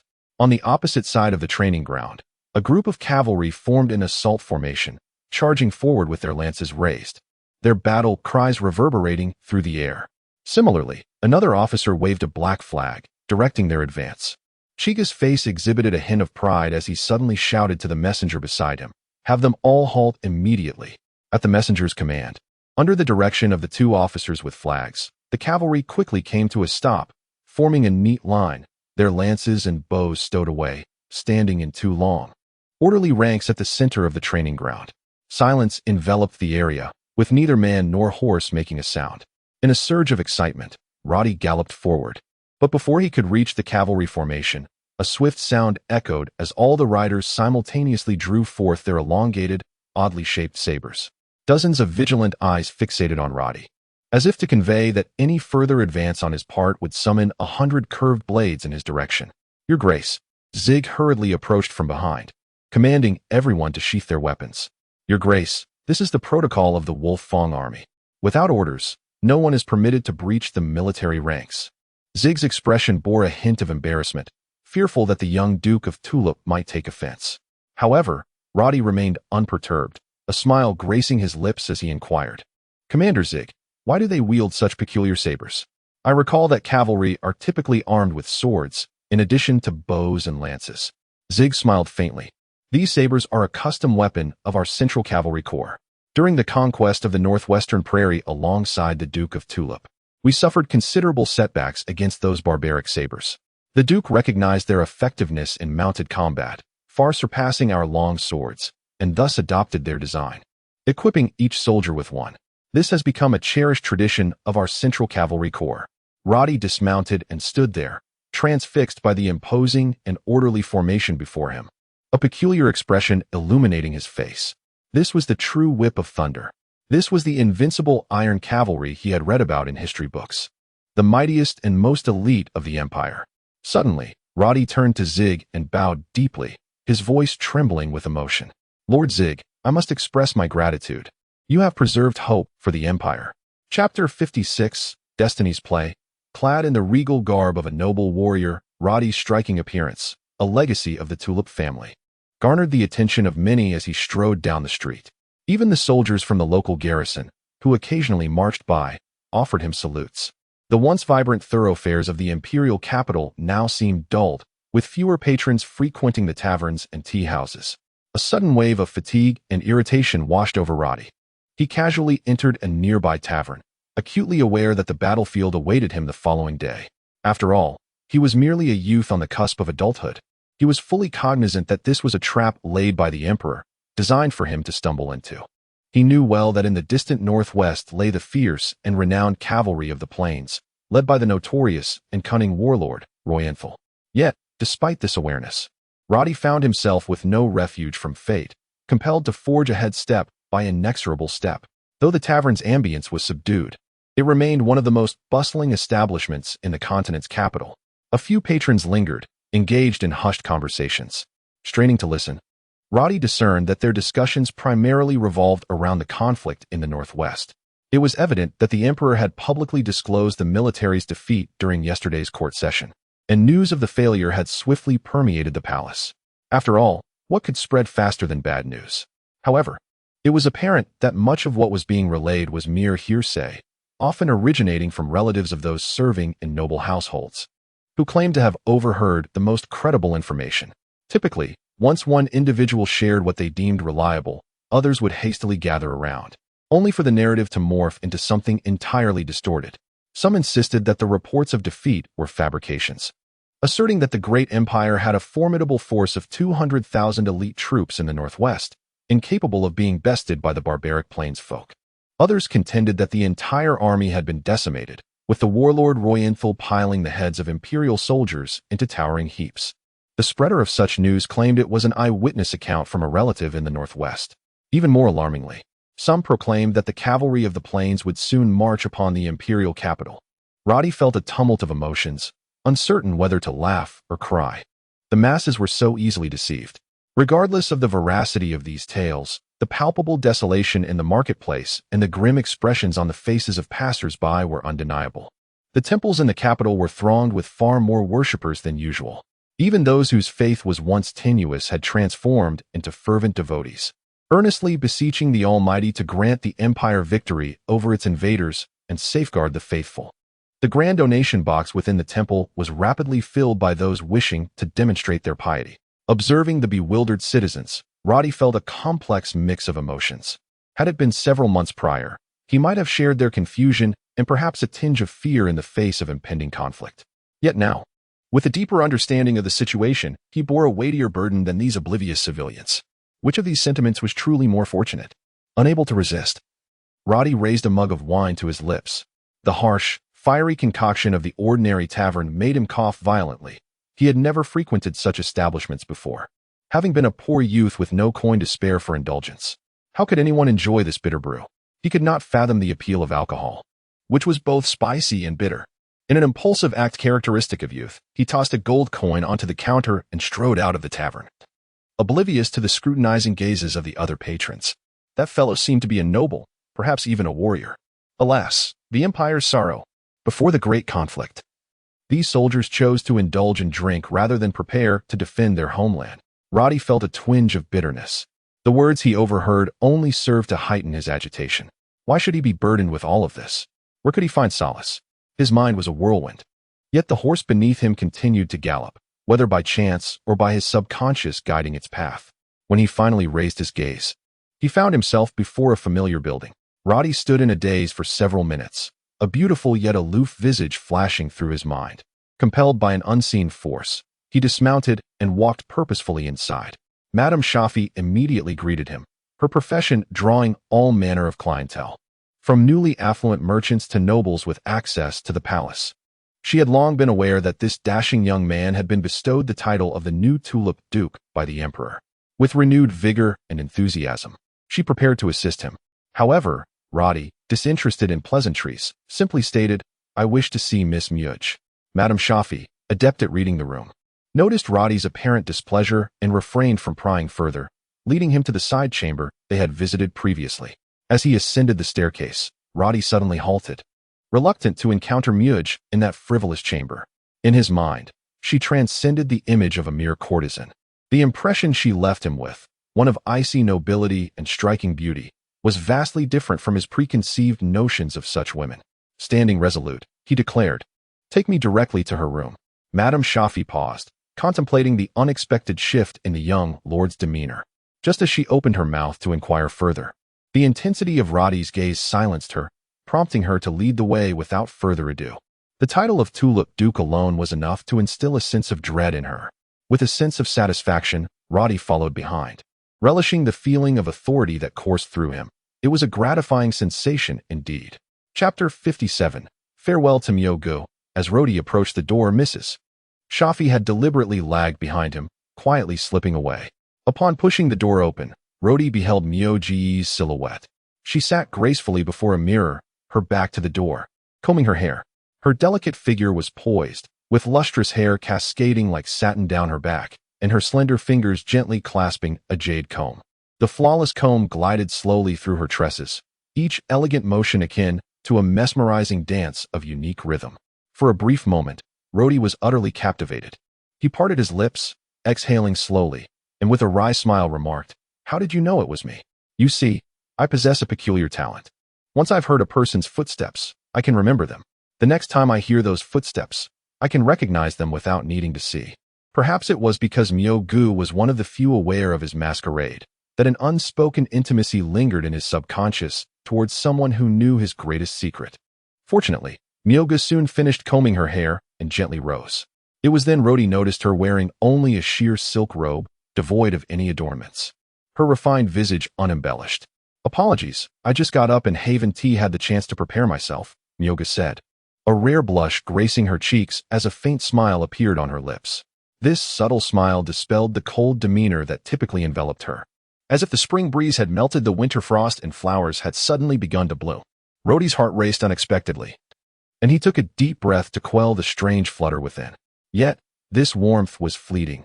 As her smile faded, her expression reverted to a gentle indifference. "Please, have a seat, Your Grace," she spoke softly, her tone still laced with a hint of aloofness. seemingly tinged with mockery. Rhodey let out a bitter laugh, aware she was ridiculing his charade. This thought oddly relaxed him. In the capital, aside from in Nicole's presence, he had to disguise himself before everyone else. Yet here was a beauty who recognized him as an imposter, and thus he felt a profound sense of relief, free from the need to pretend. "I shall be departing the capital tomorrow," Rhodey said as he settled down, his expression easing.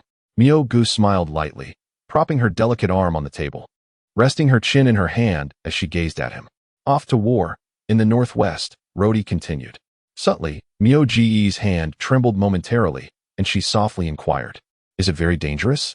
Rhodey nodded. "Indeed, it is perilous, but my fear does not stem from that. Rather, I feel a sense of absurdity within. You should understand, right?" Myo-gu fixed her gaze upon Rhodey, and suddenly a peculiar expression crossed her face. "Thank you." "What?"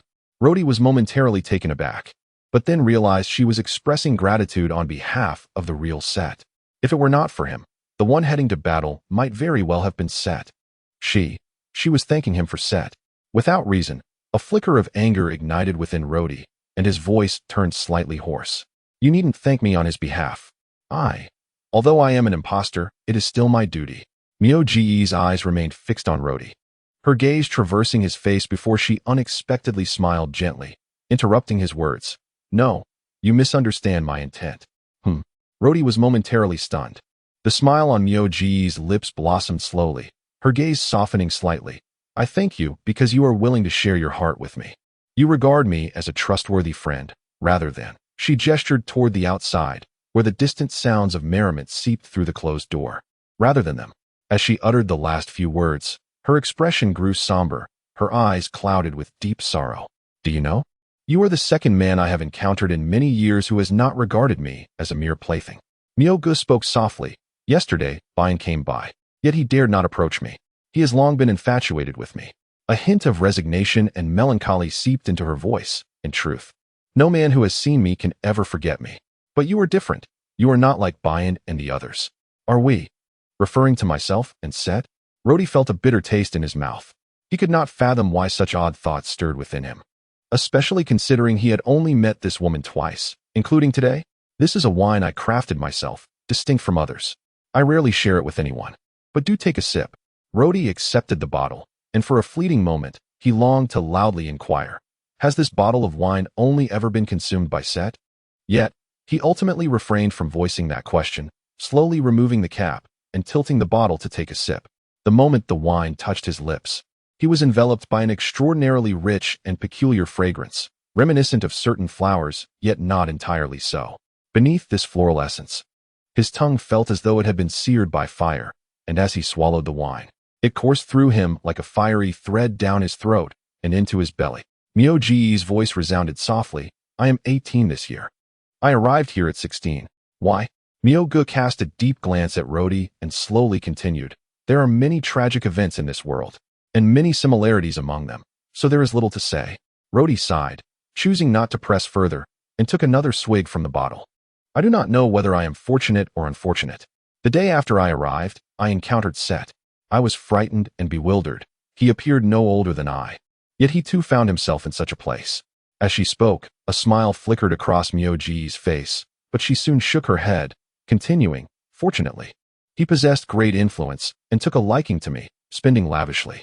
Thus, I lived well here, as Mrs. Shafi did not require me to do anything else. My daily task was simply to adorn myself and await his visits. Sometimes he would come for several consecutive days, and other times he would not appear for days on end. He taught me to play the piano, to sing, and I would perform the new dances I learned from the instructors here for him. At that time, I was naive, believing I could remain this joyful for the rest of my life, forgetting that my identity was merely a songstress." The term songstress slipped from Myo-ji's beautiful lips, imbued with a tinge of cruelty. Rhodey felt a tremor in his hand, nearly spilling the wine from the bottle. Chapter 58, Old Ghost Mark. In Myo-ji's eyes lingered an endless sorrow, yet her tone remained composed. "Until last year, one evening, Sate came to find me. That night he played the piano for me while I danced for him, and then, he became my first man, and to this day, the only one. I still do not know whether I am fortunate or unfortunate. He protected my body, yet ultimately wounded my heart." Myo-gu suddenly smiled softly, glancing at Roddy. and said lightly, "Do you know why I can see through your disguise as Sate? Why?" Upon hearing her final words, Roddy could not help but tilt his head back, pouring the contents of the bottle into his mouth. He sighed, looked at Myogu, yet could not utter a single word. After an indeterminate period, Roddy finally exhaled deeply. "Thank you. You are very honest." Myogu smiled gently. Roddy sighed again. "To be honest, my heart is quite chaotic today. Tomorrow, I must face something I have never confronted before, but I am not the real Sate. I am not the true Duke of Tulips."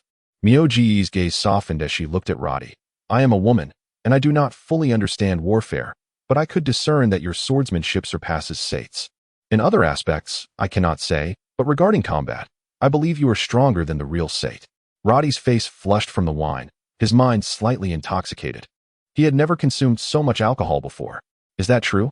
he asked, puffing out his chest. Myogu smiled faintly, her gaze sweeping over Roddy's face, her expression shifting strangely as she murmured, "Though you resemble him, your gaze is different. Sate is clever, his eyes filled with wisdom, sometimes even a hint of cunning. But you are different. Your eyes are pure and innocent." Suddenly, Myogu stood up and smiled. "Would you like to see me dance?" "Yes."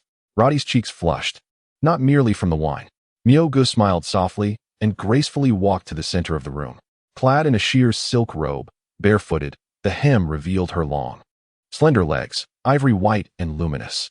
Without any music, Myogu began to move. Her dance was in stark contrast to her aloof demeanor, appearing light and joyous, as if she had completely forgotten all the sorrows of life. She resembled a sprite, infusing her very existence into the dance. The edges of her robe fluttered, her legs so light, agile, and dazzling. Roddy's eyes sparkled with a peculiar brilliance. Unable to restrain himself, he exclaimed, "With flowing garments, you dance like a dream. The sword is merciless, and beauty remains unfulfilled." Myogu's face radiated with exuberance. Her beauty was akin to ivory, musk, and antlers. It was the most captivating and precious aspect of her life, yet also the root of all her misfortunes. Myogu came to a halt, her body gently descending like a solitary leaf. A faint blush adorned her cheeks, beads of sweat glimmered on her forehead, yet her eyes still retained an astonishing brilliance. "What you just said was beautiful. What does it mean?" Roddy inquired with a gentle smile. Myogu frowned again. "It sounds like a bard's poetry, but it is somewhat different." "What exactly is it?" Roddy hesitated, feeling somewhat awkward.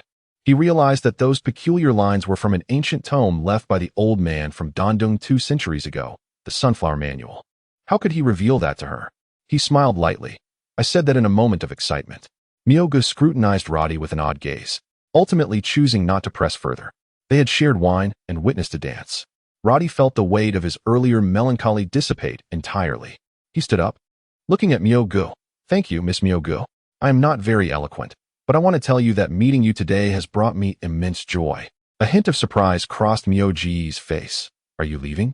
Roddy nodded, feeling an inexplicable sense of unease about remaining, though he could not pinpoint the source of that discomfort.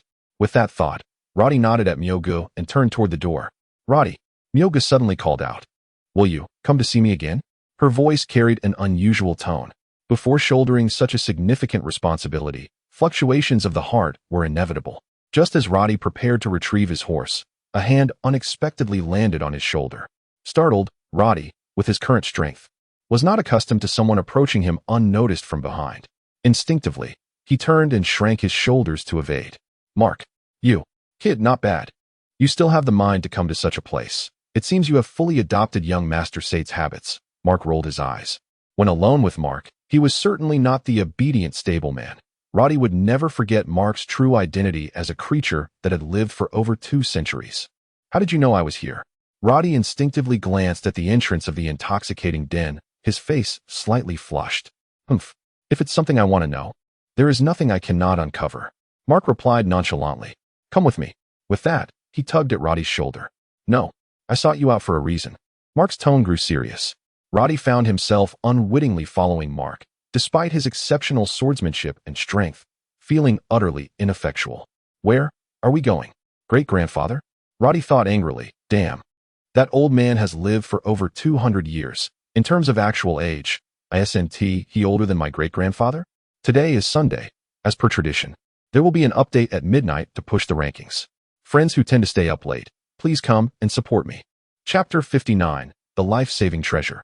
Old Mark possessed an extraordinary familiarity with the layout and roads of the imperial capital. Grasping Roddy, he deftly navigated through a series of scarcely frequented alleyways, swiftly leading him to the southern gate of the city. Roddy's eyes widened as he surveyed the edifices flanking him, confirming that they had indeed arrived at the southern gate of the imperial capital. Under normal circumstances, even a horse-drawn carriage from the pleasure district would take at least half an hour. Yet, Roddy was certain that their pedestrian journey with Old Mark had consumed far less time than that. "I have been a coachman for decades," Mark remarked, seemingly perceiving the astonishment on Roddy's face. "Moreover, I am well acquainted with the routes of the imperial capital. We traversed nothing but shortcuts, almost in a straight line." Roddy silently grumbled. "Of course, having lived for over 2 centuries in this city, you would be intimately familiar with it." Mark remained silent, guiding Roddy into a narrow alleyway, where they stood before a moderately sized residence. "What place is this? Hand me your sword." Despite his confusion, Roddy complied, relinquishing his sword to Old Mark. He understood that opposing this enigmatic figure was futile. Mark examined the sword carefully after drawing it from its sheath, sighing, "Indeed. This is the focusing sword used by the master in his time. Where did you acquire it?" Roddy was about to respond when Andy's voice interjected in his mind. "Do not reveal my existence. I found it in my family's laboratory. It should be a relic of Master Don Dung." Roddy replied with an impassive demeanor. Having masqueraded as Sate and interacted with others, he had spun countless tales, and now, spinning one more lie came effortlessly. Mark sighed again, returning the sword to Roddy, frowning. "This sword possesses considerable power. Do you know how to wield it?" "I have a general idea," Roddy nodded, noticing Mark's expression of doubt. He fabricated another tale. "I discovered a bit of information in Master Dondung's notes from my family's laboratory." "Good. Show me," Mark instructed. Roddy promptly understood that Mark wished to assess his capabilities. Taking a deep breath, he slowly channeled the faint vestige of power within him, feeling the warmth flow from his arm into the focusing sword. As if on cue, the gem in the sword's hilt began to glow, and a soft radiance erupted along the blade. "Humph." To Roddy's surprise, Mark scoffed, "Fool. Is this how slowly you wield this sword each time? In battle, danger lurks at every moment. Do you think your foes will wait for you to gather your strength? Standing there like a simpleton, your enemies would have already torn you to shreds." Feeling disheartened by the scolding, Roddy retorted, "I cannot help it.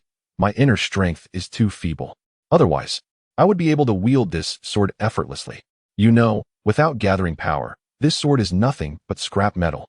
Even an ordinary sword could easily sever it." Mark frowned, snatching the sword from Roddy's grasp. Without any apparent concentration, he merely flicked his wrist. The focusing sword emitted a melodious hum, and the gem on the hilt shot forth a brilliant light, followed by a surge of energy exploding along the blade, creating a beam of light a finger's length long. With a swift sound, a stone table in the courtyard was cleaved in two, its halves slowly collapsing. Roddy observed intently, noting that even before the blade made contact, the radiant energy had already penetrated the stone, effortlessly slicing the sturdy stone table in half. Roddy sighed inwardly. After all, this was a being who had lived for over 2 centuries. Such power was indeed formidable. Mark steadily returned the sword to Roddy, his expression grave. "My swordsmanship leans towards an agile style, which may not suit your physique. However, you must understand that the true utility of the focusing sword lies not in its sharpness, but in its ability to amplify the power within you several-fold. Although your current strength is insufficient, if you grasp this concept and adeptly utilize the power within your body, only then can this sword become truly effective." Roddy rolled his eyes, unable to suppress a murmur. "That's quite redundant. Then what do you suggest I do? Can you teach me this so-called power of yours? Do you think it is that simple?" Mark sneered. "I spent 10 years comprehending battle energy, another decade mastering it, and a full decade breaking through the bottleneck to grasp this power. Normally, this power is an elevation from battle energy. You currently possess not even a trace of battle energy. Do you expect power to fall from the sky? It is akin to boiling water. It must reach a boiling point to transform into vapor. Yet you are merely an empty kettle." At this juncture, Mark produced a piece of parchment from his cloak and tossed it to Roddy. "This is a method for cultivating battle energy. Ordinarily, you would need to reach the rank of a 5th-level warrior before practicing it. However, you have lucked out. That Mr. Cho actually imparted a bit of power to you, which means your cultivation will progress much faster than others." Roddy's eyes sparkled with excitement. He had always relished martial arts. He immediately examined the parchment, only to find the first line read, "The blooming tulip." "This is," Roddy exclaimed. "This is the method for cultivating battle energy from the tulip family," Mark declared with pride. "I have spent 200 years in the tulip family, starting my journey with this very method." "You stole it?" Roddy stared at him in disbelief. "Do you wish to learn?" Mark's gaze sharpened. Roddy pondered for a moment before stowing the parchment away, reasoning that fighting for the tulip family and learning their battle energy was not a grave transgression. After all, the current members of the tulip family, particularly that scoundrel Sate, would certainly not consider learning it. With his capabilities, he could never hope to comprehend it. A 5th-level warrior? That extravagant fool would never achieve such a rank in his lifetime. As Roddy secured the parchment, an idea struck him, and he exclaimed, "Why don't you directly impart a bit of power to me like Mr. Chiu? Wouldn't that instantly enhance my abilities?" Mark's temper flared. His expression contorted with rage as if he could immediately kick Roddy. "Do you think this power is something sold by the pound on the streets? Let me tell you, even the minuscule amount given to you by Mr. Chiu requires years of cultivation by a proficient warrior to attain. I cannot fathom what Mr. Chiu was thinking to bestow upon you something cultivated from his own battle energy." Roddy promptly fell silent, recognizing that the old eccentric before him was vastly different from Andy. When Andy was angry, he would merely exchange insults. After all, that skeletal figure posed no physical threat. Yet this old fellow was another matter entirely. It was likely that one misstep could provoke him into delivering a few harsh blows. Gradually calming down, Mark pondered for a moment before retrieving a translucent crystal, roughly the size of a third of an egg, and solemnly handed it to Roddy. "Carry this with you. If you ever find yourself in a dire situation, I'm speaking of a life or death critical moment, hold this in your palm and channel your power into it. Once infused, it will shatter. Afterward, you will have 1 hour during which your strength will be vastly amplified, and your stamina will become boundless. However, it will not enhance your inherent strength. You are permitted to unleash your potential to the fullest at your current level. Your crescent slash, while effective, can only be utilized once due to your inherent capabilities. However, should you shatter this crystal, you will be able to employ that technique at will for a full hour. There is no need to worry about exhausting your strength." Such an advantage. Roddy was taken aback. An infinite crescent slash. What kind of power would that be? Previously, Roddy had vanquished the level 4 warrior, the Guardland, and the fierce warrior Longder of the Great Moon Kingdom with merely a single execution of the crescent slash. If he could wield that technique freely for an hour, how many times would that amplify his strength? Roddy felt his heart race, a surge of excitement coursing through him, leaving him momentarily speechless. Old Mark sighed and stated solemnly, "But remember, you only have 1 hour. This item has side effects. After an hour, you will be utterly depleted. You will feel as if every ounce of strength has been drained from your body, leaving even a finger immovable. This state will persist for many days. In essence, it is a means of exhausting your vitality. It should only be employed in dire situations, and you must resolve the predicament within that hour. Otherwise, you will meet a grim fate." Old Mark's expression grew somber. This device was crafted by Sir Don Dung himself. Initially, there were only 3. During a great battle, I used one to protect the Duke, leaving only 2 remaining. I cannot part with both, so you must utilize this one wisely. Avoid using it unless absolutely necessary.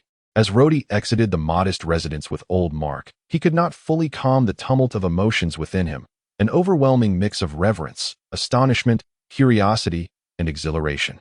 The artifact left behind by Don Dung was truly remarkable. One could only imagine how every warrior would yearn for an opportunity to significantly amplify their strength, even if just for a fleeting hour.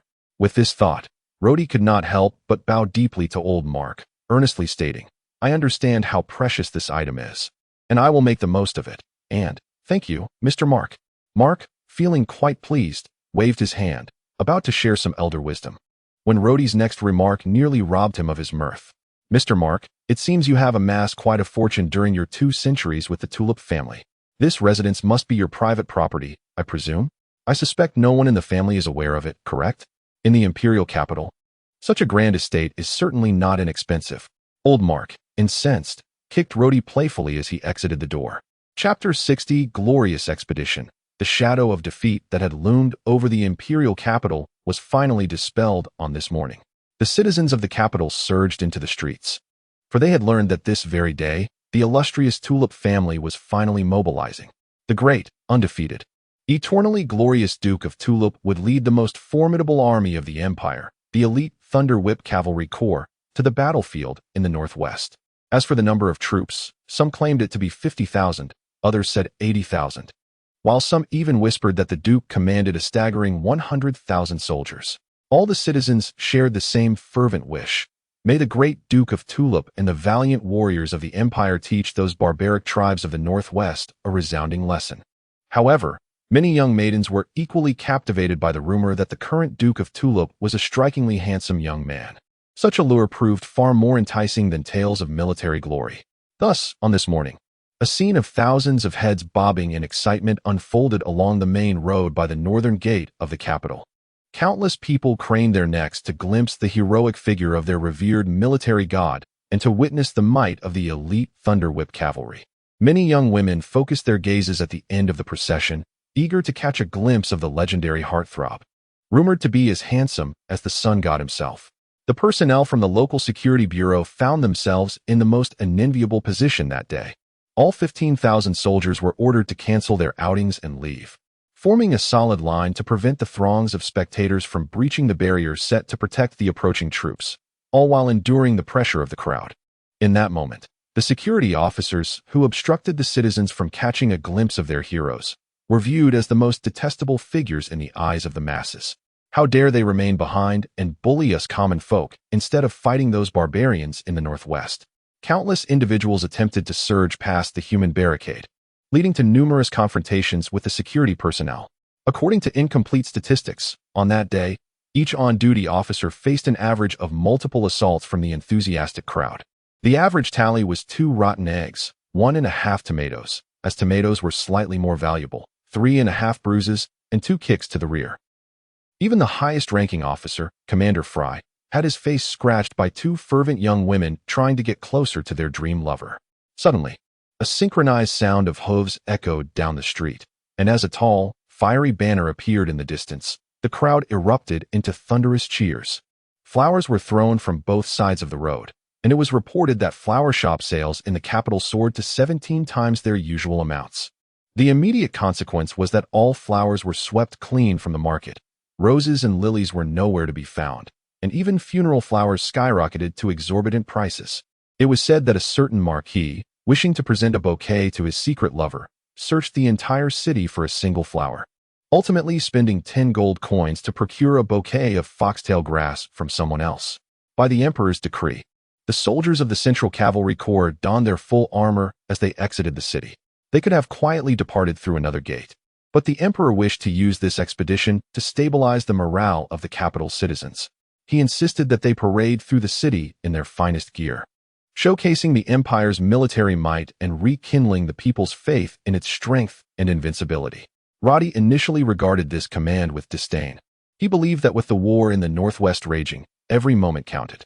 Yet, he found himself spending half the morning traversing the capital for the sake of a parade, all while burdening the soldiers with heavy armor, a sheer waste of effort. However, as he walked down the long street, nearly deafened by the cheers erupting from the crowd, a thought crept into his mind. Perhaps there was some merit to the emperor's directive after all. Amidst the jubilant clamor, the citizens had rekindled their belief in the empire's power and resilience.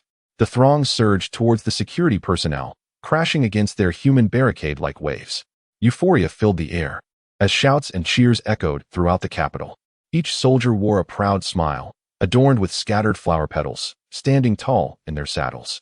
Roddy unexpectedly issued a command he had not anticipated, to slow the pace of the procession. In the distance, from a lofty tower, Nicole gazed down upon the slowly advancing army, her eyes fixed on Roddy, clad in silver armor at the center of the ranks, silently praying for his success. Behind her, the old coachman Mark wore a disdainful expression, observing both Nicole and the scene outside, chuckling inwardly. Ah, the youth of today. Unbeknownst to Roddy, another figure watched him from behind a window in a nearby building, smiling. It seems this lad is doing quite well. Who would have thought he would fit the role of Duke of Tulip so aptly? Finally, I can put one major concern to rest. A sly smile crept upon his lips, a golden lock of hair obscuring one of his eyes. His azure eyes resembled tranquil lake waters. Had Roddy glimpsed this figure, He would have gasped in astonishment, for it was none other than the true heir of the Tulip family, the debonair scion, Set. Set sighed, producing a silver flask from his pocket, taking a sip before murmuring to himself, "Very well, let that fellow handle the fighting and mayhem. I shall not partake." I casually mentioned my intention to venture overseas, and that fool promptly informed my sister. Alas, he lacks the cleverness of me, Set. How amusing that a few casual remarks led to my sister's agents pursuing that ship. Set cast another glance at the armored figure of himself below, unable to suppress a sigh. "Young man, you must do well. Though I may be a wayward son, do not tarnish my father's name." At that moment, Roddy's entourage was enveloped in the cheers and adoration of nearly the entire populace of the capital as they passed through the northern gate. Observing the imperial guards atop the city wall bowing in salute to his forces, Roddy couldn't help but sigh, realizing that the feeling of elevation was indeed splendid. Little did he know that, within the castle atop the city wall, Emperor Abbas XI quietly watched the spectacle unfold. Unlike others, Abbas felt a tumult of conflicting emotions. "Humph," he scoffed, observing the troops pass through the gate. "They say I am a foolish ruler, that I cannot compare to my forebear, the great Abbas the Great. Yet, how I yearn to be a magnificent emperor. But while I aspire to greatness akin to Abbas the Great, who do I have to support me?" Abbas the Great had the wise Don Dung by his side. "Where is my Don Dung? My ancestors had both Don Dung and the Duke of Tulip. Yet I have but a mere boy as my duke. If I do not rely on myself, who else can I depend on?" "Understood. Please provide the text you would like me to refine." Chapter 61, Life and Death Follow Each Other. As the army approached within 10 miles of the imperial capital, Lord Roddy commanded the troops to stand by. He then summoned Deputy Commander Zig and General Gordon, who accompanied the troops. Prior to the expedition, Roddy had specifically requested Abbas XI to assign a guard commander to accompany him, citing his youth and lack of experience, and expressing a desire for assistance from someone well-versed in military formations. This notion, of course, was Nicole's idea. Abbas XI readily approved and dispatched General Gordon, who had been responsible for liaising with the Tulip family, along with 2,000 royal guards to the northwest. This decision stemmed from Abbas's lingering doubts regarding the young Duke of Tulip. As for Commander Zig, he was merely a low-ranking officer the Emperor had scarcely heard of. It was deemed more appropriate to send someone trustworthy. "Commander Zig, I have an idea I wish to discuss with you." Roddy carefully articulated his thoughts. "Your Grace," Zig replied with a faint smile, "you are the supreme commander now. Whatever orders you wish to give, please do so." Roddy glanced at Gordon, who merely smiled in silence and nodded in agreement. Taking a deep breath, Roddy laid out his plan. "I have decided to divide the Wolf Fong army into 2 parts. General Gordon will lead 10,000 troops along with the 2,000 royal guards and supply units in the rear. However, all the horses from those 10,000 cavalry will be relinquished. Commander Zig and I will take 10,000 cavalry, each with 2 horses. We will carry only 4 days' worth of rations and make a swift advance towards Fort What. I have calculated that, with this arrangement, we can reach Fort What within 4 days without resting." Upon hearing this, both Gordon and Zig were taken aback. Zig was the first to exclaim, "How can this be possible?" Then, realizing his outburst, he lowered his voice and continued urgently, "Your Grace, our forces are already limited. Dispersing them further may prove detrimental." Roddy sighed deeply, gazing at Zig's face with seriousness. "Commander Zig, do you truly believe that even with 20,000 troops, we would be sufficient to confront the Northwest forces at Fort What? Keep in mind, the Northwest Army now consists of less than 100,000 remnants. If we consider those incapacitated or unfit for battle, their combat effectiveness might barely reach 60%. 60,000, and they have just suffered a significant defeat. Can they withstand the might of the great Yu Kingdom's 180,000 troops? Even if we add our 20,000, is that enough?" Zig fell silent for a moment, then exhaled slowly, murmuring, "No, it is not enough. Unless we bring 50,000, I would hesitate to engage them." "Precisely," Roddy sighed. "I spent last night contemplating this matter at that moment." Andy interjected in Roddy's mind. "Without me, what would you have figured out? Could you have deduced this on your own?" Ignoring Andy's antics, Roddy continued, "Given our current predicament, we cannot win. Thus, our limited forces can only serve to bolster morale. Once our Tulip banner arrives, I am confident that the spirits of the Northwest troops will stabilize. Their greatest challenge now is not the inability to fight, but rather, their fear of engaging. They still have 100,000 men, Previously, 200,000 were crushed by the enemy's 80,000. Now, we are left with less than 100,000, while the enemy has amassed 180,000. Their confidence has dwindled. We are not sending troops. We are sending morale. If we dispatch even 5,000 reinforcements, the Northwest troops will realize that aid is on the way. They will believe that the imperial capital has sent support. There is hope. They will rally. Roddy looked at Zig and Gordon, noting their silence, before slowly adding, of course. Even if the troops regain their morale, relying on this strength to defeat or repel the great Yu kingdom remains unlikely. My plan is to hold our ground. As long as the Northwest troops can rally, even if we cannot drive back the enemy, it is undoubtedly feasible to defend Fort What. Zig could not help but frown. Is merely holding our position sufficient? Roddy glanced at him, understanding that this straightforward soldier lacked insight into the political nuances. Had it not been for Nicole's explanations, he would have been equally oblivious. Commander Zig, let me clarify. His Majesty the Emperor has no intention of engaging in a prolonged conflict with the Great Yu Kingdom. We cannot afford it. The Northwest Army is already half destroyed. We must make temporary concessions. The Southern forces are too distant, even if they are mobilized. It will take at least 2 to 3 months to gather them and march them to the Northwest. And if we engage the Northern forces, while the Roland continent suddenly attacks, we will be utterly doomed. Though the last remark seemed somewhat awkward, Roddy paid little heed to it. These were merely words taught to him by Andy the previous night. Roddy sighed again and continued, fortunately, the Great Yu Kingdom is also ill-prepared for a protracted conflict. Their current offensives merely serve to consolidate their victories. To put it bluntly, they have already won this war. While it would be advantageous to eliminate the Northwest Army, it is of little consequence to them. As long as they can secure victory, they will hold a favorable position in future negotiations with the Empire. Having gradually shifted from military matters to political discourse, Roddy noticed that Zig, being a pure soldier, struggled to comprehend the implications, while Gordon, often entrenched in the palace's power dynamics, only grasped half of it. Thus, our duty is to hold our position. We cannot allow the Empire to suffer another defeat. We must halt the current downward spiral and firmly pin the Great Yu Kingdom's forces at Fort What. The Great Yu Kingdom is an alien force from the plains. They cannot sustain a prolonged engagement, nor possess the strength to carry on indefinitely. In due time, they will be compelled to withdraw. This way, the Empire will not be placed at a disadvantage in the final negotiations. Roddy articulated his thoughts with great care, leaving Gordon and Zig speechless. Upon Roddy's command, the 4 divisions of the Wolf Fong army split into 2 contingents. Zig ordered one group to dismount and surrender their horses. Despite their reluctance to part with their beloved steeds, the strict discipline of the Wolf Fong army left no room for dissent.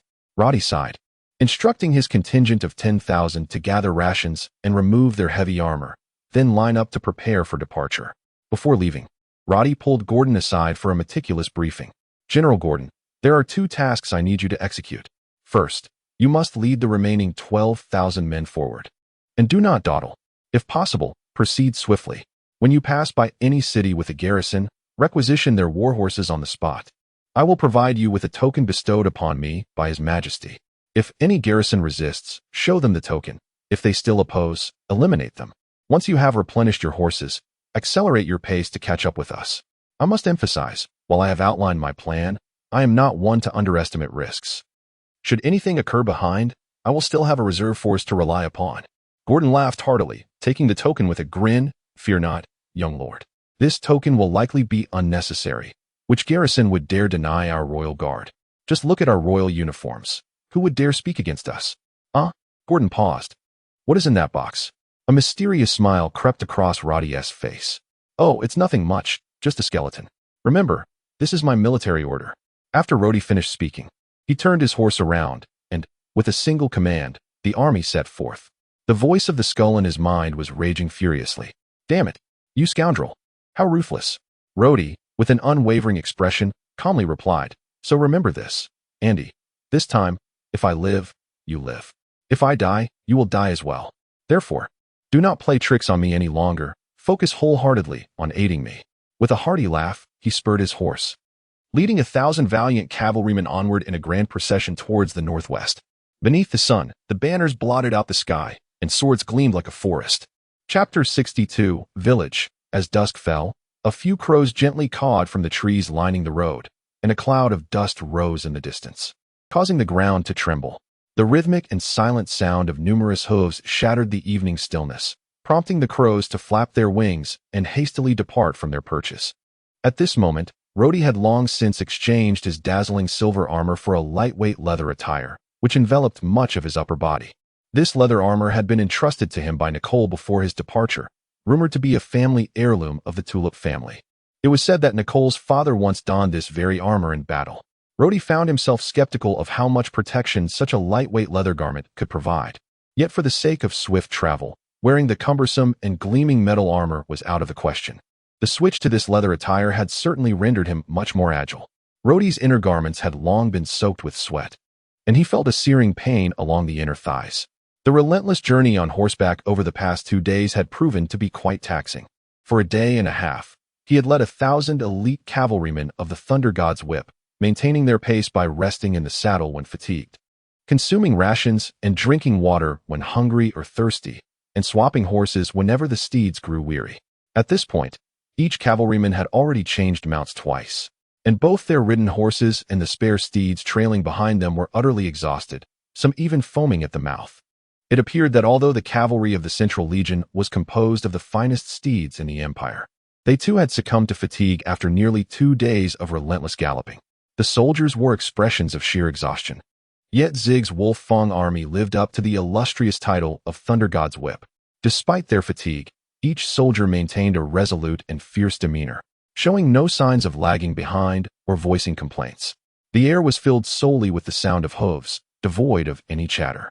Rhodey exchanged a glance with Zig, who nodded and commanded, "Relay the order for the entire army to slow down." In an instant, the order was communicated by the herald, and the officers relayed it accordingly.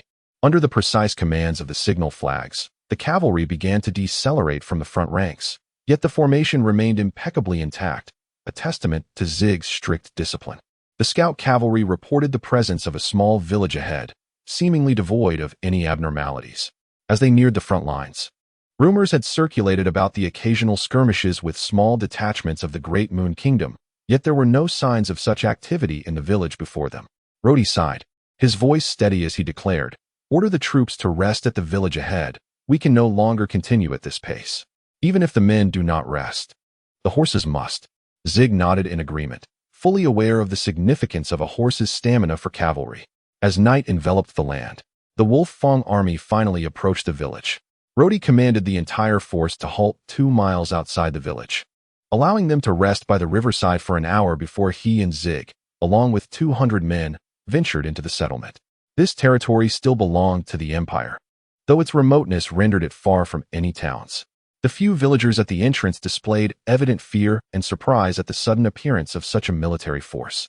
Upon entering a simple courtyard, Rhodey instantly sensed something amiss. He furrowed his brow and surveyed the surroundings, noting the village chief's indifferent expression and the presence of his young daughter, a striking girl of about 15 or 16. When he spotted a pile of unchopped firewood in the courtyard, Rhodey's intuition sharpened. "Is it just the 2 of you here?" he inquired. "Yes, my lord," the chief replied, lowering his head, his voice steady. Without uttering a word, Rhodey strode to a corner and suddenly kicked over a wooden cabinet, revealing a large hole behind it. The abrupt revelation sent the village chief's face pale with fear, while the girl let out a terrified scream. A few soldiers drew their curved blades and charged forward, dragging a young man from the hole. The young man was clad in simple civilian attire, his pallor betraying a sense of despair. With a thud, the village chief fell to his knees, pleading, "My lord, he is not a spy. He is my son, not a spy from the Great Moon Kingdom." Rhodey waved his hand, signaling the soldiers to release the young man. Observing his demeanor, Rhodey doubted he would resist. Sighing in relief, Rhodey nodded. "So he is merely a deserter." Zig's expression softened slightly, yet he spoke with a measured tone. "You are from the Northwest Legion?" Before Rhodey could respond, Zig snorted coldly, asking, "Are you aware of the Empire's military orders?" "Yes," the young man replied, his face ashen. "Deserters are to be executed." "Please, no," the girl suddenly screamed, attempting to rush forward, only to be restrained by 2 soldiers. "Do not kill him." "Why must you kill him? One of my brothers has already perished in battle. Must you take my remaining brother as well?" Rhodey, being inexperienced in commanding troops and still youthful, felt his heart soften at her words. He sighed, This is the Empire's decree. If we do not punish deserters, who will fight for the Empire? The girl, undeterred, gazed defiantly at Rhodey, tears streaming down her face. Deserters? My brother did not want to enlist. You forced him. She continued passionately. My other brother was taken 3 months ago and died. You came last month to take him as well. We do not wish to serve. We do not want to fight. You are taking our food. Are you demanding our lives as well? Wait. Rhodey commanded the 2 soldiers who were about to drag the young man away. He turned to the girl, his expression darkening. You say your brother was forcibly conscripted? Indeed. The girl insisted, her resolve unwavering. Rhodey's countenance turned grim as he glanced at Zig, who furrowed his brow. Having spent most of his life in the army, Zig had certainly heard of such occurrences. In many regions, when the garrison was undermanned during wartime, they often resorted to drafting able-bodied men. However, it was typically done through recruitment, with payment allocated per head. Yet, judging by the girl's account, it seemed likely that the officers had embezzled the recruitment funds and resorted to coercion. Such practices were most prevalent among the makeshift garrisons in those areas. Rhodey recognized from Zig's expression that her claims were likely true. If Zig, so well-versed in military affairs, remained silent, it indicated the girl's words held merit. Let him go. Rhodey sighed, uncertain of his own feelings. He had intended to rescue the Northwest and protect his homeland. Yet witnessing the hostility in the eyes of his own countrymen toward the Imperial soldiers left him at a loss for words. Zig appeared to want to speak. Yet upon reflecting on the girl's words, he too fell silent. The young man, now freed, rushed to embrace his father and sister. Village chief, please procure some food for us. Then gather whatever provisions you can find in the village. My soldiers are famished. Rhodey had no desire to further interrogate this family. He signaled to a loyal soldier, who promptly produced several gold coins. The village chief gazed at the coins in astonishment, yet he shook his head in fear. My lord, there is truly nothing to eat. Why? A few days ago, the army of the Great Moon Kingdom came here and seized all the food. Now we are left with only a meager supply of rations. What? Rhodey slammed his hand on the table, leaping to his feet and bellowed. There are troops from the Great Moon Kingdom nearby? Why did you not mention this sooner? How many of them are there? Where are they located? Humph. Zig's expression darkened. Why did you not speak up earlier? He was engulfed in fury, knowing that their relentless haste was aimed at reaching what fortress undetected, to rendezvous with the Northwest Legion before the Great Moon Kingdom discovered their plans. If the Great Moon Kingdom learned of their mission and dispatched troops to intercept them, Rhodey and Zig would find themselves with merely 10,000 weary soldiers, which would spell great danger. Is there anything else you have withheld? Rhodey gestured for Zig to sit down, casting a fierce glare at the young man. The village chief opened his mouth to speak, but remained silent, while the young man's face turned pale and his gaze faltered. Rhodey sensed impending trouble. Before he could voice his thoughts, Zig interjected with intensity. I might overlook your desertion, as there are circumstances to consider. Since the Lord has chosen to spare you, it is forgiven. However, concealing military intelligence and failing to report is akin to colluding with a spy. The girl gritted her teeth and stood up, exclaiming, They came 2 days ago, took all our food, and captured a dozen people. They left a message, demanding we alert them if any Imperial troops pass through. If we ignite the straw, the smoke from the chimneys will signal them. If we refuse, they will execute those captured. Zig's complexion shifted, and he dashed outside, only to find that the chimneys of several nearby cottages were already belching black smoke. Where are those troops from the Great Moon Kingdom? Rhodey shouted at the young man. While he might empathize with the young man's plight of being forcibly conscripted, the gravity of their actions ignited Rhodey's fury. The girl flinched at Rhodey's sudden rage, retreating slightly as she cried, They always enter from the north of the village. I did not ignite the straw. After they left, my father instructed others not to assist the Great Moon Kingdom, but they disregarded his words. I truly did not set the straw ablaze. I swear I did not. Suddenly, a series of urgent bugle calls echoed from outside. A warning signal from the northern perimeter. Chapter 63, Night Battle. The soldiers stationed in the north of the village had found a trough in front of a farmhouse to water their horses. In the evening, although they noticed the dark smoke rising from several chimneys, they merely assumed it was the villagers cooking and paid little heed to it. The army of the Great Moon Kingdom approached silently, with all soldiers having removed their bells, muffled their horses' hooves with cloth, and placed sticks in the horses' mouths to minimize any noise. The entire force stealthily advanced under the cover of the roadside woods, inching closer to the village. As night fell, The soldier stationed on a tree trunk to observe the central cavalry corps caught sight of the enemy. He barely had time to utter a warning before an arrow shot through his throat, and he fell from the tree. However, that single cry was sufficient to alert the other cavalrymen. Without hesitation, they swiftly mounted their horses and drew their sabers. One soldier immediately sounded the alarm. When Roddy and Zig arrived, only about 30 of the original 50 cavalry remained, retreating while engaging the enemy under the leadership of their commanding officer.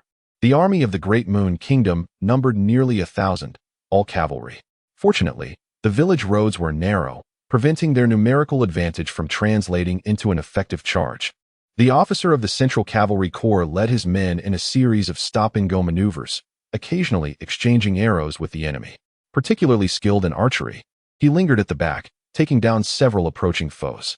The 50 cavalry were chosen by Zig as Roddy's elite guard. Comprised of the finest warriors of the Wolf Fong army, exceptional in both equestrian and archery skills. In their skirmishes, the famed mounted archers of the enemy had failed to gain any advantage. Although they had killed a dozen of the Wolf Fong cavalry, they had suffered the loss of nearly 30 men themselves.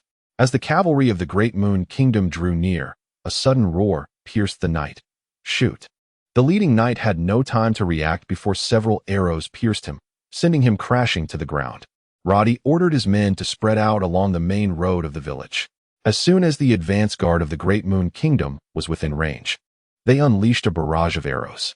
In the darkness, the enemy was unaware of the number of arrows raining down upon them. With the first wave of cavalry falling, the subsequent riders stumbled over their fallen comrades, causing a rapid decrease in their momentum. Before they could recover, Roddy's men launched a second volley with calm precision.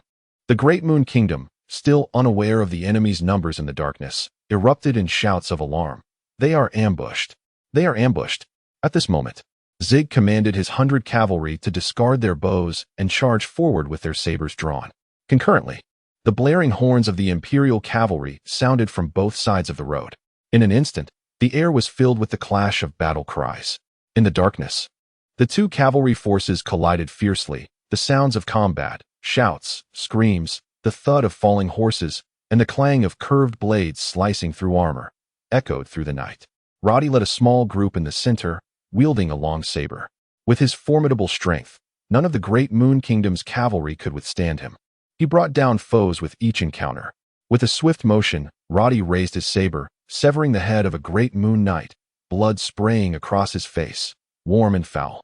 Ignoring the crimson stains, he let out a fierce roar and charged at another enemy. Despite the numerical superiority of the Great Moon Cavalry, their strongest leader had been struck down by an arrow in the initial volley, leaving Roddy to cut through the ranks of ordinary soldiers, who proved no match for his near fourth-level prowess. In the narrow confines of the road, the Imperial forces exploited their advantage, executing coordinated maneuvers honed under Zig's training. Often, as one of the Great Moon Knights parried a blow, another saber would swiftly follow, severing his head. Suddenly, a commanding voice boomed from the darkness. Wolf Fong. Kill. The resounding response from thousands of voices echoed. Kill. Roddy's personal guard, already engaged in combat, became even more ferocious upon hearing the rallying cry. The 100 men unleashed a fearsome battle roar, their strength seemingly magnified. The reinforcements, having previously stationed 2 miles south of the village, finally arrived, their horns and thundering hooves drawing nearer. The soldiers of the Great Moon Kingdom, overwhelmed, cried out in alarm. They have a large cavalry force. After dispatching the remaining foes, Zig, aware of their limited numbers, refrained from pursuing and ordered his men to hold their ground. The soldiers lit torches, revealing a stark scene. The main road of the village was littered with corpses and injured horses, while some gravely wounded soldiers of the Great Moon Kingdom writhed on the ground in agony. Roddy's 200 personal guards had dwindled to a mere 100, while the Great Moon Kingdom's forces had left behind over 300 dead. Exhausted from the brutal clash, Roddy felt his body weaken, the acrid scent of blood overwhelming him. His face and body were smeared with gore, and the searing pain of several wounds from enemy sabers throbbed on his arm. Gazing at the gruesome scene of dismembered bodies, he felt his stomach churn. Pushing aside 2 soldiers supporting him, he staggered to a nearby house and leaned against the wall, violently retching. He heaved until he felt faint, nearly expelling his bile. Soaked in sweat, the evening breeze chilled him to the bone. Zig approached him slowly, gently holding his arm and murmuring, "My lord, this is your first time killing on the battlefield, is it not?" Roddy's face turned ashen, his legs trembling, and he merely nodded. Zig sighed and said, "It is nothing to be ashamed of. The first time is always like this. I remember my first battle under the old Duke. I nearly wet myself after killing my first man." Roddy, pale but resolute, gritted his teeth and straightened himself, saying slowly, "I understand. Do not worry, I am fine now. I am a warrior. From the moment I decided to become a warrior, I knew this day would come." At that moment, a group of soldiers escorted a dozen villagers, trembling in fear, towards them. The officer leading them, bloodied and with a hastily bandaged wound on his left arm, spoke with a grim expression, "My lord, these are the ones who burn the straw and send up the black smoke." Zig's face hardened as he cast a cold glance at the terrified villagers, then at the orderly rows of his fallen soldiers. Anguish and fury flashed in his eyes as he turned to the villagers and commanded fiercely, "Kill them all." Chapter 64, Clear Grudges. With a resounding thud, the entire assembly fell to their knees. The villagers' faces drained of color as they prostrated themselves on the ground, pleading desperately. Some, upon witnessing the bloodied corpses strewn about, were nearly paralyzed with fear, almost losing control of their bowels. "No, no." A sharp, thin voice cut through the cacophony of pleas, and a frail figure crawled forward, clutching the leg of the stunned Roddy, weeping, "My lord, my lord."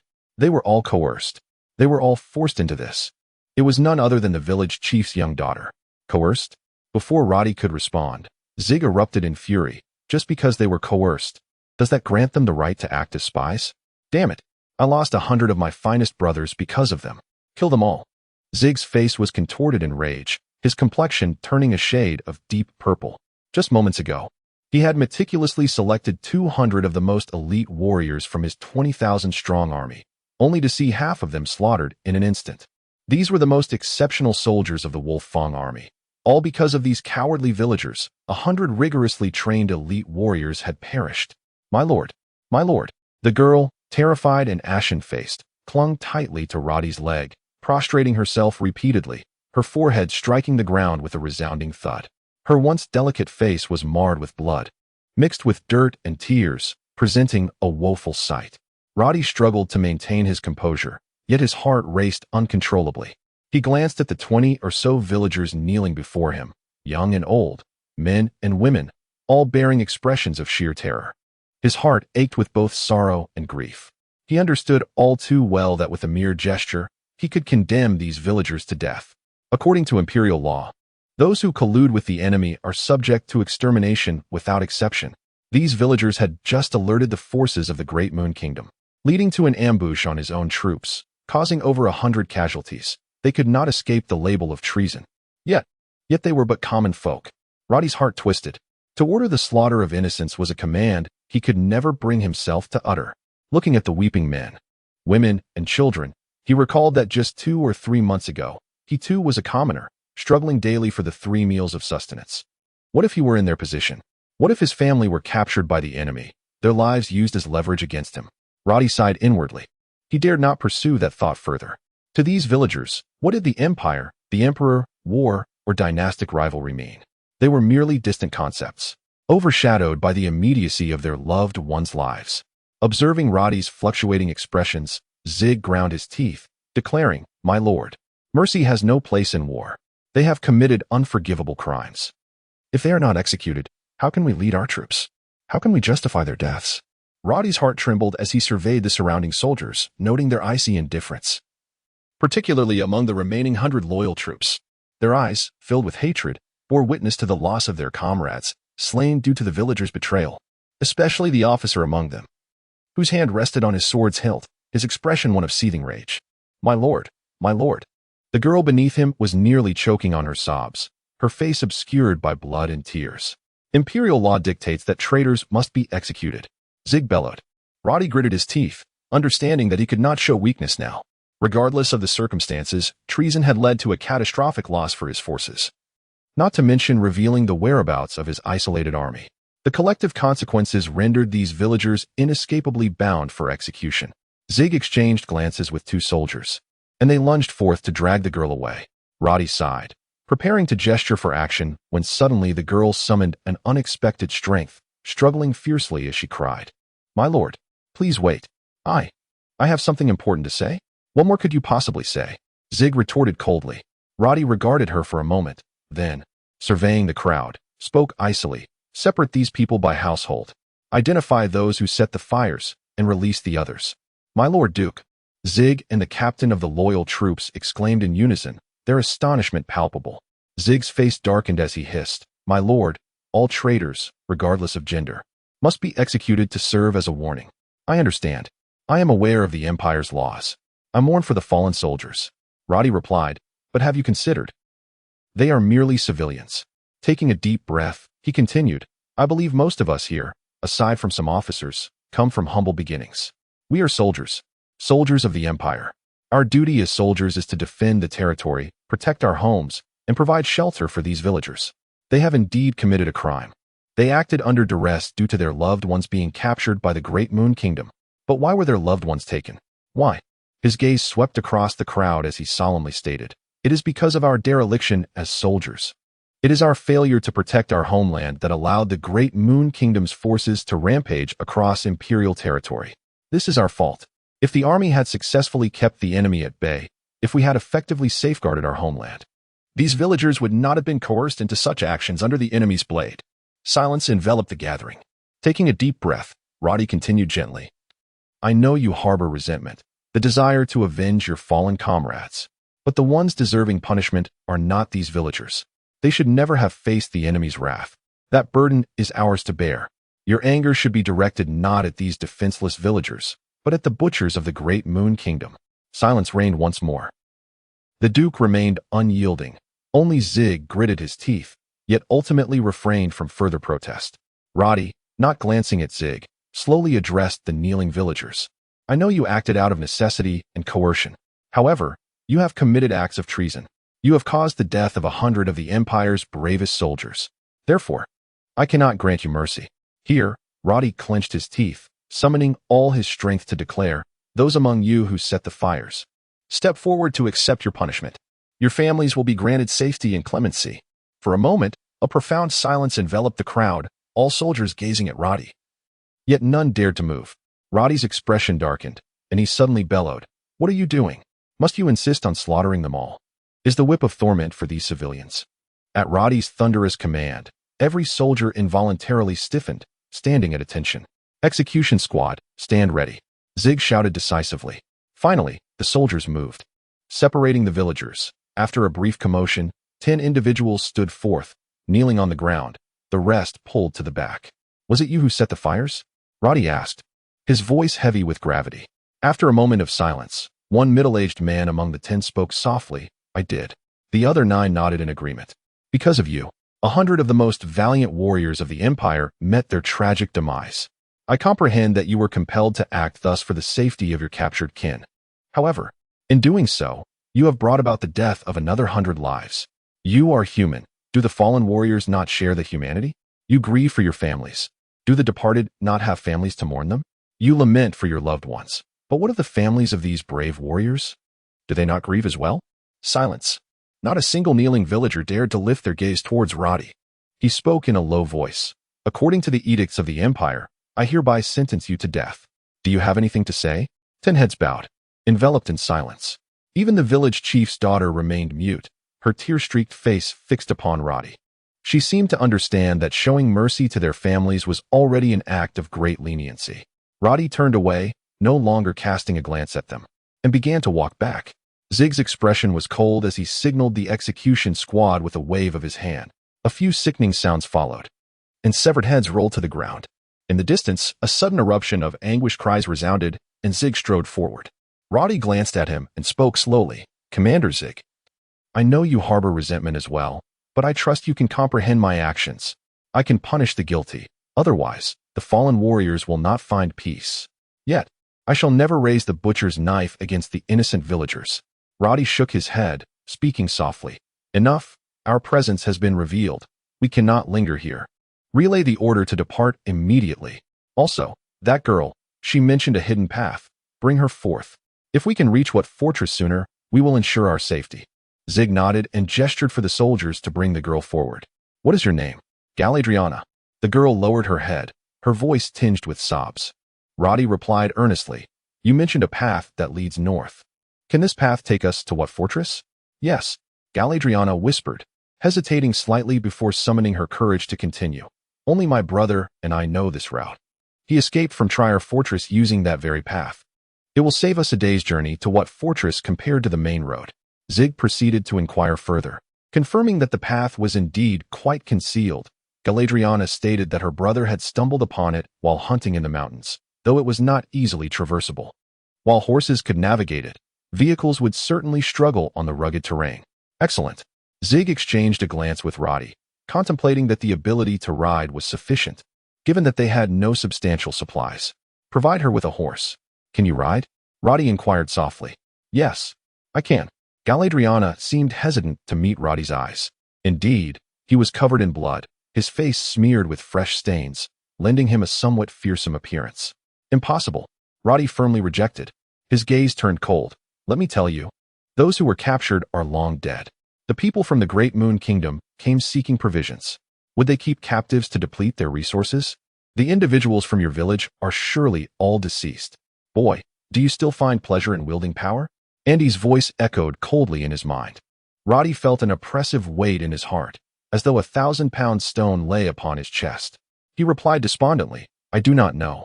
Andy, I realize that there are many things I cannot comprehend. Updating late at night, please show your support. There are still over 7,500 votes needed for the total ranking. Let us all strive to complete the task by tomorrow. My thoughts are as follows. If the protagonist were a ruthless figure, perhaps he would unleash a massacre. If he were a person of iron will, he might not hesitate to draw his blade. Perhaps, in the future, Roddy will become more hardened, more merciless, more sinister, but not now. It is still too early for that. Chapter 65, Before the Great Battle. As the first rays of dawn gradually illuminated the earth, the wilderness before the walls of what fortress appeared remarkably tranquil and serene. Observing this scene, one would scarcely imagine that just the night before, a brutal massacre had unfolded here, with countless lives lost and anguished cries echoing through the air. Now, only the faintly crimson-stained earth served as a grim reminder of the night's slaughter. The banners of thorn flowers still stood proudly upon the walls. Yet the soldiers stationed there wore expressions of exhaustion and bewilderment. In the dead of night, the kingdom of Dayue had launched a ferocious assault on what fortress? A battle that raged until dawn. After incurring thousands of casualties on both sides, Dayue ultimately withdrew. The soldiers atop the walls, deprived of sleep, gazed vacantly at the distant encampment of the kingdom of Dayue. The sprawling tents and the fierce barbarian warriors clad in furs, wielding their curved sabers, were already forming ranks. It appeared that another fierce battle awaited. Some veterans could not suppress their sighs, casting a glance at the newly risen sun, uncertain of their survival through the day. The once formidable walls, now marred by the ravages of war, were stained with the ominous hues of black smoke and crimson blood, giving them a harrowing gray pallor. A breach had been torn in the city gates during the previous night's skirmish, although the soldiers had hastily reinforced it with massive timbers before dawn. The sight of the massive battering rams slowly advancing from the Dayue ranks sent tremors of anxiety through their hearts. Yet, Reuben remained steadfast in his resolve. He could not permit the Northwest Army to be annihilated at what fortress. As a loyal soldier of the Empire, he was bound to hold the line until the very last moment. The last bastion of the Empire in the Northwest could not fall into the hands of the kingdom of Dayue. He understood that behind him lay the vast expanse of the Northwest Plain.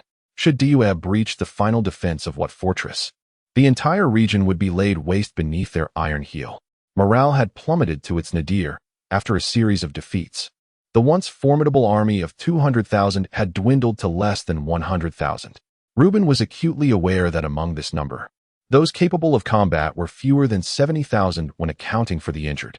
A profound fear of the formidable commander of Dayue, Loyan Tentel, gnawed at him. This adversary was cunning in warfare and particularly adept at long-range assaults. Like a wolf on the prairie, he had an uncanny ability to exploit his opponent's weaknesses and strike relentlessly. Frankly, Reuben knew he was not an exceptional strategist. He was a diligent soldier, more adept as an executor than a decision-maker. In his days under the great Duke of Tulip, he had executed any command or task given to him with unwavering dedication. His rise to his current position had come slowly, built upon the military merits he earned through courageous service under the Duke.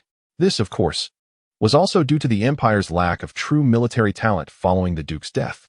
However, to expect Reuben to assume the role of a commanding general and orchestrate grand strategies was beyond his capabilities. Reflecting on the glory of his days under the Duke of Tulip, Reuben let out a deep sigh and absently stroked his half-gray beard. He had little desire to be in command. He preferred the vigor of serving under the Duke, where he needed only to follow orders without the burden of strategizing. Now, he found himself surrounded by advisors in the command center, analyzing maps and racking his brain over the enemy's next moves. Shaking his head, Reuben forced himself to concentrate. The Dayue forces were already assembling in the distance. It seemed another bloody battle loomed on the horizon. Let us see whose blade reigns supreme, yours or mine. Reuben bellowed as he issued orders for the resting soldiers to ascend the walls and prepare for combat. Fortunately, like the barbaric traditions of the plains, Loyal had his own vulnerabilities. While he excelled in open-field warfare, he appeared to possess little aptitude for siege tactics. Reuben had been on high alert since learning of Loyal's rapid conquests of Blackstone Fortress and Trier Fortress through stealthy assaults. Indeed, the Kingdom of Dayue had once again resorted to their old tactics. 3 nights prior, they had suddenly amassed a force of over 100,000 at their gates, launching a relentless siege that nearly caught Reuben off guard. Those cursed scouts were utterly incompetent. Just 2 hours earlier, they had reported that the enemy's main force was hundreds of miles away in the town of Mudden, yet they had arrived right at their doorstep. Had Reuben not been prepared after suffering a few setbacks, he might have fallen victim to another surprise attack. These past few days, the enemy had consistently attacked under the cover of darkness, only to engage in token harassment during the day. It was clear they aimed to exhaust his troops. Employing a strategy of attrition through fatigue, the soldiers were already weary, yet the main force of the Northwest Army remained the Empire's elite. While Reuben could not match Loyal on the plains, where the swift barbarian cavalry posed a significant threat, he knew that in a siege, cavalry was of little use. Siege warfare relied on infantry. Reuben commanded the archers to prepare. They were his only remaining asset. When Loyal had ambushed the town of Mudden, the army had retreated, losing all their equipment, particularly the essential siege engines and crossbows, which had been left behind in the chaos. Nevertheless, Reuben had made what was perhaps the boldest decision of his life. Had he not done so, Loyal would have seized those exquisite instruments of war, and they would likely be assaulting the fortress with the Empire's own siege engines by now. "My lord, they are advancing," called one of his commanders. Reuben steeled himself, drawing his sword, and declared loudly, "Raise the battle flag." Below, the army of the Kingdom of Dayue had fully assembled, with cavalry flanking the sides and disciplined infantry formations at the center. Damn it, Reuben cursed vehemently. Infantry. How on earth did Loyal manage to train those barbaric horsemen into infantry? Humph. Do they think that merely forming 2 ranks makes them soldiers? Let me see just how formidable your infantry truly is. The sun had fully risen in the east, its rays illuminating the wilderness. The gleaming curved blades reflected the light, exuding an aura of deadly intent. Chapter 66, Blood Battle at What? The sun had fully risen, casting a gentle warmth upon the land. Yet the hearts of the soldiers from the Imperial Northwest Legion guarding the city felt as cold as ice. They witnessed the first wave of assault launched by the Great Moon Kingdom. The horn of the Great Moon Kingdom sounded, and the infantry formations parted to create several pathways, through which a dozen rudimentary shield carts, constructed from massive wooden planks, were slowly pushed forward. The enormous planks were wrapped in thick, water-soaked yak hides, smooth and sturdy enough to withstand the arrows raining down from the battlements. Even the wind blades and fireballs conjured by the sorcerers among the defenders inflicted minimal damage. Several battalions of 1,000 soldiers took refuge behind these cumbersome shield carts, inching closer to the city walls. As the wheels of the shield carts creaked over the open terrain and approached the range of the archers, Reuben commanded the thousands of archers atop the walls to release their taut bows. Thousands of arrows cascaded down from the battlements. Most were intercepted by the towering wooden shields, but a few arrows found their mark, striking soldiers of the Great Moon Kingdom. Countless soldiers fell amidst cries of agony. Some were pierced through and died instantly, while others, hit in vital areas, writhed in pain on the ground. Meanwhile, the front line of archers from the Great Moon Kingdom retaliated with a barrage of blind shots aimed at the walls.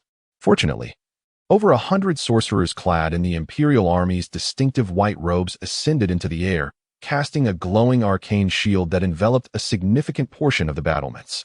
Thousands of arrows struck the shield, quivering briefly before harmlessly falling away. The cumbersome shield carts finally reached the base of the walls. Their protective function was lost as the archers could now see the soldiers of the Great Moon Kingdom hiding behind them. Reuben ordered another relentless volley of arrows to rain down from the parapets. The air was filled with the sound of whistling projectiles, cascading like a torrential downpour. The white-robed sorcerers dissipated the protective barrier, and a crimson glow enveloped the walls as the sorcerers ignited in flames, sending a barrage of fireballs crashing down into the ranks of the Great Moon Kingdom. The explosions echoed violently. Some soldiers sheltered behind the shield carts while others raised thick yak-hide shields. Smaller fireballs shattered upon impact, sending sparks flying, while the more powerful fireballs obliterated both soldiers and their shields. With the sound of a military horn, the soldiers of the Great Moon Kingdom collectively overturned the now ineffective shield carts, and the troop carrying the ladders surged forward. The Imperial defenders immediately recognized the imminent threat posed by the ladders, and nearly all archers targeted the advancing soldiers. Under the relentless rain of arrows, many fell with anguished cries, staining the earth with their blood, while countless bodies lay strewn about, some still struggling to crawl forward. The ladder-bearers suffered the heaviest casualties. Nearly half had already fallen, with many wounded. Yet, whenever one soldier collapsed, another rushed to take their place, some even using their bodies to shield their comrades. Reuben gritted his teeth in frustration, astonished at the ferocity and valor displayed by these barbaric tribesmen from the plains. Finally, 10 towering ladders were positioned against the city walls. The Imperial defenders employed every means to push the ladders back down. Some soldiers of the Great Moon Kingdom, wielding curved blades in their mouths, climbed halfway up only to scream as they tumbled down, crashing heavily to the ground. Stones rained down from above, striking many who had ascended to the middle of the ladders, sending them plummeting with anguished cries. The soldiers below exerted tremendous effort, requiring dozens to hold the ladders steady against the defenders' pushes. After incurring heavy losses, the first group of a dozen soldiers finally ascended to the battlements, only to be met with a flurry of swords and daggers from all sides. These fierce warriors from the plains roared as they engaged the Imperial defenders in brutal hand-to-hand combat, wielding blades and fists, even resorting to biting. Some, grievously wounded, clung to the nearest Imperial soldier and jumped off, determined to take an enemy down with them. Others, in their final moments, hurled themselves into the densest clusters of foes, striving to clear the way for their comrades. Reuben, his eyes ablaze with fury, was taken aback by the unexpected bravery of the Great Moon Kingdom soldiers. He grit his teeth and issued commands to dispatch reserve troops to bolster the city's vulnerable points. The first group of soldiers who had scaled the walls fought valiantly, while an unending stream of reinforcements continued to swarm up the ladder.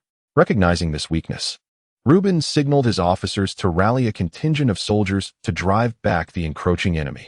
The battlements echoed with screams and roars, limbs severed flying through the air as the alien warriors and Imperial defenders clashed. Many of the foreign warriors fought with ferocity, tearing off their leather armor and helmets, howling as they engaged the Imperial soldiers in brutal melee. Every sword swing was accompanied by bloodshed. Every strike elicited a cry of despair. In the distance, within the ranks of the Great Moon Kingdom, a group of imposing warriors clad in black leather armor surrounded a formidable black warhorse. Upon the steed sat a towering figure cloaked in a snow-white fur robe, with brown hair braided into numerous small whips cascading down his back. One hand stroking his thick brown beard thoughtfully. His keen, hawk-like eyes scrutinized the carnage atop the walls, a sinister smile creeping across his lips. "Prepare the sorcerers," he commanded in a low, icy voice. Turning to the figure mounted on the nearby red horse, he smiled. "It seems the forces of the Radiant Empire possess some weight. Reuben is not entirely inept. Alas, I have no sorcerers at my disposal. Otherwise, this would be much easier. Fortunately, their sorcerers are scarce. Observe, their sorcerers are faltering and resting." Behind him, on a red steed, sat a tall figure enveloped in a black leather cloak, hands encased in leather gloves. A hood concealed his face, leaving only his slender, piercing eyes visible. "Roliantal, you truly are a cold-blooded fiend," the figure remarked with a soft, chilling laugh. His voice was remarkably clear as he continued, "You squander the lives of your soldiers.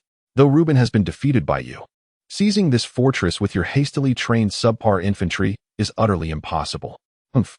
Roliantel sneered coldly, his hawk-like gaze fixing upon the figure. Do you presume my warriors lack courage? Courage is commendable, yet it must be tempered with wisdom. Infantry cannot rely solely on bravery. Consider how Reuben's soldiers engage in battle. I concede that your cavalry is formidable, but the intricacies of infantry warfare are far more complex than you perceive. Upon closer inspection, while a one-on-one scenario may favor your troops, a coalition of 3 soldiers from the Empire can effectively withstand at least 5 of your subpar infantry. Furthermore, the tone of the speaker shifted slightly, revealing a hint of skepticism.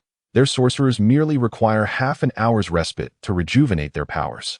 Roland Tarr, with his thick brows raised, exhibited a fleeting glint of savagery in his eyes, quickly replaced by a hearty laugh as he whispered, "Mark my words. Before the sun sets today, I shall capture the Wat fortress. True, my infantry may not match Reuben's. However, their endurance is waning. After suffering numerous defeats, their morale is low, and they will soon falter. If I persist with relentless assaults, their collapse will be imminent." Humph. The cloaked figure in black smiled nonchalantly, his tone calm. "I believe you will succeed in your siege. Reuben is indeed nearing his limits. Yet, I reiterate, you are squandering the lives of your soldiers. You could achieve your objectives with the loss of merely 10,000 men, yet you choose to sacrifice 30,000 instead. What value does such a hollow victory hold?" With a touch of derision, the figure averted his gaze from Roland Tarr and slowly turned his horse, departing without a glance at the brutal conflict raging on the distant walls. Once the cloaked figure had left, Roland Tarr's eyes flashed with anger as he retorted, "I am well aware of the significant losses associated with this siege, but what recourse do I have? Reuben has incinerated everything. I am bereft of supplies. Shall I merely languish here in futility? Humph."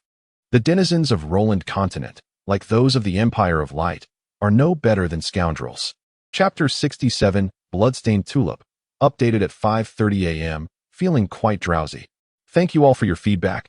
I have corrected the typos and some imperfections. Chapter 72 by noon, the siege had reached a fever pitch. After a relentless morning of battle, both sides had left thousands of corpses strewn across the walls of Fort Wat. The battlements were nearly drenched in crimson, with a thin layer of blood staining the surface of the blue stones, the stench overwhelming. Despite the harrowing toll, Rothenthal showed no inclination to retreat. He continuously issued orders for waves of his soldiers to charge forward. A thick pile of bodies had accumulated at the foot of the walls. Yet Rothenthal felt no remorse for the heavy casualties, for he understood that only by capturing Fort What could the foothold of the Empire in the northwest be secured. Seizing Fort What would mean extracting the Empire's last nail from the northwest. If they could firmly establish themselves in the northwest, the abundant iron mines and fertile lands could continuously bolster the kingdom of Dayue. His cavalry could don splendid armor, and his infantry would be equipped with superior gear. His legions would be well supplied with provisions, all of which were in dire scarcity for the kingdom of Dayue. With such resources, he could leverage the momentum of victory to compel the empire to withdraw. After a few years of recuperation, the kingdom of Dayue would possess the strength to engage in a full-scale war with the empire and to vie for dominance over the continent with the Luminous Empire. Thus, Rothenthal was resolute. Even if half of his men perished here, he was determined to seize Fort Wat. The loss of half his forces was trivial. The steppes were not lacking in valiant horsemen. With a mere command from Rothenthal, the young men of the plains would mount their steeds and transform into fearless cavalry. For these reasons, Rothenthal was unwavering in his decision to capture Fort Wat, as it was essential for establishing a robust defensive system in the northwest, thereby ensuring the region remained firmly under the control of the kingdom of Dayue. On the walls, the soldiers of the empire were visibly exhausted, their faces and bodies smeared with blood, injuries evident on all. Reuben had already depleted his reserves and had twice ordered the garrisons at the other 3 gates to reinforce the defenses. However, he hesitated to deplete those forces further. Rothenthal's numbers were greater, and any weakening of the other gates could invite a cunning ambush from the wily commander. Throughout the morning, the archers had exhausted their arrows. The enemy had scaled the walls, and the archers were now forced to draw swords to engage in close combat. In that narrow space atop the battlements, Reuben had already suffered over 20,000 casualties. Many of the Empire's soldiers wielded swords that had dulled from combat, their bodies drenched in blood, indistinguishable between their own and that of their foes. Yet, the barbaric invaders pressed on, seemingly fearless, their cries echoing as they surged forward. their curved blades serving as grim instruments of death. The clash atop the walls resembled a tumultuous swarm of ants, filled with anguished screams and roars that permeated the earth. Reuben had joined the fray himself, losing count of how many adversaries he had slain. He had faced a particularly fierce barbarian warrior. Even as he plunged his sword through the man's chest, the warrior's dying strike nearly severed his arm. The gash on his right arm was deep enough to expose bone. Yet amidst the chaos, there was no chance to tend to his wound.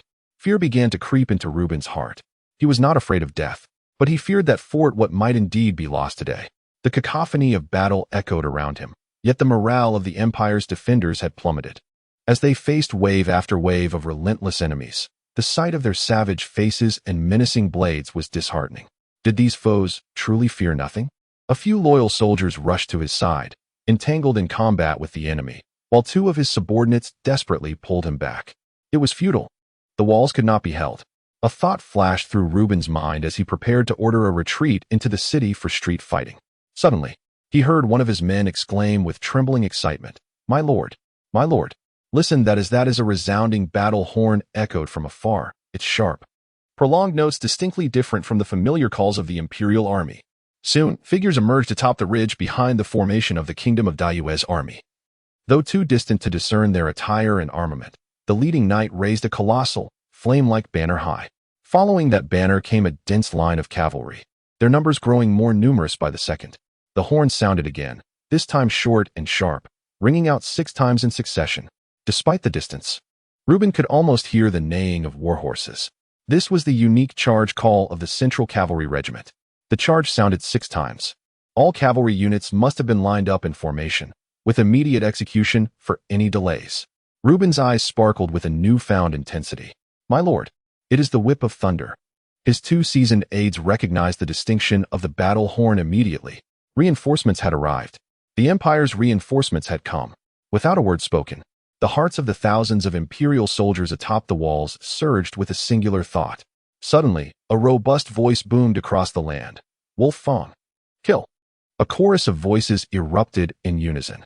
Then, a tempest brewed on the horizon. The dark figures atop the ridge surged forward like a cloud before a storm. Countless hooves thundered against the earth, the sound reverberating like a heavy blow to the heart.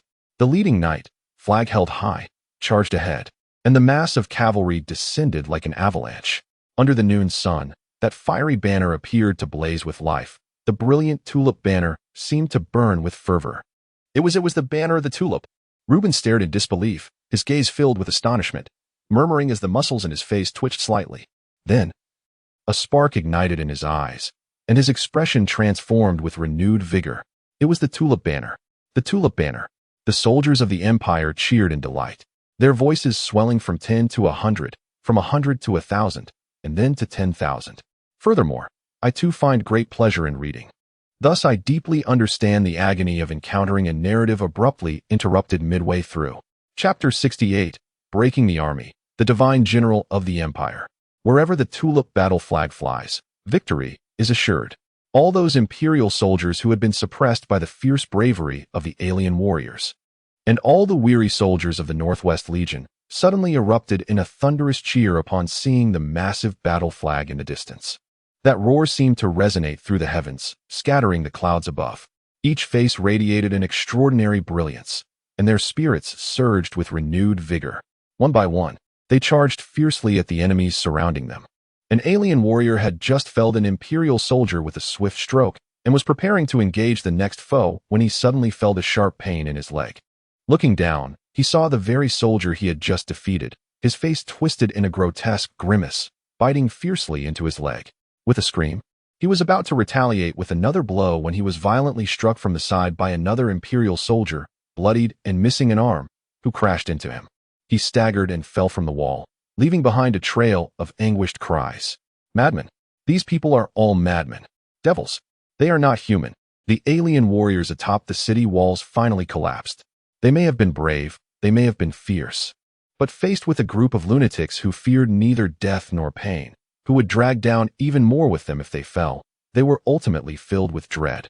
Meanwhile, below the city walls, in front of Fort Watt, the pallid face of Royenthal glared furiously at the dense throng of cavalry charging from the distance. Where did these people come from? This was Royenthal's first thought. Within several hundred miles, all Imperial forces had been neutralized. His plan to besiege and cut off reinforcements had already decimated all other nearby northwest troops.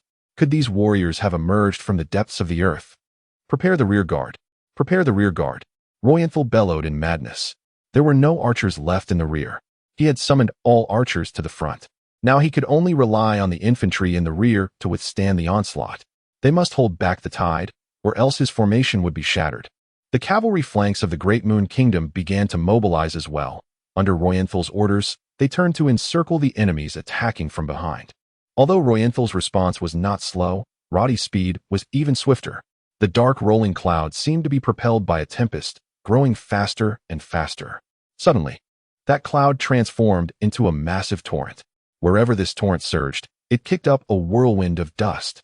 It quickly crashed into the front of Royenthal's rear guard. The rear guard of the Great Moon Kingdom had just turned around, still unprepared to form a defensive line, when the enemy was upon them.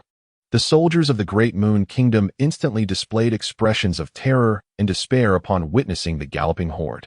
Without a moment's pause, the iron hooves of the Thunder God's whip tore through the front ranks of the enemy infantry, shattering them to pieces. The cavalry wielded their long, curved sabers, creating eerie arcs, followed by sprays of blood and the sound of countless heads falling. Some soldiers of the Great Moon Kingdom were left dumbfounded, still engulfed in panic, until they were suddenly felled by the sweeping blades, realizing in horror it was over. The charge of the Central Cavalry Corps instantly shattered the fragile defenses of the Great Moon Kingdom's rear guard, scattering the infantry ranks into disarray. Their long, specially designed curved sabers were the deadliest of weapons. The soldiers of the Great Moon Kingdom often did not have time to react before the cavalry, like thunder, crashed into them, swiftly followed by the glinting sabers, accompanied by a scream of anguish. At last, the entire rear line collapsed. The soldiers of the Great Moon Kingdom, screaming, discarded their shields and scattered in all directions, yet they could not escape. Two legs could never outrun four. Many, though not slain by the blade, were trampled under the hooves of countless horses, quickly swallowed by the torrent, their bones shattered. On the battlefield, thousands of cavalry completely overwhelmed the infantry ranks. The defeated soldiers of the Great Moon Kingdom surged towards their own formation like a flood. Royenthal killed several fleeing officers in vain. Even the supervising troops were scattered by the retreating soldiers. Allies were jumbled together, chaos reigning in the ranks. Royenthal's eyes burned with fury, yet he gritted his teeth and, under the protection of his guards, retreated to the right. Though brutal, he understood clearly that he could no longer withstand the enemy's cavalry charge. He had to abandon the rear guard. Roddy's mind was blank. He had become blinded by rage. The saber in his hand had struck an enemy soldier's shoulder, becoming lodged in the gap of the bone. In haste, Roddy could only snatch up a crooked iron spear left behind by some unknown warrior. The iron spear became a black whirlwind in his hands, sweeping left and right, barely clearing a passage ahead. His steed whinnied, galloping fiercely, with the cavalry closely following behind. The surrounding crowd cried out in unison. Roddy understood that the enemy's infantry line had been breached. Though young, Roddy knew he could not engage the enemy in a prolonged struggle. His numbers were few, and if the enemy ensnared him, Royenthal would, with his superior forces, wear them down bit by bit at the city gates. The iron spear suddenly traced a circular arc in the air, then pointed directly at the oncoming enemy cavalry. Roddy roared, charged through them, into the city. Kill! The knights of the Central Cavalry Corps let out a valiant shout. Disregarding the enemy charging at them from the side, their eyes fixated on the front as they crashed forward. On the plains below the city, the two cavalry forces collided violently. The leading cavalrymen were immediately thrown off their horses, tumbling to the cold ground, crushed under the hooves of countless steeds. Royenthal's prairie cavalry were not without valor, but they were caught off guard. In the short distance, their horses had not yet gained momentum, and their impact was far inferior to that of the Central Cavalry Corps charging down the slope with tremendous force. One group turned their horses in haste, while the other charged down with the force of thunder. The 2,000 cavalrymen that Royenthal had deployed were instantly overwhelmed. The Wolf Fong army, trained by Zig, was far fiercer than the prairie cavalry had imagined. They felt the sharpness of the enemy's sabers, each warrior remarkably brave. They maintained their formation as they charged. In contrast, the formation of the prairie cavalry was too loose, and immediately, Roddy's tightly packed formation carved out a breach. The Thunder God's whip surged forward with incredible speed. The cavalry on the right attempting to intercept them had not even had the chance to engage before they were swept past. The leading cavalry commander of the Great Moon Kingdom could only urge his men to pursue from behind. Suddenly, a deep drumbeat echoed from within the city, followed by the heavy gates swinging open, and a troop of fully armored Imperial cavalry surged forth from the city gates. Reuben was no fool. He had discerned that the reinforcements had shattered Royenthal's formation. At this moment, he quickly gathered the remaining fewer than 10,000 cavalrymen within the city and charged out through the gates. This was Reuben's last gamble. He had originally intended to use these cavalry to break out in the event of defeat in the city's fall. Amidst the billowing smoke and swirling sands, Reuben's 10,000 armored cavalry charged forth to intercept Roddy from behind the Great Moon Kingdom. Caught in a pincer movement, the enemy cavalry quickly collapsed, scattering in all directions in a frantic flight. Reuben's forces did not pursue. Instead, they surged forward towards Roddy with unwavering resolve. Reuben issued a stern command, insisting that the reinforcements must be escorted into the city. From a distance, Royenthal observed the unfolding chaos, realizing that the tide of battle had turned against him. Recognizing the futility of further conflict, he vehemently cast his curved dagger to the ground and, in a fit of rage, ordered a retreat. In this battle, Roddy led the Central Cavalry Corps, making a swift 1,000-mile dash to rescue Fort Watt. In a surprise attack, they shattered Royenthal's formation, and the banner of tulips once again waved triumphantly over the continent.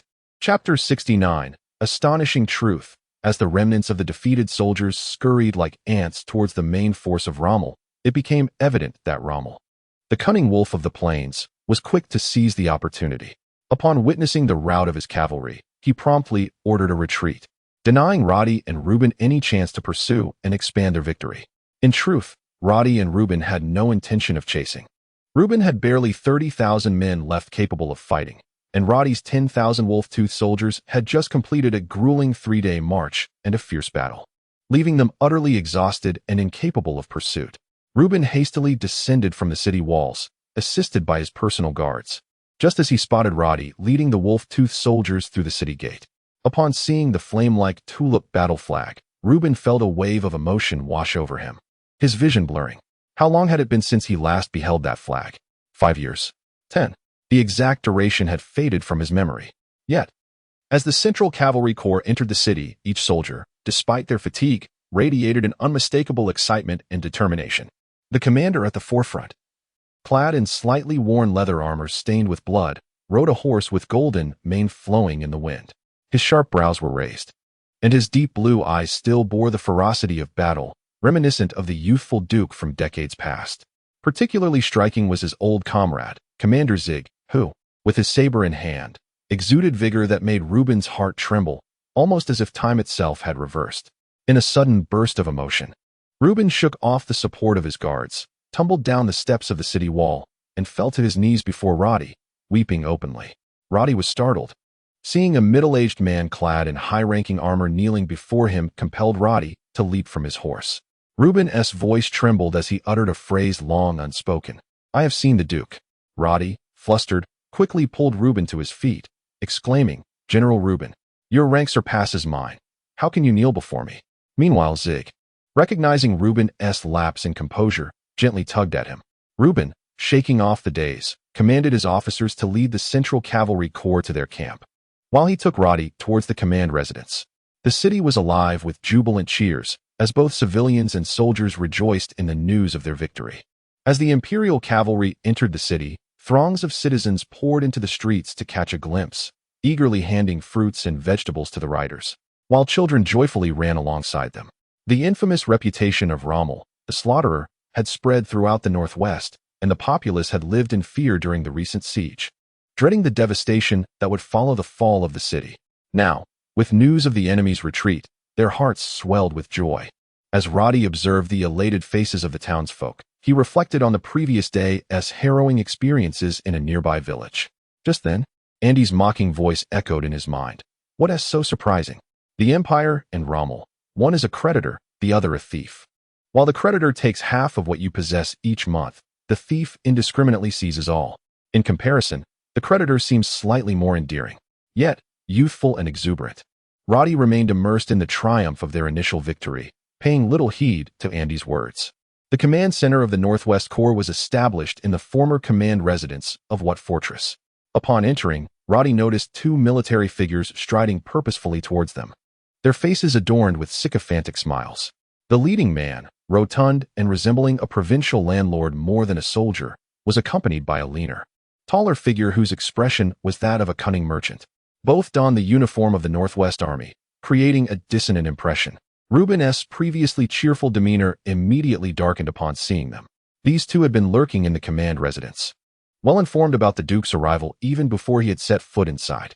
Growing impatient, Reuben ushered Roddy into the hall and firmly pushed him into the commander's seat. Roddy gasped, springing up from the chair, exclaiming, "General Reuben, this is unacceptable. I am merely a commander. I cannot assume this position." Reuben's expression turned serious as he declared, "Your Grace, you are the Duke of Tulips. Where the tulip banner flies, the commander's seat cannot be relinquished." Moreover, his voice fell somber as he continued, "I fear my tenure as commander may soon come to an end, given the dire circumstances in the Northwest." The king, I suspect before he could finish. Roddy noticed Zig giving him a significant look and nodded in understanding. "General Reuben, let us defer this discussion for the moment.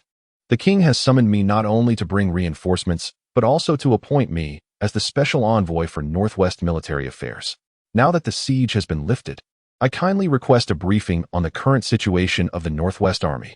Immediately, Reuben ordered all officers of deputy commander rank and above to assemble.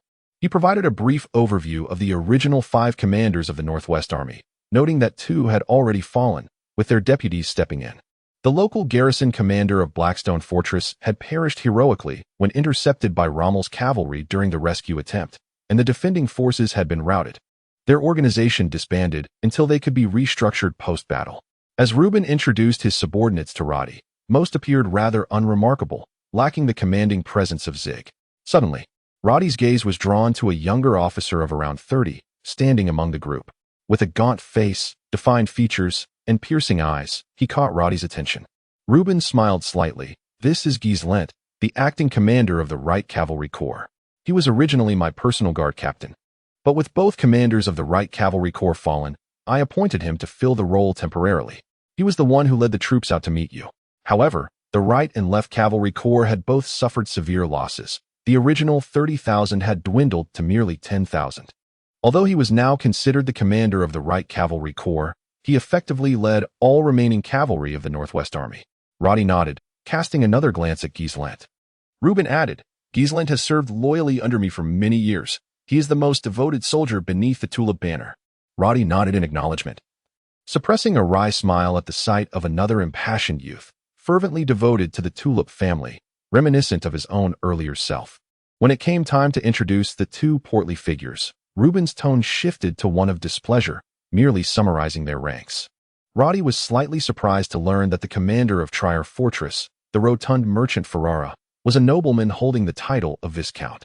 Roddy nodded slowly, and when he inquired about the current state of the Northwest Army, an awkward expression crossed Reuben's face. He surveyed the room, gritted his teeth, and finally spoke, "Your Grace. When the Northwest Army retreated into the city, there were 91,000 men. In the past few days, casualties have been severe. Currently, over 70,000 remain in the city. Yet among them, there are 4,000 wounded. The fighting strength is less than 50,000. Roddy furrowed his brow and could not help but ask, "You mentioned there are still around 70,000 people, but after deducting 4,000 injured soldiers, how does it leave only 50,000? What about the more than 10,000 others?" At this moment, Roddy had long ceased to be the naive youth who knew nothing. A flicker of realization crossed his mind. Although he could not fully grasp the intricacies of the situation, he sensed that there was undoubtedly something amiss. He nodded slightly, then glanced at Reuben, choosing not to pursue the matter further. Subsequently, the various officers and logistical personnel reported the losses in city defenses and equipment, the depletion of horses and weapons, the repairs needed for the walls, and the issues concerning post-battle compensation. Roddy, lacking experience, found himself at a loss. It was evident that Reuben was equally embarrassed, as he likely found such matters quite troublesome in his daily dealings. For him, wielding military and political power over a legion was far less exhilarating than simply leading troops into battle. Fortunately, Zig was an adept and seasoned individual, having managed logistical issues for the Central Cavalry Corps over the years. The logistical support for the Wolfang army had largely been his personal endeavor. He possessed ample experience in these matters. The chaotic data left Roddy feeling dizzy, but with Zig's assistance, he successfully organized the logistical officers and clerks, methodically delegating all tasks. However, Ferrara and Fido exchanged glances, their eyes betraying a hint of delight as they observed Roddy's apparent inexperience with military finance and logistics. Once everything was settled, Reuben led Roddy and Zig to the residence of the garrison commander. This abode had originally belonged to Commander Fido, but was relinquished to Reuben after his retreat. And now Reuben insisted on giving it up again. While Roddy hesitated, unsure how to broach the subject, Zig, visibly enraged, suddenly exclaimed, "Reuben, what a fine mess you've made. Over 10,000 vacancies. You have sullied the Tulip War banner." Reuben, initially anxious, turned crimson upon hearing Zig's accusation. He sprang up and retorted, "Zig, do not speak recklessly. I, Reuben, have never sullied the Tulip War banner in my life. Those matters." His face turned ashen as he hesitated for a moment before finally revealing the grim truth. The revelation stunned not only Roddy but also seasoned veterans familiar with military corruption. The Northwest Army was said to comprise 200,000 soldiers, 100,000 in the main force and another 100,000 in regional garrison troops. A grandiose claim indeed. But do you know the reality? The Northwest Army has never truly fielded that many troops.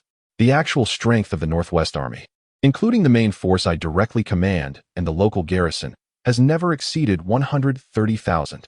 My main legion is still manageable. Yet the situation with the local garrison is alarming. For instance, Lolian Fortress reported a total of 15,000 troops, claiming to be a fully equipped infantry regiment. However, after its retreat, I discovered the truth. The commander of Lolian Fortress had perished, yet his family managed to escape. Can you believe it? He had 150 servants and attendants, all of whom were fraudulently listed as part of the fortress's garrison.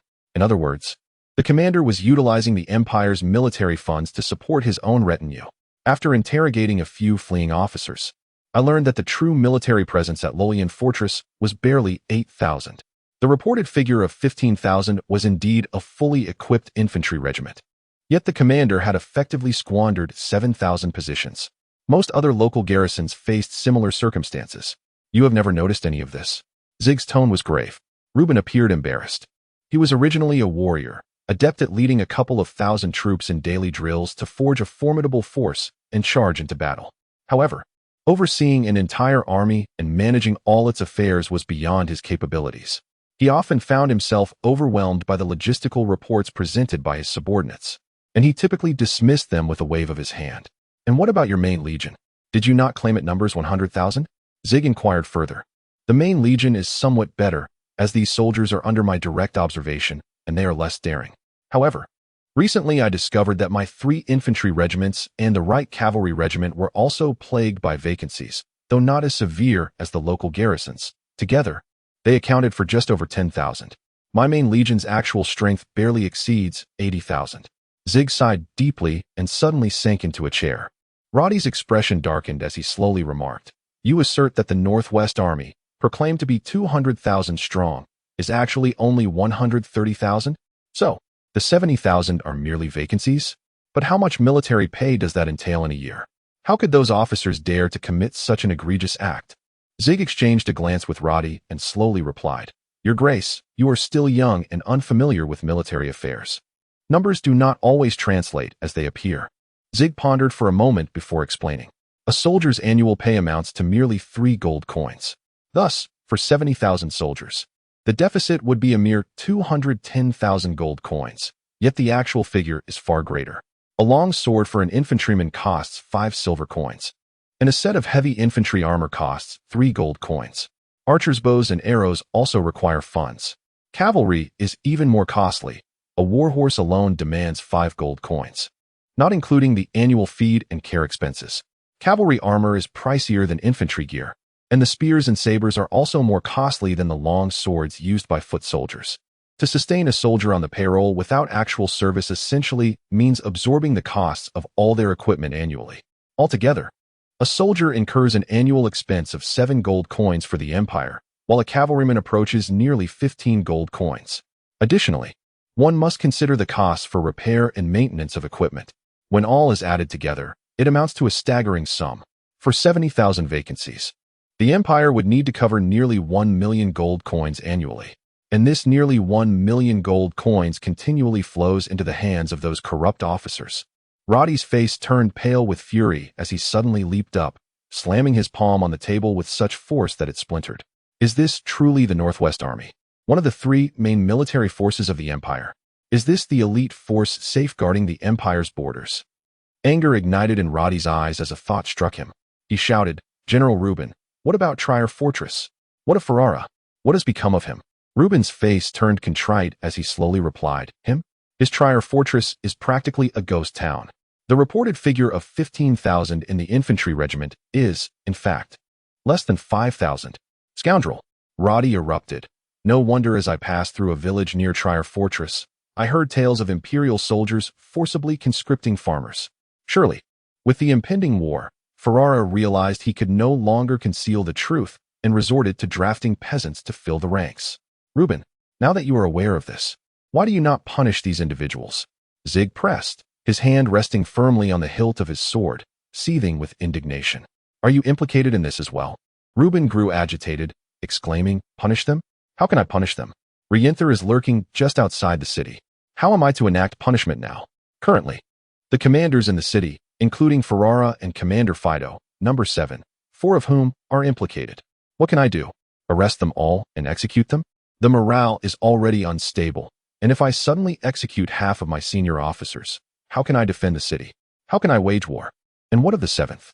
Zig suddenly whispered, "I have heard that the 7th is commanding at Blackstone Fortress, but on his way to support your main force." He was intercepted by Royenthal? Reuben's expression turned solemn as he replied, "The 7th was once a trusted guard of the Lord. He would never act in such a manner. I have verified it. The garrison at Blackstone Fortress consists of 15,000 men, all accounted for. The 7th perished in battle. And those who escaped under his command informed me that during his time at the fortress, he had no surplus wealth, only a single residence and 2 horses." Zig sank back into his chair, a look of profound sorrow etched upon his face, yet the fury in his eyes could no longer be concealed. Roddy felt an overwhelming sense of frustration. He had not anticipated the dire circumstances of the Northwestern Army would be so severe. One could say that half of it had already crumbled. What of the other legions of the Empire? The Northwestern Army was reputed to be one of the 3 principal forces of the Empire. And if it was in such a state, what of the others? Roddy was suddenly reminded of the scene he had witnessed that day in the illustrious Central Cavalry Corps of the Empire, and his heart sank into despair. The joy of their initial victory had long since evaporated. After an indeterminate amount of time, Roddy slowly spoke, "Lord Reuben, the battle has just concluded. You should attend to the affairs of the army. Let Commander Zig accompany you." He paused. I wish to be alone for a while." Zig and Reuben exchanged glances before Zig strode out of the room without sparing Reuben a glance. Reuben felt a pang of guilt, sighed deeply, and followed suit. Roddy sat alone in the chamber, his mind racing. In his fury, he felt an overwhelming urge to burst forth, draw his sword, and slay Farah and Fido on the spot. At that moment, a soldier knocked at the door, and soon the captain of the guards entered. Saluting before speaking in a hushed tone, "My lord, Commander Fido of what fortress has invited you to a banquet." "What banquet?" Roddy exclaimed, his voice rising in disbelief. The captain was taken aback. Ever since he had accompanied this young duke, he had never witnessed such a display of anger. "It is a banquet to celebrate today's victory," the captain explained quietly.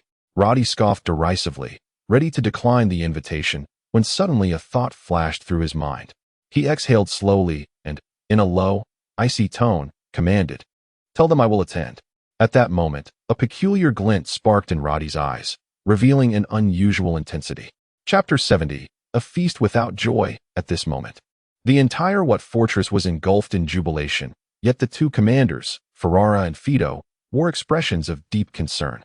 The recent battle in the Northwest had laid bare their misdeeds of embezzling military funds and siphoning off military supplies. In the days past, as the forces of Roddy laid siege to the city, Reuben, seeking to maintain morale, had refrained from taking action against them. Now that the enemy had been repelled, they found themselves at a loss as to whether to celebrate or lament. Should Roddy breach the city, they would surely meet their doom. It was rumored that this notorious executioner spared no prisoners. The wealth they had amassed would fall into the hands of that savage from the plains, and they feared not only for their fortunes, but also for their beloved wives and concubines. With the siege lifted, the time for reckoning was surely drawing near. Reuben had little cause for fear. After the defeat in the northwest, his days as commander were numbered. The reckoning would not be his concern. Yet the arrival of the new Duke of Tulip unsettled the two men. Ferrara, being a viscount, had some connections and was somewhat aware of the Duke's background. He had heard that this young Duke was notorious in the imperial capital for his extravagant lifestyle, reveling in wine, women, and song. Perhaps, thought Ferrara, if he could appease the Duke's tastes, he might not meet a swift and merciless end.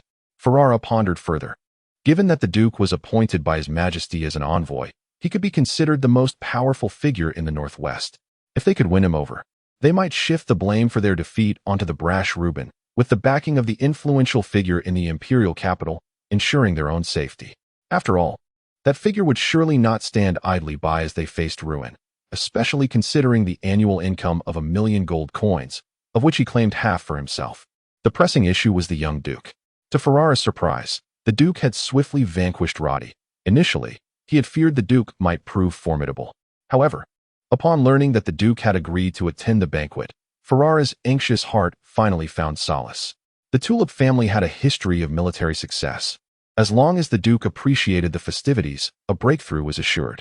Thus, the young Duke had little choice but to accept the invitation. That evening, at a noble estate within the Wat Fortress, a grand feast was held to celebrate victory. Following the fall of the Northwest, many nobles who had fled brought their families and treasures to Wat Fortress. Some sought refuge deeper into the empire, while others, too late to escape, found themselves trapped. Now that the danger had passed, such a banquet naturally attracted many prominent figures. Ferrara had invested considerable effort into preparing this feast. Despite the ongoing war, he had ensured that his own possessions were loaded onto numerous carts during his escape. Other nobles had done likewise, with some even bringing along their bands and cooks amidst their flight. After much preparation, everything was in place. On the estate's lawn, amidst a delightful serenade, elegantly attired dignitaries mingled, and many women adorned themselves in vibrant attire, eager to catch the attention of the young Duke, who was still unmarried. This was undoubtedly welcome news.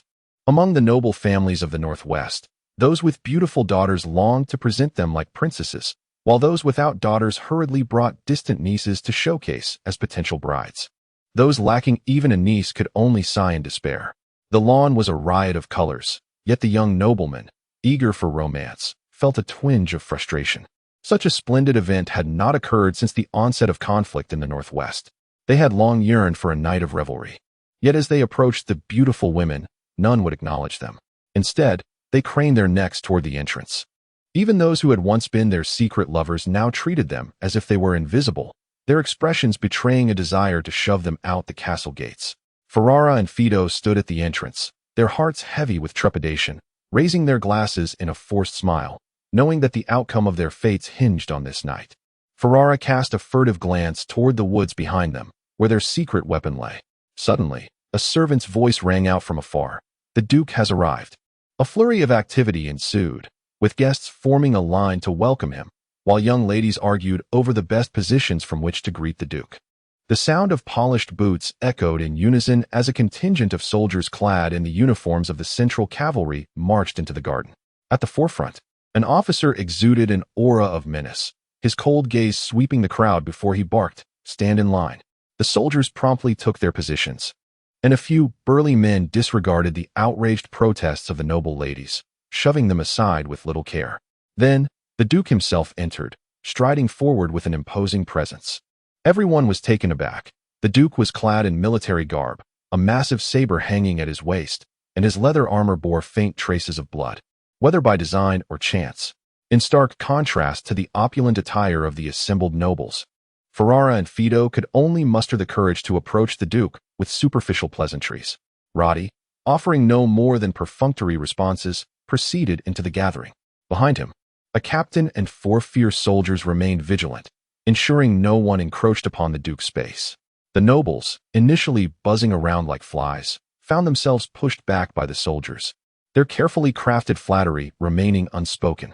The soldiers showed no mercy, regardless of whether the individuals were wealthy lords or delicate ladies. The guests could only stand at a distance, shouting their praises. Your Grace, a beacon of wisdom and valor. Truly, you are the Empire's pillar. Their words flowed forth, punctuated by the occasional cries of those being shoved aside, creating a most incongruous symphony. The nobles quickly learned to maintain their distance, and those who had prepared heartfelt speeches found themselves shouting across the expanse, their sentiments rendered hollow by the distance. Tears of emotion, once poised to spill, were now uncertain. Would the Duke even notice them from so far away? With a stiff demeanor, Ferrara led Roddy to a nearby table, unable to suppress his admiration for the noble's flair for extravagance. Despite the scarcity of resources in what fortress, they managed to host a lavish banquet. While exquisite dishes were temporarily unavailable, they ingeniously erected a massive roasting pit in the garden, where a golden lamb turned on a spit, the savory aroma wafting through the air. A few attendants promptly carved off some tender cuts of meat from the lamb's leg and presented them to Ferrara, who immediately donned a beaming smile and exclaimed, Your Grace, this is the signature roast lamb of the Kingdom of Great Moon, prepared by the finest chefs of the Northwest. Truly a remarkable delicacy. It is likely that the esteemed individuals in the imperial capital have not yet experienced. Roddy nodded, taking a delicate silver dining knife handed to him by a nearby attendant. He attempted to slice through the lamb, but displayed a look of impatience, exclaiming loudly in frustration, Damn it, this knife is dull. With a swift motion, he drew forth a long saber, measuring 1 meter in length, and with a few decisive strokes, he cleaved the lamb leg into several pieces, finally revealing a smile on his face. With a flourish, he plunged the gleaming saber into the high-quality wooden table worth 20 gold coins. The onlookers were left in a state of shock, caught between laughter and tears, simply staring at the young duke. After a prolonged silence, a clever fellow suddenly exclaimed, Your Grace acts with such decisiveness, truly embodying the spirit of a general. This remark instantly reminded everyone, prompting a wave of flattery. Some, secretly annoyed at their own slow wit, intensified their efforts to curry favor. Roddy then allowed a semblance of a smile to grace his face, gradually raising his goblet to toast, signaling for his personal guards to step aside. The atmosphere began to warm, and several nobles, emboldened, approached without the prior soldiers blocking their way, quickly forming a circle around him. Handshakes, embraces, and bows ensued, with Roddy responding coolly, exchanging pleasantries while avoiding any mention of the ongoing conflict in the Northwest. Ferrara, feeling relieved, engaged in conversation about the scenic wonders of the imperial capital, reminiscing about the romantic tales among the nobility. When the conversation turned to the brutality of Lord Leanter of the Great Moon Kingdom, the surrounding nobles echoed their agreement, loudly praising the Duke's military prowess for defeating the Demon King of the Steppes in his first battle. As discussions of Leanter's pillaging in the Northwest continued, many nobles grew emotional, tears welling in their eyes as they expressed gratitude to Roddy for rescuing them from peril. When lamenting the chaos brought by the Great Moon Kingdom, the nobles erupted in curses, bemoaning their losses during the war. Roddy smiled gently, reassuring them that their sacrifices in guarding the Northwest demonstrated their loyalty to the Empire. Instantly, everyone concurred, eager to exaggerate their losses tenfold to showcase their dedication. As one noble passionately recounted how he heroically rallied his household servants to fight to the last man during a defeat, Roddy's expression turned cold, and he replied slowly, Very well, very well. The crowd erupted in fervor, each recounting tales of their valiant resistance against the enemy, how they fought bravely and retreated to Fort Watt, where they bled in battle alongside the Empire, lamenting their repeated requests to confront the enemy being stifled by Reuben's orders to hold the line. They claimed that had it not been for those orders, they would have charged forth to die for their country. Roddy listened attentively, occasionally smiling, until the fervor in the room began to wane. Finally, Roddy spoke, I have fully understood your unwavering loyalty. Your devotion to the Empire is most commendable.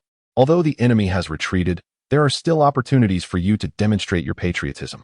Today, I shall lead our forces to counterattack Leanter. For those eager to slay the enemy, I will provide you the chance. Let us select members from among you to join the vanguard. Those wishing to enlist may visit the garrison tomorrow to register. I shall ensure that your desires for combat are fulfilled. Upon hearing this, a heavy silence enveloped the room. Roddy cast a cool glance, displeased, and remarked, What is this? Is your loyalty merely a matter of words? Ferrara, drenched in sweat, exchanged a glance with Fido, then chuckled nervously. Your Grace, today is a celebratory feast. Perhaps we should discuss matters of battle another time. I trust that all present are loyal subjects. And when you give the command, we shall not hesitate to lay down our lives. The crowd echoed their agreement, but their voices lacked the fervor they had previously displayed. Rhodey chose not to press the matter further, instead shifting the conversation to inquire casually about the customs and culture of the Northwest, gradually restoring the atmosphere. At this juncture, Fido, with a beaming smile, approached Rhodey and whispered, Your Grace, the grove behind this courtyard possesses a remarkable view. The trees there are exquisite red maples imported from the southern winds, a rarity in the Northwest. You should take a moment to admire them. Is that so? Rhodey furrowed his brow and followed Fido toward the grove. Just as they reached the edge of the woods, a figure suddenly burst forth, colliding hastily into Rhodey's arms. He caught a whiff of a fragrant breeze and instinctively reached out to steady her, hearing a soft, delicate voice exclaim, Oh dear! The voice carried a hint of pain, and upon closer inspection, he found a young woman had fallen into his embrace. Her autumn-like eyes gazed up at him, and a slender arm naturally wrapped around his neck, her face a blend of shyness and alarm. Your Grace, I did not mean to bump into you. She began, revealing a set of perfect, pearl-like teeth as she bit her lip, her expression one of panic, yet her eyes sparkled with an alluring glint. Who are you? Rhodey asked, releasing her. Your Grace, I am.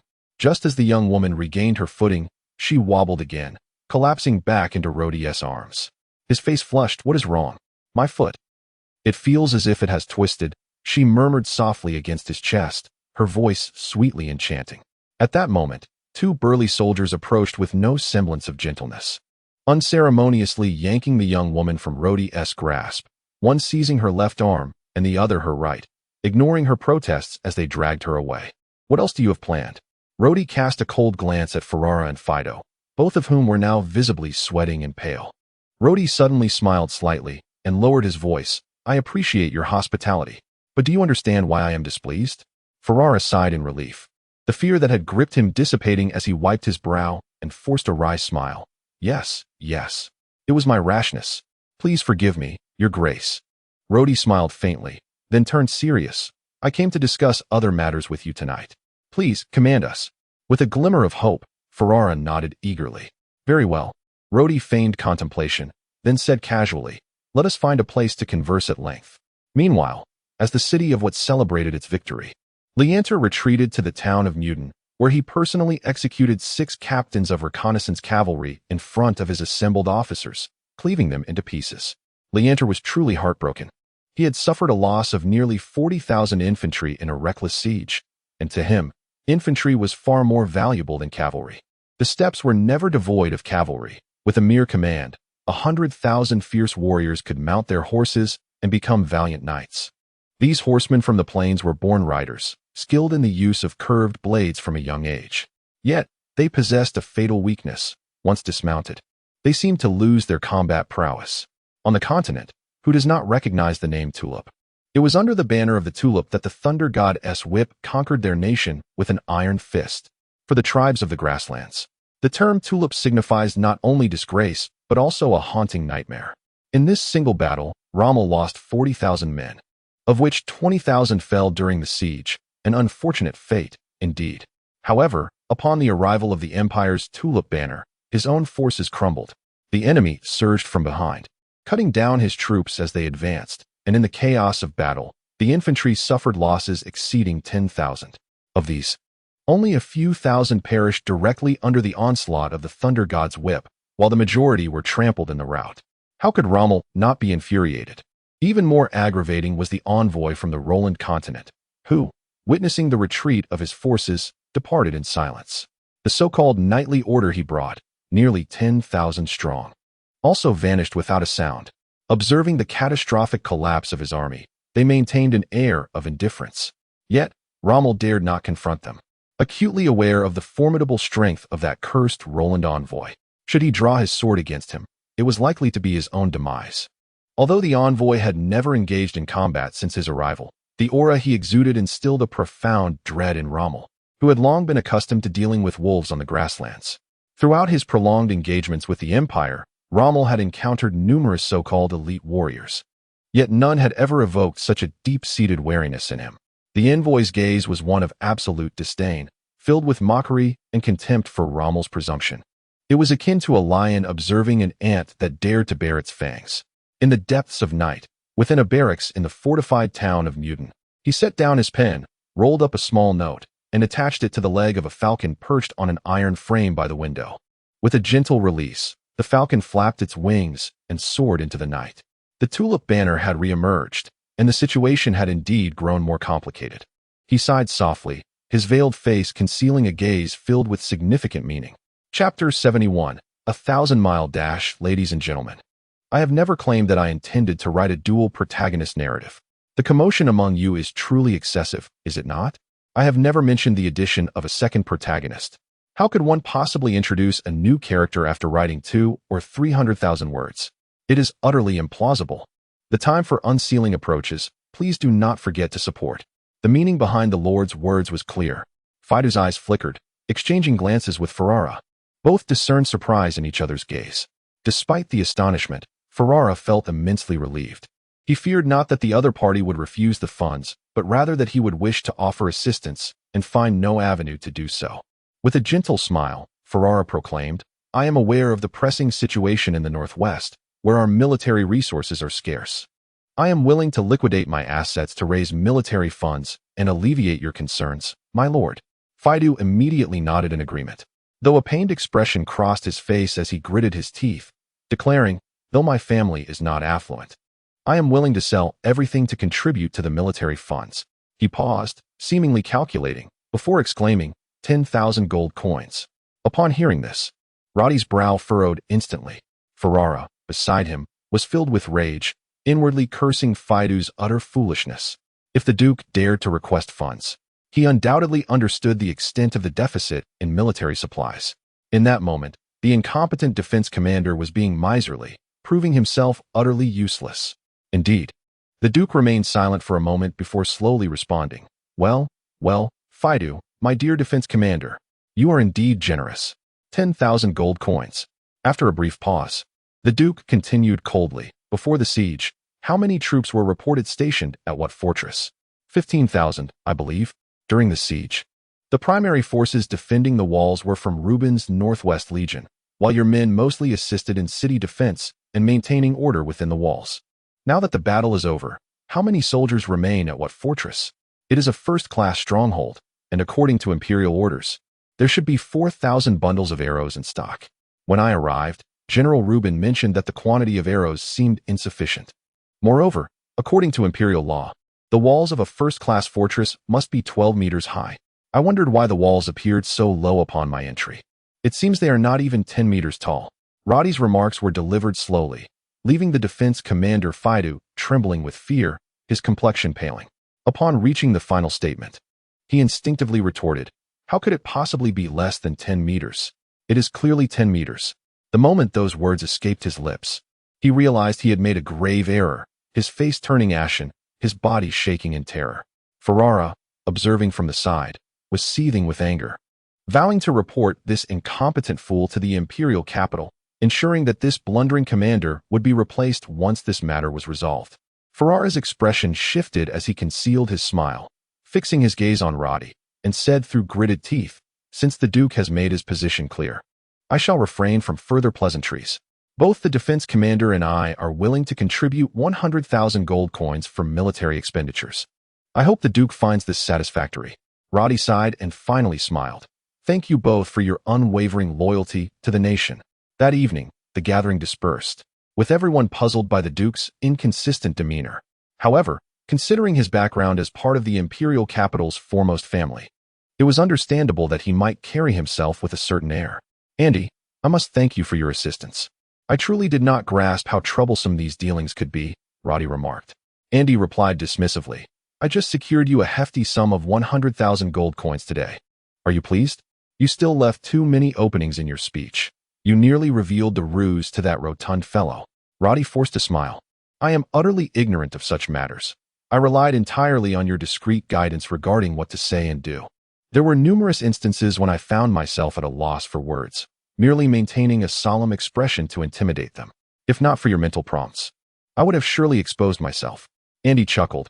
How does it feel to secure 100,000 gold coins with a mere banquet? Roddy paused, then replied flatly, disgusting.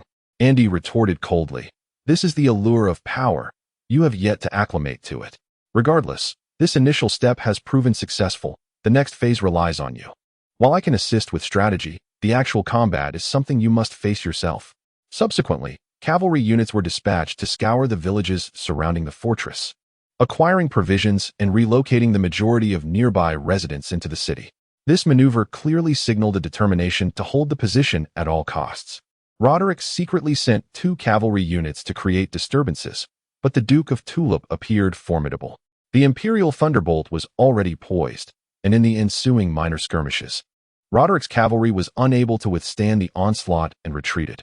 Having previously conscripted 100,000 cavalry from the Great Moon Kingdom, they were set to arrive within 2 days. Roderick had resolved that, regardless of the losses incurred, he would decisively engage the enemy. While the prospect of a siege troubled him, the attrition of troops was unavoidable. Even in a war of attrition, he was confident of victory. What infuriated him most was that the people of Roland Continent were resting within the military camp at Mutin. The envoy from Roland Continent was nowhere to be seen, and the promised reinforcements of mages had failed to materialize. Not to mention, the 1,000 knights who had accompanied them refused to engage in battle, claiming their sole duty was to protect the envoy. Roderick seethed in frustration, yet felt powerless to voice his grievances. The contingent of 1,000 Central Cavalry led by Commander Gordon and 2,000 Royal Guards also arrived at What Fortress. Each day, Roddy convened with Gordon and his aides at the defense headquarters, refusing to meet with other commanders, hold formal discussions, or inspect the troops. Observers noted the peculiar behavior of the young Duke of Tulip, who reportedly preferred to seclude himself in his chambers, conversing with himself. At times, his voice seemed to be engaged in heated debates with an unseen interlocutor. After enduring 2 days of waiting, the 100,000 reinforcements from the Great Moon Kingdom arrived at Mutin. Roderick ordered a 2-day military rest to prepare thoroughly, then commanded an immediate march to launch a second assault on What Fortress. In a matter of moments, except for the 50,000 troops left to guard Mutin, the remaining 200,000 men surged forward, their formation stretching for miles. Understanding the futility of a surprise attack, Roderick opted for a direct approach. Yet having learned from previous missteps, he dispatched a wide array of cavalry scouts to gather intelligence and guard against ambushes. Upon reaching the base of What Fortress, he beheld a once open field now bristling with defensive structures. The sight of sharpened wooden stakes and the towering, fortified walls, along with the multitude of rolling logs and stones prepared for defense, filled Roderick with quiet determination. He pondered how many of his brave soldiers would perish beneath those walls this time. Roderick was well prepared and immediately dispatched 2,000 elite troops to dismantle the stakes. However, by the end of the first day, those 2,000 men suffered catastrophic losses. Arrows rained down from above, and each time they removed a stake, 2 or 3 soldiers paid with their lives. Roderick ordered a return volley, but all were thwarted by the enemy's sorcerers. After 2 days of relentless efforts, they managed to dismantle a significant portion of the defensive structures, yet Roderick had already lost over 6,000 men. His eyes burned with fury as he could only stomp his feet in frustration. Despite commanding an army of 200,000, the daily consumption of provisions was staggering. The Great Moon Kingdom, situated on the plains, was not a region known for its agricultural output. For 2 long years, preparations for this war had been meticulously made, stockpiling resources for his use. Thus, with a sense of urgency and disregard for his soldiers' losses, Rothenthal ordered a direct assault. However, before the 1,000-man squads could approach the enemy's walls, they were mercilessly struck down by a hail of arrows. Despite the arrows appearing to be crudely fashioned from wood, the sheer volume of several thousand archers unleashed a formidable force. While the shields were ample, one could hardly maintain them aloft during the dismantling of fortifications. From his vantage point atop his steed, Rothenthal gazed at the fluttering tulip battle flag atop the walls of Fort Watt, his heart churning with tumultuous emotions. Growing up on the vast steppes, he was an ambitious man who, in his youth, had stealthily infiltrated the Empire's territories and clandestinely learned the military strategies of the Radiant Empire. The significance of the tulip was deeply imprinted in his mind, often seen as a future adversary. Yet, Now faced with the reality of confrontation, he found himself thoroughly humiliated. At this juncture, a rider galloped up from behind. A knight of the Great Moon Kingdom, drenched in blood and brandishing a red bull's horn, a symbol of dire urgency. As he reached Rothenthal, the knight stumbled from his horse, which collapsed in exhaustion, letting out a mournful cry as it fell. The knight raised the red horn above his head, his voice laced with despair. Rothenthal bellowed, "What? How many of them are there? What flag are they flying?" The knight, bloodied and breathless, replied, "The numbers are unknown. They carry the tulip battle flag." Rothenthal felt darkness clouding his vision, swaying dangerously on his mount, nearly toppling off. His trusted commanders rushed to steady him. As he wrestled with profound anger and disbelief, he could hardly fathom that, known for his long-distance maneuvers, he had been ambushed in his own homeland. Perched upon his horse, he noticed his subordinates gazing at him expectantly. Steeling himself, he grit his teeth and exclaimed, "How could they have reached our rear? What of the defenders at Mutin? Did they not notice anything?" The warrior gasped, fear etched across his face. Yet he persisted. They must have circled the city. All small scouting parties encountered were ruthlessly slaughtered, leaving no survivors. Thus, the news only reached us after they had infiltrated our territory. They move like the wind, leaving no prisoners in their wake. Fuming, Rothenthal thundered, "And what of the defenders at Mutin? Did I leave behind 50,000 cavalry merely for decoration?"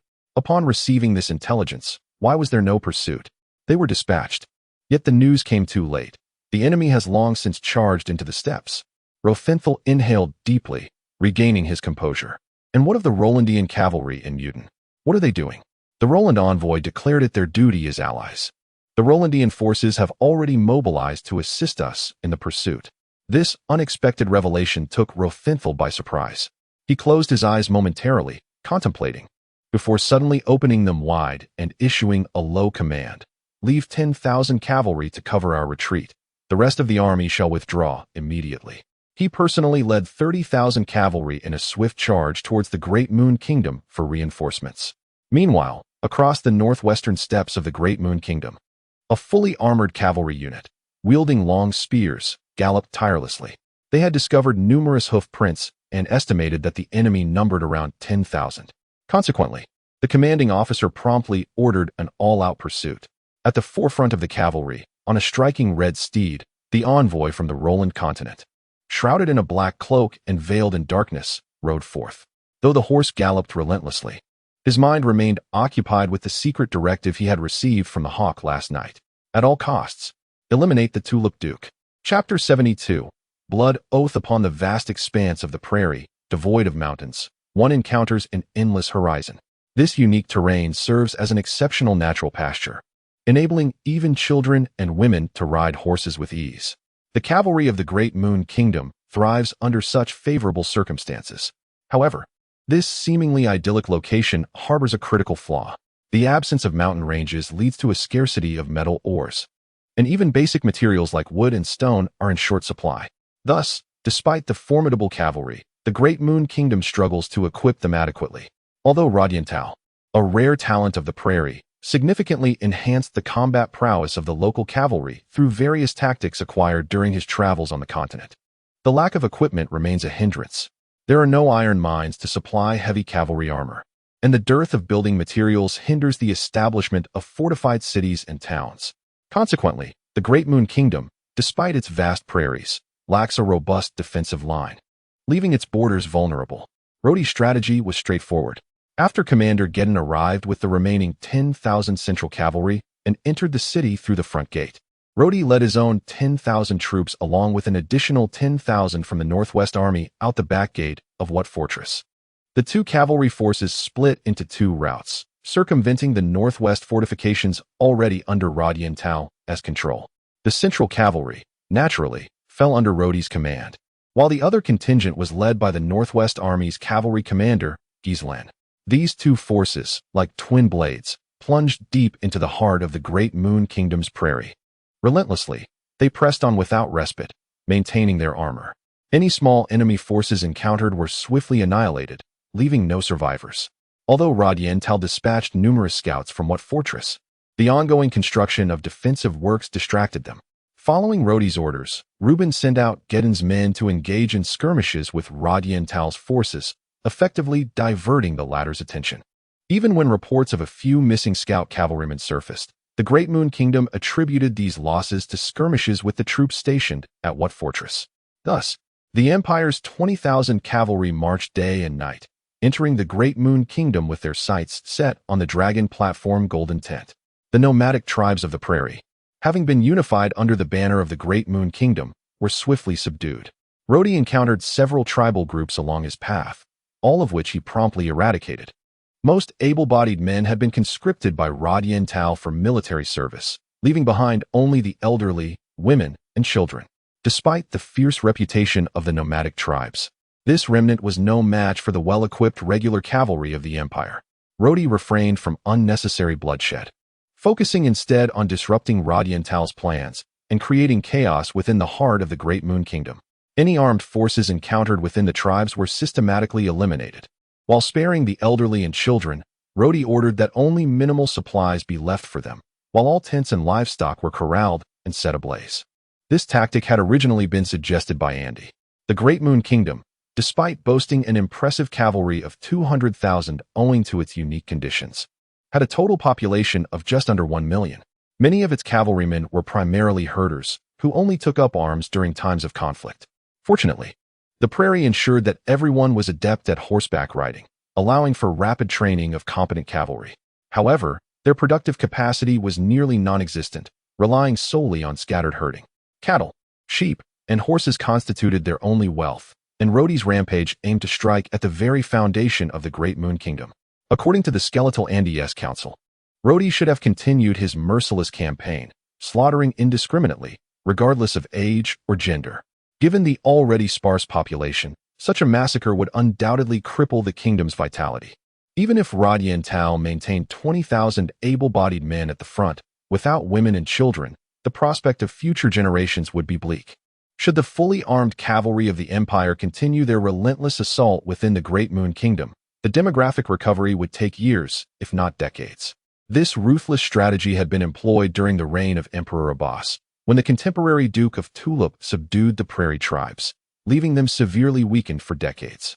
However, Rhodey, still youthful, was unwilling to resort to such extreme measures.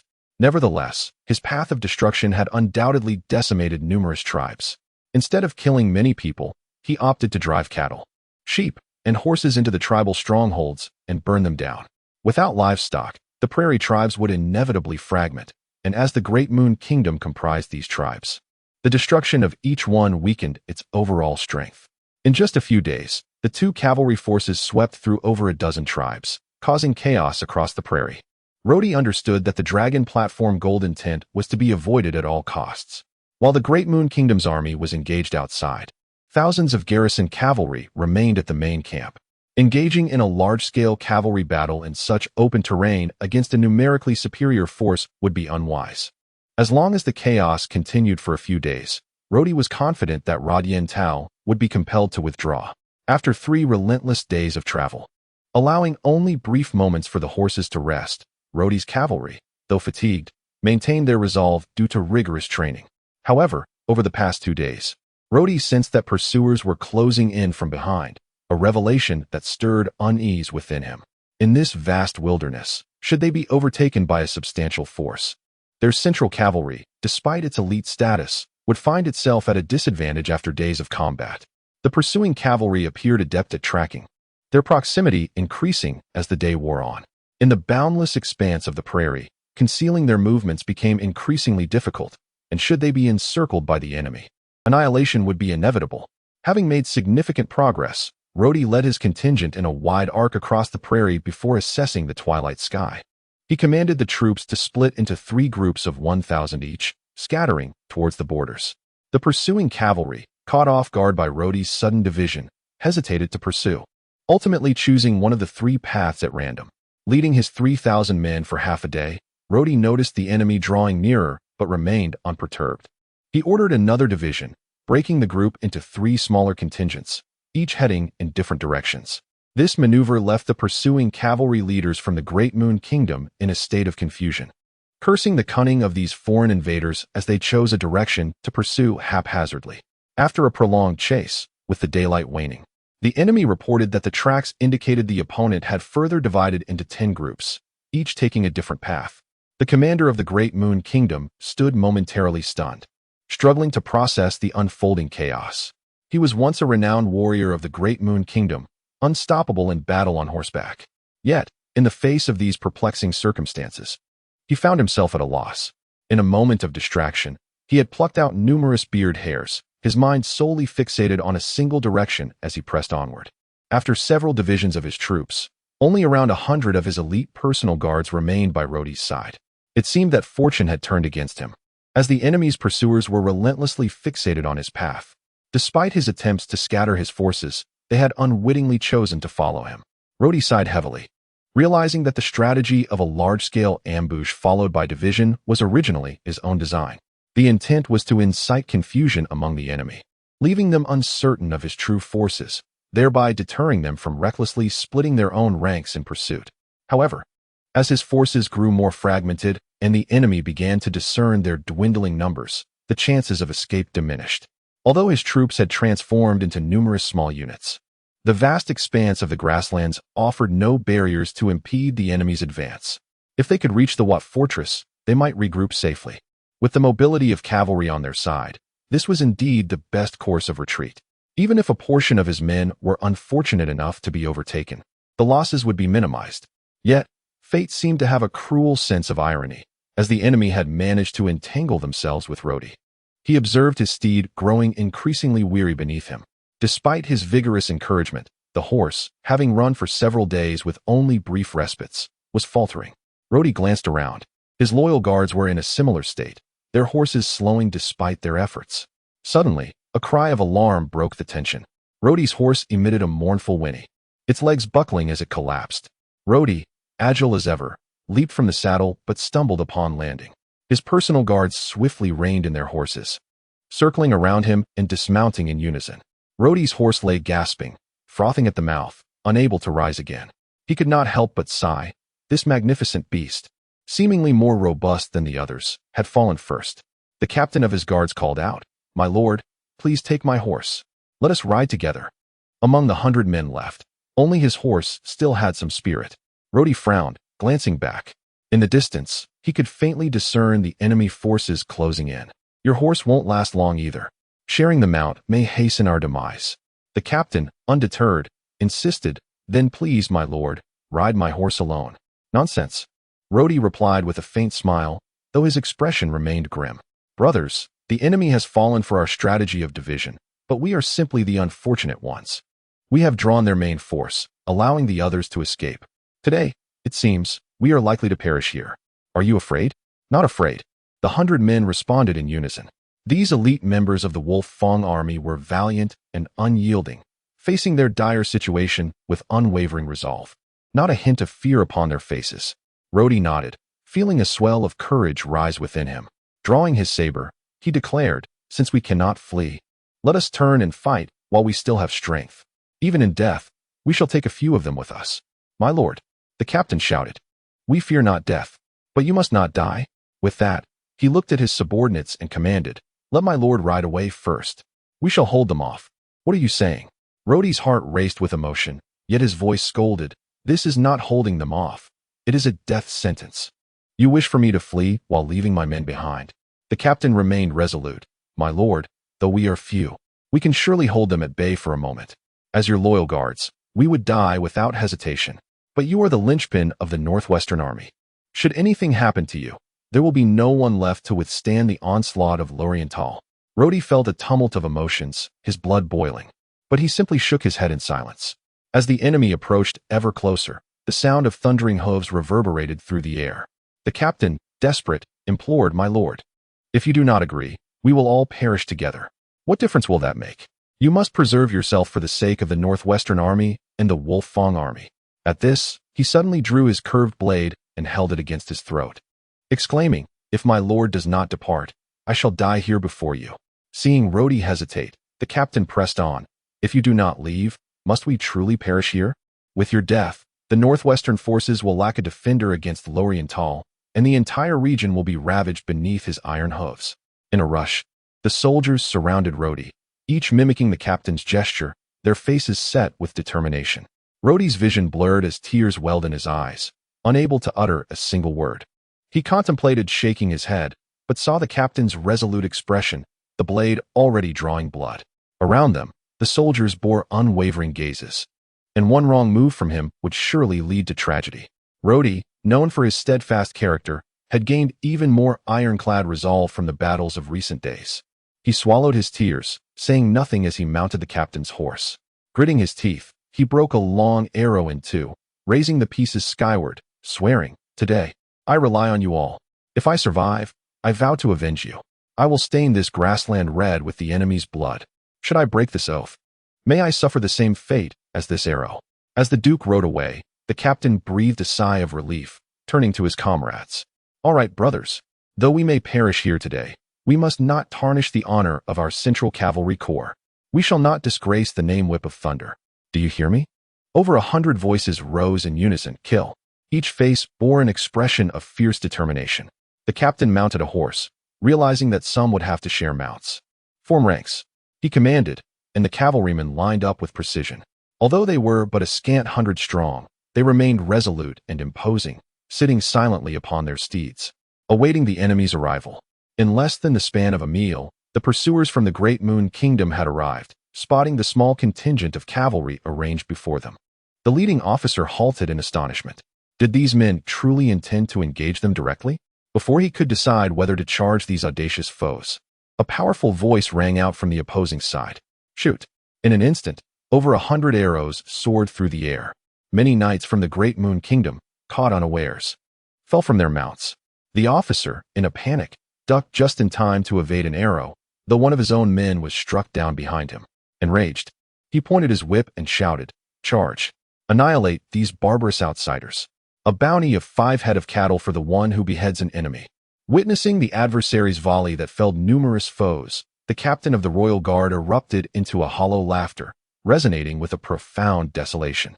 He then commanded, with a resounding voice, the valiant warriors of the Wolf Fong army to discard their bows and arrows, drawing forth their sabers. Provoked by the enemy's wrath, they charged forth. As a cry of sterlial echoed through the air, mingling countless indifferent faces with expressions of avarice and trepidation. A multitude of blades and spears surged forth, resembling a dark, ominous cloud rolling inexorably closer. Yet, on the captain's visage, a serene smile unexpectedly emerged.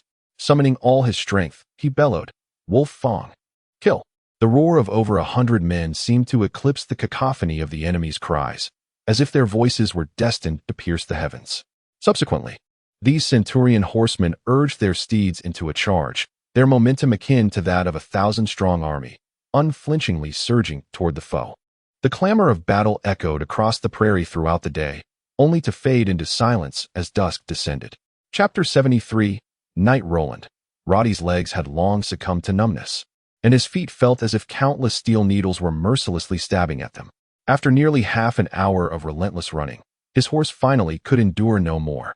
Collapsing and frothing at the mouth, unable to rise again. With no other option, Roddy was forced to continue on foot. They had been running through the night, and no enemy cavalry pursued them any longer. It was likely that the pursuers, after slaying his loyal guards, assumed that all foes had been vanquished. Although a significant portion of their forces had been missed due to a strategic division, they were left with no choice but to retreat. After enduring the night, Roddy finally could not continue and found a lush patch of grass to rest. A heavy weight pressed upon his chest, making it difficult to breathe. During this campaign, his first command had been to execute 10 treasonous imperial villagers, followed by the Battle of Wat, where he drove away the forces of Roland. Yet, his brief elation faded as he witnessed the pervasive corruption and darkness within the Imperial Northwest military. Any joy had long since evaporated. In the days of continuous warfare, he had mostly encountered the common folk of the Great Moon Kingdom, though he did not kill civilians. The fierce pastoralists could not bear to watch their homes incinerated by the Imperial army. They fought desperately in resistance. Many a pastoral warrior had perished under the wrath of his sword.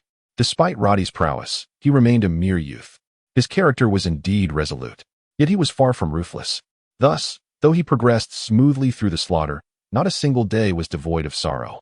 Now, as he lay weak and exhausted in the grass, his mind was plagued with tumultuous thoughts. Had he truly erred? War was inherently a matter of life and death. Mercy only brought suffering to the loved ones and joy to the enemies. Roland had mercilessly slain both civilians and soldiers in the northwest, causing a ripple of fear that sent many fleeing. He had scarcely encountered any formidable resistance while occupying the northwest provinces. In contrast, his hesitations seemed to reveal an unsettling weakness. Reflecting on the loyalty of his fallen comrades, who had fought valiantly to cover his retreat, he was consumed by guilt and sorrow. The Great Moon Kingdom boasted an army of over 200,000, yet their cavalry was largely composed of commoners. To them, the distinction between soldiers and civilians was almost indistinguishable. Most cavalry were recruited from among the pastoralists before the war, should the Great Moon Kingdom issue a command. It was likely that every citizen would take up arms. His indecisiveness, clinging to absurd notions of morality, rendered him a fool. If the enemy could slay his people, why could he not retaliate against theirs? Since the start of the campaign, he had witnessed the brutal deaths of his most loyal subordinates. Roddy's disposition shifted dramatically. The once resilient youth now bore the weight of iron resolve and grim determination. The Navet of his youth had vanished. After a brief respite, Roddy regained his composure and discerned that if he continued along this path, escaping the grasslands would prove exceedingly difficult. He pondered for a moment, identified a direction, and resolved to seek out a small tribe to either steal or seize a horse. At dawn, Roddy finally encountered two pastoralists herding dozens of cattle and sheep across the prairie. He observed them coldly from his hiding spot in the grass, biting his lip as he felt the weight of his blade. With stealth, he crept closer. The pastoralists, already enraged, charged toward him on horseback. The male herder shouted furiously, but Roddy could not comprehend a single word. Gripping his curved blade, he lunged at him. The fierce spirit of the prairie folk was evident. The male herder immediately dropped his whip and grasped a bough hanging from his horse, shooting an arrow at Roddy. With a cold smile, Roddy deflected the incoming arrow with his blade and, as he closed the distance, leaped into the air, striking down with both hands on the hilt. Before the herder could draw his own weapon, a spray of blood erupted as a head flew into the air. Roddy felt a rush of warmth as blood splattered across his face, yet he hesitated not for a moment. Seizing the fallen bough, he charged at the female herder. The woman screamed in terror, yet did not flee, instead drawing a curved blade to face him. As Roddy gazed upon her face, twisted with grief, his heart softened momentarily. But the memory of his fallen comrades hardened his resolve. To spare her would mean allowing her to raise the young man into adulthood, enriching their resources and later inflicting harm upon his people. Roddy hesitated no more. He loosed an arrow, and the female herder fell, pierced through the neck. Glancing at the two lifeless bodies before him, a surge of bloodthirsty ruthlessness welled within him. He could not suppress his anguished cries, which echoed across the plains. Before he mounted a horse and set off in a determined direction, as the sun dipped toward the horizon, casting a golden hue across the sky, a sudden sound echoed from beyond a nearby hill, followed by the emergence of a cavalry unit, blocking Roddy's path. He immediately reined in his horse. A sinking feeling in his heart, the glint of armor and the sharpness of blades caught his eye. This cavalry numbered merely a few hundred, yet they bore no resemblance to the Great Moon Kingdom's typical pastoral riders. Most cavalry from the Great Moon Kingdom donned no armor, often clad in leather during battle, while some wore only thick fur coats, with longbows slung across their backs. However, the soldiers before him were clad in gleaming silver armor, which, given the scarcity of resources and craftsmanship on the prairie, could not have been produced locally. Such equipment could rival the finest troops of the empire. Yet, they bore no bows. Instead, they wielded peculiar cross-shaped swords and sharp spears, with one hand raised high, holding a massive shield emblazoned with a cross pattern. This cavalry did not charge immediately. Rather, they formed a disciplined half-moon formation, unlike the chaotic rush typical of prairie riders. With precision, they arranged themselves, creating a formidable wall of shields, ensuring that even the slightest gap was tightly guarded, effectively surrounding Roddy. A knight stepped forward, addressing him with a booming voice. "Esteemed knight of the Radiant Empire, dismount and surrender your weapons." The words were spoken in the common tongue of the Empire, albeit with an awkward accent. Roddy exhaled deeply, his heart steadying. After enduring so much in recent days, he felt no fear, only calm resolve. "Who are you? Are you of the Great Moon Kingdom?" The knight paused, momentarily taken aback, then repeated his demand. As he finished speaking, The cavalry advanced a few steps in unison, exuding an air of intimidation. Roddy scoffed, "And what if I refuse?" Without further words, the knight commanded his cavalry to slowly advance, their half-moon formation tightening around Roddy. He understood their strategy. A cavalry charge could not be executed abruptly. They needed to warm their steeds with a gradual trot before launching into a full sprint. Roddy's horse, a common beast seized from the herders, sensed the encroaching danger and, feeling the tension in the air, began to rear back in fright. The opposing cavalry suddenly erupted into a unified battle cry, lowering their spears in unison, pointing their sharp tips directly at Roddy. The horse beneath him, unable to withstand the terror, neighed loudly in panic. I would like to take this opportunity to recommend my other book, a work of urban fantasy titled The City of Desires, which is now complete.